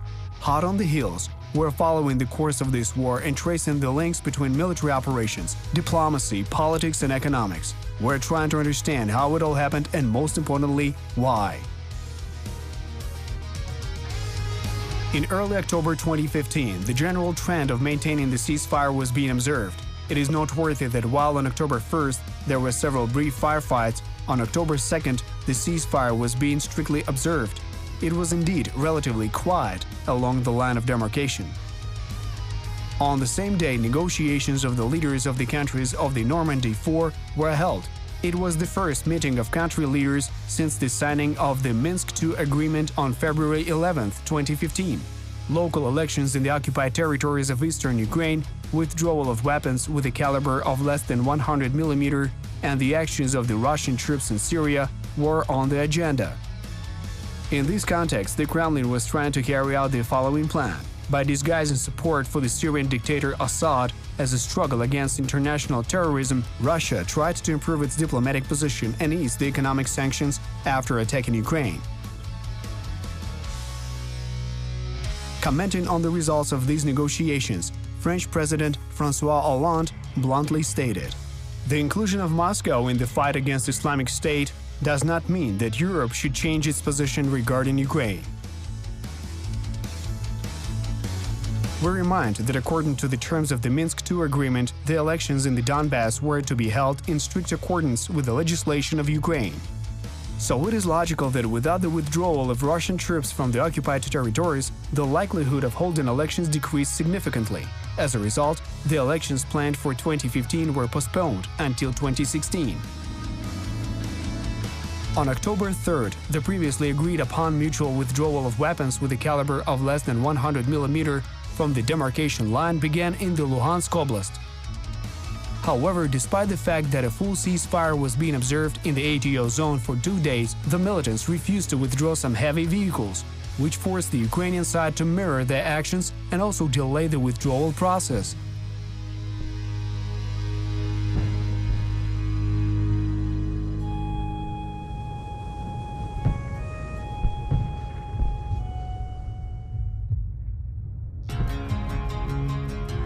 In the same period, for the first time in many years, the Ukrainian military were issued new winter uniforms. In addition to insulated uniforms and footwear made according to modern standards, for the first time in the history of the armed forces of Ukraine, sleeping bags were sent in care packages to the soldiers to keep them warm in winter months. Winter uniforms and equipment were developed in Ukraine, manufactured at Ukrainian factories, commissioned in advance by the Ministry of Defense, and delivered primarily to the ATO zone. Priority in equipment distribution was especially organized to assist soldiers who are serving and fighting on the front. On October 4th, the ceasefire regime was being strictly observed, but a vehicle of the Donbass battalion blew up on an anti-tank mine near the town of Pavlopil, which resulted in the death of 1 soldier and injuries of 2 soldiers. Under similar circumstances near the village of Pischevik, soldiers of the 37th Battalion were blown up on a mine. 2 soldiers were wounded and 1 died. The next day in the Luhansk Oblast, as part of implementation of the next stage of the Minsk II agreement, mutual withdrawal of weapons with a caliber of less than 100 mm was started. According to earlier agreements, tanks, anti-tank guns, and mortars were planned to be taken at least 15 kilometers away from the line of demarcation.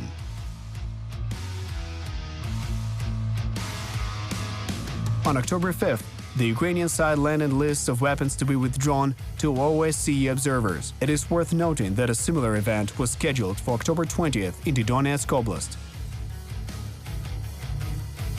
You have to understand that war is a path of deception. Militant leaders took advantage of the lack of proper accounting of manpower and vehicles. While attempting to gain an advantage, they hid some of the forces and vehicles from OSCE inspectors, concealing vehicles among the remains of industrial enterprises.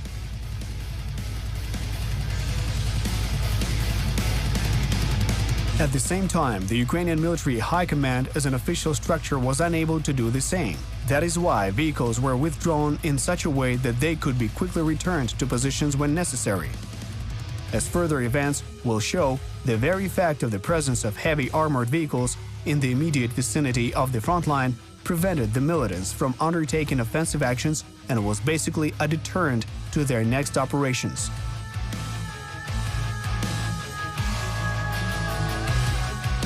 On October 5th, the authorities of the Donetsk People's Republic declared that as a relief of the economic blockade and as a response to the resumption of coal supplies, official Ukraine resumed fuel supplies to the DPR. However, this statement drummed up and aimed at domestic consumers was blatant misinformation.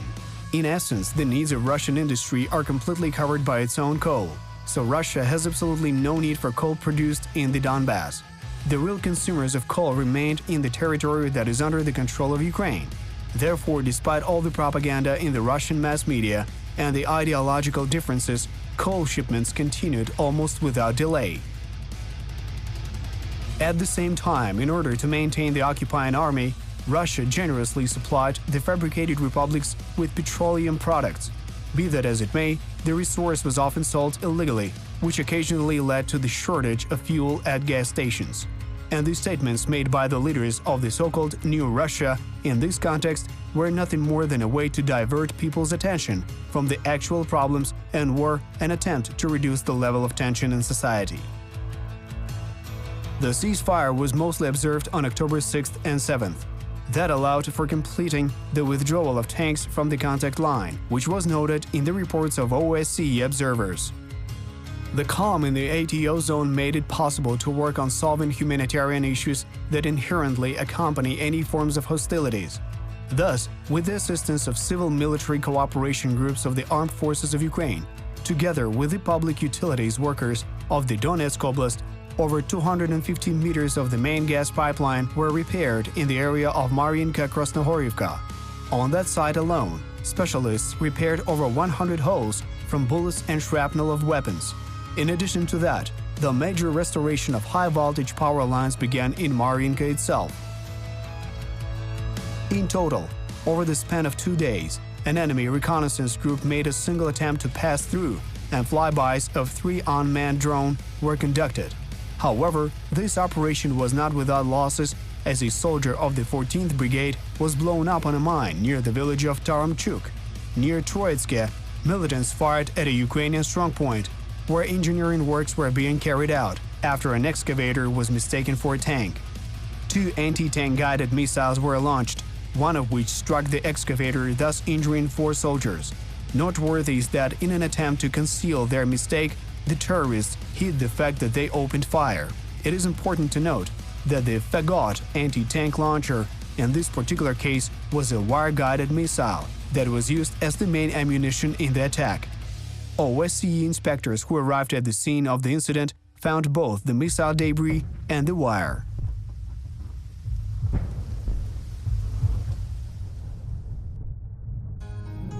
It should also be noted that the ceasefire at the front does not correlate in any way with the work of the agents and special services that oppose it. So, on October 9th, in the town of Kamenske, a militant of the Oplot group was detained.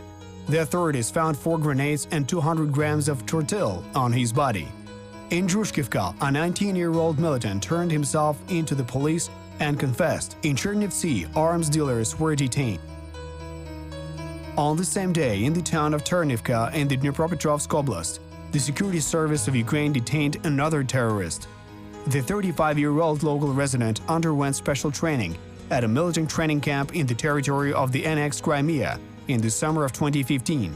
As instructed by his supervisors, he constantly reported the movements of the Ukrainian troops and formed a unit to carry out acts of sabotage and terrorism in the western part of the Donbass.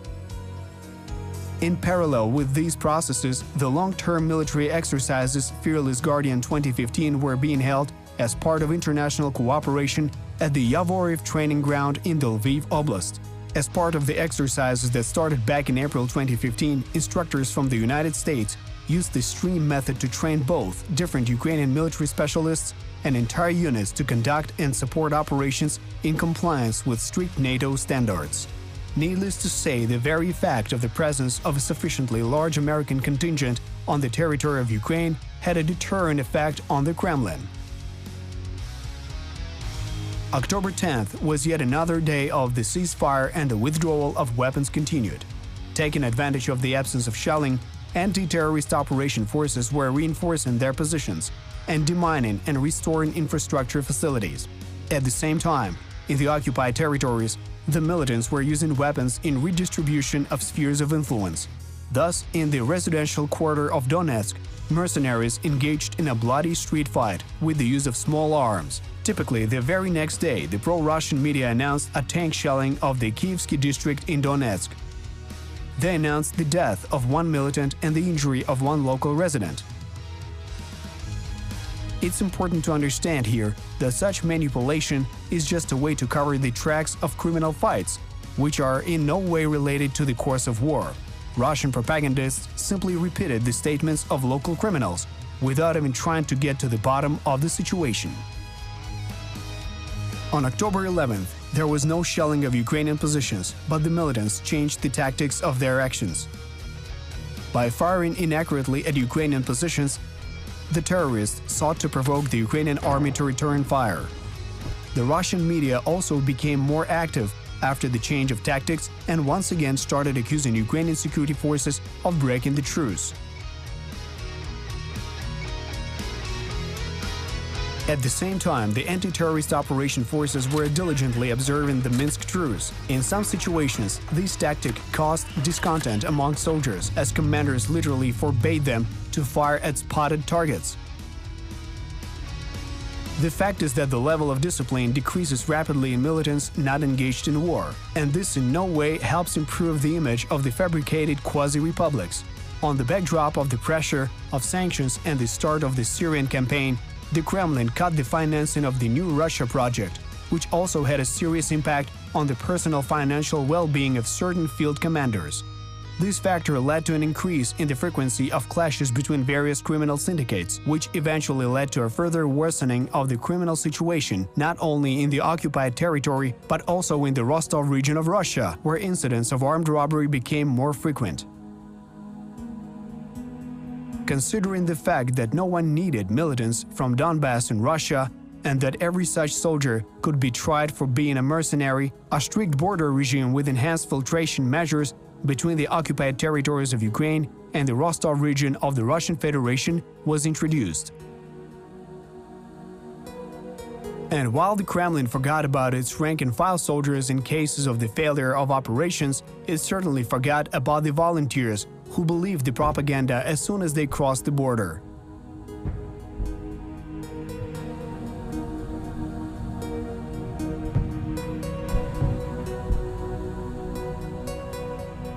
In short, Russia-Ukraine one-way ticket.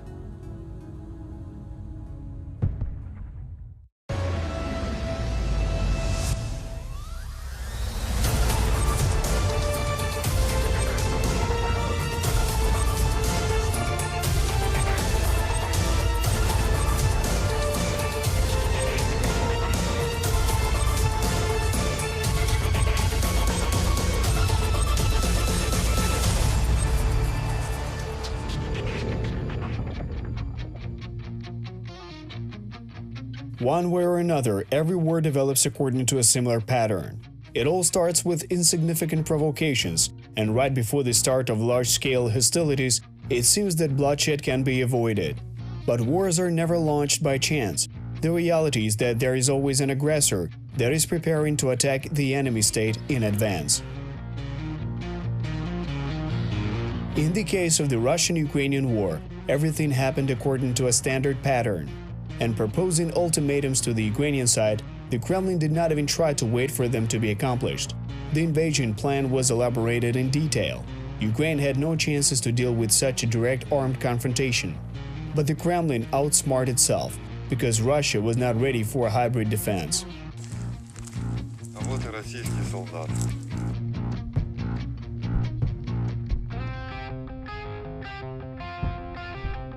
This is the series about the ATO, History of War, episode number 70. In 2014, the Russian Federation committed an act of armed aggression against Ukraine. The war has been ongoing for several years. Hot on the heels, we're following the course of events in this war, and we're tracing the links between military operations, diplomacy, politics, and economics. We're trying to understand how it was and, most importantly, why. On October 11, 2015, the armed forces of Ukraine finished the withdrawal of artillery with a caliber of less than 100 mm from the demarcation line. A similar state of affairs was in the camps of the militants. The ceasefire was generally observed. In the area of Shirokino and Novotroitsky, the terrorists launched several provocations during the night hours using small arms. However, due to the fact that these attacks did not pose a threat to the lives of soldiers and local residents, there was no return fire. A 12-year-old child stepped on an explosive device and was injured in the area of the village of Hranitne. In the Zaporizhia Oblast, SBU officers detained a DPR militant who was listed in the so-called Slavic Battalion and was on the wanted list for a long time. In the village of Sirotine in the Luhansk Oblast, a massive storehouse of weapons and ammunition was discovered. Taking advantage of the lull, the engineering units of the 128th Brigade of the Armed Forces of Ukraine started the arrangement of the pedestrian crossing point of the demarcation line in the area of the Stanitsa Luhanska. It should be noted that later, Stanitsa Luhanska turned out to be the most tranquil segment of the demarcation line. The Seversky Donets River, which worked as a natural defensive line, played a very important role in maintaining the peace. It is important to note that while fighting in Syria and being under the pressure of economic sanctions, Russia could no longer support the puppet republics to the degree that it was capable of in February 2015. In simple words, the Kremlin did not have the financial resources for conducting repeated attempts to build pontoon bridges in the area of the towns of Stanitsa Luhanska and Shestya. Indeed, it was the meagre supply of hybrid troops that eventually led to a bona fide truce. The Russian-Ukrainian war is not only fighting in the Donbass, but also standoffs in international courts.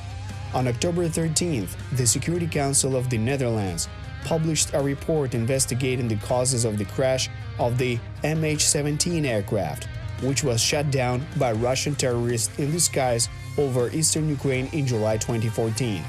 The investigation established that the direct cause of the aircraft was struck by a 9N314M missile that was fired from the Buk anti-aircraft missile system. However, in spite of indirect evidence of the ownership of this complex by the 53rd Anti-Aircraft Missile Brigade of the Russian Armed Forces, the direct culprit of the tragedy was not named, and the investigation continued.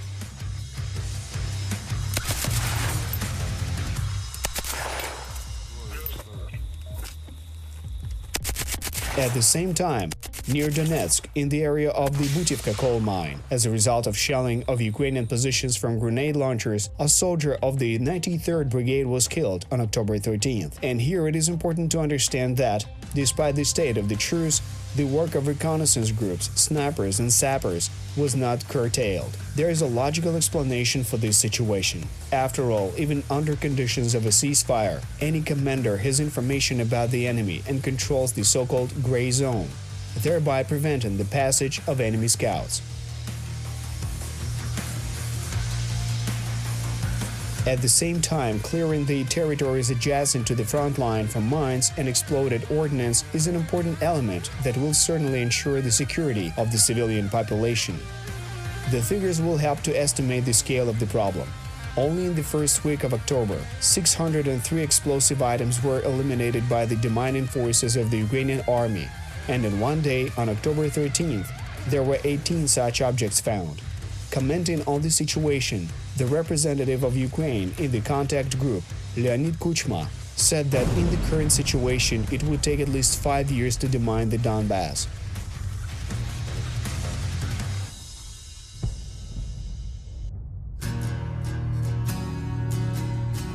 The danger of landmines appeared again literally the next day. On October 14th, near Stanitsa Luhanska, while checking the forest belt, 2 soldiers of the 128th Brigade were wounded as a result of an explosion at a mine. Near the village of Krasnotalivka, a border guard vehicle was blown up by a mine, and 9 people were injured. All the fighters were evacuated to the local hospital, where they received all the necessary medical aid. October 15 was absolutely quiet along the whole line of demarcation. In the Mykolaiv Oblast, the SBU detained plotters who distributed anti-Ukrainian leaflets and organized provocative actions. The meddlers were detained after they installed a swastika flag on one of the local avenues. During the searches, F1 and RGD-5 grenades were found. In total, over the week, law enforcement agencies detained 12 members of the Somalia, Sparta, Vostok, and other gangs. The thugs were exposed, and as a result of the evidence they provided, another 14 people became wanted on charges of creating or participating in the activities of a number of illegal armed groups. On October 15th, in the ATO zone, the militants of the LPR began to withdraw mortars from the line of demarcation, and by the middle of the day, they announced the completion of this operation. Respecting the conditions of the truce, the Ukrainian side carried out a mirror-like withdrawal of weapons. The very next day, October 16th, the observers of the OSCE mission officially recorded this fact.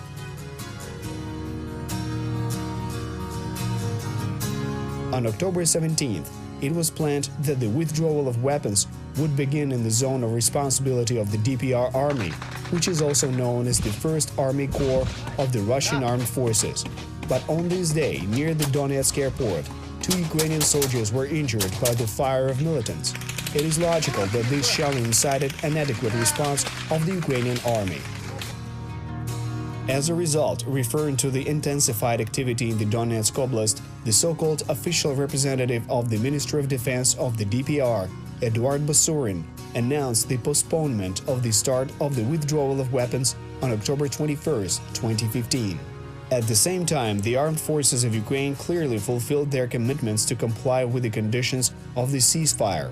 In the Donetsk Oblast, the withdrawal of Ukrainian weapons with a caliber of less than 100 mm, according to the previously outlined plan, was launched on October 20th. It should be noted that the situation in the front also contributed to this process. In the period from October 18th to 20th, along the whole line of demarcation, the militants complied with the ceasefire. Despite this, war did not end, and Russia did not withdraw its troops from the occupied territories, using the Donbass as a testing ground for new technology. At the end of the second week of October 2015, for the first time since the time of the Debaltseve battle, Ukrainian soldiers began once again receiving SMS messages of a demoralizing nature. The Russian troops used the RB-34-1V Layer 3 electronic warfare station to send such threatening messages to Ukrainian soldiers. On October 21st, the militants of DPR announced the beginning of the withdrawal of weapons. Moreover, more than 30 tanks were withdrawn from the frontline zone of the Novoazovsk Rayon in the Donetsk Oblast. The very next day, the terrorists announced the withdrawal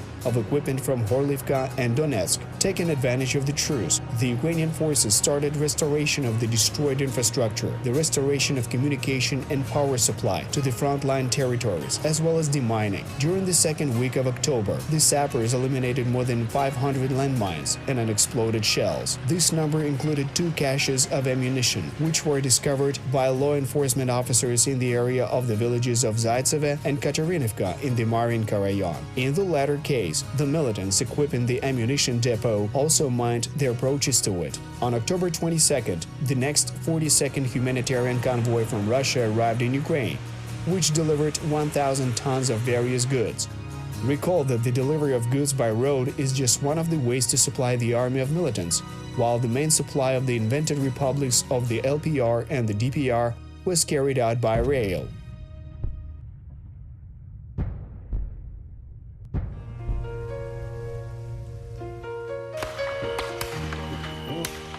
О, да, я же говорю, стреляют с этой зеленки нижней.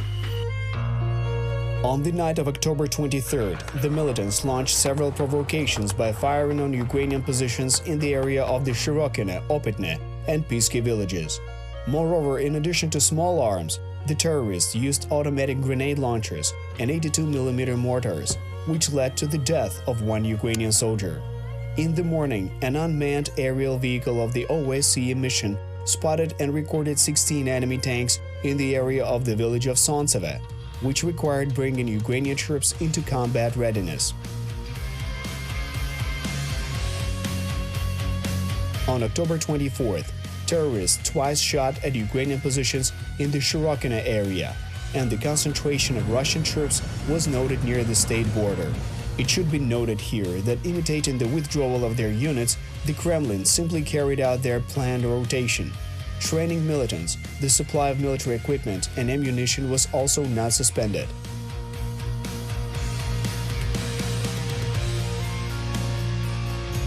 The night of October 25th turned out to be very tense in the area of Pisky, where within an hour the militants fired at Ukrainian positions with high-caliber machine guns, automatic grenade launchers, and an anti-aircraft gun.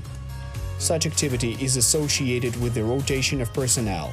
Conducting the so-called reconnaissance fire, the newly arrived militants tried to provoke a response and expose the location of the Ukrainian firing points. On the evening of October 26th, a sabotage reconnaissance group of militants at dusk managed to get close to the Ukrainian positions in the area of the village of Vodyane in the Yasinovata rayon.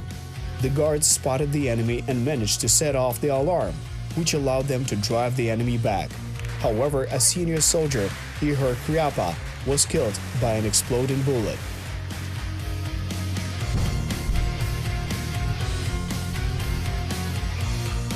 On October 27th, in the Luhansk Oblast, a citizen of Russia and an LPR militant was detained, and a pedestrian crossing point was opened near Stanitsa Luhanska. On the same day, near the village of Zaitseve, near Horlivka, there was shooting, as a result of which one Ukrainian soldier was wounded. The next day, near the village of Verkhnotoretske, a soldier of the 53rd Brigade was blown up on a mine. And near the Butivka mine, as a result of close battles, 3 soldiers received injuries of varying degrees of severity. However, in all other parts of the line of demarcation, the ceasefire was observed, meaning that artillery guns, tanks, and mortars were not used. Planning the invasion of Ukraine, Kremlin strategists understood that an open invasion would incite a negative reaction all over the world. That is why Russia relied on the hybrid tactics of the Russian Spring, which meant provocations and deception. And to any blow of the Ukrainian army, the Kremlin has always responded many times with a stronger blow of its army, which, having only crossed the border, instantly turned into a faceless army of Novorossiya. Understanding this technology and clearly assessing the difference in military capabilities, Ukraine did not even try to fight with the help of brute force alone. By making the war in the Donbass as transparent as possible, calling on foreign observers and international arbitrators, developing defense but offering negotiations and peace, Ukraine sought to turn the competition of military budgets into a duel of diplomacy. So, this was a very clever move.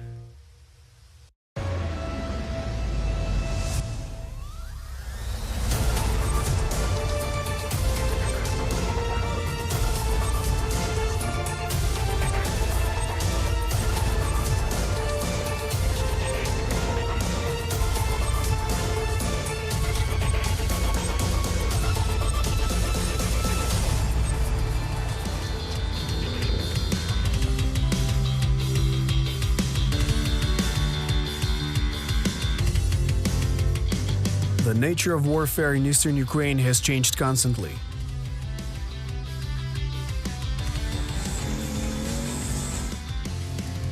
In the summer of 2014, the war was maneuverable. By winter, it had turned into a fierce positional confrontation with massive use of artillery.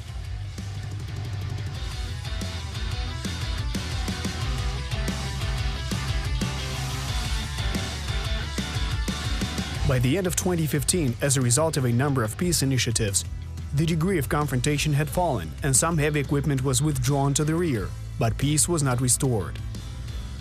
None of the parties achieved their goals. The Kremlin did not get an inland corridor to Crimea, and the Ukrainian authorities were also unable to please their citizens with a victory.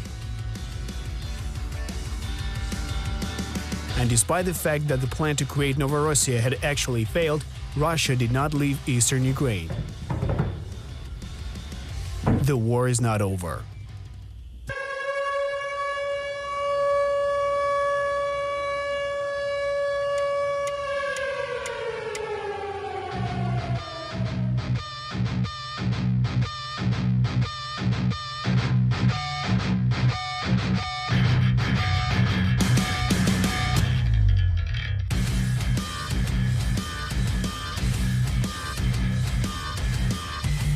A large-scale special operation took place in Krasnohorivka on December 10th, during which officers of the Security Service of Ukraine detained 85 people suspected of involvement in the activities of gangs of the Donetsk People's Republic and Luhansk People's Republic.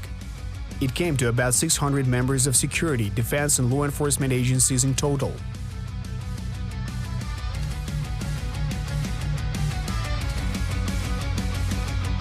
You're watching the 75th episode of the film History of the War. In 2014, the Russian Federation committed an act of armed aggression against Ukraine. The war has gone on for several years now. We investigate the course of this war hot on its trail, tracing the links between military operations, diplomacy, politics, and economics. We try to understand how it came about and, the main thing, the reason for the war.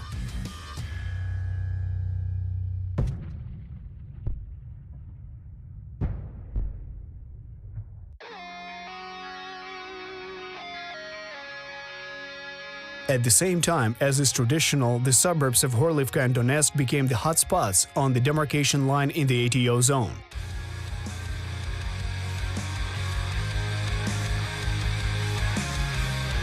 In the area of the village of Zepeezy, a mortar was used for a short time, while in the village of Pisky, a shooting battle lasted the whole day without a break.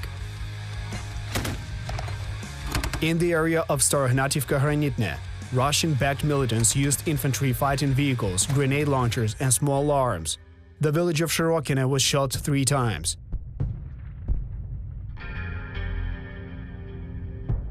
At the same time, Luhansk region came under fire from a grenade launcher just once. And it's quite easy to explain such peacefulness on the part of Luhansk People's Republic militants.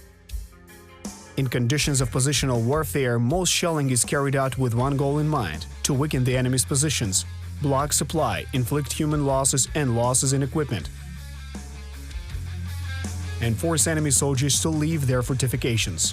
Not having the possibility to move forward, both sides conducted exclusively defensive actions, which ultimately led to the real observance of the ceasefire. Besides, the situation in Priazovia, namely the region around the Sea of Azov, was diametrically opposed. Vast spaces devoid of residential development enabled the militants to maneuver actively. Avoiding meetings with OSCE observers, often operating at night, Russian-backed militants actively used heavy weapons, despite declarations and agreements. It is logical that such behavior provoked the Ukrainian side to give an adequate response, which meant that artillery was quite often used.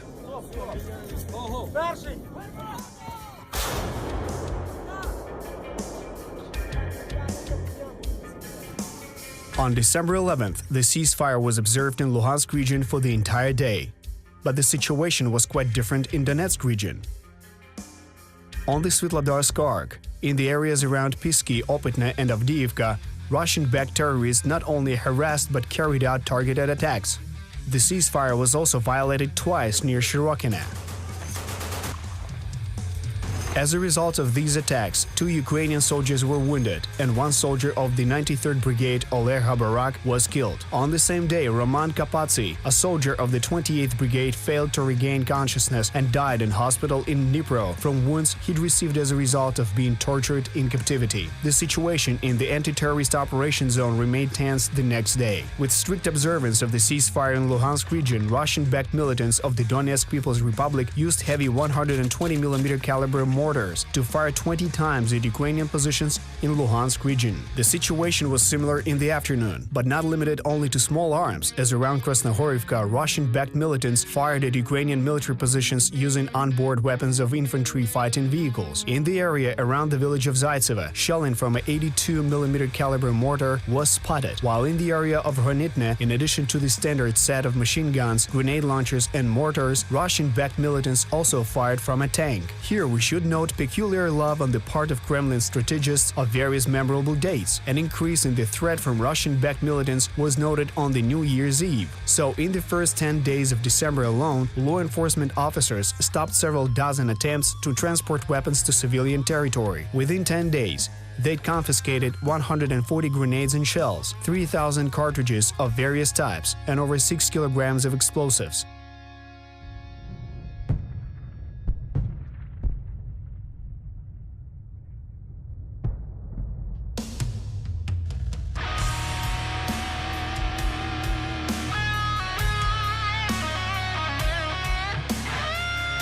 Among other things, on December 12, 2015, an assassination attempt was made on the leader of local Russian-backed militants Pavel Dremov on the highway between Pervomaisk and Kadiivka, old name Stahanov. As a result of his car being blown up, the latter died on the spot, while his driver was thrown out of the car by the blast wave, though he too died later on the way to hospital. The so-called government of the Luhansk People's Republic announced a reward for the killer's capture. The version was put forward of the involvement of a Ukrainian sabotage group in the incident. Dremov, who was in a conflict with the leader of Russian-backed militants of Luhansk People's Republic, Plotnitsky, over illegal business dealings, became a banal victim of criminal showdowns. Уважаемый Игорь Венедиктович, вы вор!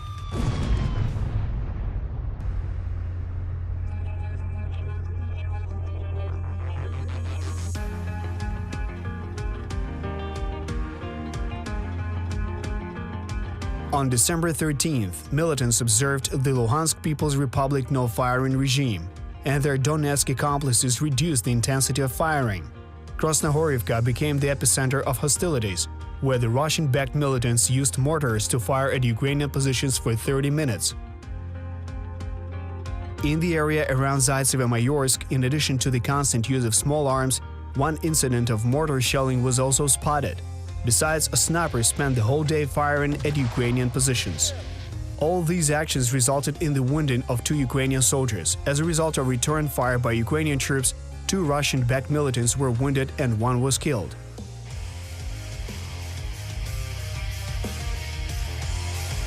On December 14th, for the first time in several days, the military situation was aggravated in Luhansk region.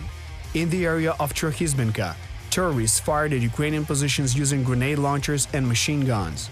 There was a fall in the number of shelling attacks in Donetsk region, but the ceasefire was not observed. The militants used small arms to fire at Ukrainian positions in Pisky, Avdiivka, Luhansk, and Zaitseve. At the same time, not a single violation of the ceasefire was observed in the vicinity of the city of Mariupol. However, in Volnovakha area, while leaving occupied territory, a local resident was blown up by a mine and died as a result, despite the efforts of doctors to save his life.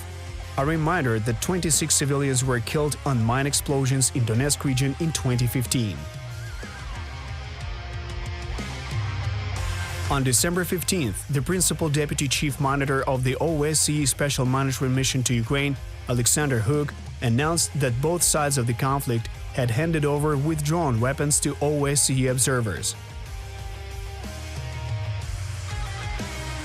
On the same day, the city authorities of Donetsk announced that the curfew in the city would be lifted on New Year's Eve. A reminder that restrictions on moving around the city at nighttime were introduced by Russian-backed militants in spring 2014. This paralyzed all nightlife in the modern million-population city. Private business suffered most of all, since in addition to the cessation of the work of stores and pharmacies, it influenced the public transport schedule and the duration of the working day as a whole. Put simply, anyone who stayed late at work to finish urgent business could easily be captured by Russian-backed militants. At the same time, the absence of people on the streets helped militants to move military equipment around the city and fire directly from city squares.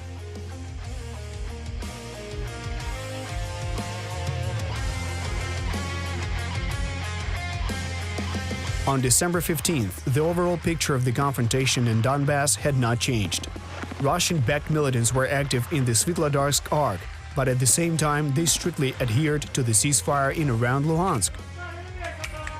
In the area of Pavlopil, a Secret Service agent of 131st Battalion was killed by a sniper, but this episode was actually the only case of targeted fire. At the same time, the western outskirts of Donetsk, Pisky and Avdiivka remained zones of constant tension and provocation.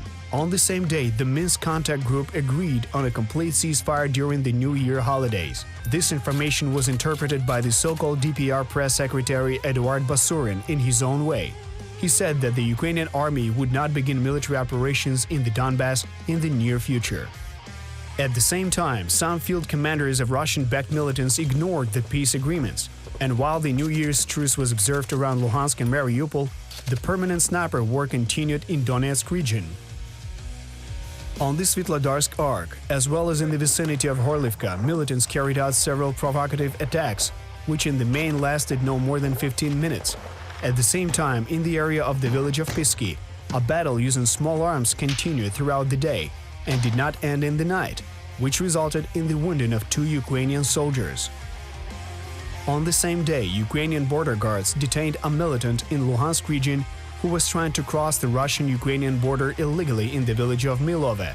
The detainee turned out to be an artilleryman from a gang of the Luhansk People's Republic. A large cache of various weapons was also found in an abandoned storage facility in the village of Novo Aidar, Luhansk region.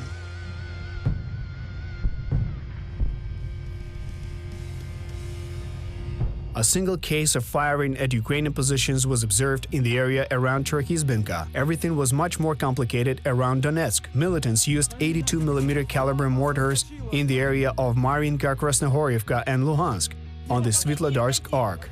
In the latter case, observers spotted the operations of a sniper and a sabotage reconnaissance group who wanted to cross the border. A similar situation was encountered in the area of Horlivka. Note that in all these cases the militants used small arms. Barrel artillery and tanks were not used. Despite the latest Minsk agreement, Ukrainian positions near Novhorodsky and Novoselivka came under fire. There were continuous skirmishes in Pisky and at the Ukrainian outposts located at the Butivka mine. And it should be noted that in most cases it was not targeted fire, it was done to provoke return fire.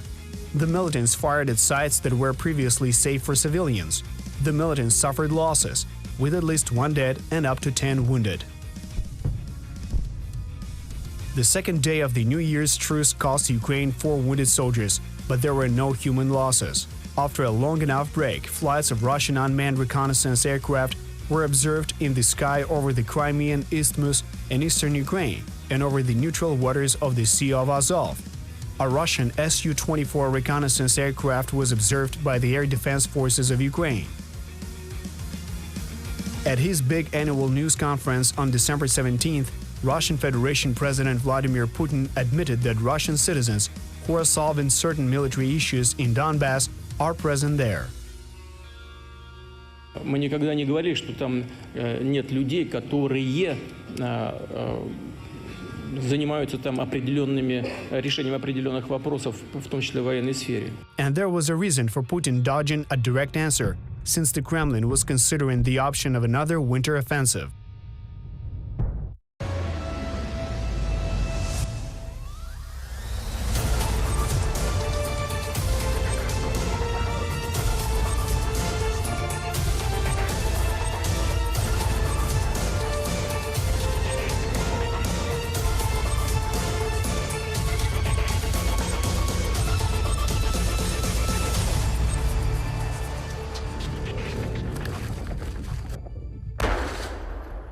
The first night of 2016 was not a quiet one. And by sunrise, militants had shelled Ukrainian positions 15 times. But we cannot say those were meaningful attacks. Firing at random, using small arms, grenade launchers and mortars, the terrorists were shooting into the darkness just for fun. Initially, the period of validity of the Minsk agreements was supposed to run till 2015. Possibly waiting for the ceasefire to end, the Kremlin was more or less working out a plan to intensify hostilities in the Donbass region. However, on December 30th, 2015, the leaders of the Normandy 4 countries prolonged the agreements. That messed with the Kremlin's plans to some extent. But the war machine has a lot of inertia. The situation in the ATO zone escalated on the first day of 2016.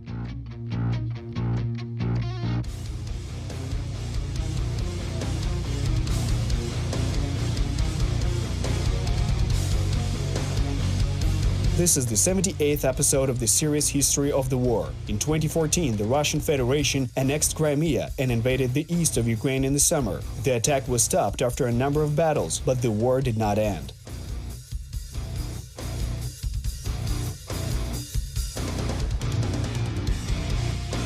Diplomacy and espionage, economy, propaganda, and military operations – all these are elements of hybrid war, and we're trying to make sense of it.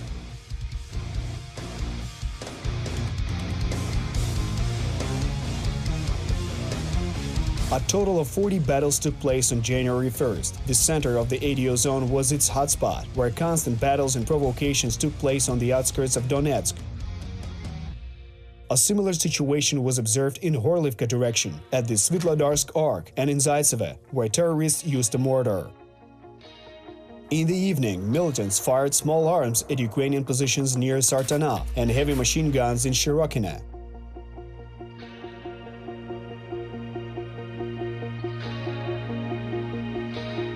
Near Crimea, a battle against a militant recon group took place. Despite fairly limited use of heavy weapons, 3 Ukrainian soldiers were killed at military posts on the first day of 2016. 2 more soldiers were injured, and one of them died the following morning.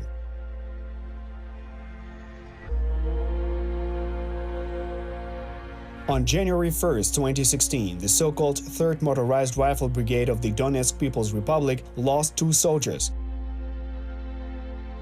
The so-called 14th Battalion of the Luhansk People's Republic from Alchevsk also lost 2 soldiers thanks to return fire. We will remind that literally every single military unit of the pseudo-republics is accountable to the command of the Southern Military District of Russia. In simple words, any member of these formations is basically a soldier of the Russian army, regardless of place of their residence and citizenship. The amount of shelling decreased considerably on January 2nd. Given the extension of the Minsk agreements, the militants probably received directives from their Kremlin curators. As a result, the ceasefire was observed both in the north and south of the ATO zone. Several small provocations were observed at the Svitlodarsk Arc. Snipers were spotted near Avdiivka, Pisky, and Novhorodsk. No heavy weapons were used.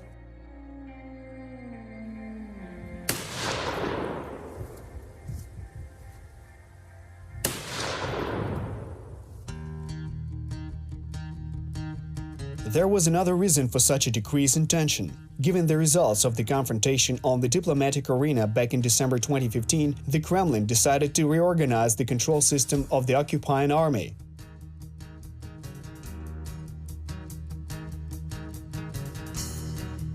Thus, as a result of a number of special operations in early 2016, most of the local field commanders were removed from commanding troops. In certain cases, this reform resulted in the physical elimination of undesirable persons, and vacant posts were taken by officers of the Russian army. This reorganization enabled the controllability over troops to be increased. In addition, those measures increased the level of secrecy, and together with the militants who were no longer needed, many inconspicuous pages of the initial period of the war found their final rest in the grave. One of such inconspicuous stories is the use of cluster munitions. On January 2, 2016, Ukrainian sappers neutralized a Russian PTM-3 anti-tank cluster mine near Svitlodarsk.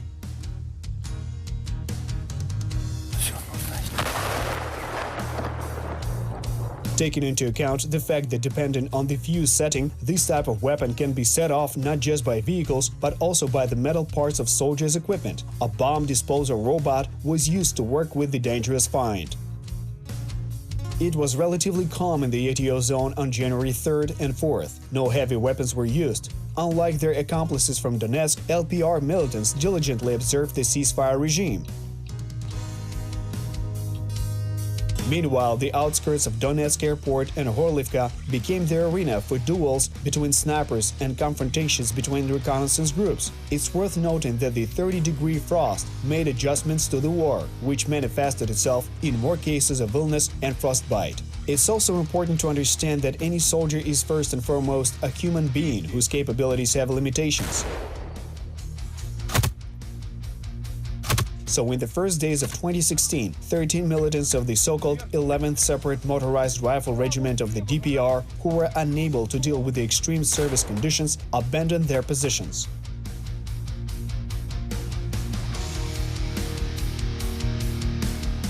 There were no such incidents in the Ukrainian army, but there was a case when a soldier died on the post due to cardiac arrest. At the same time, there were no casualties. On January 5th, near Stanitsa Luhanska, Ukrainian border guards detained an LPR militant who was heading from Luhansk to Starobilsk by bypassing checkpoints. An illegal radio repeater was found in the village of Valuiske in Stanitsa Luhanska area, which militants used to spread propaganda and gain access to the personal data of Ukrainian soldiers. The situation was unchanged on the demarcation line.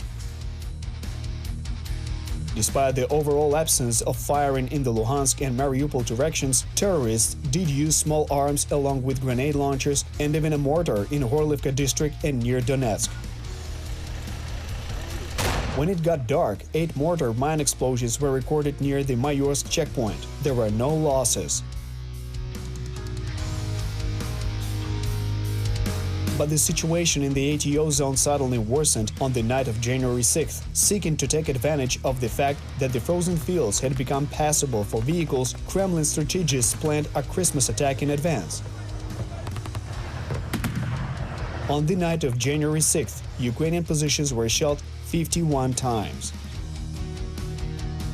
It's worth noting that the Russian preparations did not go unnoticed. The second line of defense was put on high alert in the event of an attempt to break through the front. The general plan for fighting back such an offensive assumed that the first line would delay the enemy for up to 60 minutes.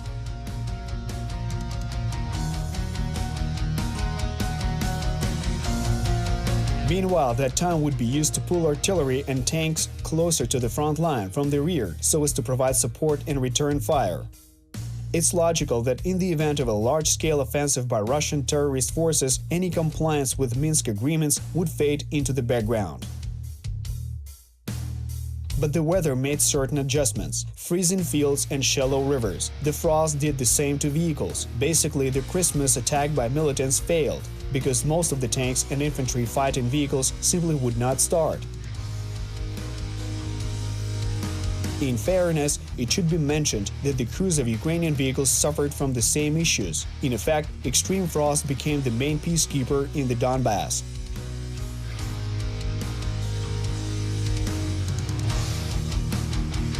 On January 6th, battles were taking place along the entire front line in the Donetsk direction, the Svitlodarsk Arc, Debaltseve, outskirts of Horlivka, and of course, the area around Donetsk airport. Near Mariinka, Hranitne and Shirokine, fighting with the use of machine guns and grenade launchers continued all day. Seeking to provoke the Ukrainian side to use artillery in every possible way, the militants spared no ammo.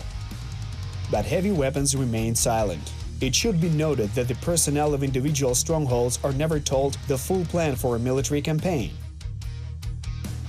Mid-level commanders know only part of the information and receive orders that must be followed without hesitating. Such wave-like intensification of hostilities was nothing more than an attempt to support the offensive, which was cancelled due to the weather.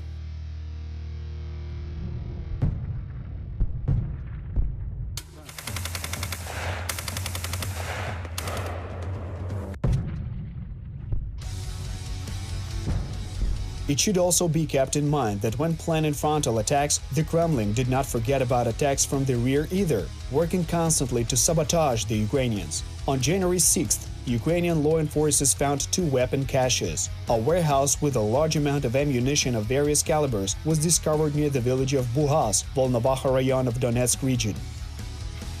3 RPG-26, grenade launchers, an anti-personnel mine, and 12.7mm ammunition was found in a private house in Stanitsa Luhanska. On the same day, a DPR militant became disappointed in the ideals of the Russian world and turned himself in, taking advantage of the "They're waiting for you at home" program of the Security Service of Ukraine.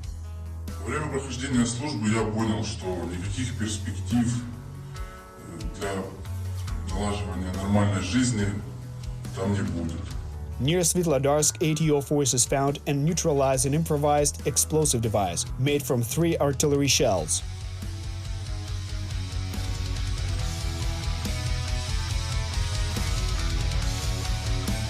The level of activity fell somewhat the next day, but the no-firing regime was only observed in the Luhansk direction. It was mostly quiet in the area south of the ATO zone, but militants fired 8 82mm mortar shells at Ukrainian positions around Lebedinske.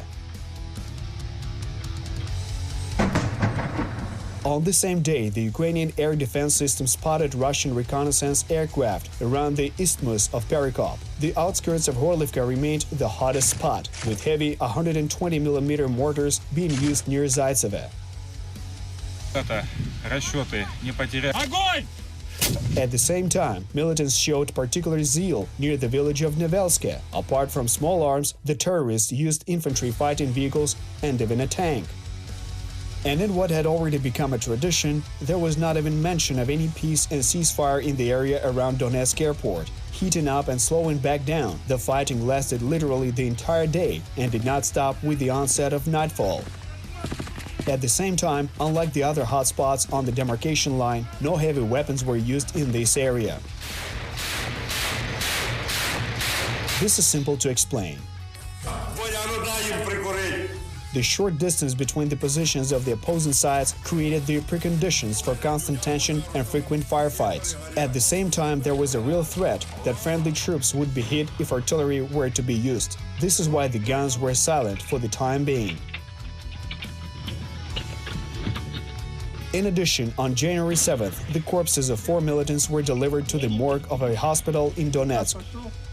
According to an official statement, they were blown up by an unknown explosive device near Svetlodarsk.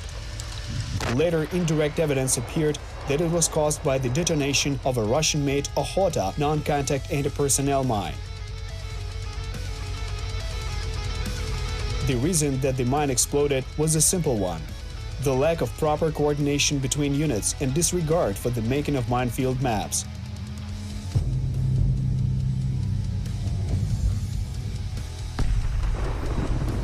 The first week of 2016 did not live up to expectations. The war did not end. The front did not move a meter. The offensive planned by Russian generals was poorly prepared, and so died without even being born. Frost, that magical factor that, according to statements made by loud patriots, helps Russia to fight, on this occasion ruined all the plans made by Kremlin strategists.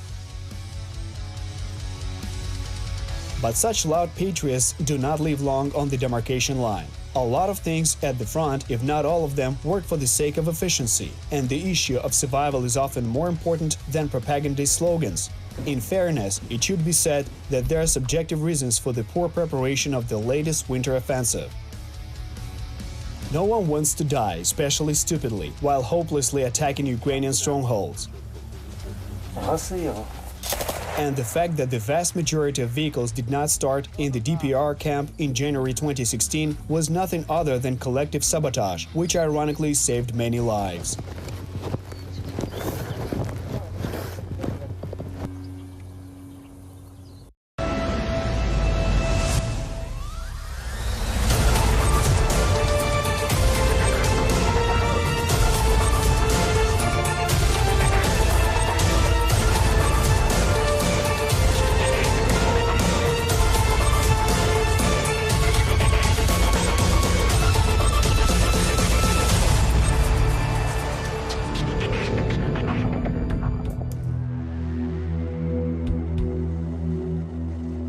War is not always measured by the caliber of guns, the thickness of armor, and the area of the controlled territories. War is roads, it is coordination and logistics, and it is information, agitation, and propaganda. It is the will, the speed of decision-making, and responsibility for their results. War is measured by lives lost. Hybrid war is taking place not only and not so much on the battlefields. This is a war of a new generation. Goals are achieved using a wide range of tools, evident and secret diplomacy, economic pressure, and work with the local population. Combat is only a part of the so-called Gerasimov doctrine, attributed to the Chief of the General Staff of the Armed Forces of the Russian Federation.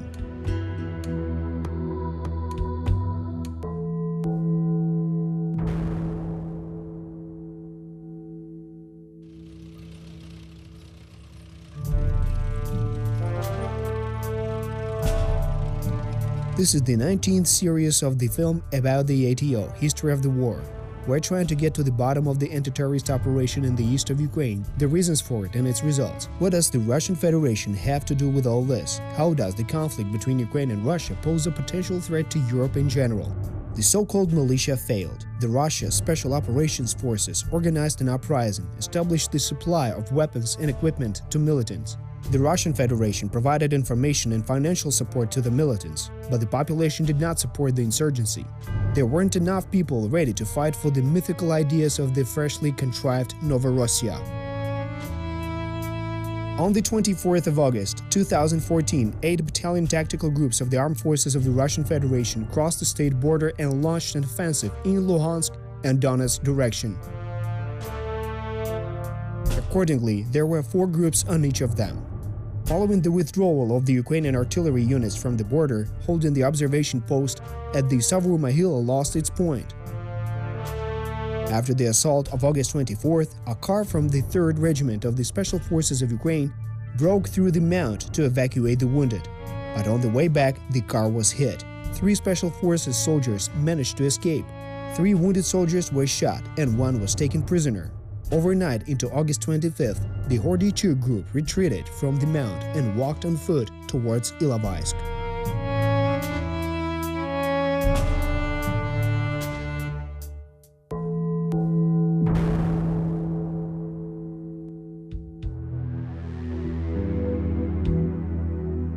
Unlike the fresh and well-equipped Russian troops, both the armed forces and volunteer units of Ukraine were exhausted by intensive summer battles. Throwing more than 4,000 soldiers into battle, the Kremlin radically changed the balance of strength in the ATO zone, ensuring superiority in numbers. The situation deteriorated sharply.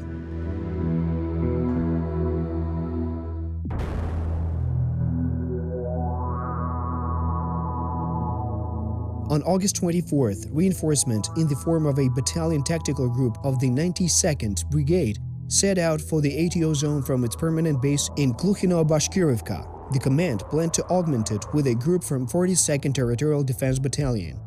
On the same day, the self-proclaimed militia headquarters announced the alleged seizure of 7 warehouses with loss of ammunition and food. The Ukrainian side did not confirm this information, and for a reason. On the eve, the first Putin's humanitarian convoy arrived in the self-proclaimed Donetsk People's Republic. It brought ammunition for the Russian troops. It was said many times before, no army will last long without the timely delivery of ammunition. The militants tried, but could not seize the military warehouses in the city of Bakhmut. Hundreds and thousands tons of ammunition were supplied from the territory of Russia. As a logistics center, the city of Ilovaisk had a huge importance in this regard. Controlling Ilovaisk, Ukrainian troops could have restricted the supply of ammunition to Donetsk severely.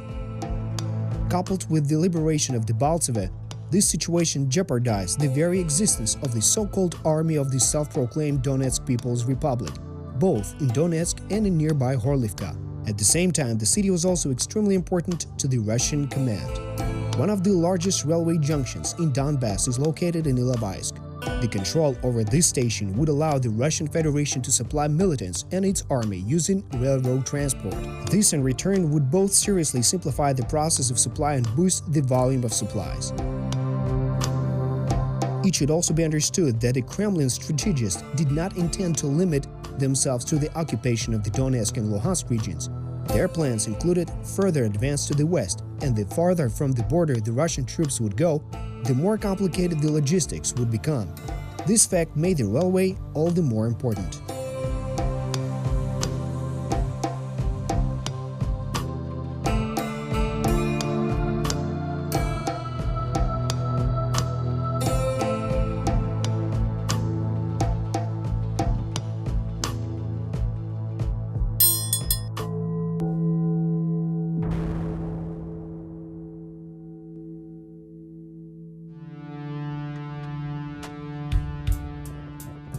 Overnight into August 25th, the camp of the 51st Brigade was subjected to massive shelling. As a result of shelling and detonation of a car with ammunition, 17 soldiers of the 51st Brigade died. In modern warfare, information is also a weapon. It does not seem to kill people or knock out equipment, but it hits right in the brain. In certain circumstances, it is enough simply to declare a massive offensive and the enemy will falter. For example, due to information pressure and provocative reports in the media overnight into August 25th, some of the forces of the 51st Brigade retreated from Berezove. This resulted in the breakthrough of militants from the side of Donetsk. By the middle of the day, Starobesheve and Kuteynikove were blocked by Russian troops. Having seized a radio station as a trophy, the Russian commanders contacted the commander of Sector B and demanded the exchange of prisoners of war. In addition to armored vehicles and small arms, artillery was actively used in combat as well. For example, 2 batteries of 55th Artillery Brigade were destroyed not far from Starobesheve. About 4 p.m., already Ukrainian artillery was able to strike at Russian troops near the village of Ahronomichne. At the same time, the units of the Russian armed forces advanced not only westward towards Ilovaisk, but also to the southwest towards Telmanove, renamed Boykivske. By the middle of the day, they had taken up positions along the Vasiliivka-Sontseve-Hranitne line. Unable to withstand the superior forces of the enemy, the 9th Territorial Defense Battalion, which covered the southern direction, retreated towards Mariupol.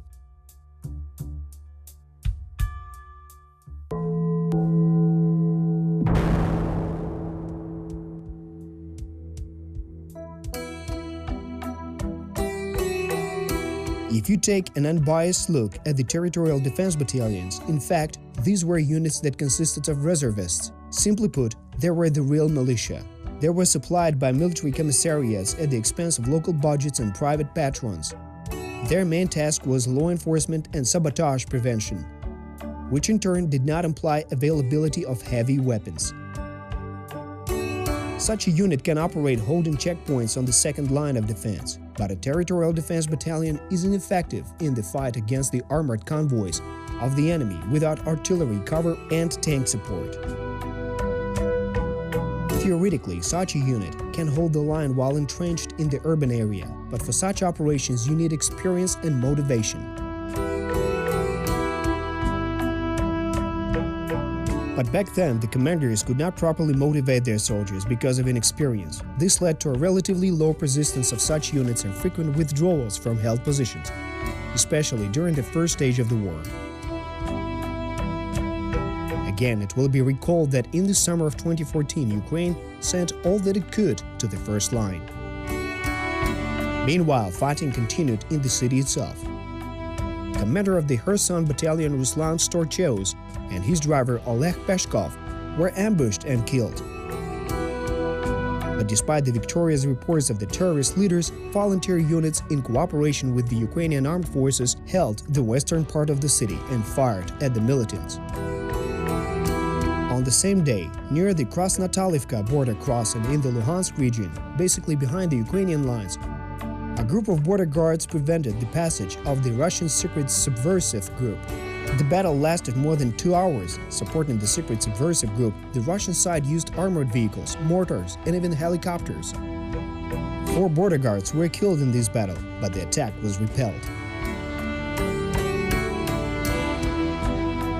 There were also clashes with the Russian Federation forces in the area of Novoazovsk. Ukrainian troops managed to destroy up to 10 enemy armored vehicles and 2 tanks. The soldiers of the Russian 98th Airborne Brigade were taken prisoner. In Ilovaisk itself, Ukrainian forces managed to clear the southern part of the city, as well as to repel several attacks on the railway depot, which is located basically in the center of the city. On August 26th, around noon, several units of Russian vehicles attacked the position of Ukrainian soldiers in the area of Ahranamichne. There was a battle, as a result of which soldiers from the 91st Engineering Regiment and the 51st Brigade disabled an airborne combat vehicle and captured the T-72B3 Russian tank. The vehicle was captured with minimal damage. A few days later, during the breakout from the encirclement along the so-called Green Corridor, this tank was recaptured by militants. Russian media showed their TV viewers a night sighting system of this vehicle, trying to present it as the latest Ukrainian design. But as usual, journalists deceived their viewers. The French-made system is stock equipment of T-72B3 Russian tank.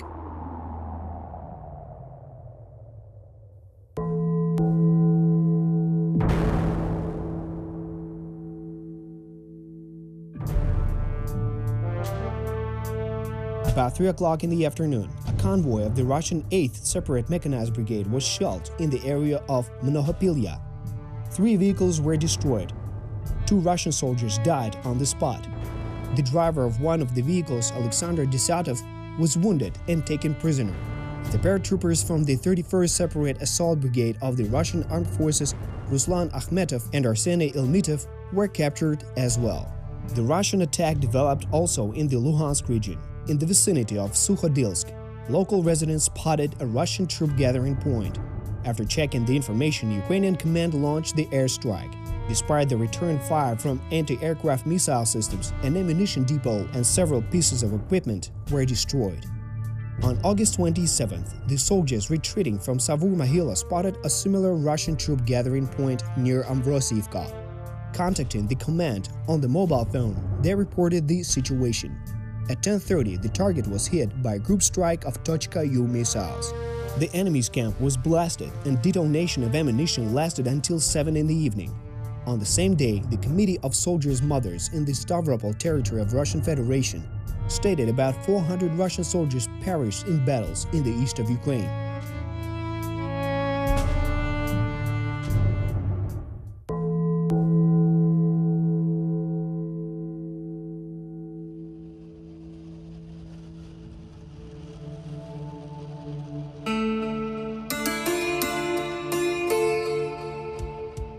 In the Mariupol direction, a large convoy of Russian equipment was discovered heading towards Stalemate. During the day, Russian troops, in cooperation with the militants, occupied several border villages east of Novoazovsk.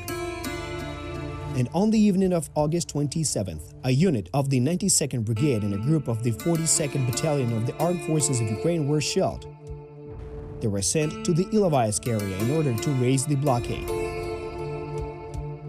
As a result of massive artillery shelling and subsequent attacks, both units suffered heavy losses in personnel and equipment, so the mission was not accomplished. Having consolidated in the area of Novy Svit and Starobesheve settlements, Russian troops cut supply routes and thereby finished the encirclement of the Ukrainian Ilovaisk group. On August 28th, there were clashes in the area of Khrashchuvate, Novosvitlivka and Luhansk airport. Russian troops occupied Novoazovsk, and now the road to Mariupol was actually open. The Ukrainian command massed all available heavy artillery to the area south of Volnovakha. From these positions, Smerch heavy multiple launch rocket systems and Thankyou missile systems could both target the direction of Ilovaisk and cover Mariupol.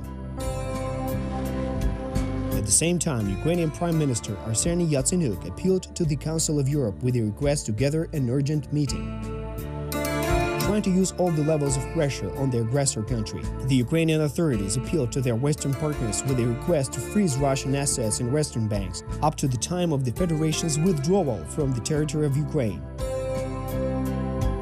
In fact, despite the jingoistic propaganda, Russian politicians, including personally Putin, keep their colossal savings in Western banks.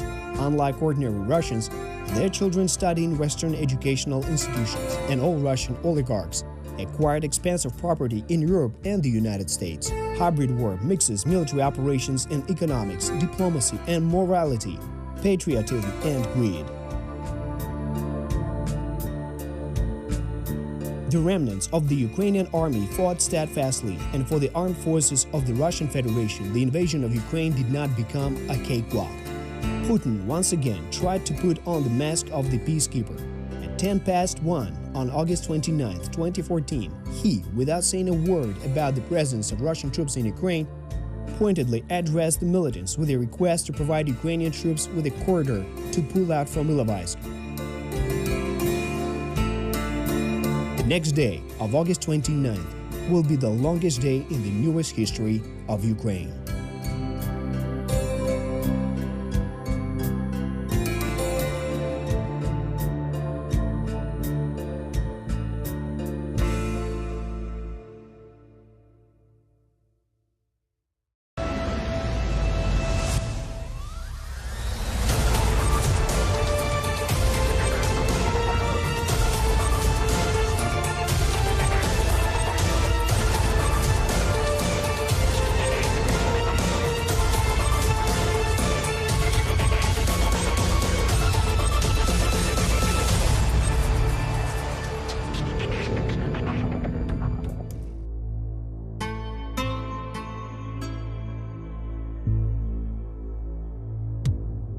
Public statements by politicians are never a starting point for any process.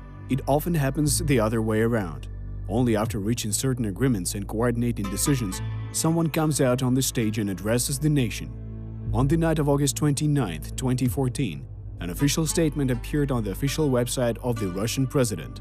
In this document, Putin suggested to the militants that they provide the Ukrainian troops with a humanitarian corridor to exit from Ilovaisk. However, the decision had long been made.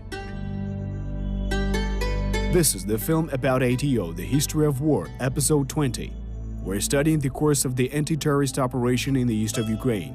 What does Russia have to do with this? And how can events in the east of Ukraine affect the lives of Europeans?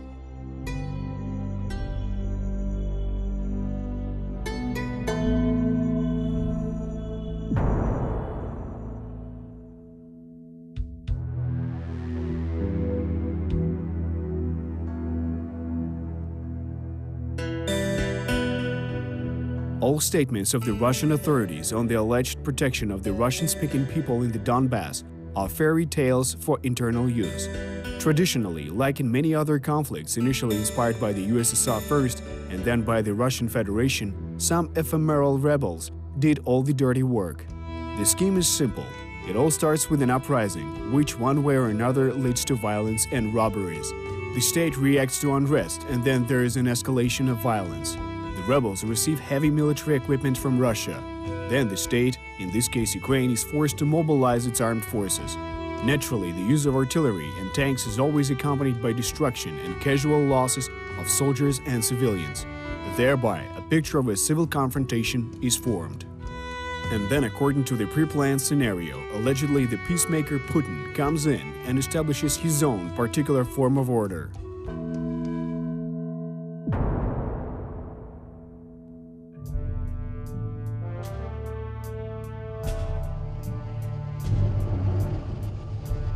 After breaking through the state border of Ukraine on August 24th, Russian military regiments blocked the Ukrainian troops in the town of Ilovaisk for the next several days. In parallel, a major offensive was orchestrated in the direction of the cities of Mariupol and Luhansk. Due to the absence of military reserves, attempts to liberate the Ilovaisk regiment were a complete failure. At the end of the summer, Ukraine could no longer assemble a sufficient number of combat-ready troops to confront the Russian militants. Most of the units suffered serious losses, both in terms of people and military equipment. The accumulated tiredness seriously reduced morale, and reinforcement in the form of a third wave of mobilization was only finishing its training on the training grounds. Despite the lack of experience, good equipment, and people subjected to constant information pressure, the Ukrainian troops fought desperately. The stubborn resistance of Ukrainians led to major losses of Russian military units. It became senseless and unprofitable for the Russian Federation to get involved in extended battles on the territory of Ukraine. War is a complex process, where tactics and strategy go hand in hand with economics and diplomacy, and war is a very expensive thing. Right from the very beginning of the annexation of Crimea, Russia was subjected to international sanctions. The intense pressure was put both on the economy of the aggressor's country as well as on the purses of its top brass officials. It was thanks to a combination of military efforts and the struggle on the international arena that the Russian Federation did not dare to launch a full-scale offensive. However, the very presence of Russian troops not only on the eastern but also on the northern borders of Ukraine forced the dispersion of military forces to cover all directions. This prevented the rapid expansion of the number of troops in the east of the country. The goal of any war is compelling the enemy to peace on terms favorable to the victor. Destruction of troops is only an instrument of war, but not its purpose, and the negotiations are only a compromise of interests, where the parties try to bargain more successful positions for themselves using various methods of manipulation without disdaining deception and disinformation. In this situation, the parties started negotiations, which resulted in an agreement on the withdrawal of Ukrainian troops from the town. Russia again put on the mask of the peacekeeper, who allegedly tries to reconcile the Ukrainian army with the militants. But the sad fact in this scenario is that the militants were actually Russian soldiers. The original version of the arrangements assumed the release of the entrapped troops on their own, with their weapons and equipment. The plan and routes were agreed upon. However, on August 28th at 11 p.m., the General Staff of Russia changed the agreement unilaterally. According to the new conditions, the military hardware and weapons were to be surrendered and left behind. This situation has been repeated many times before. The goals pursued by the Russian leaders have not changed. These goals were to break the will of the Ukrainian soldiers to resist, and then the occupation, the quiet elimination of the unwanted, the erasure of memory of the heroes, and the suppression of any manifestations of resistance at the root, and ultimately assimilation.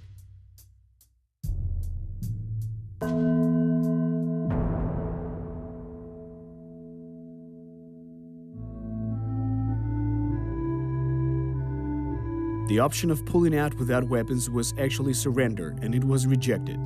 As a matter of urgency, the plan was adjusted and the breakthrough of the entrapment was postponed to 3 a.m. on August 29. Withdrawn in small groups in the middle of the night in darkness, the Ukrainian troops could have had a good chance. In order to support the breakthrough, it was also planned to use artillery and aviation. But then another agreement was reached between the Ukrainian and Russian commanders. By 6 a.m. on August 29th, 2 armored personnel carriers of Russian troops were to arrive in the area of the deployment of Ukrainian troops.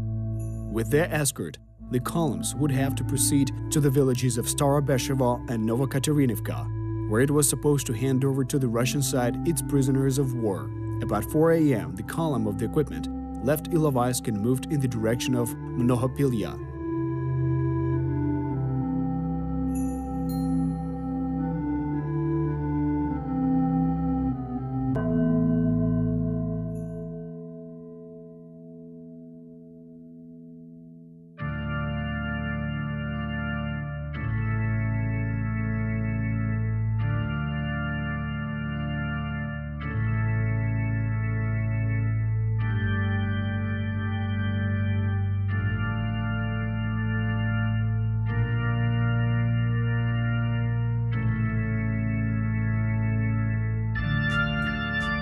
Two columns were formed, the northern one with the route through Agronomichne, Mikhailivka and Horbatenko, and the southern one Krasnosilske, Pobeda and Novokaterinivka. At 6 a.m., an armored personnel carrier arrived with the representative from the Russian army to coordinate the way out of the entrapment. The plan was changed again. The Russian officer said that according to the new conditions, it was necessary to lay down their arms and move on foot along the specified route. Without explaining the motives for changing the decision, the parliamentarian dragged out time, as it turned out later, in order to allow Russian troops to better equip their positions. Negotiations did not bring any results. Agronomichne, where the northern column was going to, fell under mortar shelling.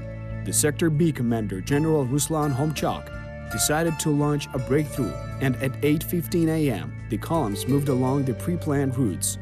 Due to the fact that both columns stretched for several kilometers, the lead armored vehicles went through the advanced positions of Russian troops without a fight. But having let go a part of the vehicles and upon the corresponding order from the High Command, the Russian troops opened fire. At that moment, the head of the northern column was in the village of Chumaki, and the southern one in Krasnosilske. On narrow rural streets, there were traffic jams due to the damaged vehicles. Hiding in the yards of private houses, Russian soldiers fired from small arms and also used grenade launchers and anti-tank rockets. Most of the vehicles were not armored, and starting from that moment, Ukrainian troops began sustaining serious losses. There's no need for a great deal of military skill to shoot at point-blank range buses or trucks from positions that were prepared in advance.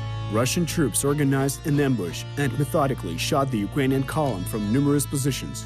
The radio communication was partially jammed by devices of electronic warfare, meaning the airways were overloaded with gaggle. Due to the jam, any centralized control of the troops was completely lost. The fighters who were cut off in Krasnosilsk accepted the fight and fought until dark, entrenched in the village. About 300 Ukrainian fighters from various divisions broke the resistance of the enemy, destroyed several units of equipment, and took a number of Russian soldiers into captivity.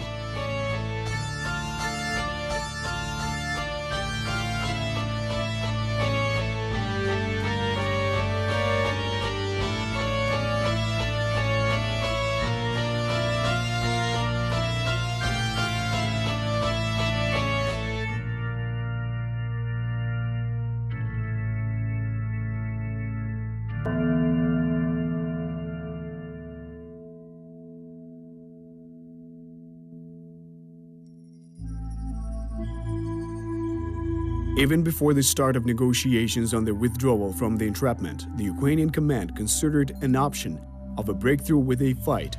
There were planned rocket attacks along the routes of the columns and in the places of probable accumulation of the enemy. Supporting the breakthrough, the Ukrainian missile man made 12 group and single strikes with .U missiles, as well as 15 strikes using the heavy Smerch multiple rocket launchers.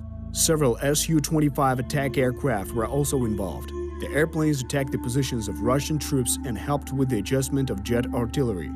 One of the planes was shot down from the ground. The pilot was injured but managed to catapult, and as a result went out to his military unit. Ironically, this pilot was the same pilot Voloshin born in the Luhansk Oblast, whom Russia accused of destroying the Malaysian Boeing aircraft. On August 30th, a group of soldiers in Krasnoselsky stopped the resistance. As a result of negotiations between the Ukrainian and Russian joint staff, they managed to evacuate some of these soldiers by the International Red Cross column in exchange for the delivery of Russian prisoners. But despite the agreement, 108 Russian volunteers of the Donbass battalion were handed over to the terrorists of the DPR. And in captivity, the fate of these people has developed in different ways. One by one, and in groups, the military and volunteers withdrew from the entrapment for a few more days, hiding from the search commands of the enemy and moving during the night.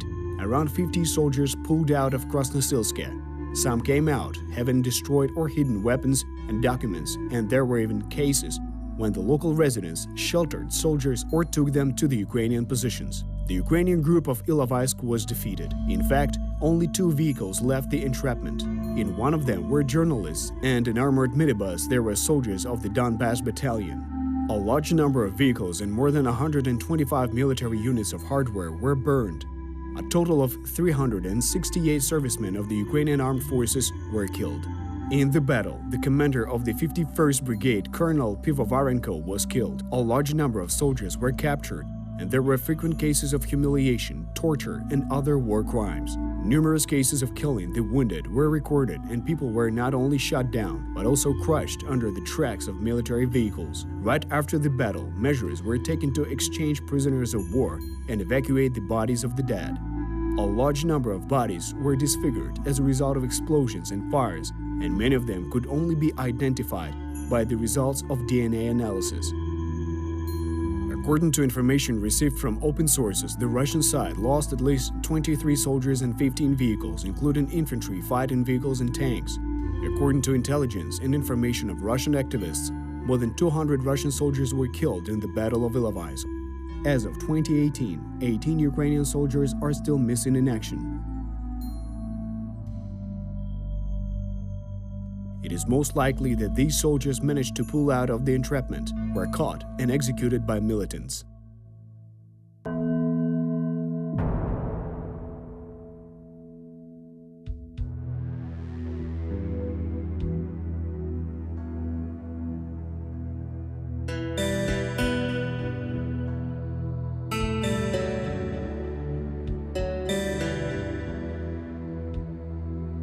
The defeat at Ilovaisk was a shock of hard knocks and heavy artillery. Never before that and never after there were not so many victims of war in one day. The country was drowned in the sorrow of loss and helpless grievance. Mothers and wives rushed back and forth between the morgues in Dnipropetrovsk and Zaporizhia in search of the bodies of their husbands and sons. It seemed their world had collapsed, but the war raged on. The war does not know a stop and a rest. You can run, but you cannot hide. You can close your eyes, but the enemy, having felt the taste of blood, will not stop there. Russia will always move forward and take hold without remorse, of course, if no one stops it.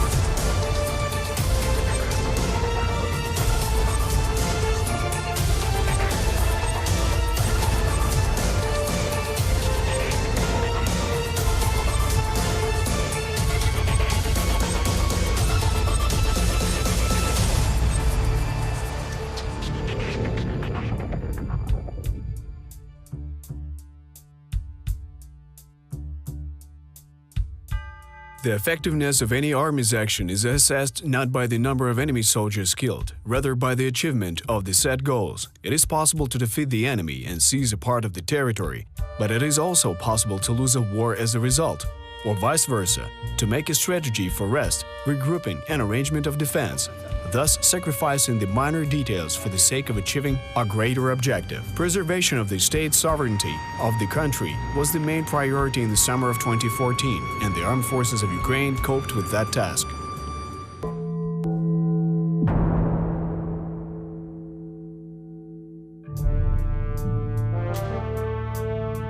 This is the 22nd documentary film about the ATO, the history of the war.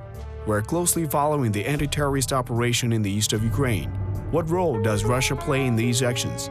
How are politics and economics connected, and how do events in the east of Ukraine directly affect the life of Europeans? On September 5, 2014, the Minsk Protocol was signed. At 6 p.m. in the east of Ukraine, the truce officially came into effect. According to the diplomatic agreements that were signed, the so-called line of demarcation was established and an official ban on offensive actions was introduced. Bad peace is better than a good war. Combining diplomatic and military assurances, Ukraine was able to hold back the Russian army's offensive, thus preventing the potential outbreak of the World War III. According to the Minsk agreements, in addition to the ceasefire, it was necessary to organize the exchange of prisoners of war and withdrawal from the territory of Ukraine of all illegally armed formations. In view of the fact that Russia denied its participation in the conflict, Ukraine insisted on control of the ceasefire by representatives of the Organization for Security and Cooperation in Europe. These curtailed the freedom of maneuvers of Kremlin strategists, forcing them to somehow mask their troops more thoroughly. But in reality, military actions cannot be stopped by command, especially if one of the enemy sides is not in favor of such a decision. Practicing the use of irregular units, which don't obey any directives of headquarters, the Russian leadership continued its local offensive actions. The unofficial status of these formations prevented the public from paying attention to the rules and conventions.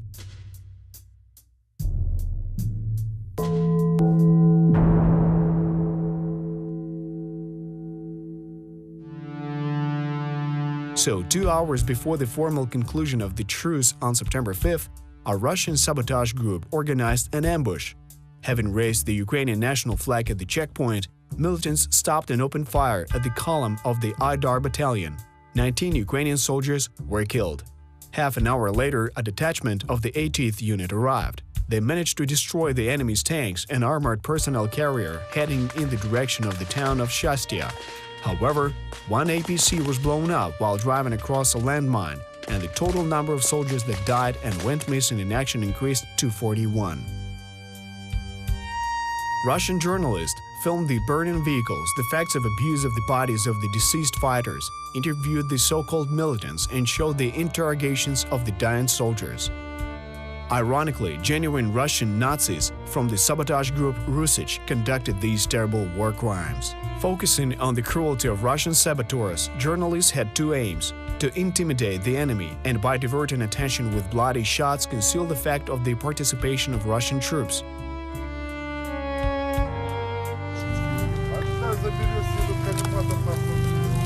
But thanks to these videos, it was possible to establish that there were some soldiers who were taken into captivity without any injuries, but they simply died just as Mikhailo Slisenko as a result of merciless tortures.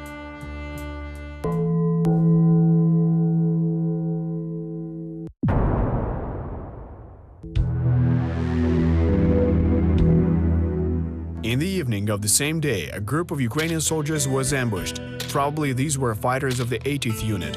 According to locals, militants opened fire, demanding them to lay down their weapons. Ukrainian officers asked militants not to shoot and gave assistance to previously wounded comrades. All of them were captured and later were killed. Their bodies were found only in June 2015. Despite the announced truce, the Russian leadership didn't abandon its plans to seize Donbass and the entire territory of Ukraine. Columns of tankers and military equipment crossed the border. While the intensity of fighting had somewhat decreased, no ceasefire had been established.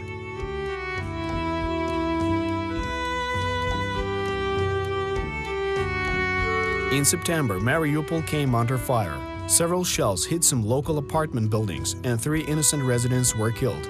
According to the United Nations organization, by autumn of 2014, as a result of Russian aggression, about 3,000 Ukrainian citizens were killed. However, it should be mentioned that due to the fact that losses of local militants weren't listed anywhere, the actual number of deaths was several times higher.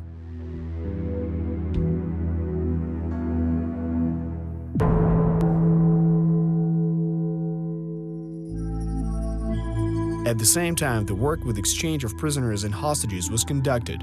The number of captured Ukrainians was about 1,200 people on September 8th. During the first 4 days of truce, 648 of them were exchanged. It is also important to note that there should be a certain delicate approach in the exchange process. A soldier in captivity has his price, and the mutual relations at this level to a certain degree resemble exchanges on a trade-in market. Despite the agreement to exchange all for all, militant commanders sought to gain benefits from this situation by trading people and even the bodies of dead soldiers.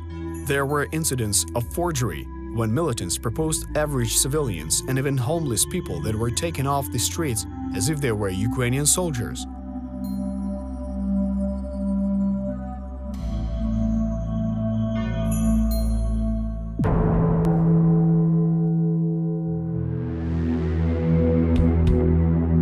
The ceasefire was being observed in a very conditional manner. On September 9th, the militants blew up a bridge in Pavlopil, and a landmine explosion killed 3 border guards near the village of Nizhne-Baranikivka. This village on the border was never occupied and was not under control of the Luhansk People's Republic for even 1 day.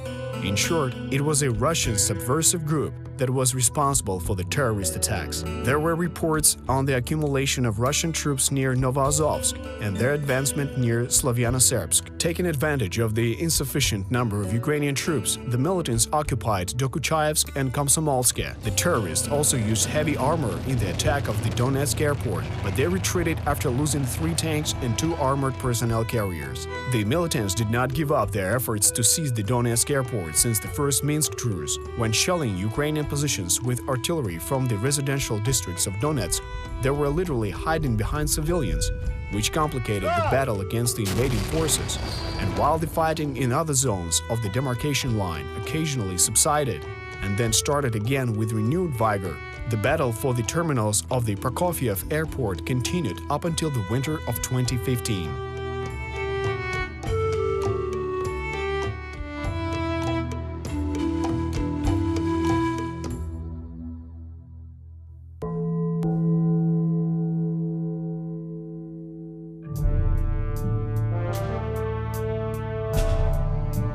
On September 11th, the Security Service of Ukraine detained a saboteur group in Mariupol, which was given the task to organize terrorist attacks in the city.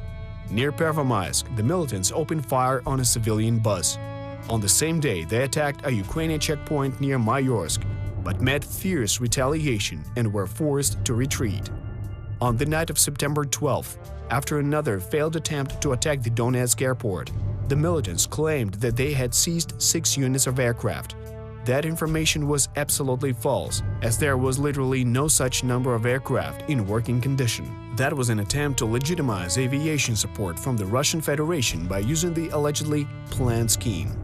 As always, it's quite simple. A statement was made about gaining rich trophies, and the next day those allegedly repaired vehicles take part in combat, piloted by some apparently talented miners. However, the militants were late in making the statement, as the situation changed and it drowned in digital noise. As a result of this struggle at the diplomatic level and with the help of international pressure, around 60 Russian military aircraft were pulled out from the Russian-Ukrainian border. That is precisely what prevented a full-scale invasion, as Russia was forced to withdraw a significant number of its military troops from Ukraine.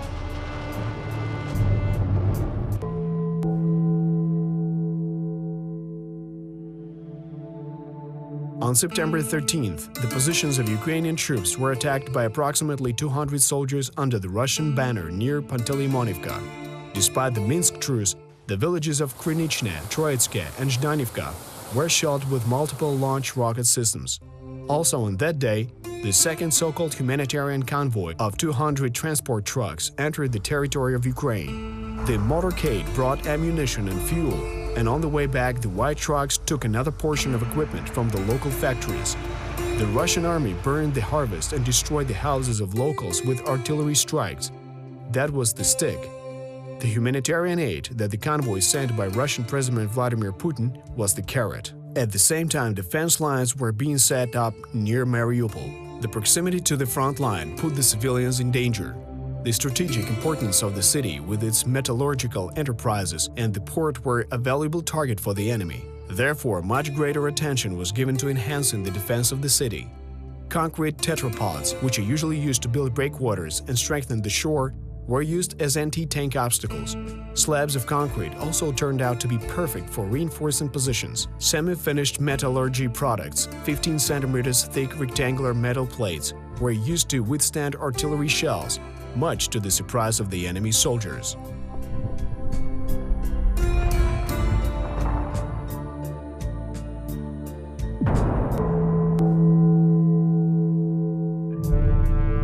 On September 16th, the so-called Joint Armed Forces of Novorossiya were created.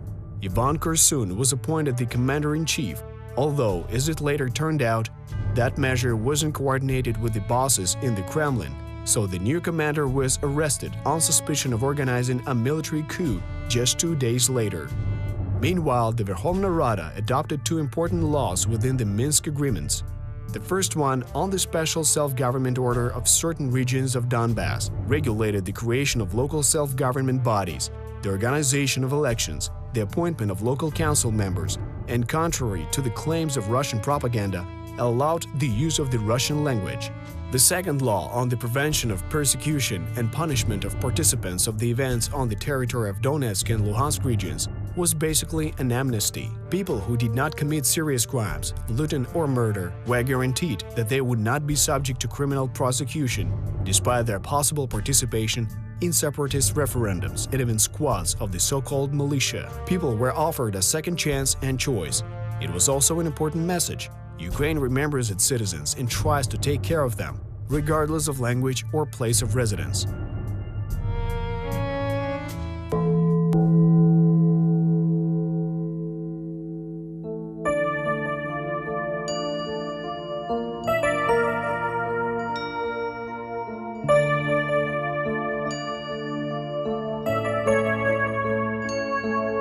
It is impossible to reverse history, but one must always look into the future.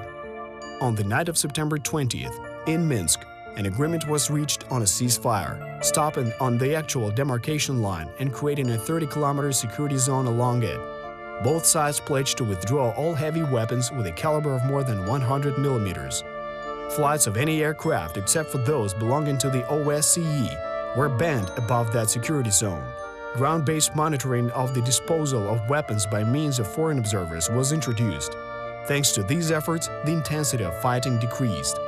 Despite the agreements, a demarcation line was established, the configuration of which only depended on the capabilities of the sides involved. Although, being bent under the pressure of the Russian Federation, Ukraine persevered.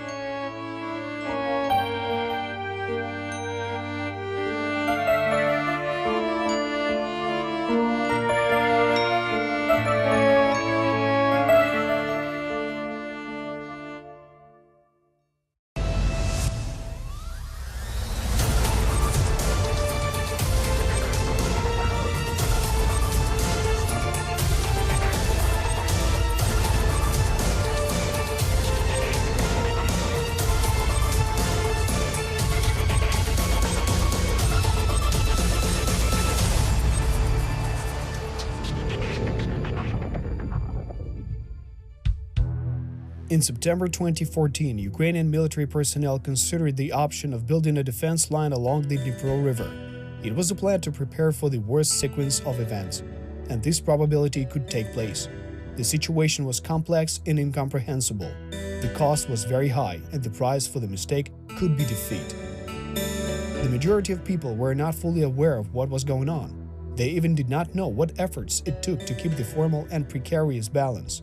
And unfortunately, it is even for the better, but sometimes such information regarding the current situation must be kept secret in order to avoid panic among people.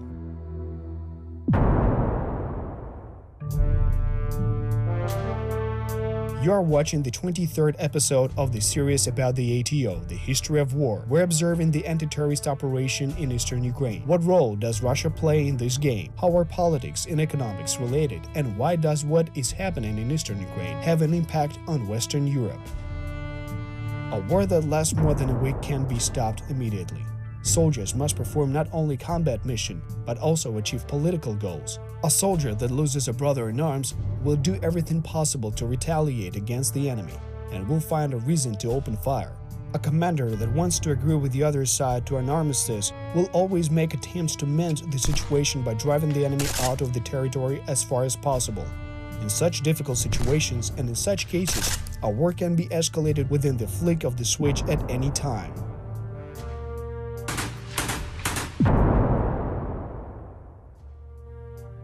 On September 20th, several massive and powerful explosions took place at the Donetsk State Chemical Plant. It is interesting to note that the territory of the plant was a site of unloading of the third humanitarian convoy. Taking into consideration the fact that only 150 of 200 trucks that entered the Donbass region returned to Russia, there were all the reasons to presume that the munitions transported by the white trucks were detonated. At the same time, the local battles continued in the Donbass. Major battles erupted in the eastern outskirts of Mariupol, the territory around Debaltseve, and the outskirts of the Donetsk airport. Notwithstanding the overall reduction in the confrontation, there were artillery strikes and firefights practically every day.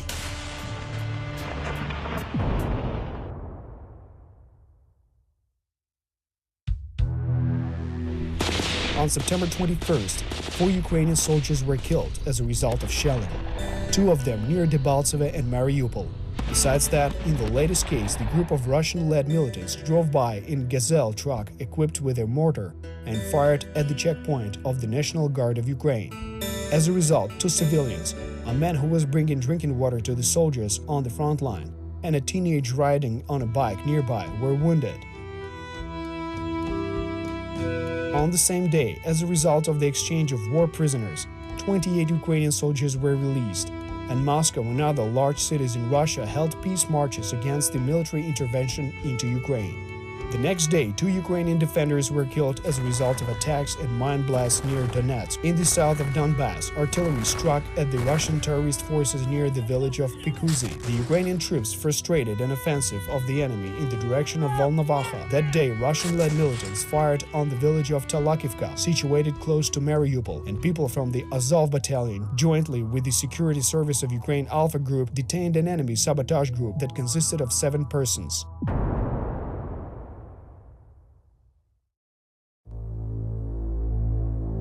In autumn 2014, the demarcation line, foreseen by the Minsk Accords, existed only on a paper. There were not a sufficient number of enough armed forces to effectively control the 450-kilometer stretch along the border. This fact gave the enemy the opportunity to mine the roads and commit acts of sabotage. So on September 23rd, a supply truck of the 11th Battalion was attacked in the vicinity of Debaltseve. The driver was killed, and the next day a serviceman of the 72nd Brigade was killed by an improvised explosive device. Mortar attacks, indirect fire, ambushes and sabotage. Such a style of warfare does not lead to the achievement of the goals of the war in their classical sense. However, the violation of logistical connections and the undermining of the morale of soldiers can affect the fortitude of the latter in battle. Even having signed the peace treaty, neither the self-proclaimed republics nor the militants nor Russia did not sign a truce and did not think of stopping the war. One should not forget the uncontrolled partisan detachments, or more precisely heavily armed gangs and sabotage groups. Having provided the local outcasts with weapons, the Russian Federation created a screen under the guise of which special operation forces and conventional troops operated, and the response to questions regarding the violation of the ceasefire was prepared in advance. They simply made a lame excuse saying, "These are unknown people and it is absolutely impossible to control them."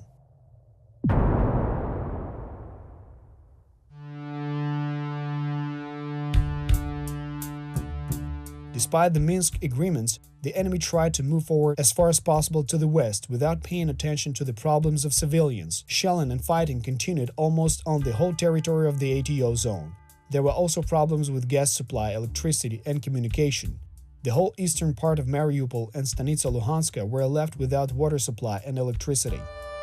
It is important to understand one nuance. After almost all the local Russian-led militants had been killed, the Russian Federation extensively engaged volunteers and mercenaries. Russian propaganda demonized the Ukrainian armed forces, accusing them of committing brutalities and military crimes. And considering the low level of incomes in Russian provinces, the number of volunteers willing to go to war for a miserly sum of 15,000 Russian rubles was sufficiently high.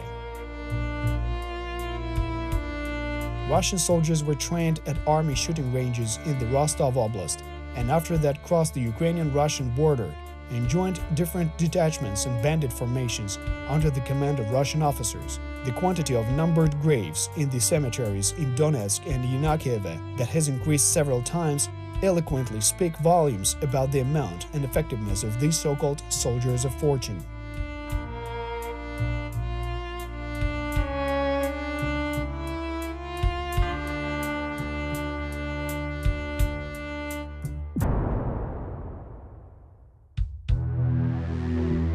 Regarding the soldiers that were killed or missing in action, a database was created from the beginning of the anti-terrorist operation in the east of Ukraine. Thanks to the DNA profiles of the dead soldiers and their relatives, it was possible to identify many burned bodies and remains and bury the fallen Ukrainian soldiers with full and well-deserved military honors. After the invasion of Donbass territory by Russian troops in late summer of 2014, Ukrainian forces had to retreat from the border. The enemy captured the northern part of Luhansk and south part of Novoazovsk. The so-called Debaltseve protrusion was formed on the border of the oblasts. The construction of a defensive line started in the steppes of the Azov Sea. At the same time, training of soldiers called up for military service within the framework of the third wave of mobilization was coming to an end. This made it possible to restore the combat capability of some military units and start the gradual consolidation of the defense line. The construction of new defensive posts in the ATO zone and beyond it, along the border with the Russian Federation and Transnistria.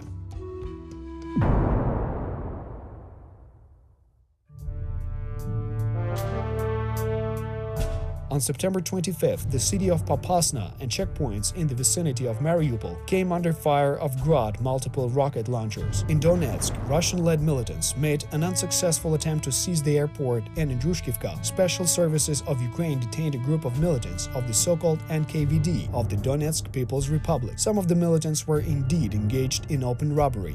Under the guise of the ideas of fictive Novorossiya, they confiscated vehicles and real estate from local citizens and engaged in racketeering and kidnapping. They used the standard scheme. A businessman was arrested allegedly for cooperation with the Ukrainian authorities and released for a certain ransom after a while. There is a very important nuance. Having come under diplomatic and economic pressure, having suffered heavy losses in battles, Russia did not refuse to execute its plan. Part of the Russian troops was withdrawn from the territory of the Donbass, but a great number of instructors and commanders remained there. Taking into consideration the constant supply of military equipment and ammunition, the next step of the Kremlin strategist was quite clear.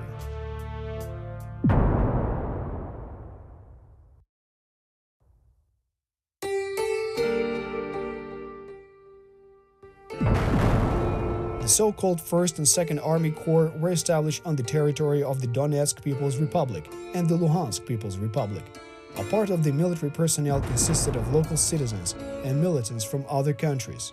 But the scheme is more complex. Units of the armed forces of the Russian Federation secretly participated in the hostilities by integrating into one of these structures in the east of Ukraine. In parallel with these processes, Russia publicly played a role of a peacekeeper. On September 26th, in Soledar, Donetsk Oblast, the Joint Center for Ceasefire Control, Coordination and Stabilization of the Demarcation Line in the east of Ukraine started working. A very peculiar organization was hidden behind this long title. The center consisted of the OSCE Monitoring Group, Ukrainian officers and 76 Russian officers led by General Lentsov. Formally, the duties of the working group included the implementation of a full-fledged ceasefire. However, in reality, it was nothing but some kind of a platform in order to conduct reconnaissance and subversive activities. In this situation, just as earlier, Russian President Vladimir Putin sent troops to battle, and at the same time he tried to reconcile opponents. Russia did not recognize itself as a player in the conflict, though its troops participated in the battles. Russian officers monitored the ceasefire while their colleagues were loading weapons.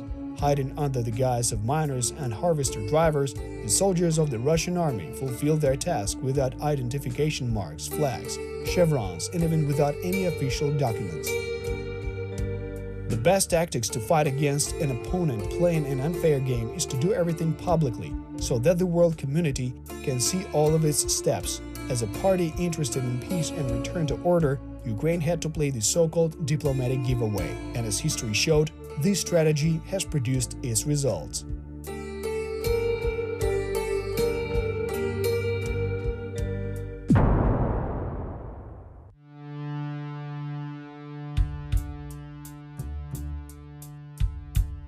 At the same time, Ukrainian soldiers continued defending Mariupol. The city, a metallurgical giant and an important cargo port, came under fire several times a day. On September 26 in the evening, on the outskirts of the city, the border guards engaged with the enemy sabotage group that consisted of 15 persons. As a result of the firefight, the saboteurs were forced to retreat. On the same day, one woman was killed as a result of a shelling in the city of Shastia in the Luhansk Oblast. As of early 2018, the number of civilians that suffered from the Russian aggression in the Donbass was more than 10,000. And on September 26, 2014, 6 Ukrainian soldiers were killed in the battles in one day. The first 2 weeks of the Minsk truce did not bring peace. The events of late summer and early autumn constrained the Ukrainian military commanders to reconsider the concept of conducting the anti-terrorist operation, which existed only in official documents, having been turned into a conventional war. Through restoration of its combat readiness, replenishing its ranks with new soldiers and repairing its military hardware, the army began to gain new strength. Based on the results of the Minsk Accords, the parties reached an agreement according to which the Russian-led militants had to transfer several settlements, including the city of Dokuchaevsk, under the control of the Ukrainian authorities in exchange for the Donetsk airport. However, this issue was not settled. The Russian leaders and their puppets tried their best to take over the airport and other settlements in the vicinity. Despite the Minsk Accords, the Kremlin continued waging the hybrid war through propaganda and exploiting so-called pocket politicians and impersonal troops that were allegedly acting independently. The flow of military equipment, armaments, volunteer soldiers trained in the Rostov region, and career officers under the guise of the militia forces continued. On September 28th, units of 79th Separate Air Mobile Brigade took up positions at the Donetsk International Airport. It was the hottest phase of the battle. On the same day, a real tank battle spread out right on the taxiway and landing strip at the Donetsk International Airport. The modern Russian T-72 tank from the volunteer unit Diesel destroyed 3 Ukrainian units of military equipment, killing 11 Ukrainian soldiers. That tank and another one were destroyed by return fire. The author of the lucky shots was Yevhen Mezhevikin, who was later awarded the title of Hero of Ukraine. Afterwards, it turned out that Russian tankmen from Buryatia acted under the guise of the Diesel Battalion. However, nobody was surprised by this news.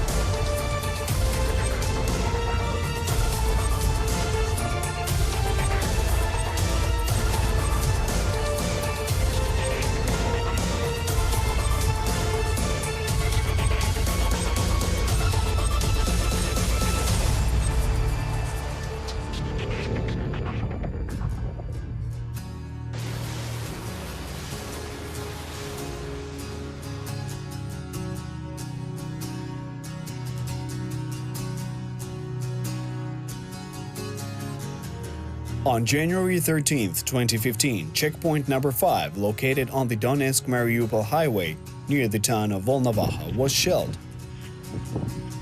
A Grad multiple rocket launch system shelled the position at which passport control of citizens crossing the demarcation line was carried out. Most of the missiles fell into the field, but one of them exploded in the vicinity of a bus serving the Zlatoustivka-Donetsk route. As a result, 12 people were killed and 18 passengers injured. On the same day, another assault with the use of artillery and tanks resulted in the collapse of the control tower at Donetsk airport. Есть попадание, чуть выше центра. The tower was an excellent observation point, where artillery spotters stood on duty around the clock. The well-coordinated fire of Ukrainian artillery was the main factor that prevented Russian terrorist forces from seizing the entire facility. The collapse of the control tower can be considered the beginning of the end of the heroic defense of Donetsk airport, which lasted a total of 242 days.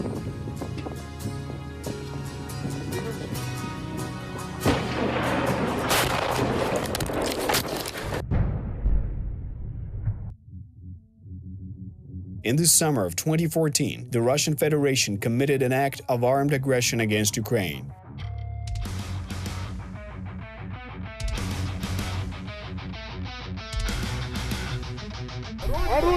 We're studying the course of this war, tracing the links between military operations, diplomacy, politics, and economics.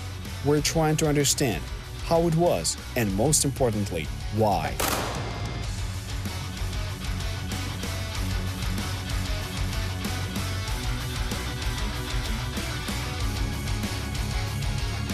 The so-called Christmas lull was over.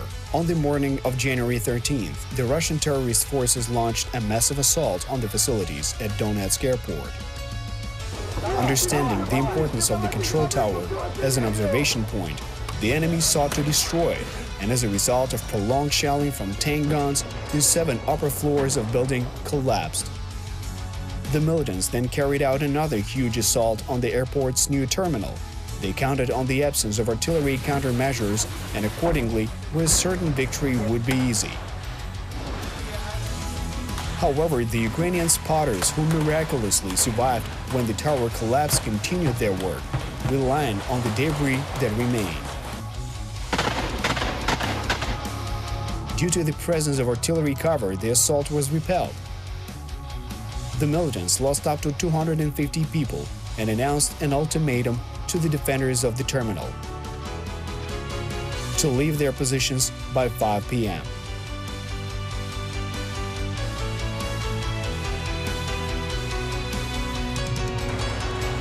But the ultimatum was rejected.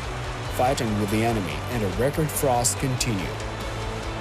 The main hotspot in the ATO zone was Donetsk airport, but battles and shelling raged along the entire demarcation line. As a result of shelling on January 14th, a soldier in Stanitsa Luhanska and a local resident in Shastir were killed.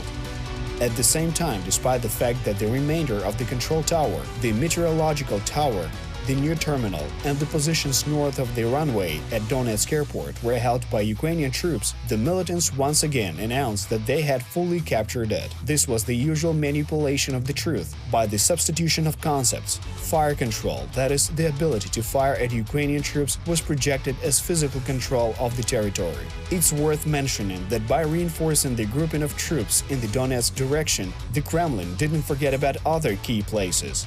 On January 15th, the arrival of up to 15 armored vehicles and 1 battalion of soldiers in the area of Shastia, Stanitsa Luhanska, was recorded. We're talking about military personnel who were transferred from Russia. The battle for the airport in Donetsk continued.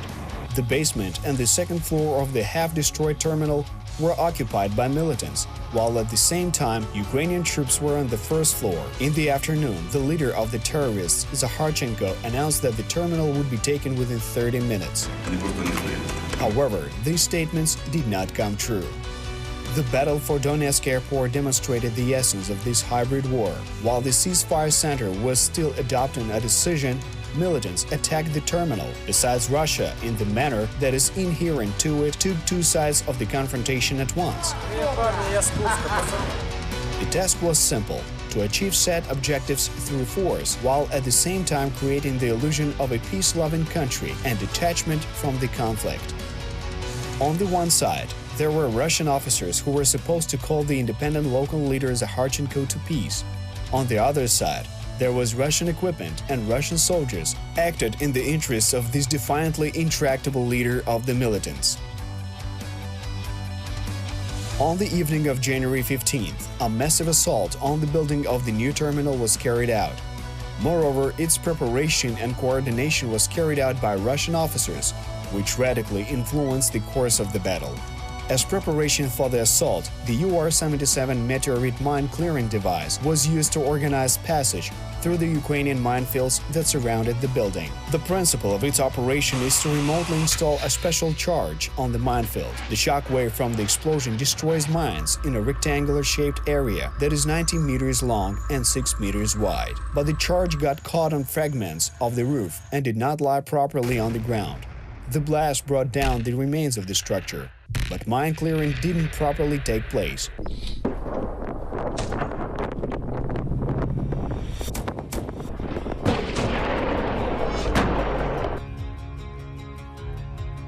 Part of the advanced group of Russian special forces, whose task was reconnaissance, artillery adjustments, and sniper cover, got blown up by mines and was unable to complete the task in its entirety.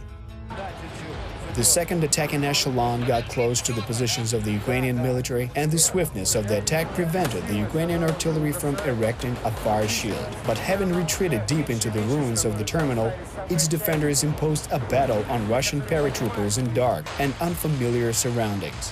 A fierce battle among the ruined concrete and glowing plastic from wall cladding took place at extremely close quarters, right up to hand-to-hand fighting on occasions. Without observing the previously characteristic opposition of Ukrainian artillery, Russian troops, supported by tanks, sought to surround the terminal building. But spotters who remained on the ruins of the control tower were able to organize an artillery strike, which led to significant losses in the ranks of the attackers. During the fighting, the Ukrainian side managed to get reinforcements to the terminal area, which made it possible to clear the enemy from the second floor of the building. Ukrainian electronic warfare troops were able to briefly drown out Russian communications, which resulted in loss of control of the battle and the complete disruption of the attack. Hastily engaged reserves of the Russian terrorist forces also came under attack from Ukrainian artillery. The third echelon of the attack was scattered by this artillery fire and put to flight. As a result of mine explosions, artillery fire, and close combat, total losses incurred by Russian terrorist forces were 132 people killed and 149 wounded. Of this number, 38 killed and 61 wounded were identified as servicemen of the 234th Airborne Assault Regiment of the 76th Airborne Assault Division from Pskov. During the day, a total of 4 tanks of the 5th Tank Brigade of the Russian Federation were destroyed. The losses suffered by the Ukrainian side came to 2 killed and 11 wounded. It should be understood that such a large difference in the number of losses is due primarily to mistakes by the Russian command, which were multiplied by the effective work of Ukrainian artillery. The OSCE mission, as usual, called all sides to peace, but despite the previously planned strategies, its observers didn't reach the terminals. By the end of the day, the terrorists fired at the building of the meteorological tower from a Grad multiple rocket launch system.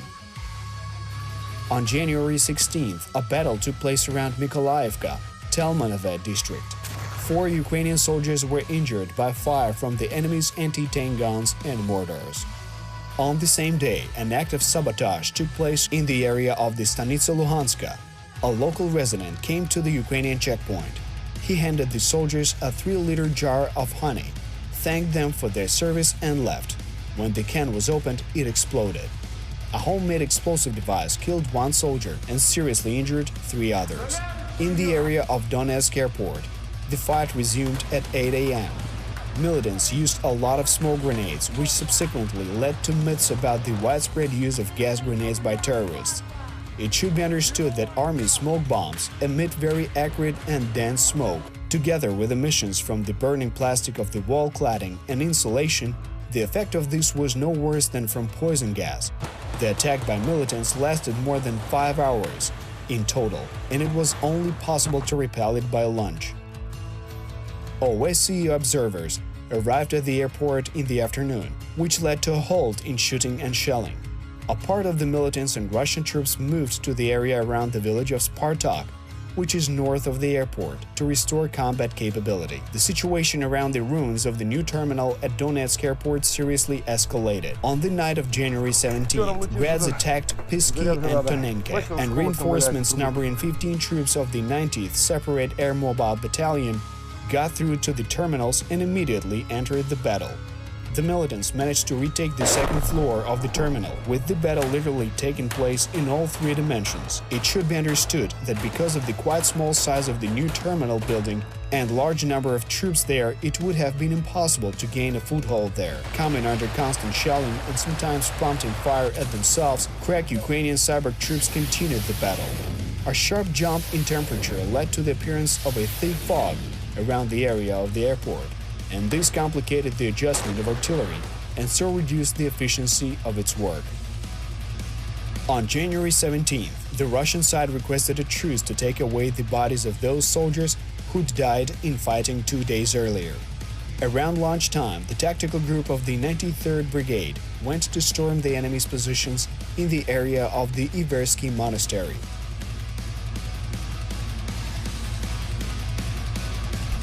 It's 500 meters south of the ruins of the control tower.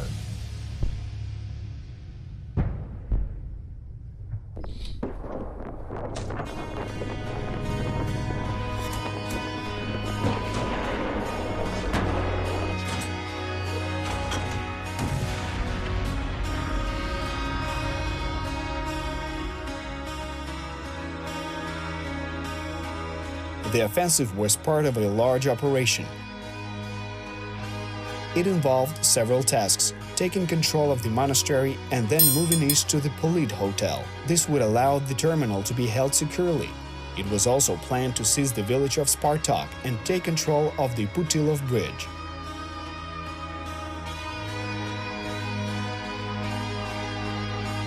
But these tasks could not be completed. Fatigue and problems in the interaction and technical equipping of troops were to blame.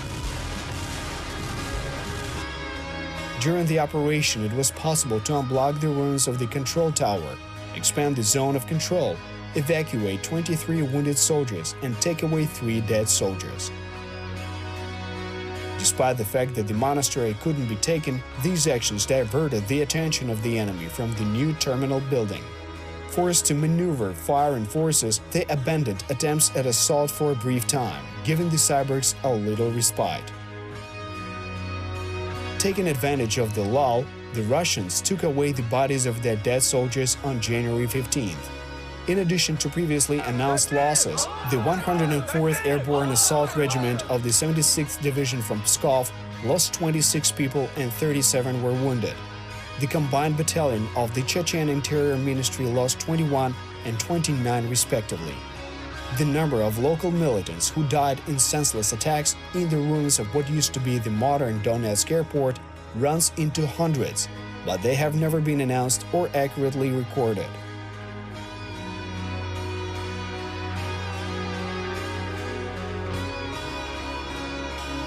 The Kremlin treats its own people poorly, forgets about them very quickly, and erases the memory of their merits. For Kremlin strategists, people are merely a resource that can always be replenished, replaced by more of the same faceless cannon fodder.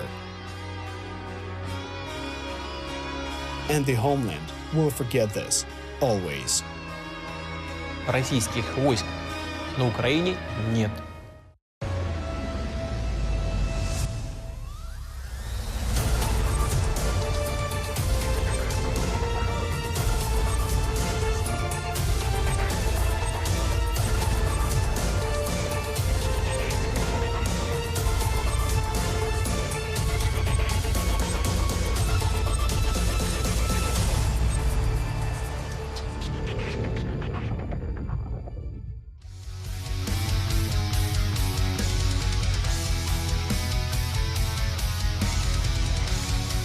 Guns don't kill people, people kill people.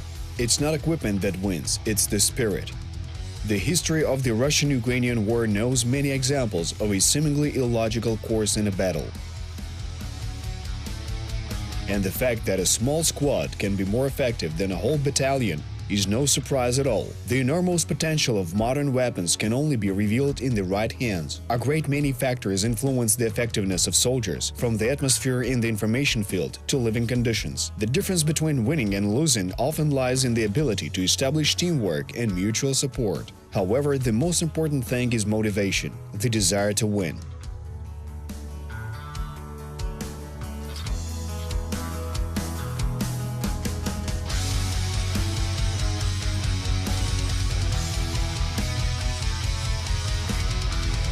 This is the 39th episode of the series about the ATO, History of War. In 2014, the Russian Federation committed an act of armed aggression against Ukraine. Hot on the heels of this war, we study its course, tracing the links between military operations, diplomacy, politics, and economics. We're trying to understand how it all happened, and most importantly, why.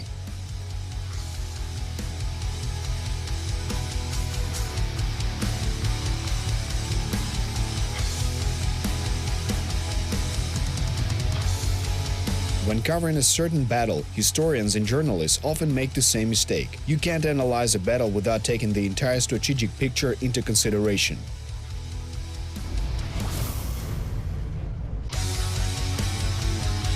In the case of the Russian-Ukrainian war, the end of January 2015 is remembered for the fierce battles for Donetsk airport. At the same time, the beginning of fighting for Debaltseve undeservedly ends up in the shadow.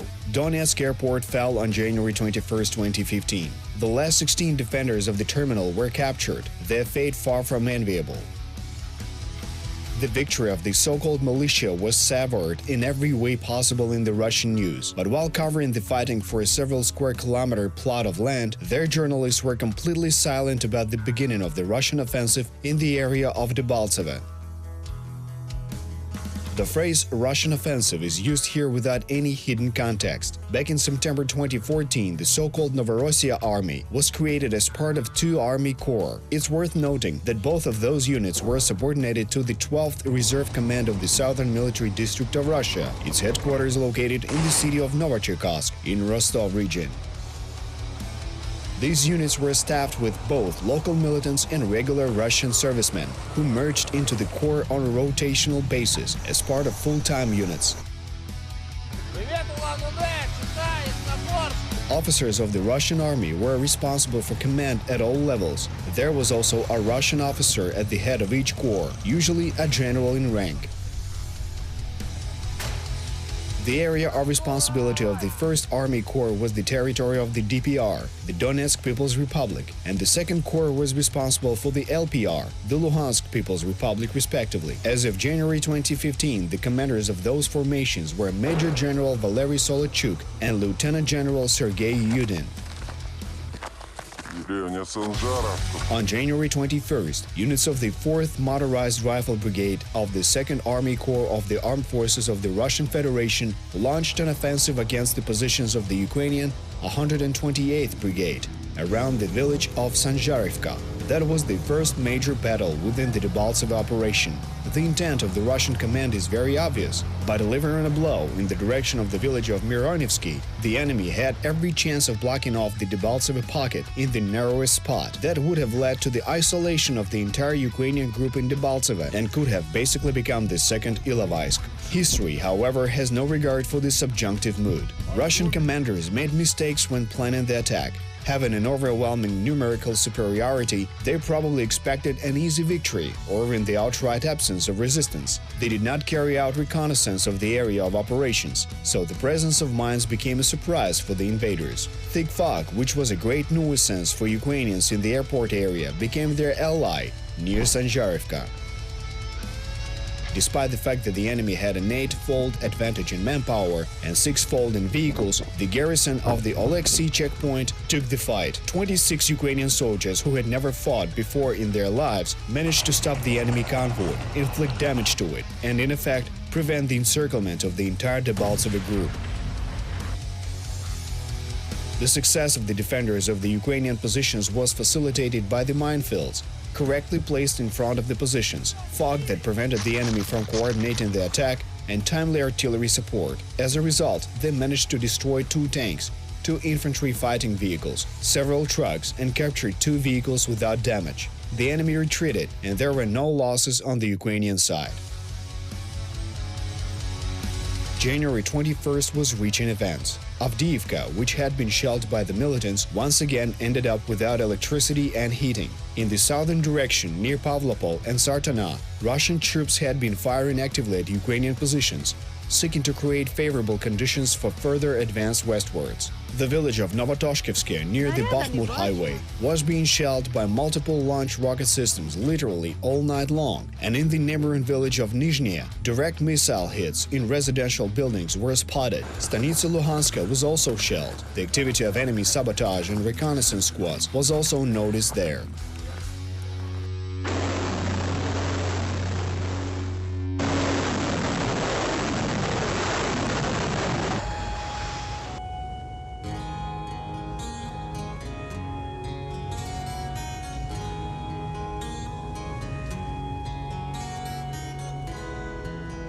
The avalanche-like intensification of battles and shelling along the entire demarcation line only meant one thing: the flimsy truce was over, and Russia had begun the winter campaign.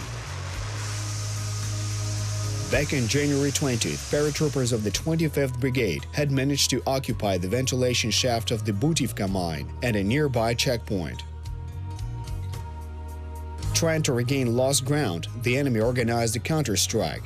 On the morning of January 22nd, the company's tactical group of the so-called 1st Slavic Brigade arrived in the Spartak area. The plan envisaged joint attack on the Ukrainian positions together with the Prizrak battalion. But fog once again made it all go wrong. Unfamiliar with the local area, the militants got lost. By about 9 a.m., the Russian-backed troops arrived in the area of the Ukrainian positions in it, marching in line. That mistake cancelled out the numerical superiority of the enemy. In the close quarters combat that followed, Ukrainian troops destroyed at least 5 armored vehicles, up to a dozen trucks, and 1 anti-tank gun. They also managed to capture several vehicles and at least 1 MT-12 anti-tank gun. It is worth noting that at the time of the battle, the head of the General Staff of Ukraine, Viktor Muzhenko, was in the zenith position, and the Russian propagandists started spreading rumors about his death. According to the results of the battle, the Russian-backed troops achieved only partial success, driving Ukrainian paratroopers away from one previously occupied position, the ventilation shaft of the Butivka mine, zenith position, as well as the southern approaches to Avdiivka remained under the control of Ukrainian troops. That same morning, a bus stop in the Leninsky district of Donetsk was hit by mortar fire. 8 people were killed and about 20 were injured. The authorities of the DPR immediately blamed the Ukrainian side for the incident. Shortly after the shelling, they brought Ukrainian prisoners of war to the incident location, as if to show those responsible for the shelling to the people.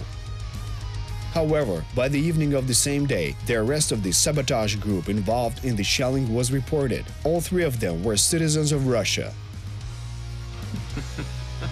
During an investigation, experts from the OSCE only stated that the bus stop was fired upon from the northwest.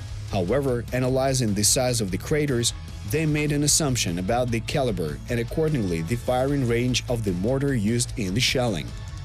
According to those calculations, the mortar was located on the territory controlled by the militants. The Russian-backed troops themselves later confirmed the theory. As it turned out, the shelling of the bus stop was the result of gang fights between the Cossacks and the Oplot group.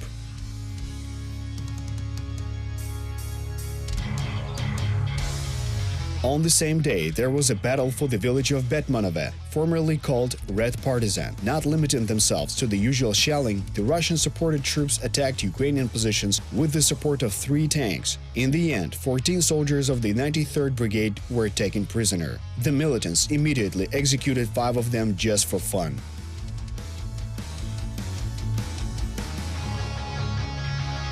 Toward the evening, Avdiivka was once again subjected to massive shelling. When shooting at Ukrainian positions from residential buildings of Donetsk and Yasinovata, the terrorists did not fear return fire, essentially using civilians as human shields. In total, Ukraine lost 23 people on January 22nd. According to various estimates, the number of killed militants on that day varies from 40 to 70 people.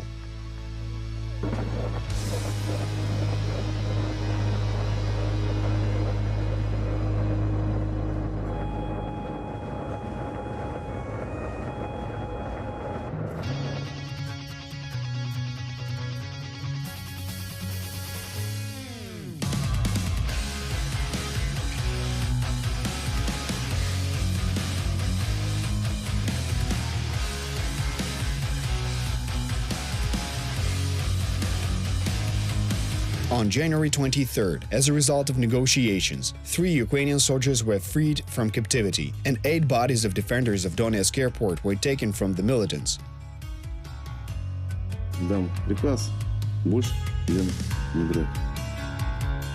The so-called head of the DPR, Zakharchenko, announced a further offensive, as well as plans to advance the Russian-backed troops all the way up to the borders of the Donetsk and Luhansk regions. At the same time, trying to intimidate the Ukrainian military, he said that he had forbidden the taking of prisoners. Had such an order been actually given, it would have been considered a war crime, so it didn't go further than verbal statements. On the same day, the so-called people's mayor, Yevhen Yashchenko, was killed in Pervomaisk.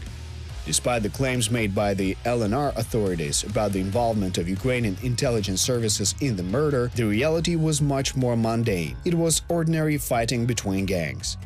On January 23rd, the cities of Stanitsa Luhanska and Shastya were shelled literally all day long. The shelling with Grad multiple launch rocket systems did not even stop at night. That led to houses on 3 central streets of Shastya being damaged and the death of at least 3 local residents. The central heating manifold was also damaged with fragments. The repair crew was shelled too, with 2 workers getting injured. The repairs were unsuccessful. Due to the 15-degree cold, the central heating system froze over. The city, with a population of about 12,000 people, was left without heating. The so-called defenders of the Russian-speaking population of Donbass also distinguished themselves in the southern direction. On January 24th, on Saturday, at 9:25 a.m., Russian-supported troops launched a massive strike on the city of Mariupol using multiple launch rocket systems. The positions of the Ukrainian military were also hit, killing 1 soldier, but most of the missiles landed in the Vostochny neighborhood 10 kilometers from the front line. 6 BM-21 Grad vehicles took part in the shelling, together with several Uragan multiple launch rocket systems. Return fire destroyed 4 of the Grad vehicles. As a result of shelling, 290 objects of infrastructure were damaged, with total damages estimated as running to 100 million hryvnias. 29 civilians were killed, and more than 100 were injured. On the same day, the leader of the DPR, Zakharchenko, announced the beginning of an offensive on Mariupol. However, in view of strong international resonance after the shelling of Mariupol, he later backed away from those words. Every single international observer confirmed the shelling of the city from the territory controlled by the militants. It was a classic terrorist act. There was a woman among the killed in the shelling of Mariupol, Olha Abdurashitova. She asked Putin to send troops to Mariupol on social media. She wanted the Russian world to arrive, and so it did, and fragments from a Grad missile killed her. War is a very complex phenomenon, where valor and cowardice, theft and charity, courage and recklessness all go hand in hand. There is no place for honor and justice in a hybrid war. Printed words are as much of a weapon as tanks. Deceit and misinformation kill just as well as shells and missiles, but the main driving force is motivation. After all, whoever understands why he's taking part in a battle, the one who knows his maneuvers and understands the ultimate goal has an advantage. And he will win.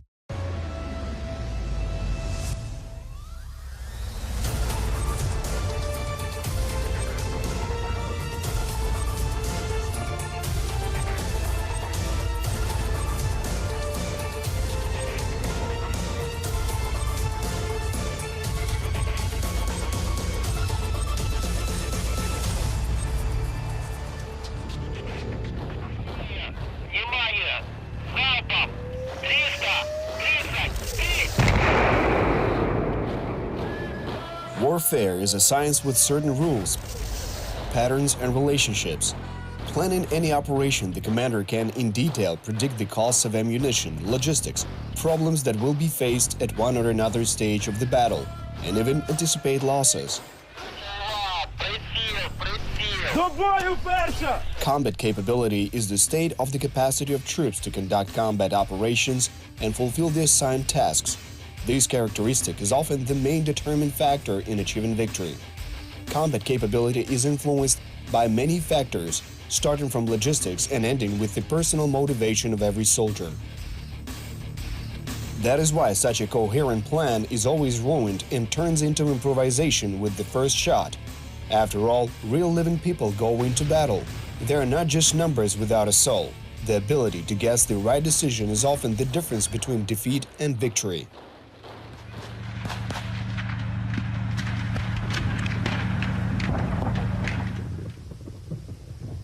This is the 41st series of the film History of War.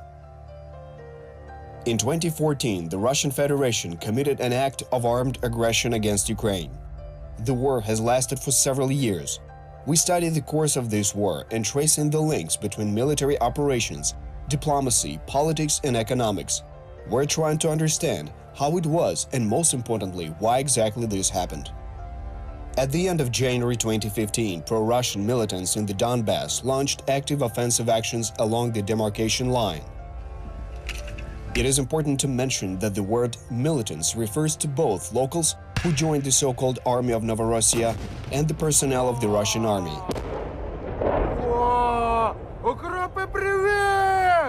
Not recognizing the de jure participation in the war, the Kremlin actually turned its soldiers into terrorists.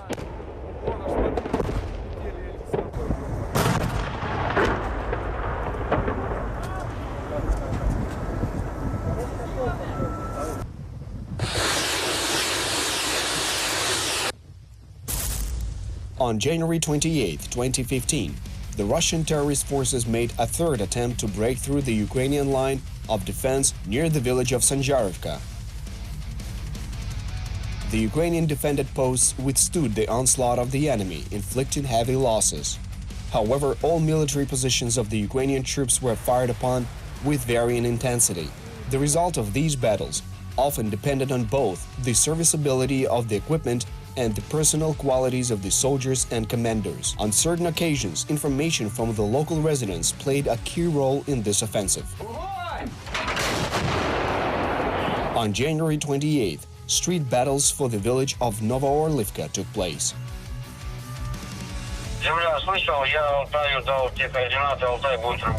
Thanks to information received from local residents about the impending breakthrough, units of the 128th Brigade were able to attack the enemy with honor, thereby leveling the numerical superiority. In the night of January 28th to 29th, Russian terrorist troops attempted a breakthrough in the area of Stanitsa Luhanska. As a result, 12 terrorists were killed, including Russian special forces. The enemy failed to accomplish the assigned tasks. In the morning of the following day, the neighboring city of Debaltseve, Vuhlehirsk, which up until 1958 was called Hatsapetivka, became hotspot of the Russian-Ukrainian war. As of the end of January, the defense of Vuhlehirsk consisted of 2 military points of the 13th Armored Infantry Battalion in the southwestern and northwestern suburbs of the town. Moreover, the last defended post was actually divided into 2 separate positions: the Wolf, located north of the railway, and the Apple at the crossing. As a means of reinforcement, there were 3 tanks, 4 MT-12 anti-tank guns of the 26th Artillery Brigade, and 2 self-propelled anti-tank complexes Storm S. In total, 100 soldiers were assigned to their positions. On January 29th, enemy infantry and tanks attacked the Ukrainian positions in the southeastern outskirts of the city. Initially, the battle developed successfully. The attacking group of the enemy lost at least 3 units of equipment from the fire of Ukrainian tanks and was forced to retreat from its positions. But after 2 hours, the enemy repeated the attack, and the situation was aggravated and became much more intense. The fact is that the tanks of the 13th Battalion that were transferred from the training unit did not have sufficient resources and were in poor technical condition. After several shots, combat vehicles no longer had the capacity to fire. The situation was complicated by the fact that the anti-tank gun crews retreated. They left the guns, not even firing a single shot. As a result, a small infantry unit was unable to withstand the tank attack for very long. Despite the loss of 3 more tanks and infantry fighting vehicles, by 10 a.m. the militants occupied the 1301 stronghold. At least 1 enemy tank appeared in the city, where it destroyed 1 Ukrainian tank and the self-propelled anti-tank complex Storm. In total, 10 fighters of the 13th Battalion were killed in the fight for the position of 1301, and several people were captured by the militants. 2 centers of resistance remained in the city: the children's boarding school, where the police precinct and the southern post number 1302 were based. In the afternoon, the reinforcements were sent in Vuhlehirsk. The combined detachment of the 25th Motorized Infantry Battalion and the National Guard, with the support of the forces of the 30th Brigade, tried to break into the city. However, having lost a tank and several soldiers killed, this unit retreated. It is to be noted that the enemy launched artillery shelling and local offensive along the entire demarcation line. Dozens of major and minor battles took place simultaneously.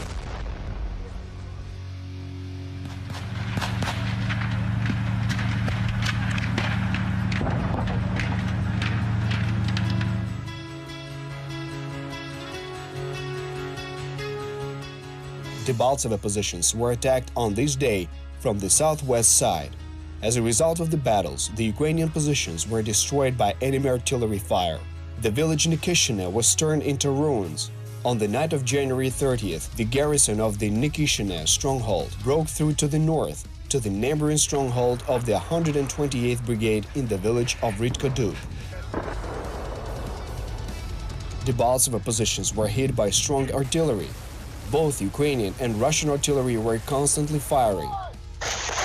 In carrying out the tasks of supporting the troops and suppressing the enemy's artillery, some of the guns of the Ukrainian 55th Artillery Brigade had up to 200 and sometimes up to 600 rounds per day. The brigade artillery group of the 128th unit worked in an emergency mode, fulfilling commands to strike at specific targets. Such active shooting had a positive influence on the skills of the artillerymen and the quality of their interaction with the forward units. However, the wear and tear of gun barrels became a serious problem. Already in mid-February, this had a negative effect on the power and accuracy of Ukrainian counterstrikes. Subsequently, after the retreat of the Ukrainian armed forces from Debaltseve, Russian TV showed dozens of abandoned weapons. However, not a single propagandist would say anything about the fact that these armaments had exhausted their resources and were only suitable for being monuments.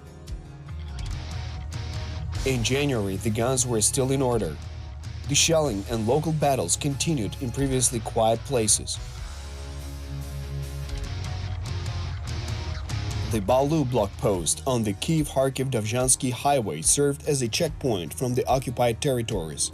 After the intensification of hostilities, the militants blocked passage along the highway.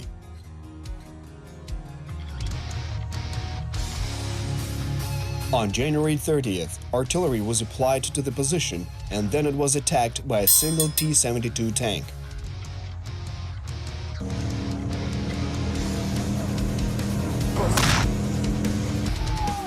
Artillery support was called, and under fire the enemy tank crews decided to retreat. However, without knowing where they were, they unsuccessfully maneuvered and fell upon a ditch at full speed, where the tank was stuck. Ukrainian military got to the immobilized tank and seized the crew. The first convoy of the prisoners was transferred to Debaltseve, where they were taken by the SBU. In the city of Debaltseve, as a result of artillery shells, 7 local residents were killed on that day.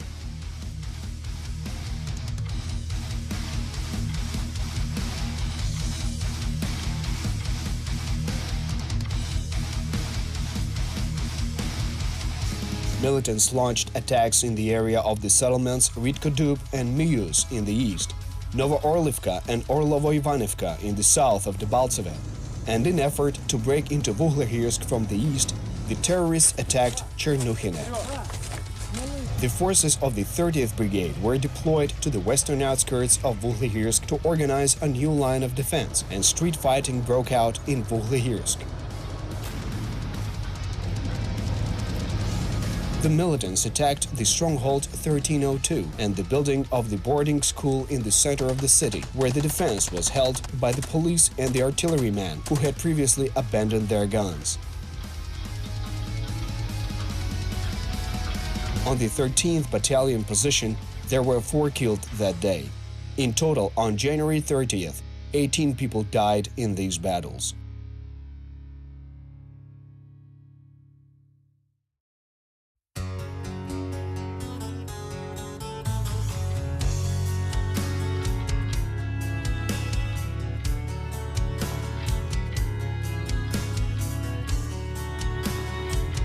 Even a perfectly prepared unit cannot be able to fight for a long time without adequate supplies. A supply of food, water, and most importantly, ammunition is transported along the roads.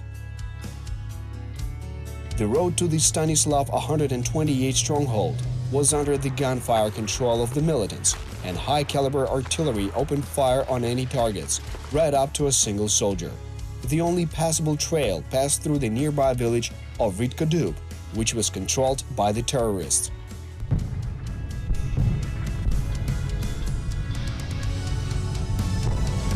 On January 31st, forces of the garrison of the stronghold attempted to clean up the village. 9 militants were killed, 14 injured, but they failed to capture the settlement. The losses of the 25th Battalion, 2 killed and 1 injured. Remembering the fact that the thaw made the fields impassable for both wheeled vehicles and tanks, the strong point was completely isolated.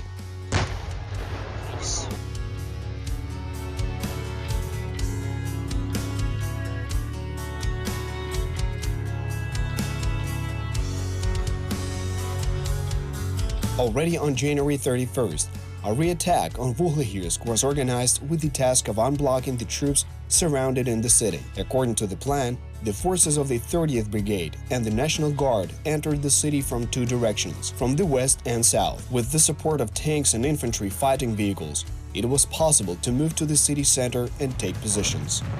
In the battle, the enemy's IFV was destroyed. The tank was damaged, and more than a dozen militants were killed. Local police and the soldiers of the 26th Brigade left the buildings of the boarding school and retreated from the city on foot. But after completing the combat mission, the forces that entered Vuhlehirsk were recalled to their first positions, taking with them the rest of the 13th Battalion, the National Guard forces, and the 30th Brigade pulled out of the city. Such an order was received as information appeared concerning the significant number of enemy forces in the city.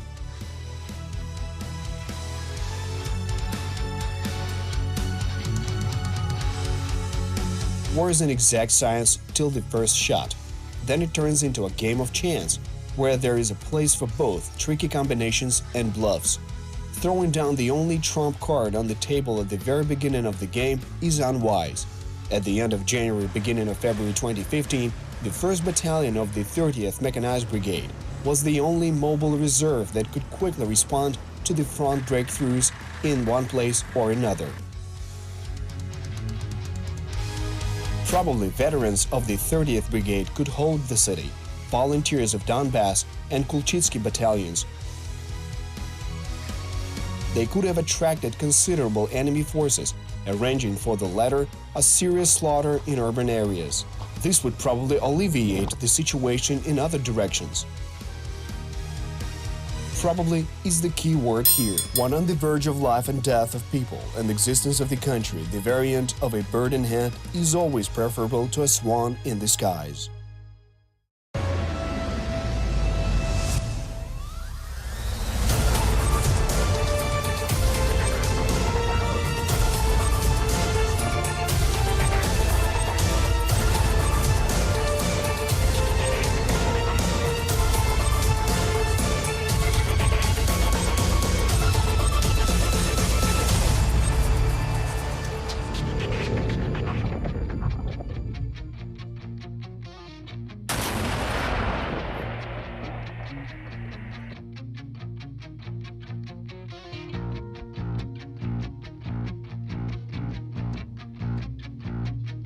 The battle for the Debaltseve pocket is sometimes referred to as artillery hell.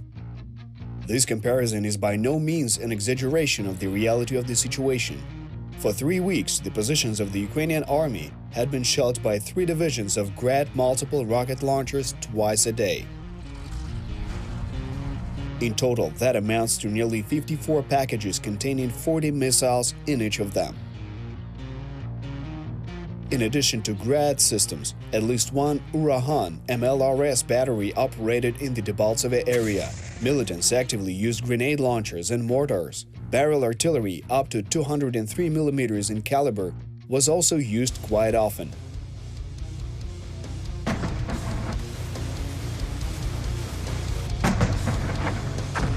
It is quite logical that a large number of guns require a huge amount of ammunition. On January 31st, the 12th so-called humanitarian convoy arrived in Donbass. 176 vehicles brought 1,500 tons of ammunition. Those shells were used by the militants within 1 week.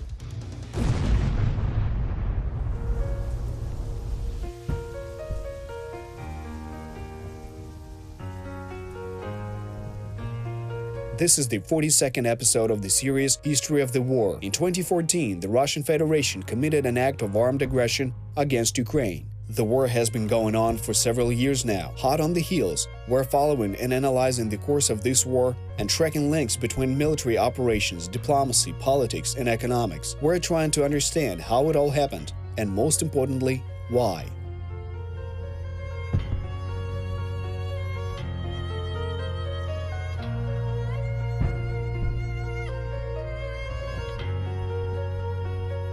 Artillery is a group weapon aimed at hitting a target in order to accomplish a number of consecutive tasks. The recon unit reports the target coordinates and parameters. Then a specially assigned expert makes calculations, literally in order to solve a mathematical task. The air temperature, terrain, and wind factors are taken into account. Understanding the target parameters, the loader prepares the corresponding projectile and shell charge. They often fire from a remote position. The gunner does not see his target, and even if there is a mistake in one link in the long chain of information processing, the shell will ultimately land in the wrong place.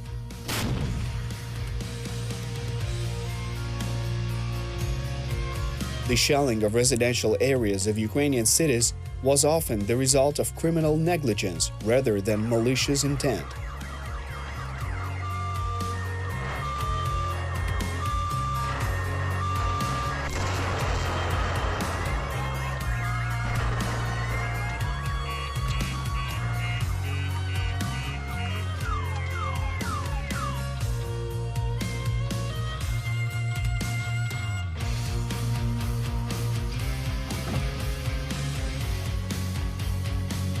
On February 1st, the Russian-backed troops fired mortars at and then attacked the Balu checkpoint along the M03 highway twice. Despite the fact that the enemy fired from tanks, the Ukrainian soldiers held their positions. During the battle, 3 Ukrainian soldiers were wounded, and fortunately, they were evacuated to Bakhmut later in the afternoon. At 1:05 p.m. local time, the building of the City Council of Debaltseve was shelled by Grad MLRS. At 2:50, a direct shell hit and partially destroyed the building of the Debaltseve City Executive Committee. In both cases, the local residents who gathered near those administrative buildings to leave the city suffered from the shelling. At the end of the day, as a result of shelling, 7 people died and at least 15 civilians in the town of Debaltseve were seriously injured. 17 Ukrainian soldiers gave their lives fighting for the independence of Ukraine on the first day of February.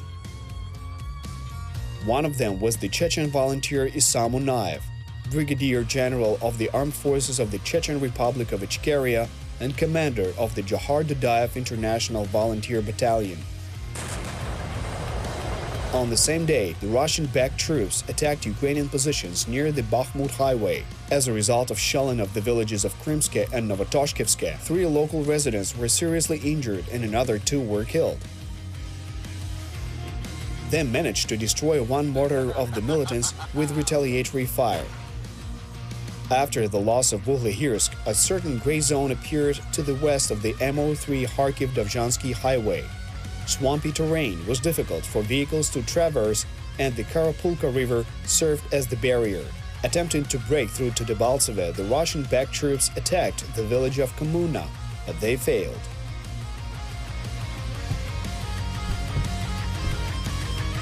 In total, the Russian-supported troops lost 25 units of various armored vehicles, 10 trucks, several guns, and 3 multiple rocket launchers on that day.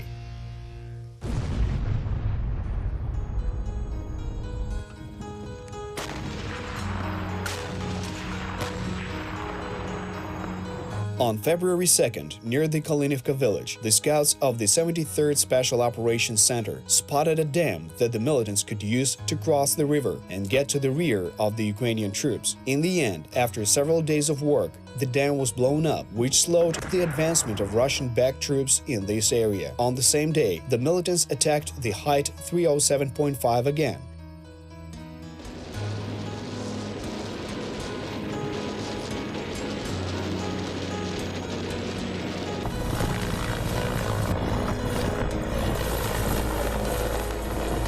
Using heavy vehicles. 2 Mi-24 helicopters arrived to support the strong point. However, the effectiveness of their strike was low, as due to navigation errors, the pilots opened fire on the already destroyed vehicles. The Russian offensive was not limited to the area of Debaltseve. On February 2nd, due to the shelling of Stanitsa Luhanska and surrounding villages, 30 residential buildings were damaged. In the Mariupol area, the Russian-backed troops attacked Ukrainian positions. However, despite the wide international resonance caused by the shelling of Mariupol, multiple rocket launchers were not withdrawn and continued to be used.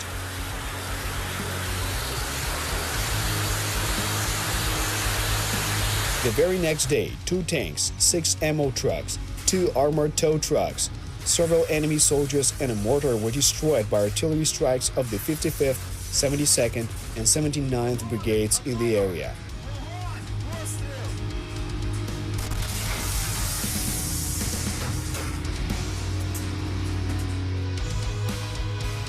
Three border guards were wounded in battle. They had to be immediately evacuated to Kiev by helicopter. On February 3rd, a militant recon group attacked the positions of the Ukrainian army near Stanitsa Luhanska. The enemy infantry suffered losses from mortar fire and was forced to withdraw. Along the Bakhmut highway, fragments of the Russian world once again left Novotoshkivka without heating and electricity and killed 2 local residents. On the same day, fighters of the 11th Separate Air Assault Brigade from Ulan-Ude were spotted in the Vuhlehirsk area. Some of the fighters of that unit were identified in a video filmed by Russian propagandists. 20 soldiers of that unit paid for the Vuhlehirsk attack with their lives. On February 3rd, around 188 people left the cities of Debaltseve and Svitlodarsk. the armed forces of Ukraine lost 5 soldiers in battles. While conducting military operations in the Debaltseve area, the militants tried to separate the foothold into several parts to surround and eliminate the Ukrainian grouping of troops. After capturing Volhyhirsk, the next phase of the offensive attacks were planned against the regions of Chernuhino, Rytkodub, and Novogrigorivka, which in case of success would have allowed the Russian-backed troops to break up the Debaltseve group into at least 3 isolated segments.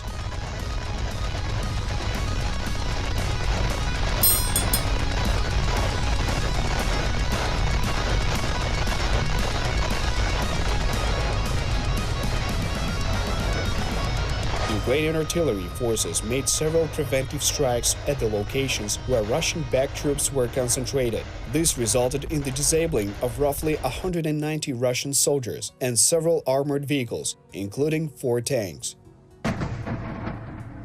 In the morning of the same day, 18 tanks, 23 armored personnel carriers, and over 50 crew vehicles of reinforcements arrived from the territory of the Russian Federation. The Ukrainian military forces managed to take out 11 Russian soldiers near Mariupol who were involved in the shelling of the city on January 24th. It should be noted that we are not talking about a graceful special operation, but a powerful artillery strike. In addition to Russian-backed troops, several military vehicles, ammunition, and many local militants were eliminated. In the Debaltseve direction, near the village of Rytkodub, the enemy attacked the Ukrainian stronghold Stanislav 128. 4 tanks and about 100 infantrymen took part in the attack. As a result of the battle, 2 combat vehicles were destroyed and 1 tank was heavily damaged. Following these attacks, the enemy retreated.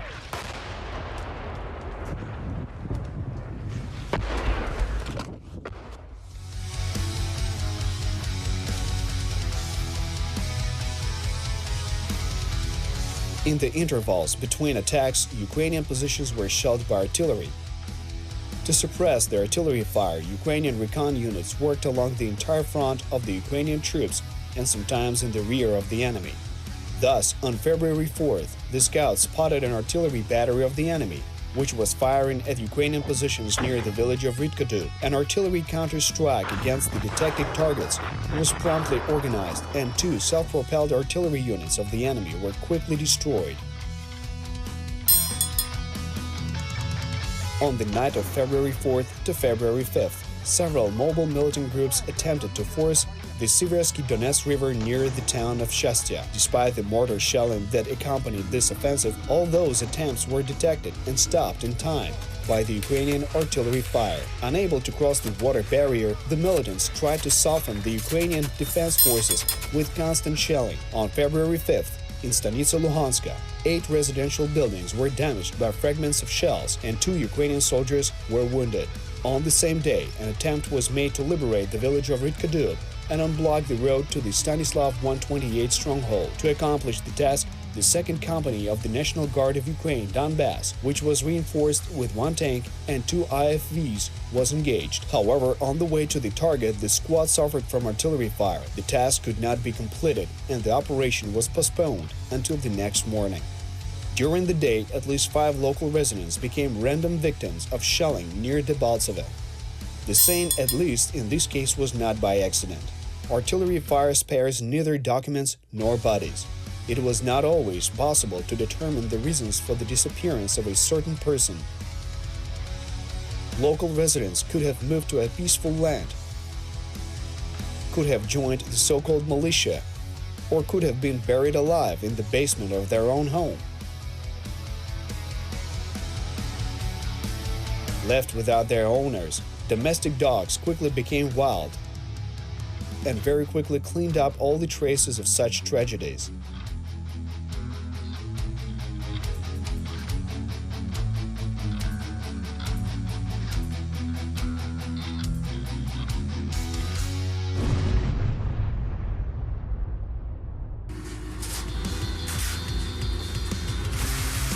The goal in any war is to force the enemy to accept peace on the terms favorable for the winner.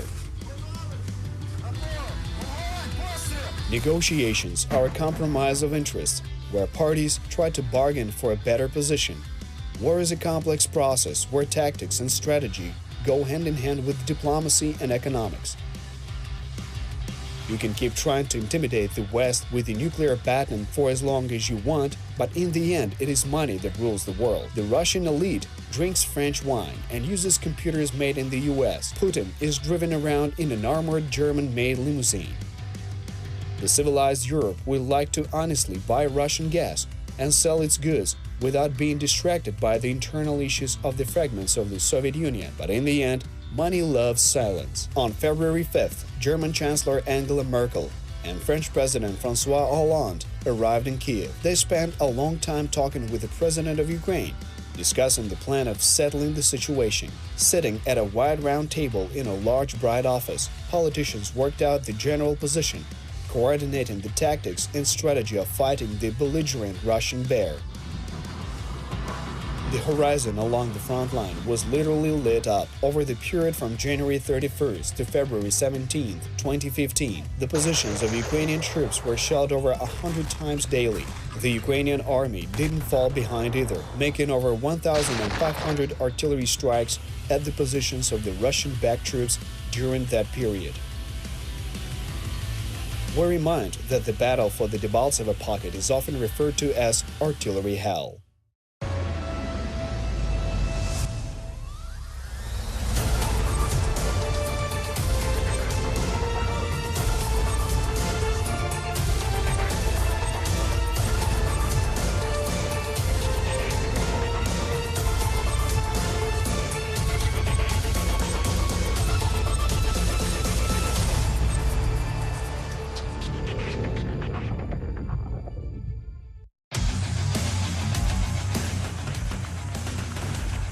Military actions are in fact considered a legal crime.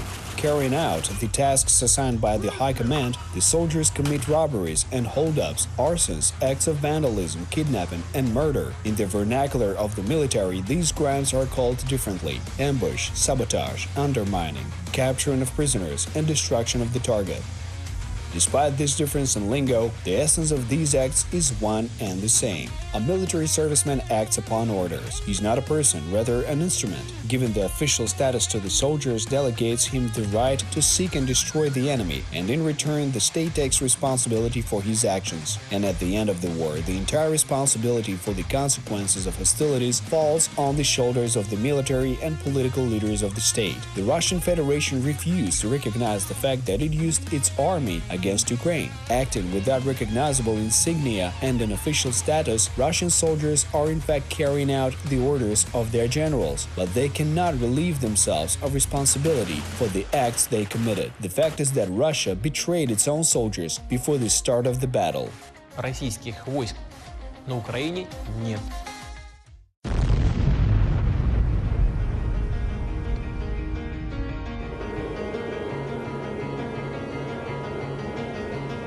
This is episode 43 of the program about the ATO, History of War. In 2014, the Russian Federation committed an act of armed aggression against Ukraine. The war has been ongoing for several years. Hot on the heels, we're following the course of this war and are tracking the links between military operations, diplomacy, politics, and economics. Our main objective is to try and understand how it was, and most importantly, why it happened. War destroys economic connections. This in turn leads to financial losses and a drop in the standard of living of people in general. Soberly assessing their low chances in open confrontation with the Russian Federation, the Ukrainian leadership in every way possible was looking for allies in the West. The West was also trying to find solutions to the conflict. It should be understood that a boiling coffee pot in Paris or a warm heating radiator in Berlin is the result of the joint work of the Russian gas industry, the Ukrainian gas transit system, and European business. And if any one of the elements of this chain would fail, then there will definitely be a crisis.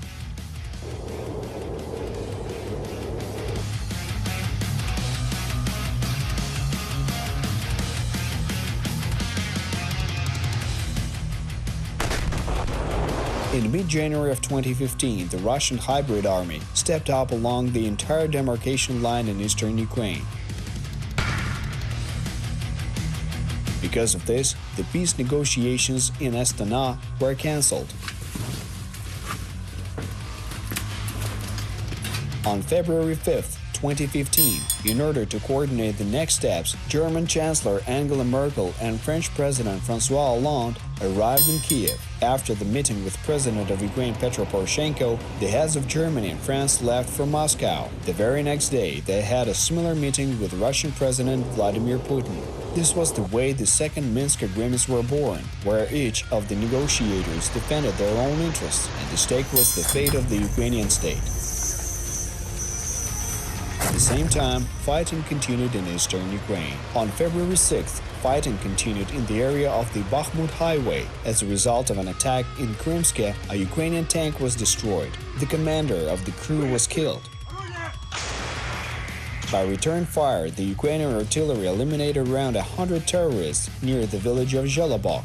The main cause of the enemy's high losses was the inept command of the troops, as well as the total lack of personal protective equipment of the militants.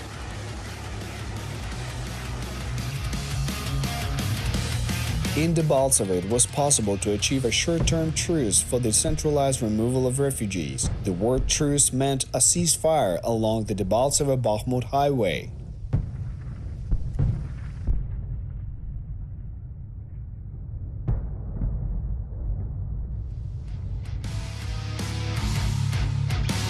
The columns of buses arrived in the town. One was intended to leave for Bakhmut, while the second bus was for those who wanted to get to Donetsk, to the territory controlled by the militants. As a result, on February 6th, 600 people were evacuated and the total number of refugees was 5,000. It is noteworthy that in the direction of Donetsk, the buses left almost empty.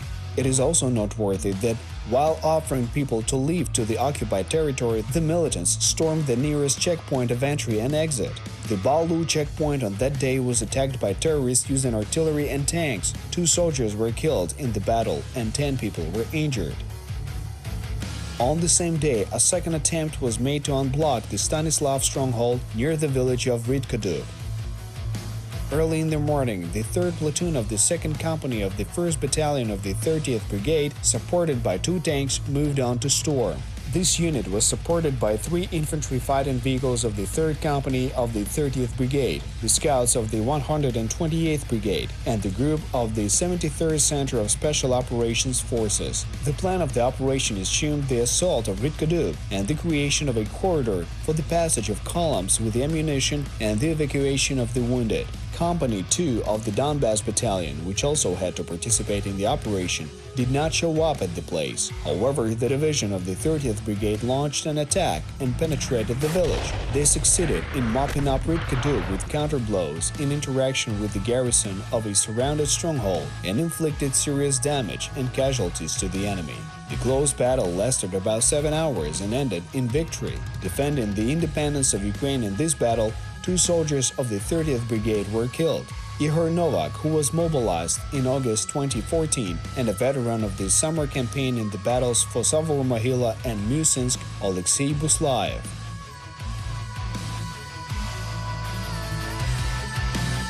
By evening, the enemy had concentrated all of its forces on a counterstrike, and the reinforcement never arrived.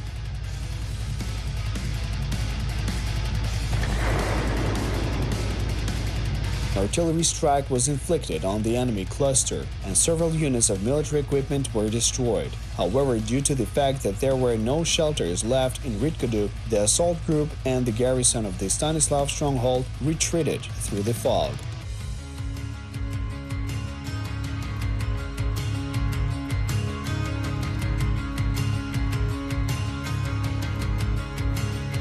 February 6th cost the lives of 18 Ukrainian soldiers. The enemy, having suffered unexpectedly high losses in the battles for Ridkodub, lost its offensive potential. This made it possible to hold on to the Balu stronghold, located nearby, and positions in the village of Kamyanka until the end of the defense of the Debaltseve Bulge. On the morning of February 7th, the enemy launched an offensive against Novogrigorivka. The plan of the operation was to take control of the northern outskirts of Debaltseve and go to the rear of the Ukrainian troops. In the morning, after the traditional artillery shelling, about 15 militants, with the support of 4 tanks and 2 IFVs, attacked the Ukrainian positions. As a result of the shelling, a combat reconnaissance vehicle was damaged and a self-propelled anti-tank complex was destroyed. A battle began, and as a result the enemy lost one infantry fighting vehicle and retreated. On the same morning in Chernuhina, about 40 militants with the support of a tank attacked Ukrainian positions. In a street battle, the enemy's tank hit the mine barrier, was immobilized and eventually destroyed. The positions were still held. The enemy attacked the Ukrainian positions every day, trying to seize Debaltseve. Artillery worked actively, shaking the Ukrainian defense. Not only were the forward positions shot, but also the headquarters of the units, including the Sector C headquarters located within the city limits. On February 7th, as a result of this shelling, 3 soldiers of the 101st Security Brigade were killed, and the total number of artillery strikes on the territory of the headquarters on some days reached 14 times per day. On the same day, militants fired at the towns of Hnutove and Stanitsa Luhanska from mortars. In the first case, a civilian was killed. In the second, 3 soldiers. In total, 12 Ukrainian soldiers were killed on February 7th.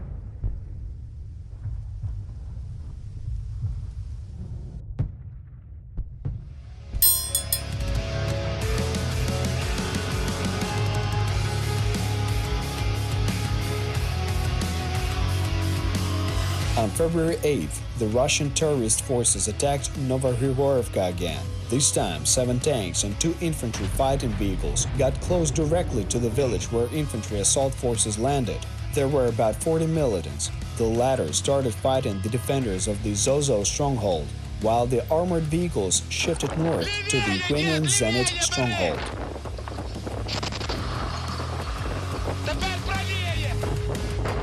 The fighters of the 40th Territorial Defense Battalion did not flinch. The veterans of the Battle of Ilovaisk correctly used all available weapons. Good morning, ladies and gentlemen. It's your boss, Within 1.5 Hot Rock. hours of the battle, the Coming at you Ukrainian at soldiers 9:17 without from suffering Springfield, losses Missouri. destroyed 1 infantry Currently fighting have a temperature vehicle of and 3 75 tanks. degrees, Another with a high of enemy tank 92. was seriously damaged. Another Tomorrow, tank was a high of also 100 destroyed by soldiers of the until neighboring Saturday. Zozo stronghold. All In week Chernuhina, it's going to be street at battles least continued. 100, The if tank not of that was 101 destroyed the day degrees. before created On a Sunday, traffic it's going to be a jam, paltry which prevented the 104. militants from attacking the Ukrainian positions with the I have a help joke of for you. armored What do you call vehicles. two The people who whole make first love in half of the Missouri? day, the battle went on distances Relative up to humidity, 100 that's the kind of meters, flipping but we the do. position was Have a held. great day, The and militants stay safe suffered out there. losses. Drink An plenty of anti-tank water. complex of And Russian take care of production was yourself. seized as a Out. trophy of war. It is noteworthy that one of the militants killed Thank you turned very out much, to be a citizen of France.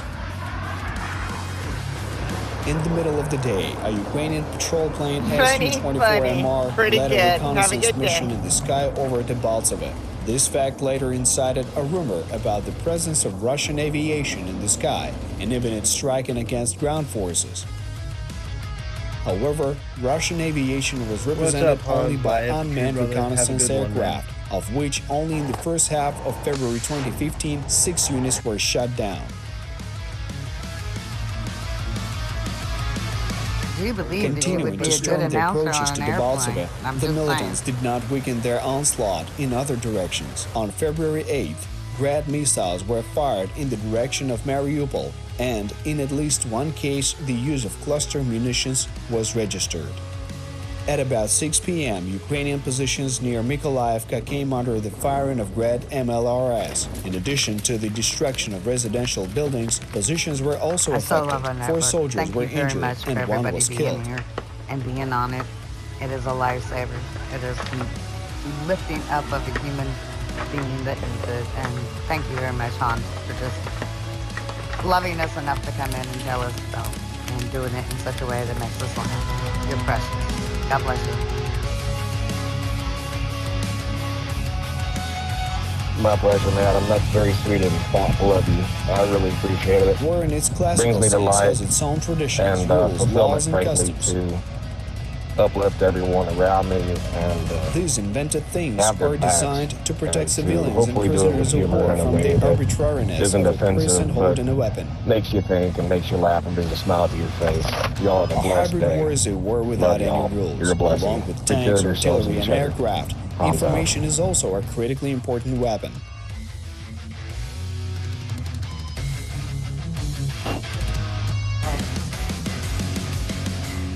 And it is not only about the gathering of intelligence information. The development of technology has allowed people to quickly create a certain information background. A cleverly fabricated illusion can influence decision-making by generals and politicians. A well-formed plot can incite hatred or fear in people, and a frightened person does not think. They instinctively fight against the first threat that they encounter. And there is nothing surprising in the fact that Russian journalists frighten their audience and then, without bothering to present evidence, blame their sins on the Chechens in the 1990s, Georgians in 2008, and Ukrainians in 2015. Russian journalists literally feed their viewers with blood by broadcasting battles live on TV, demonstrating torture and interrogation. They work in the battle formations of the Russian army and without any problems gain access to the cruelest scenes of crime. Disguised as local militia, Russian soldiers spit on the rules and customs of war right in front of the camera eye. On February 9, 2015, Russian special forces cut the Kharkiv-Dozhansky highway near the village of Lohvinove and began to shoot the passing vehicles, and Russian journalists filmed everything on camera.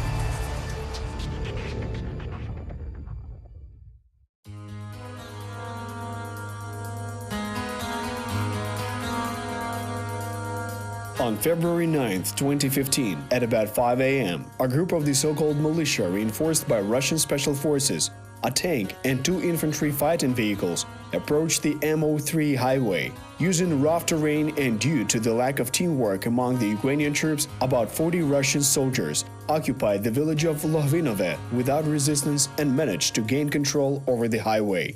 At the time, there was only an observation point in the village. A small reconnaissance group reported the situation to the headquarters, and unable to fight back the forces that outnumbered them by many times, were forced to retreat. Despite this, the highway was not blocked at the time of the advance.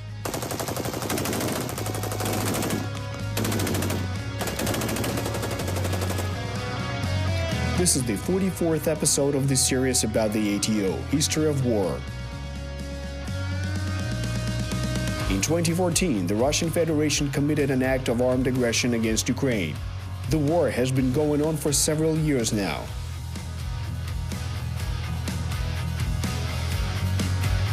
Hot on the heels, we're following the course of this war, tracing the links between military operations, diplomacy, politics, and economics, and are trying to understand how it all happened and, most importantly, why.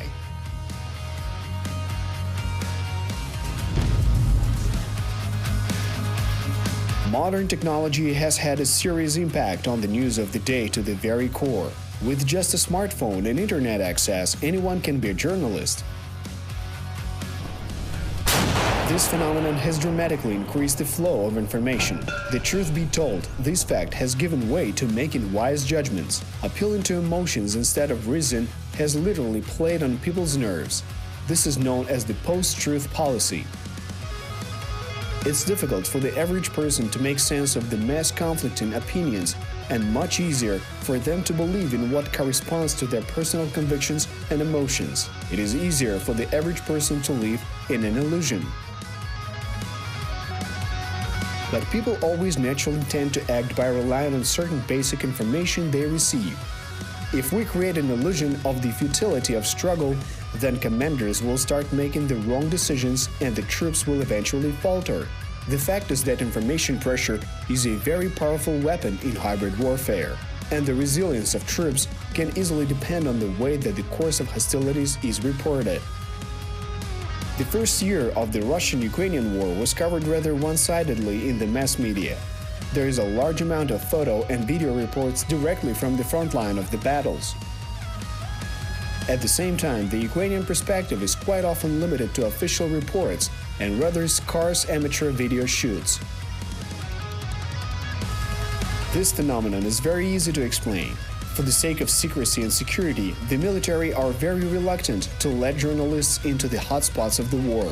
The Ukrainian soldiers themselves were overwhelmed with fighting from the trenches to catch on film some full-fledged reportage of the real-life action. At the same time, the Russian-backed militants in the rear of Russian conscripts had considerably more free time on their hands and were busy with literal live-action role plays. They created an impression of a certain ease of combat with a low level of casualties. Simply put, the Russians were doing the hard work, and the militants were given all the glory and fame in this mass media. On February 9, 2015, the situation developed exactly in this way. The so-called Special Forces of the Central Investigative Agency of the Donetsk People's Republic took positions in the village of Lohvinove. By 10 a.m., the unit opened fire on 6 Ukrainian vehicles, killing around 20 Ukrainian soldiers.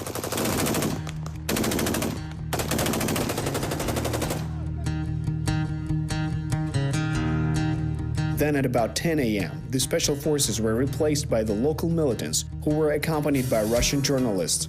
The latter filmed several reports about the seemingly well-refined special operation of the terrorists. Posing in front of the cameras, the militants simulated a stealthy advance to the attack positions, the alleged siege of Lohvinove, shooting at Ukrainian vehicles and capturing prisoners. It is worth noting that the terrorists destroyed 2 ambulances, totally ignoring the symbol of the International Red Cross.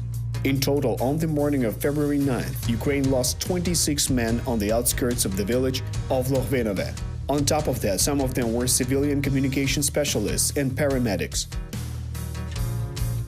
The Russian Chronicle recorded the facts of looting and cruel prisoner treatment. Some of the soldiers who were caught on film while still alive were later executed.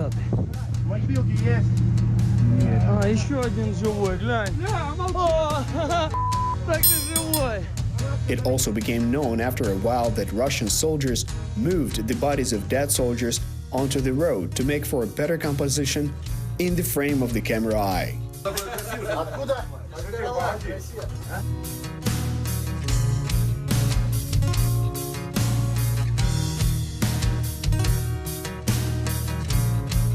Despite the fact that the main battle arena was the Debaltseve Bulge, battles and shelling took place along the entire demarcation line.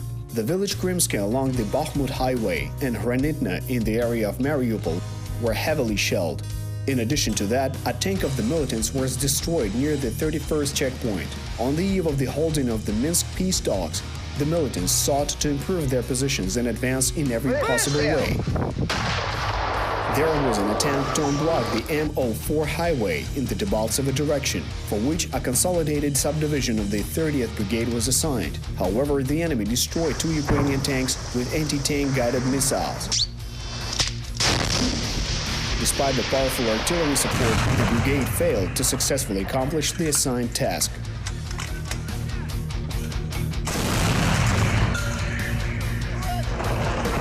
It is important to understand that such detailed coverage of the siege of Lohvinove by Russian propagandists has a very specific goal. It was necessary to create the illusion of complete isolation of the Debaltseve Bulge that would have weakened the position of Ukraine at the upcoming pre-scheduled peace talks in Minsk. It could have also led to panic and the collapse of the military defense, just like it happened during the summer campaign. However, the enemy failed to take into account one important nuance. The Ukrainian army actually put into battle everything it had at its disposal. Due to that, quite a large number of summer battle veterans took part in the Debaltseve battle. They were well aware of the value of Russian promises and were well trained and had genuine, die-hard combat experience. On February 9th, veterans of the Ilovaisk battle from the 40th Territorial Defense Battalion repelled several enemy attacks near Novogorivka. Fighting back the heavy onslaught, the defenders of Ukrainian positions managed to disable an enemy tank and an IFV. Having met formidable resistance and losing 7 armored vehicles in that area over 3 days of fighting, the Russian-backed separatists deployed heavy MLRS BM-30 Smerch.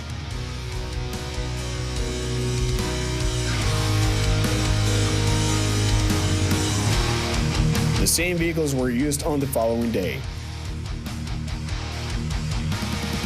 On February 10th, the city of Kramatorsk was shelled.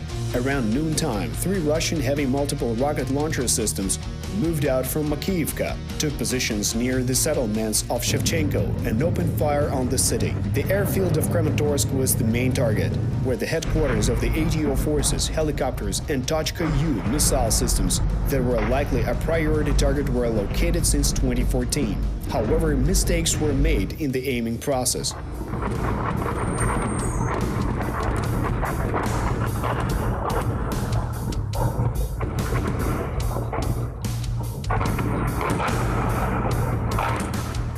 Instead of the headquarters located in the eastern part of the airfield, the missiles hit the so-called caponiers, or chicken coops, of the 1st Squadron at the western end of the airbase, where the local airport building was located. The missile shelling that cost about $1 million in total did not hit its target. Neither the ATO headquarters in an anti-nuclear bunker nor the Thankyou systems were damaged. More than half of the missile warheads struck the city. Missile engines also landed on the streets of Kramatorsk. They continued their flight by inertia after detaching from the warhead. 17 people were killed, and 8 of them were military soldiers. A total of 60 people were seriously injured from the bombings. Press Secretary of the DPR, Eduard Basurin, when commenting on the events, said that the militia would have had the capacity to strike Kramatorsk. Technically, he was telling the truth. The fact is that not a single Ukrainian BM-3 Smerch or Tornado vehicle was lost in battle or seized. Accordingly, the so-called militia had nowhere to acquire such vehicles, even theoretically.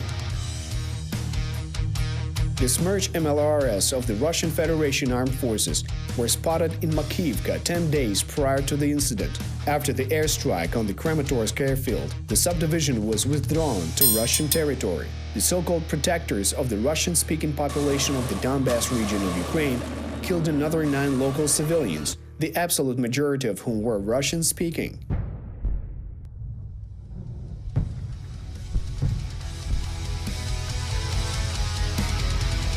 Attempts to resume control over the MO3 highway and the village of Lohvinove continued in the Debaltseve direction.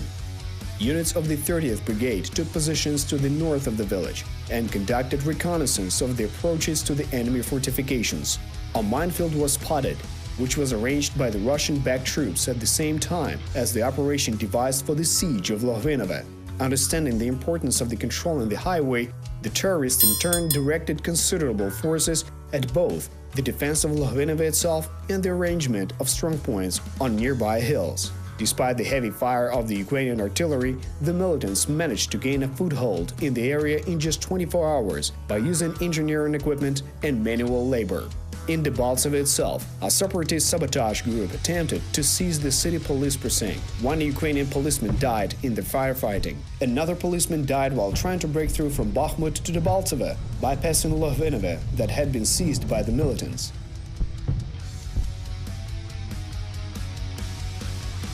When watching the course of battles, it is always worth remembering that victory is achieved by concentrating forces in the right area. Fighting in several directions is problematic since forces must be separated, and this can easily lead to the failure of all planned operations.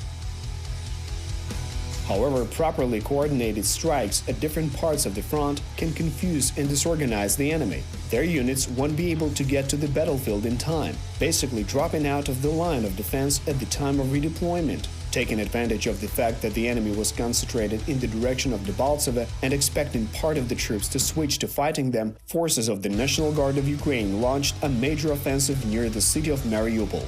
On February 10th, the villages of Berdyanske, Shirokine and Lebedinske were occupied. Demonstrative military actions were carried out near Kominternovo, today Pikuzi, Pischovsk and Pavlopol. Those actions also allowed for moving the front line 20 kilometers away from Mariupol, which drastically reduced the probability of the city being shelled. As has been said many times, the success of military actions depends directly on efficient logistics and cooperation. The pattern of war often depends on the location of key heights that allow controlling roads. The advancement of Ukrainian troops to the fortifications east of Shirokine threatened the supply routes of a Russian-backed separatist group in Sahanka. And Sahanka, in turn, is a key to Pikuzi. Knowing that the enemy put up fierce resistance, Shirokine became an area for constant battles. In total, in just one day on February 10th, a total of 20 Ukrainian soldiers were killed in battles with the enemy in the area of Spartak near the Donetsk airport, Mayorsk, Toretsk, Debaltseve, and Shirokina. The following day, a second attempt was made to unblock the road, but this mission to liberate Lohvinovo failed once again. The enemy had no interest in the village, almost nothing of which remained after the battles, but the Russian commanders understood the strategic importance of the MO3 highway very well.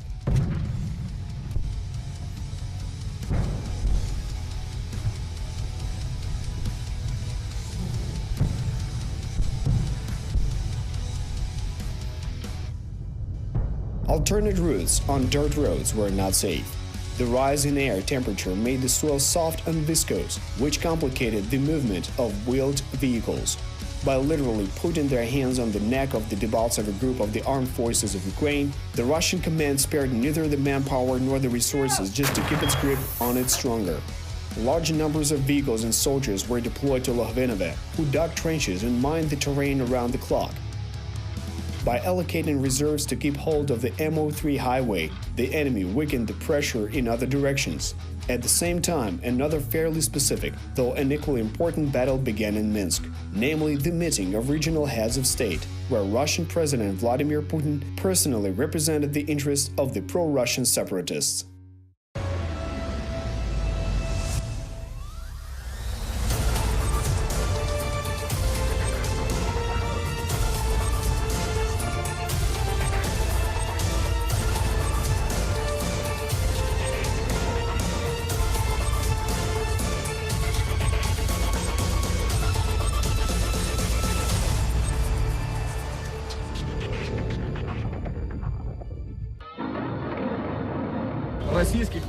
There have never been Russian units here. It is a natural thing for humans to make mistakes, and there is nothing bad in admitting and trying to correct them. But reality does not always give second chances. A large number of residents of the eastern part of Ukraine made a huge mistake in the spring of 2014. They did nothing to stop the Russian expansion. They just stood by and watched indifferently. And when the realization of this fact dawned on them, it was far too late. A rat hit the house, 2 kids were killed.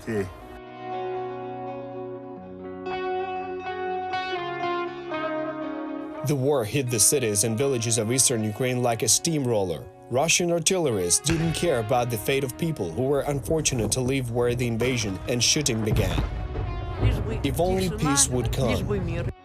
In Mariupol, Kramatorsk, Debaltseve, most of residents are Russian-speaking.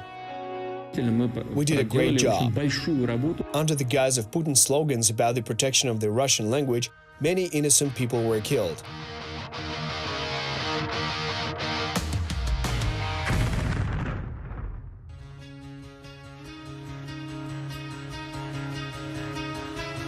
This is the 46th episode of the series History of the War.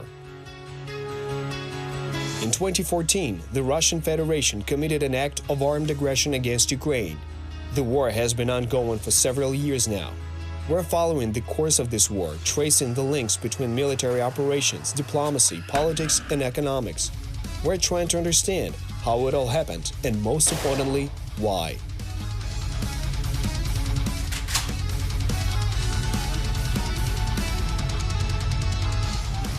On the night of February the 12th, 2015, the Russian-backed troops attempted an offensive near Shirokina. Fighters of the Azov regiment met the enemy fully armed and repelled the attack, inflicting heavy losses to the invader. The Russian-backed terrorists, in turn, shelled positions of the Ukrainian military forces several times from multiple launch rocket systems. Ukrainian units tried to advance in the direction of the town of Novoazovsk. However, without control over the town of Sahanka, the units in Shirokina ended up being surrounded by enemy forces. Parrying the actions of the Ukrainian troops, the enemy redeployed at least 8 armored vehicles and several artillery units to the south, about 500 Russian soldiers, 15 armored personnel carriers, and 3 tanks arrived from Donetsk in the area south of Boykivsky town. At the same time, fighting actively in the areas of Debaltseve and Mariupol in the north of the ATO zone, The militants ceased their attempts to force the Seversky Donets River. Their heavy artillery continued the intense shelling of Ukrainian positions, although their fire was not particularly accurate and some of their shells often hit civilian objects. On February the 13th, Shastia took some of the hits. Infrastructure facilities and a roadside cafe sustained serious damages from this onslaught. One Russian shell destroyed the kitchen of the cafe, killing 4 workers and injuring 5 innocent customers. The situation in Debaltseve worsened. There was fighting in the streets. Russian-backed troops occupied the villages of Oktyabrskoye and Vasmoye Marta. That led to the isolation of 2 forward strongpoints of the 40th Battalion, Moisha and Kopyo. In an attempt to unblock the latter, 7 soldiers died when assaulting the village of Oktyabrskoye. 7 more were wounded, and a tank and an infantry fighting vehicle were lost. In just one day, Ukraine lost 17 soldiers. Early next morning, 24 paratroopers of the 95th Brigade with 2 APCs and 1 tank arrived in Debaltseve. This squad was assigned to task of supporting the forces of the 40th Battalion in this area, as well as clearing the village of Vasmoye Marta. However, by that time, the enemy had amassed a group of 300 soldiers, several tanks, and an IFV while preparing for the assault on Debaltseve. The offensive operation became defensive. Trying to prevent the enemy from advancing deep into the city, Ukrainian soldiers took the battle on February the 14th. Up to 20 Russian-backed troops were killed. 1 Ukrainian paratrooper was killed in action, and the commander of one of the enemy assault squads was taken into capture as a prisoner of war. It is noteworthy that the captured commander had a map that showed enemy concentration points and directions for the advance of assault units. He managed to send that critical information to the headquarters by radio.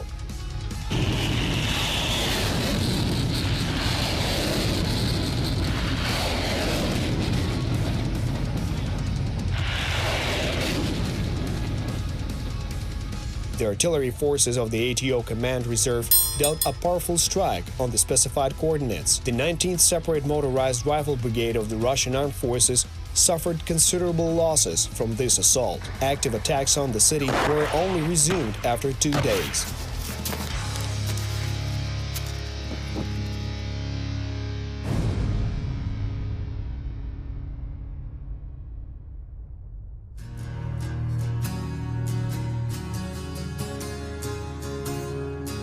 On the same day, the militants used Grad MLRS to shell the city's police precinct located in the center of Debaltseve. Some of the missiles struck local residential apartment buildings. The enemy continued fierce shelling on the positions of the Ukrainian military forces in the entire city. The base camp of the 128th Brigade of the Ukrainian Armed Forces in the direction of Debaltsevsk suffered from the direct firing from Russian tanks. It is important to understand the difficulty of the situation. Battles had been going on in the neighboring town of Chernukhine for the whole month. The Ukrainian artillery had used up all spare barrels, suffered losses in battles, and eventually lost its effectiveness by the end of the Debaltseve battle. In turn, the enemy kept escalating the events by constantly increasing the power of shelling. The city of Debaltseve was literally on fire. Any action has its causes and consequences. According to the Minsk agreements, the city of Debaltseve and its surrounding area was supposed to remain under the control of Ukraine, but it should be remembered that Russia planned to continue advancing westward. Such intentions were repeatedly voiced by the leaders of the militants.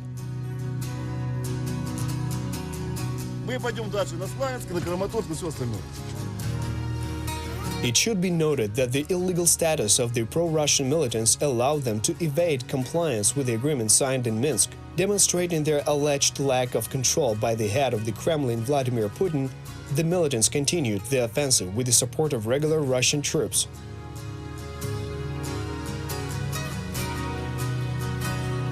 Meanwhile, the Kremlin continued to supply those units by organizing yet another so-called convoy under the guise of the delivery of humanitarian aid.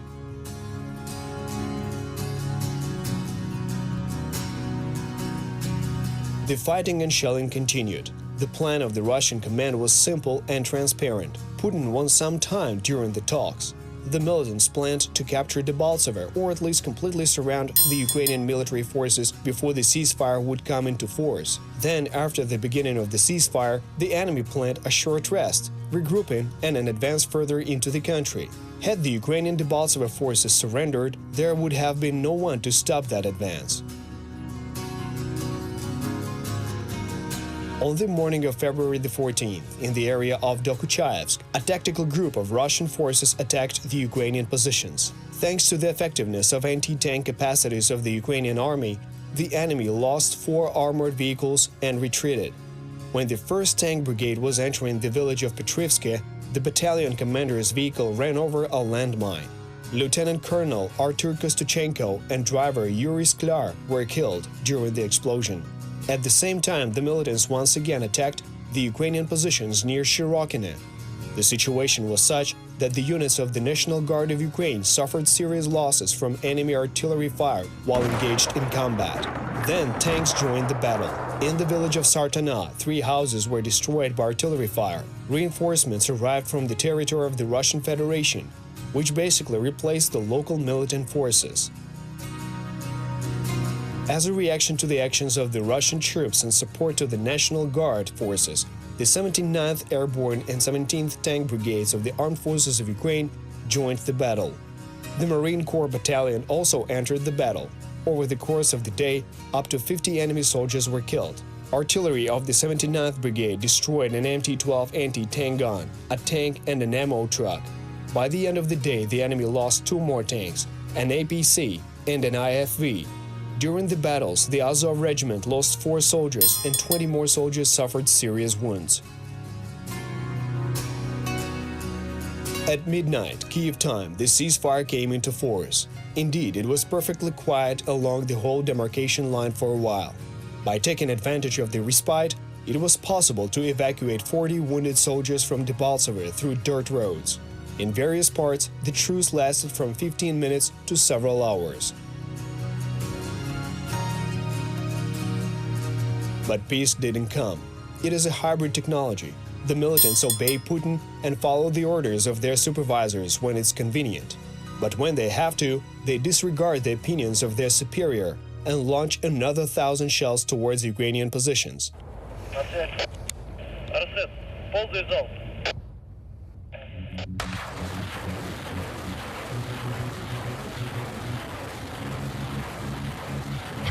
And to keep the shells from running out, another humanitarian convoy comes to the rescue from the Russian territory. It is possible to estimate the scale of ammunition used according to indirect signs. The previous 13th supply convoy arrived in the occupied territory on February the 8th.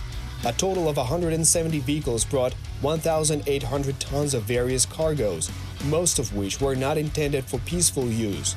In just a week, the next 14th convoy arrived in Ukraine with another 170 vehicles and 1,800 tons of cargo. The convoy had 41 gas trucks. 2 more were loaded with typographic paper and 1 truck carried already printed leaflets. There's nothing surprising about that, since the Kremlin strategists deliberately paid increased attention to demoralizing the Ukrainian troops. The enemy used various methods of affecting the morale of the Ukrainian soldiers. TV channels talked incessantly about surrounding. Moreover, just like in the summer campaign, the word wedge was being actively used.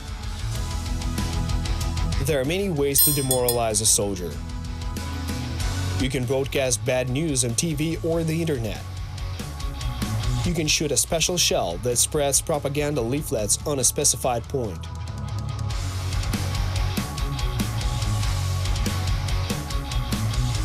You can organize the sending of SMS messages that evoke panic among them. Russia applied all these methods of brainwashing in the Battle of Debaltseve.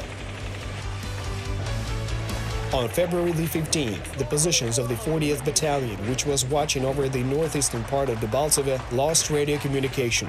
Artillery fire of the enemy destroyed the battalion repeater mounted on a high-rise building in the suburbs of the city. Unable to communicate and left without centralized control, part of the battalion retreated deep into the city and joined up with friendly troops. However, the garrisons of the Kopyo and Moisha strength points, having not received the appropriate order, remained in place.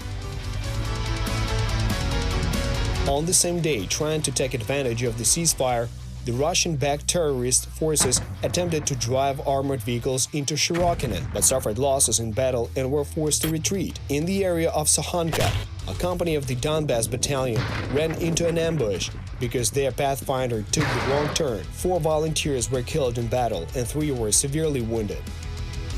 In total, in a day of fighting, just in the southern direction, 8 Ukrainian soldiers were killed and 22 were wounded. In the battles for Shirokina, about 100 militants and 10 armored vehicles were totally destroyed.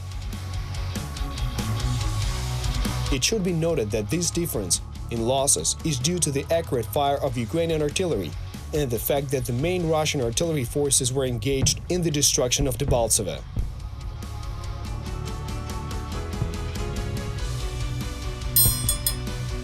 An agreement with Russia is worth nothing more than the price of the paper it's written on. This phrase of Otto von Bismarck is still relevant in the 21st century. The Minsk agreements were violated just 2 days after they were signed. The Russian-backed forces did not stop their offensive and continued pressuring the exhausted Ukrainian army.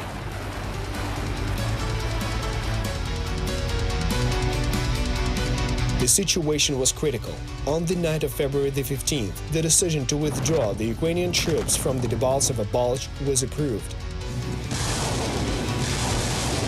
In an atmosphere of strict secrecy, preparations for this operation began. Unaware of the upcoming withdrawal, soldiers fought without sparing their lives. Indeed, the air over the city smelled of gunpowder and ashes, and the horizon was fully ablaze.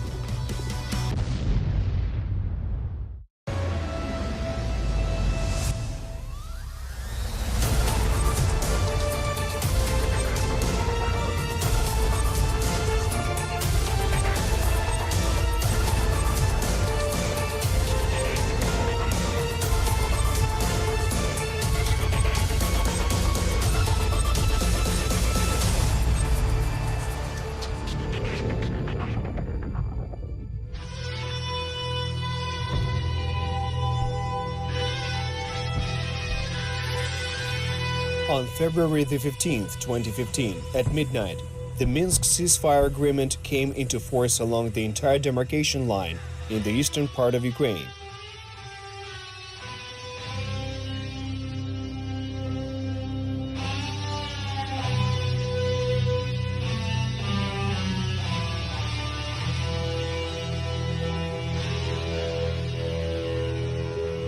Indeed, it was all quiet on the Eastern Front, near the city of Mariupol. There was relative peace in the area of the towns of Shastia and Stanitsa Luhanska. However, the compliance of the militants with the terms of the ceasefire was not the reason for such silence.